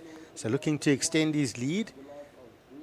But Rinta, one backhand turn, strong. He's definitely got that Japanese attack on him where it's just no holding back and really smashing that lip. I'm interested to see more of him. Looking exciting. He's had limited opportunities in this heat. He nearly pulled that first major maneuver. He was right there, but it just was such a heavy section. You can't blame him for not making it. But had he had made it, I think we would have seen a really special score. Maybe one of the best numbers of the day. I would like to see him get another opportunity like that, because I can see he doesn't hold back, and he has that replay. Strong legs, strong turn, and just look at that spray. He didn't have that much space to move, but still threw buckets of spray on that one maneuver. I think he's going to get rewarded decently for what it is. 100%, I agree with you there. Greg, watching this is your current heat leader. That's KwaDukuza. So he is going to be representing at the Challenger Series. He is a Basque surfer representing under the Spanish flag from San Sebastian in the northern part of Spain in the Basque country. And he has got a third at World Juniors under his belt, a bronze medal. So really accomplished young surfer, KwaDukuza. If we just watch a replay here, Christian Venter, his fins just sliding out there. So the South African, he's dropped down to third, and we see a score coming for white, Greg. Yep, so last of white to 3.9. So again, for what it was, a decent score, one maneuver, and it's, put him into a pretty decent second place for now. Last 5 minutes of the heat, it does, just give him something to build on. And you just see Kyle going, losing his fins there on that one. So, yeah, KwaDukuza out in front. Nice solid lead. We got Rinta Uto in second with a 3.9 and a 3.5. So, not a strong second place, but he's there. Christian Venter looking for a 4.07, and Josh van Wyk needing a 5.13. So just what we've seen out here, a 4 and a 5 is not that easy to sort of come by in this heat, but they are out there, and our South African surfers in the heat are going to have a little bit of patience, select a wave, make sure they connect the turns right and get the finish, and let the judges decide for them if they're going to get through or not. 100% Greg, and with 4 minutes remaining, our surf in the blue, Josh van Wyk, is currently sitting in 4th position, but he's not looking for a massive score. He's only looking for a 5.13. He's totally capable to get that ride, but as you said, Greg, it's going to take one big turn, or it's going to take a couple turns for him to get there. So you can see him eyeing something down the break, and he'll just stay patient with that priority. And this is a dangerous time for the guys that are operating under priority, and especially if we look at the Brazilians and the European surfers and the Japanese surfers, they love to sneak in those good rides under priority in the last dying seconds. Sure, good looking set wave here for Christian Venter. Frees up the tail, just the one turn. Yeah, so ending off there, and we're going to watch a replay of it. Yeah, so it's a good section. Drives off the bottom and commits to the turn. So I just feel it would have been nice if there was a bit more to it. Another, if he could have controlled it a little bit more and then maybe climbed up the foam afterwards, just for a nice, completion. You're looking for a 4.07, so I just feel he needed it just a little bit more of a finish, but it's probably going to be fairly close to that number, but I do think maybe a touch short. Yeah, it was one of the cleanest faces that we've seen so far in this heat. It was a clean wall, and he went up, and he did throw it up, but I think he definitely left a little bit on the line there. We would have liked to see a little bit more aggression in that turn, so we'll see what it comes in as, but he did complete it, and he did well to ride out nonetheless. And he definitely needs a ride with the next 2 minutes remaining, so a couple scores to come in. Yeah, it will be interesting. That last wave from Rento was at 3.9 for that strong backhand turn, smaller wave. So Christian Venter needing a 4.07. So it will be a talking point for the judges in a comparison that they can look at. Yeah, it looks like Christian also just trying to operate now under that priority, and the scores will be coming in shortly, but we haven't got much time, Greg, with 2 minutes remaining on the clock. And currently it's still the Basque surfer representing Spain out the back, Kai Odriozola, in the lead, and Josh van Wyk, he's still sitting with that priority. He's been sitting with it for a while, waiting for waves, and often in conditions like this, and we talked about it earlier, sometimes it's not such a good thing to have the priority because you seem to sit and wait for one big significant wave, and you pass a lot of the smaller waves by, and it looks like the surfers in the white and red have been really grinding on some of those insiders, and they've been manufacturing a couple scores, Greg. Yep, and I mean that's been the order of the day. Just you need to be aiming for probably at least about sort of 5 or 6 waves in a heat, just to find those opportunities, because definitely not all the waves are going to work out for you, and more so probably this afternoon it's slightly trickier. A couple of surfers interested, and Christian Venter right here in the last minute has found something, and just again gets that one maneuver, so not finding a 2-turn combo. Yeah, he also gets slightly caught on the top of that lip, so I'm not sure if it's going to go very high. Surfer in the red, and he did fall down, he did make it, but with 20 seconds on the clock, things are winding down here in this round of 48, heat number 6. And Greg, I'm not sure if he's going to get the score. Josh van Wyk needs something desperate in the last seconds. Yep, yeah, time's against them. Does look like Kai Odriozola will take that win. Rento Oto will take second. I think there was one more wave from Renta. We'll see if we get a replay on that. And there we do see Josh, but that wave just running out ahead of him. So a couple of waves here in the dying seconds, but it will be Kai Odriozola taking out the win ahead of our Japanese surfer Rento. Yep. So it doesn't look like the situation is going to change, and Greg, it looks like we're going to move straight into the next heat. Yep, surf is up and riding. Red Car Hall, bit deep on that peak. So the South African surfer just gets the one maneuver. Car Hall, the youngster, the junior from South Africa. We see Justin Sykes, brother of Shane, local surfer in blue, out in the water. And then we've got Lucas Silveira from Brazil in white. So another strong surfer added to the mix. And then, of course, in green, Winter Vincent, the strong Australian surfer that put on a good show this morning. So he's gathering momentum here as well. Yeah, so it's been such an honor to take you guys through all these heats. And it was great talking with you there, Greg Emsley. And just in a moment, we're going to welcome Tasha Mentasti back into the booth. And we're going to talk you guys through this heat. It's the round of 48 heat number 7. And Greg Emsley just introduced these surfers. Kai Hall in the red. Justin Sykes, he's a local surfer in the blue. The Brazilian surfer, Lucas Silveira. And then, of course, the Australian Winter Vincent. So we are in for another good-looking heat. So welcome back, Tash. Yeah, thanks so much, Johan. I had the privilege of being able to actually sit on the beach, get my feet in the sand, and watch a little bit of the action here at the Ballito Open presented by Flojos.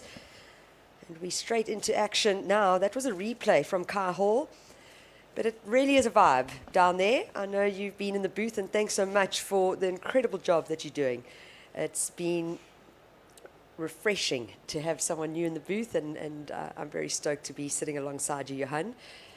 And, you know, I wasn't fortunate enough to watch that round of 64 men's, but doing a little bit of research now and trying to find some info on Winter Vincent and just listening to you and Greg chat about him earlier. I mean, this guy's had some great results this year.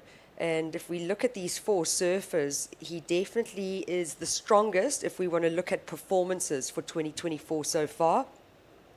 He's currently ranked number 1 on the WSL Australia qualifying series rankings, and he had a second place in a QS 5000, the Burton Automotive Pro, which is, I mean, you know, there's hundreds of entries in that type of event, and to take a second showcases his talent.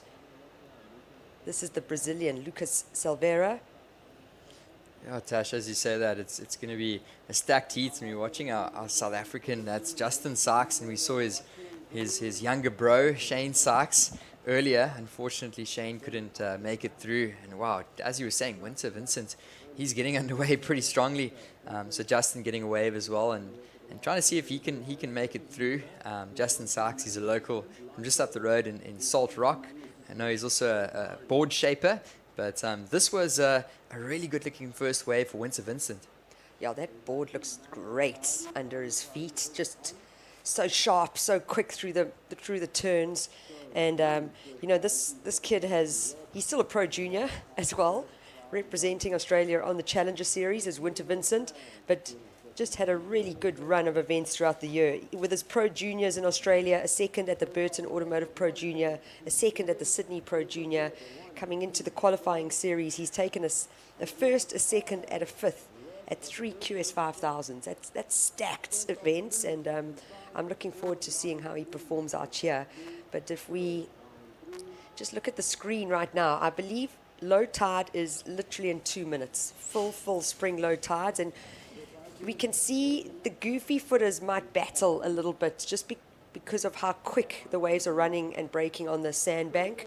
The natural footers might just have a little bit more of an opportunity just because they are looking along the wave and being able to plan a little bit better where the goofy footers are actually looking over their shoulder. Oh, that's a really good point, Tash. And we were looking at some of these replays now, and it's definitely showcasing exactly what you said. It's breaking really hard, and Justin Sykes goes down there. Winter Vincent managed to find the best wave so far and whips that turn off the top. He had another strong finish. So we can definitely predict a good score to drop in for our surfer in the green, and I think it is coming in. Yeah, it comes through at a 6.33 for that 2-turn combo. And that's how you want to start a heat. That's a banker for sure. Yeah, 100%. And as you mentioned, Winter Vincent, like such a talented young surfer. And if you go look a little bit online, he is an O'Neill team rider. You can go and see some really cool content. There's this series called Maps to Nowhere. Oh, it's so good. And So good. Winter Vincent featuring on one or two of those episodes. So that's how I got to know Winter Vincent, and it's great to see him down here competing. I didn't know he was such a great competitive surfer, but showing us that he's a very versatile young surfer from Australia. Yeah, and you can just see us panning onto the beach. It is winter, actually, with girls in bikinis and people in slops or sandals, as some other countries call it. But it's been such a good day here at the beach. I think we're on day 5 of 14 of a very long 14-day beach festival. But live action, look how quick he is off his feet. That board is just responding to every move that he makes and keeping busy is Winter Vincent. Yeah, it's almost an extension of his body. Absolutely. But unfortunately, it doesn't look like he fully rode out of that last turn successfully. But he's got to be feeling confident with that opening score of a 6.33. And as you've been mentioning throughout the last couple of days, Tash, the surfers that have been posting that good opening score within the first few minutes, 90% of the time have been the surfers that move through. So just watching a replay here of Justin Sykes. He's the local surfer from just up the road in Salt Rock.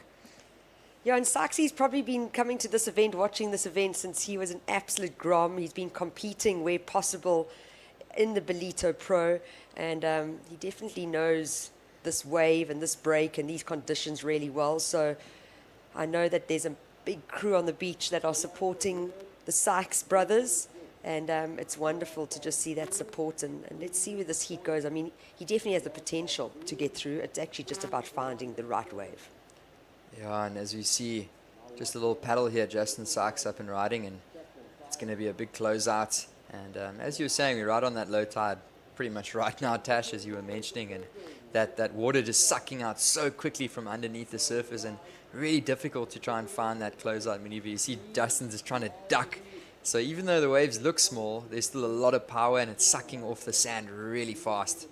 Yeah, he tried to stay high there, knowing that he needed to keep his speed, and then wanting to drop down and get one big hit on that closeout section. Unfortunately, just this low tide definitely playing a big factor into it. But it's the 683 and then the backup 417 from the Australian in green, just putting pressure on the other three surfers. And I know it's early days, but pretty much these athletes are now going to be hunting and wanting to get that second place position, really. With a 633 and a 417, Winter Vincent definitely looking strong to stay in an advancing position. However, we have yet to see anything materialize just yet with the Brazilian in white, Lucas Silveira. Also, very accomplished surfer from Brazil.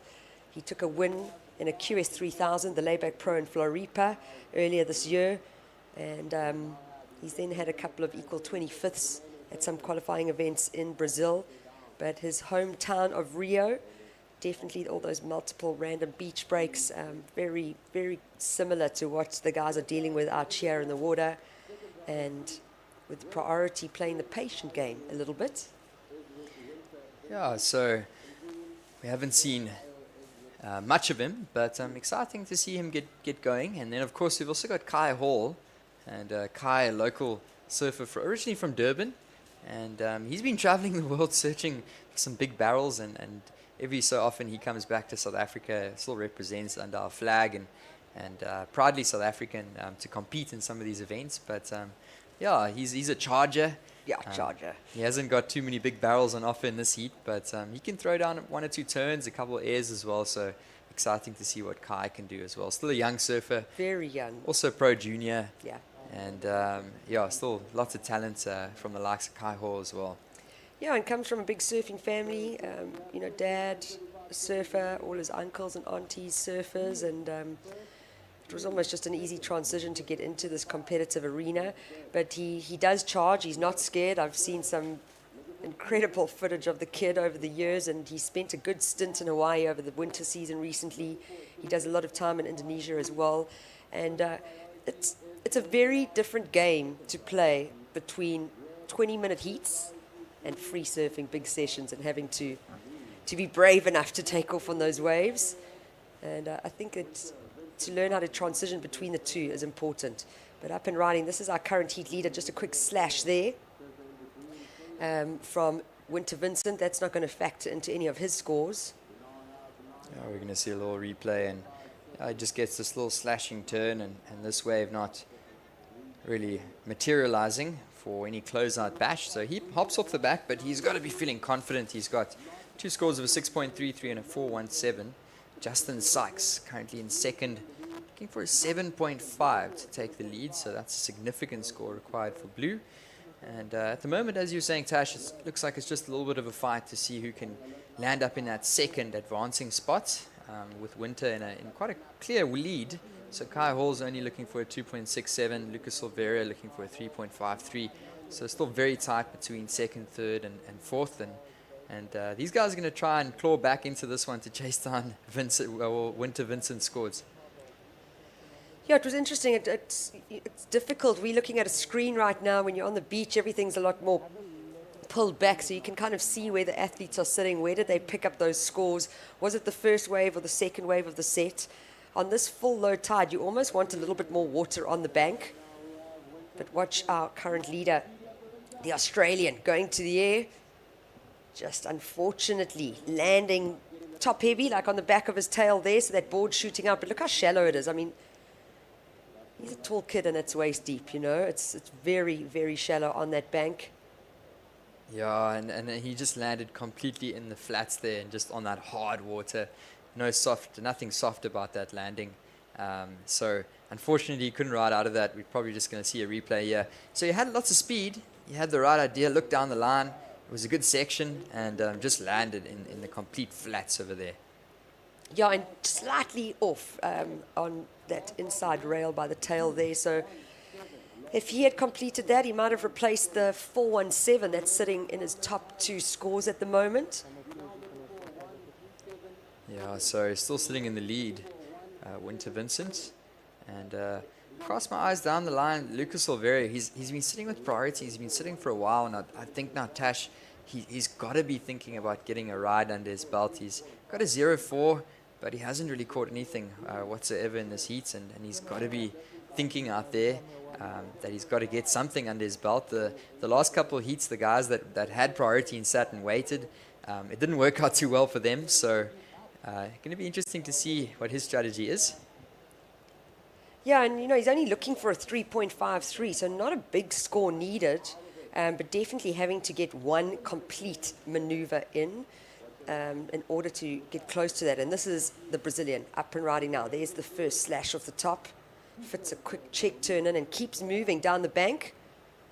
So, well-ridden wave for what it was. Almost manipulated a score a little bit just because of how small that wave was, but that's exactly what he needed to get himself into the game here.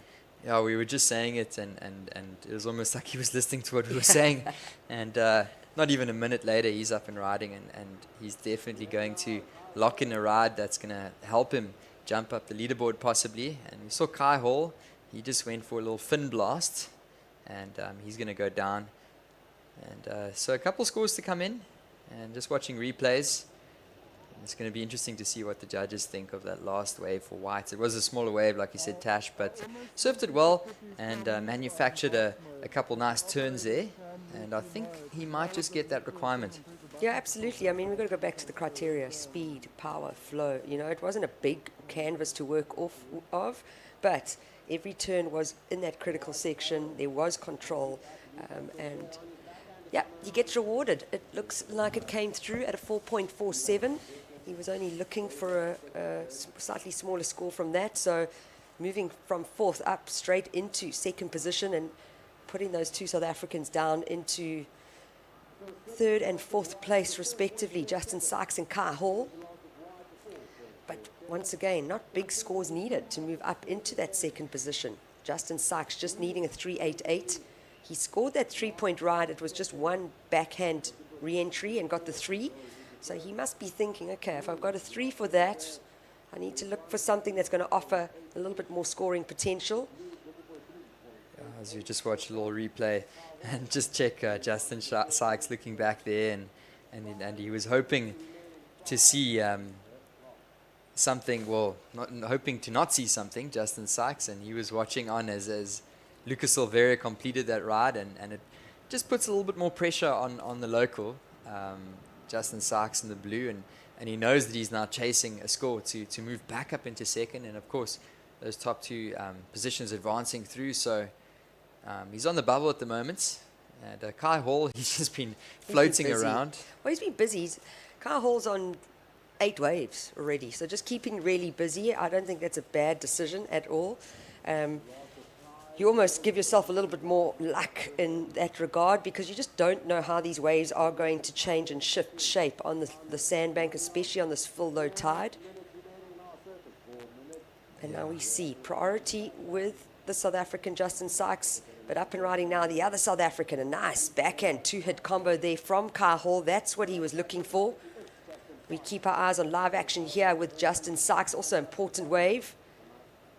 Oh, he's just going to get one turn there, Justin Sykes. He's not looking for a huge score, neither is Kai Hall.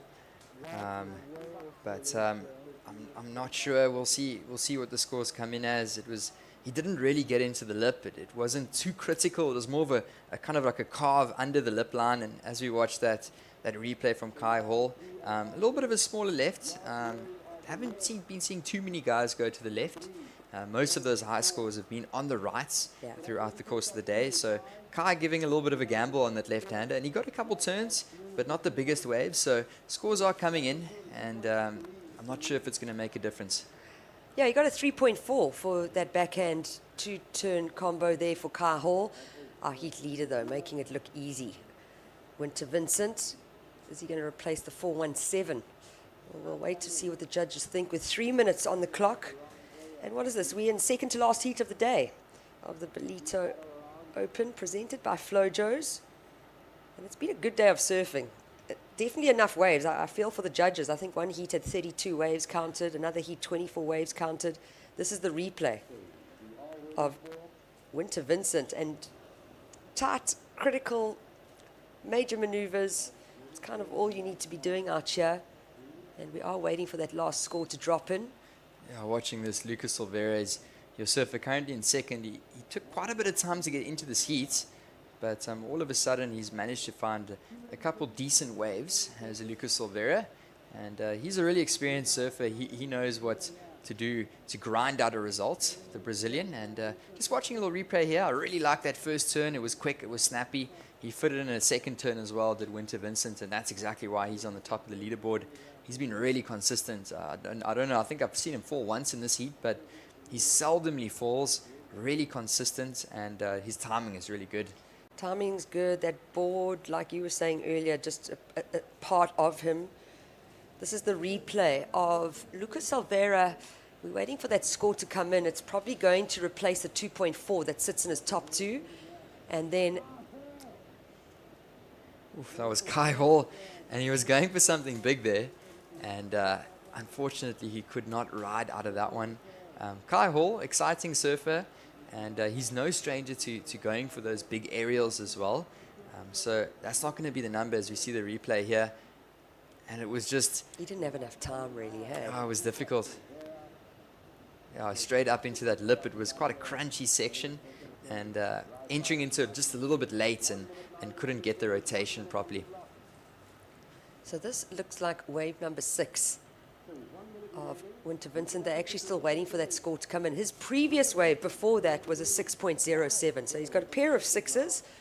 Sitting in the lead is the Australian, and we are still waiting for a score for last of green and last of white. Just 45 seconds on the clock. All that's going to do is apply even more pressure for the two South Africans.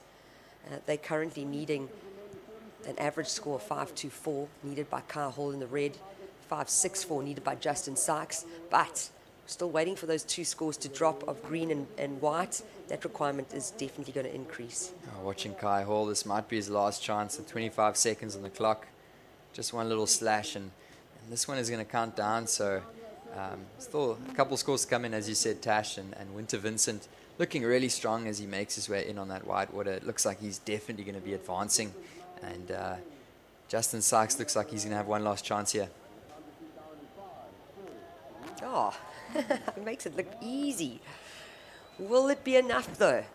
currently needing an average 5, but like I said, still waiting for that score of white to drop in, which is Lucas Alvera sitting in second, so that requirement will jump up. And just watching some replays, and this will be your heat winner, and he's just going to make his way in. Winter Vincent, he's really impressed me throughout the course of this opening day of the Ballito Open presented by Flojos, and just making his way in as well there. Justin Sykes, and score still coming in. Score for blue, Justin Sykes. He was looking for 6.04 though to try and advance through, and I'm not sure if that's going to be the score. No, not when you compare it to the other waves. And Lucas also putting in another score that replaced his second scoring ride, so that requirement jumping up.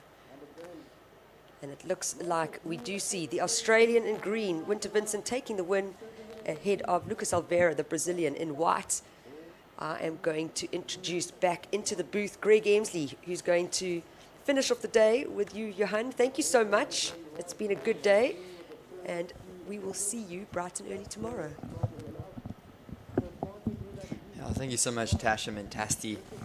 All she does here at the event, and she's been talking us through these heats as well. So we're going to welcome, just in a moment, Greg Emsley back into the booth, and we're going to take you guys through this next heat. And we are getting through these heats here in the afternoon. This is the Ballito Open presented by Flojos. If you guys have just tuned in, it's a QS 1000. And as this time progresses here at the Ballito Pro, we're going to be moving into our main event, the Challenger Series. But we've still got a couple more heats left for today. And this is heat number 8 out in the lineup. So introducing Josh Myberg in the red. We've got Matt Canning in the blue. We've got Rodrigo Zoldana in the white. And Hans Odriozola in the green. Welcome back to the booth, Greg Emsley. Thank you. And yeah, looking forward to this heat.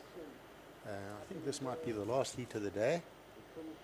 And another strong heat on paper.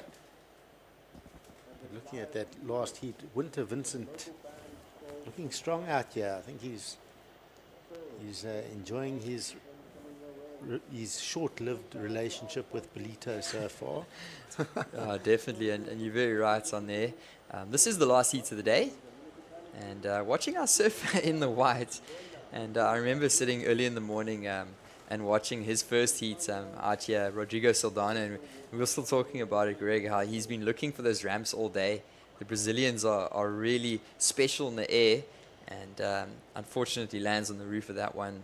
Not going to ride out, but just showcasing us, just giving us a little hint, he can do it. He can do it, and he's going to hopefully look to ride out of a maneuver like that in the next 18 minutes.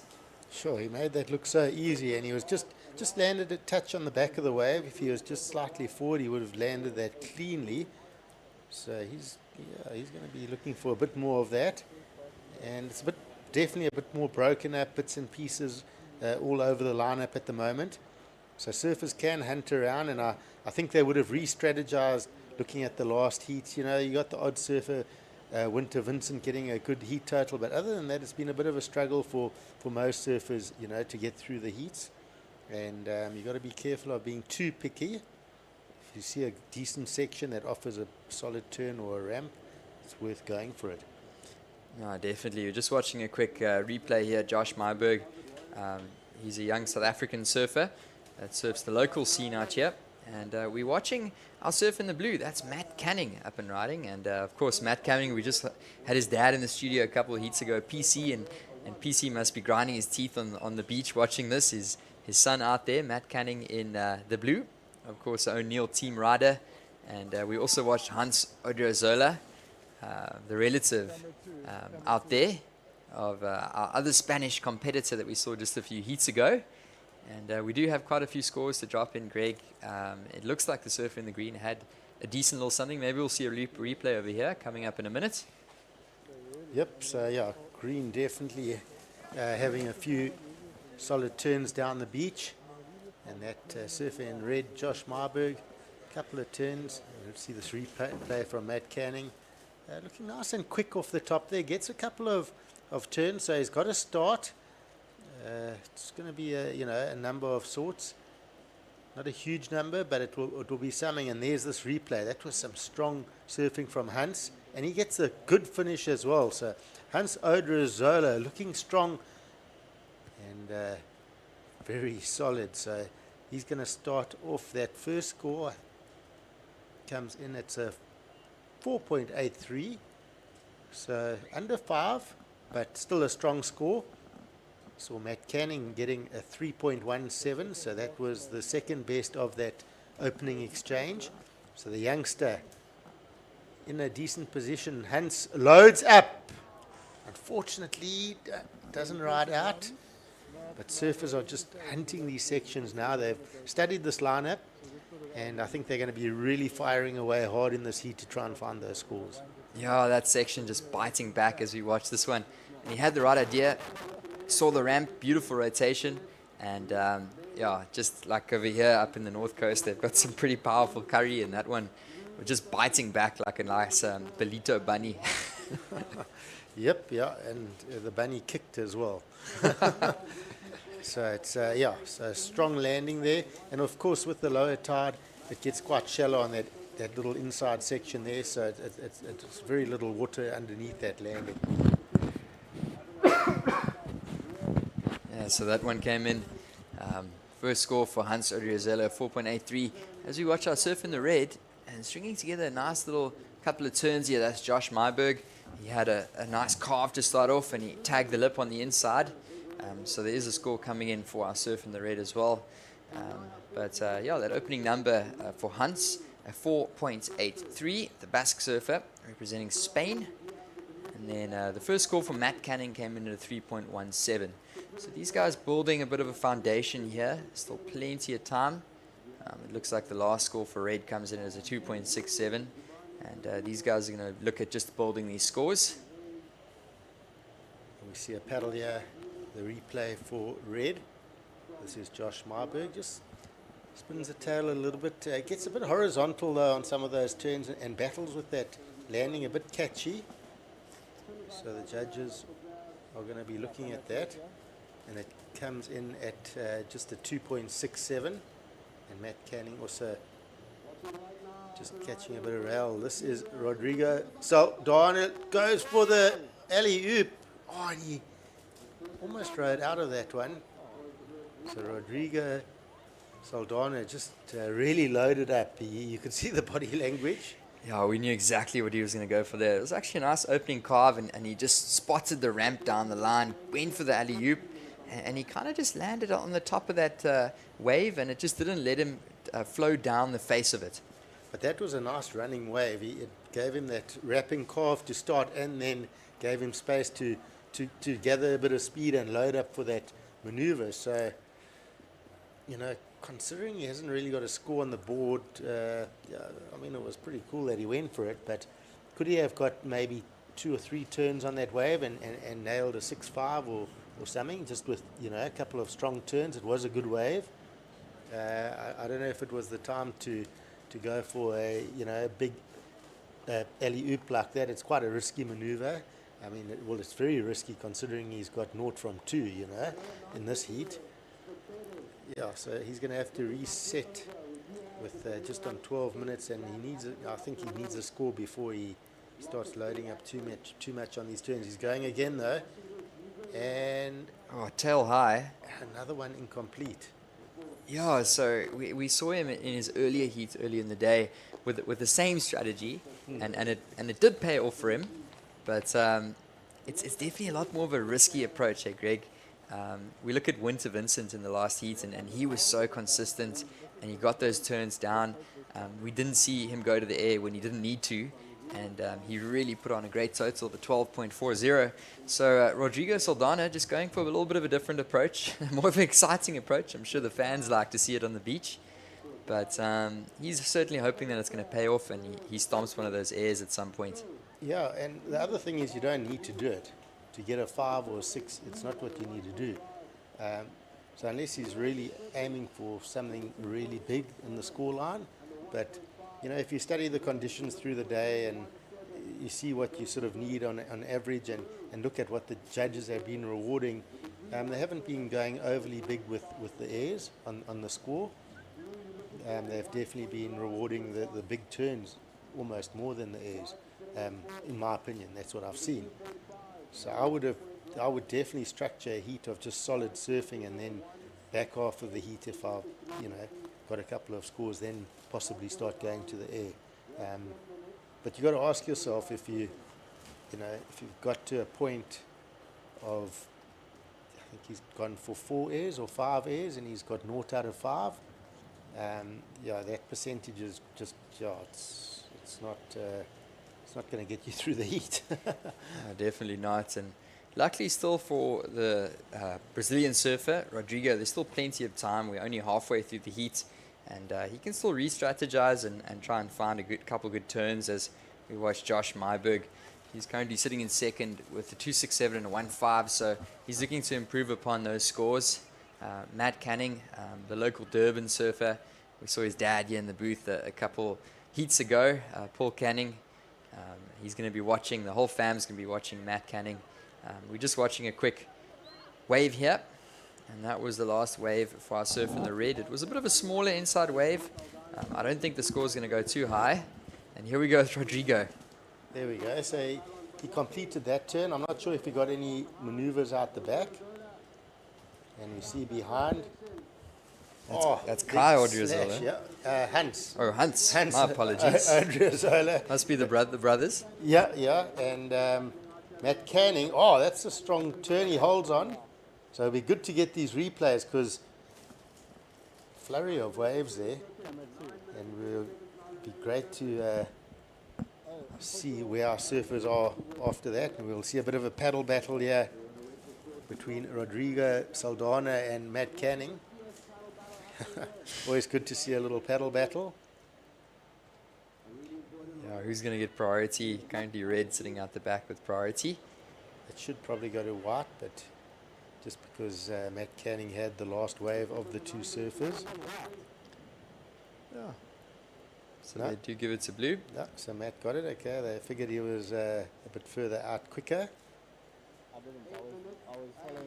And time is winding down. We haven't seen too many big scores drop in, but we do see that score drop in for last the white. It's a 4.17. That's Rodrigo Saldana. So he jumps up to second, does the Brazilian. So he must have done something before that reverse. And then Hans Odriozola has dropped in a 4.83. So still scores to come in. We saw a decent looking wave for green as well. So we might see a replay of that last wave for green. He is currently in the lead, Hans Odriozola, the Basque surfer representing Spain. And it looks like all scores are in on our scoreboards. And we're going to run through some highlights here, Greg. Yep, so yeah, just that single maneuver. Beautiful maneuver. Smaller wave. So getting that score, that 417. So that does find Rodrigo Saldana sitting in second, but not a huge heat total at this stage, with 7.5 to go. Yeah, you watch these two surfers on screen. That's Josh Myberg and Rodrigo Saldana. And Rodrigo was chipping away at trying to get the completion on the airs, and he finally got one, and the judges did reward him with a 417. But here he goes, he's up and riding, hops off the back, and he's definitely not safe, is the Brazilian surfer. Matt Canning, talented young South African surfer, O'Neill team rider. He surfs often up here in Ballito, just south of here from Durban, and part of a really cool surfing family as well. Paul Canning, previous campaign on the tour, and of course heading up O'Neill as well as Flojos, a couple of brands here in South Africa. So great to have the whole family down. We were chatting with Paul just a couple of heats ago here in the studio, and he'll be watching this one with intent. And Matt Canning's definitely got what it takes to possibly take out one of these surfers. Here he goes. This is the replay. So that wave sadly only gave him the one turn, but if he can just find two strong turns, as we see, this is live action from Josh Myberg. So a couple of good wraps on that one, and it'll be interesting to see where that score goes, because I feel he got a bit of work done on that. So Josh Myberg I thought that other wave with 2 turns was possibly a touch low, but looking at this one, that's a strong slice, and then coming up another snap, and then a 3rd turn. So that's got to be putting him in a better position and a chance of attacking the top 2 spots. As we see surfer in blue, Matt Canning now also having a shot. Good looking wave. Rips it off the top. Hit it vertical. Hold on. He needed to hold on to that one. Just ditched the nose. And unfortunately, he's going to be kicking himself because that was definitely the score to go into second. Yeah, that first turn was looking good, and he was carrying energy through to the latter stage of that wave, and he just unfortunately couldn't hold on. We can see how quickly it's just dropping out. We pretty much on dead low. It's just swinging, and it's starting to push down here in Ballito. So really shallow on that sandbank, probably about waist deep or so. And as you can see, all the rocks are exposed. It's low tide down here on the Dolphin Coast. As we watch some replays, this is our surfer in the blue. That's Matt Canning. That was his last wave. So it just goes out of picture there. And I'm sure we'll get another frame of that in a sec. But yeah, really a missed opportunity, as you said, Greg Emsley. He would have definitely been jumping up a leaderboard if he landed that. Yeah, it was obviously a heavy section, and he needed just to get out of the lip a little bit quicker. We are going to see Rodrigo Saldana taking a look here. He wants to solidify his 2nd place position. So he gets a couple of wraps. And so now he goes to the turns because he knows he needs to. But I think he should have done it the other way around. Started like that and then gone to the airs. But anyway, that's my opinion. But that wave should help his cause. He's sitting with just a 2.5 he wants to get rid of, together with a 417. And got a couple of slices on that wave. And we'll just go through that replay shortly. And let's just check what happened on that wave there. That was a nice slice, and then gets the finish. I think there was a turn before that as well. Yeah, Rodrigo Saldana, he's still an unknown name here in South Africa. We haven't heard of him just yet. I think it's his first time in Ballito, and just showing us how talented he is, because he has the opportunity to do those big maneuvers, but he can get it done doing turns as well, and he's not stressed, he's not worried. He threw some exciting looking big airs earlier that he couldn't pull off. We know that he can pull them off, and showing us that he's a very talented surfer. And even though he made some mistakes early on in the heat, or he maybe didn't land those maneuvers as you were mentioning, he's backed it up with some solid surfing now towards the end of the heat, Greg.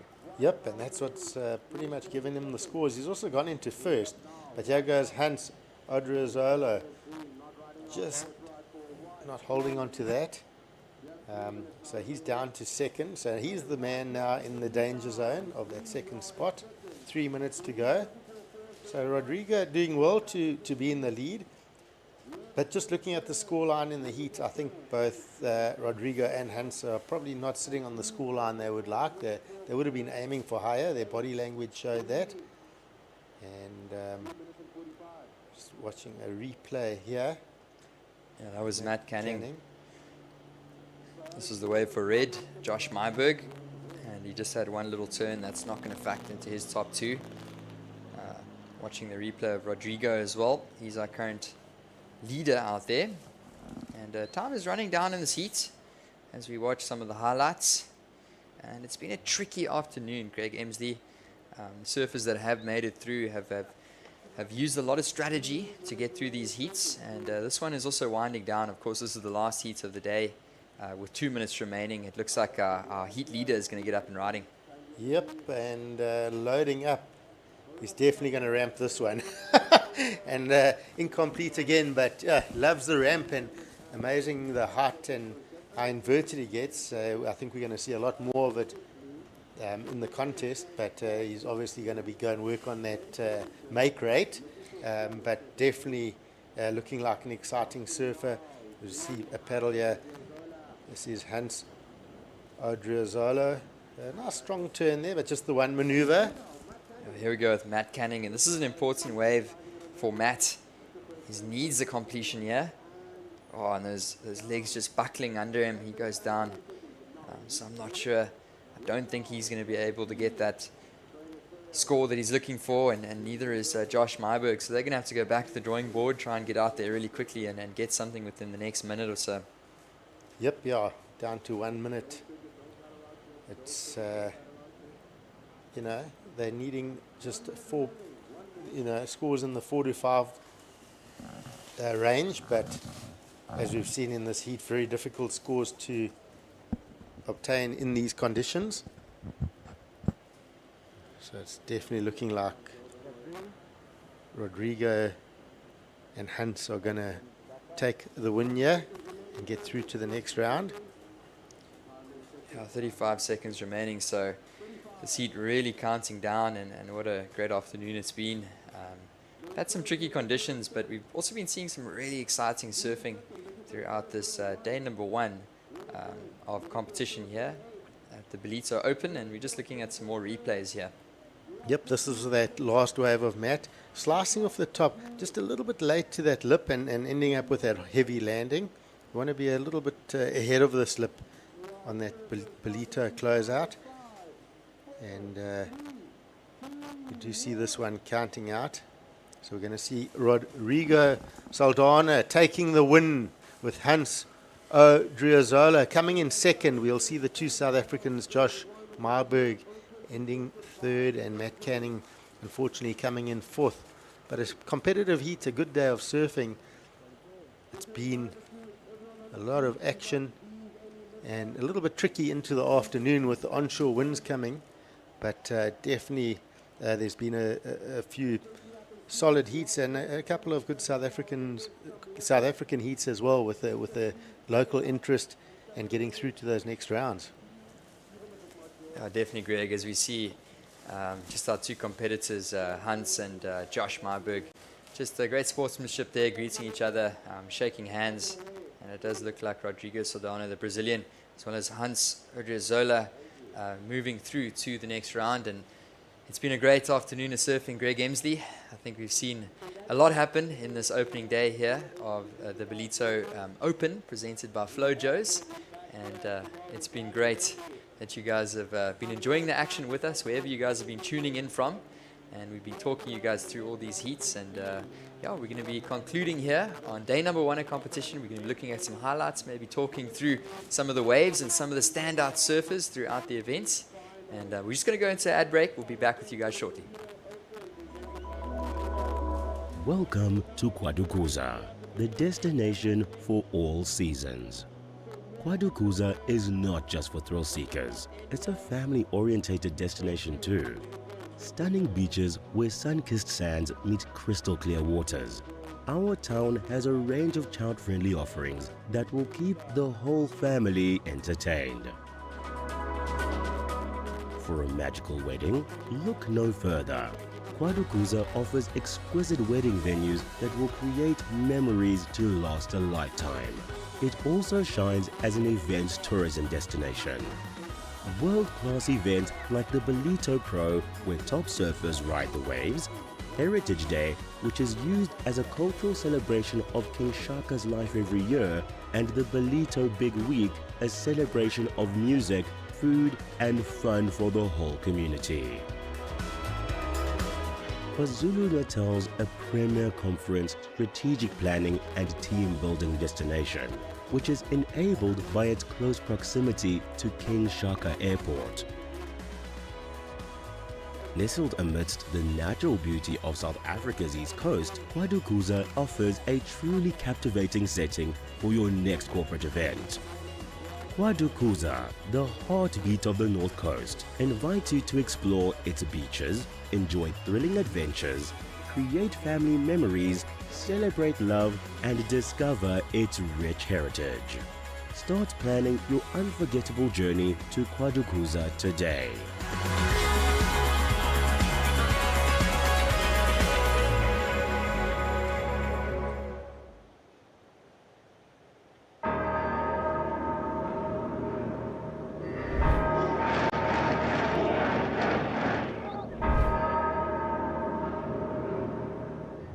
Run, boy, run.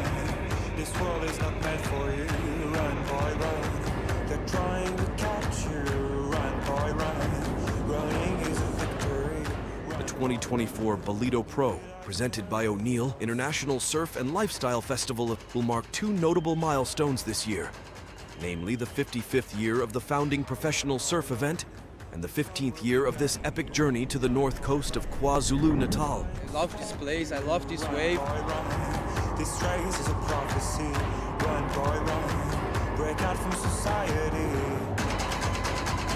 Connecting local heritage with the Surfing Challenger Series, the 2024 theme. This is the battlefield. Lina Nkundla Yempi will see surfers battle it out for the top title, while spectators enjoy non-stop entertainment within the arena and beyond.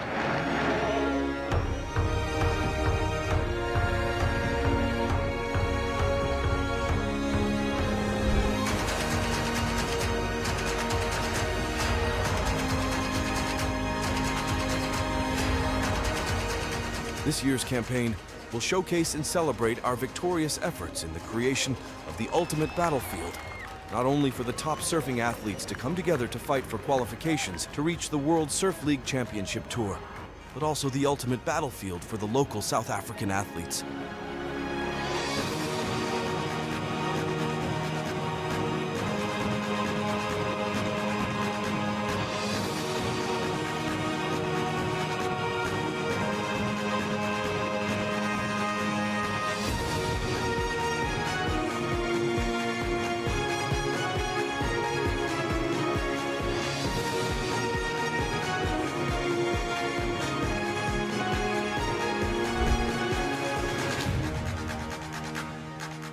The Challenger Series surfing action isn't the only sport on the go. The Ballito Skate Park at Willard Beach hosts the Ballito Pro Skate Jam, presented by Volcom and Etnies, showcasing the best in local and upcoming skate talent. Tomorrow's another day. You won't have to hide away. You'll be a man, boy.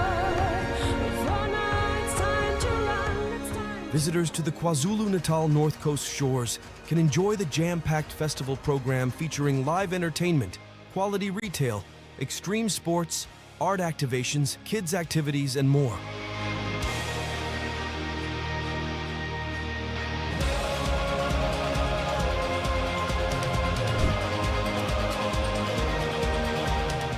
The party continues with the Ballito Pro Music Concerts and Sunset Sessions presented by Corona, a free-to-attend two-day festival showcasing top South African musicians.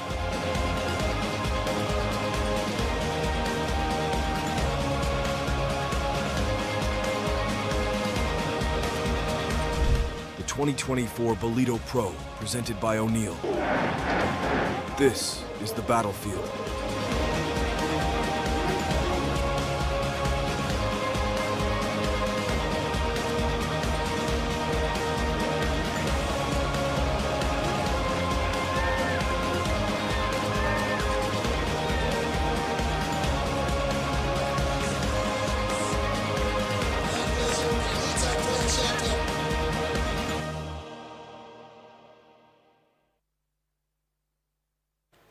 So welcome back with us, guys. This is the post show here.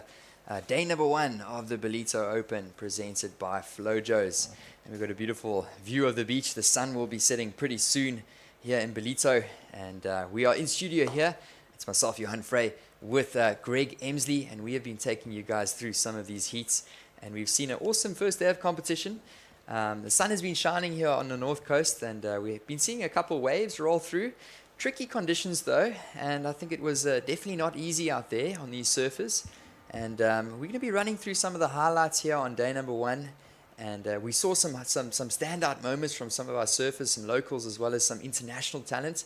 And Greg, what did you make of this first day, and who for you were standouts out there on day number 1 of competition? Yeah, Johan, it was a big day of surfing, and we go back to this morning. Some competitive heats. It was tricky. There was lots of waves ridden. For me, the standout. I look at 2 moments from the day. The 2 standout moments. I'm going to go with Alyssa Spencer. Just solid surfing. She started off with that left-hander, just really put together a strong maneuver, and just that single maneuver alone gave her that 7.33. Just really all round. And then she got that right-hander, a series of big turns on the backhand for a 7.22, and just taking the heat win. For me, that was a well put together heat, very solid. And then the the next best for me, James Ribink, actually had 2 heats today, and both of them really solid. His first heat coming in this morning, he just went out there like an animal. You could just see the body language. I spoke to you, I think straight away, going, you can see this guy's on a mission. He had a 14.5 heat total. He then came back in his round of 48 and again nailed a strong heat, coming in with a 13.33 total. He just looks the part. He's showing up. He's here to compete. He's getting the job done early. Very, very strong. So for me, James Ribink for the men has just been a standout. But I think if we, other moments that we look at, those were the standouts. You look at the women, bit of a struggle on the local side. Of course, they're a bit further into the competition than the men. We look at our Olympic hopeful Sarah Baum getting through a tough heat, but getting the job done. Of course, she just came off the win in the J-Bay Classic. We saw Anastasia Venter, solid, getting a good win, a couple of big single turns. That was great to see. And then Zoe Steyn holding on to a good second place to get through as well. So nice to have the local girls getting through there. In the men's, a couple of big fights to get through. Luke van Wyk, tough heat, just holding on to that second place. Stoked for him. And yeah, that was just a really solid heat. He had Carly Vast that he had to take out, and of course local surfer, also South African Shane Sykes. The international side on the men, we had to look at Guilherme Ribeiro looking solid, Kyle Martin as well. So a couple of names thrown in there. They're going to be thrown into the mix tomorrow, the men's side, into the last seeded round, and I think we're going to be in for some really big matchups and some exciting heats. Yeah, 100%, Greg. A couple of surfers that stood out to me, definitely Winter Vincent in his heat, and of course, the young Brazilian Ryan Carnalo as well. So we've got so much talent here, and we are so excited to take you guys through day 2 of action tomorrow.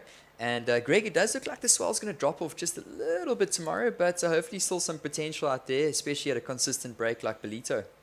Yep, but definitely showing that tomorrow could be tricky, but we'll take it day by day. We'll wake up, see what's happening. We've got a low tide through the early afternoon, so that will play into our favour. And let's hope there's still a little bit of surf running through. Maybe a bit of easterly wind this afternoon that we saw pick up. Could break up a little bit of swell that's out there and just bring in the odd little peak here and there. And we hold thumbs that we can get to see some good surfing and high-performance surfing tomorrow. 100%. So there'll still definitely be some action, and we're going to be really excited to bring you guys that action tomorrow. So, of course, today we saw day number 1 of the Ballito Open presented by Flojos, and tomorrow we'll be back bright and early tomorrow morning, and we'll bring you day 2 of action. So thank you so much, guys, for tuning in, for sticking with us throughout day number 1, and just signing off, myself, Johan Frey, as well as on behalf of our co-commentators, Tashamin Tasti and Mike Frew and PC, and of course Greg Emsley. We're signing off, and we'll see you guys bright and early tomorrow morning. Check you tomorrow.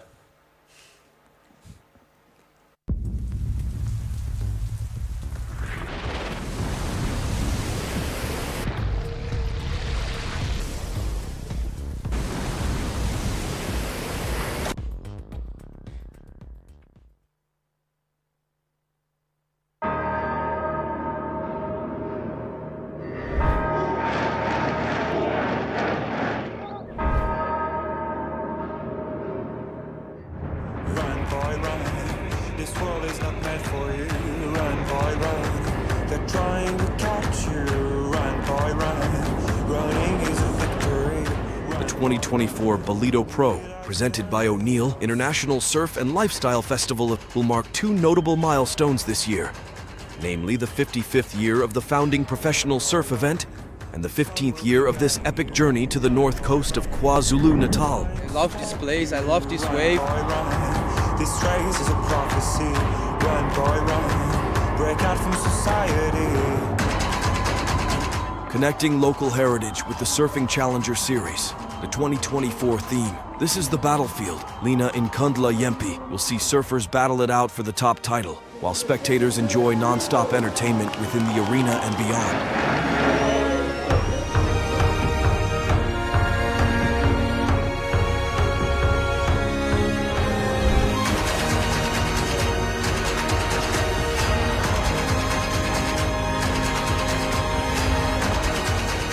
This year's campaign will showcase and celebrate our victorious efforts in the creation of the ultimate battlefield, not only for the top surfing athletes to come together to fight for qualifications to reach the World Surf League Championship Tour, but also the ultimate battlefield for the local South African athletes.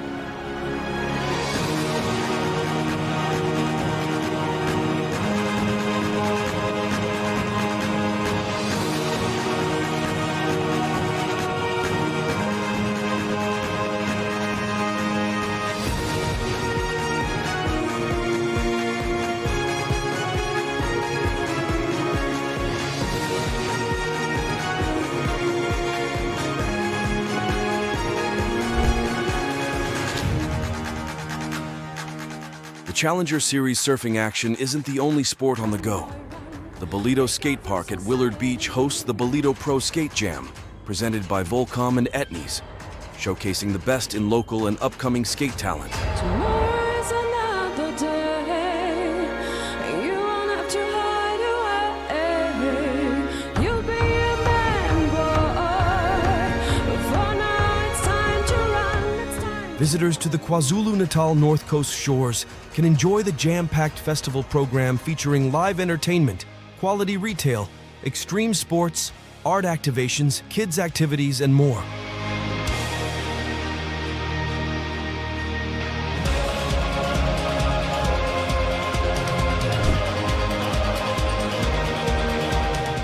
The party continues with the Ballito Pro Music Concerts and Sunset Sessions presented by Corona, a free-to-attend two-day festival showcasing top South African musicians.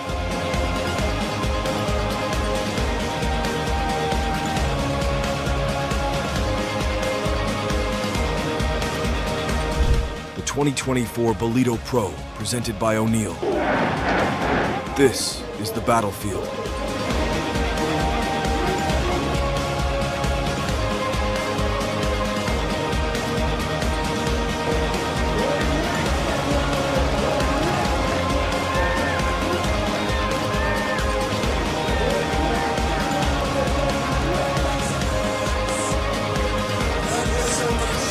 Champion.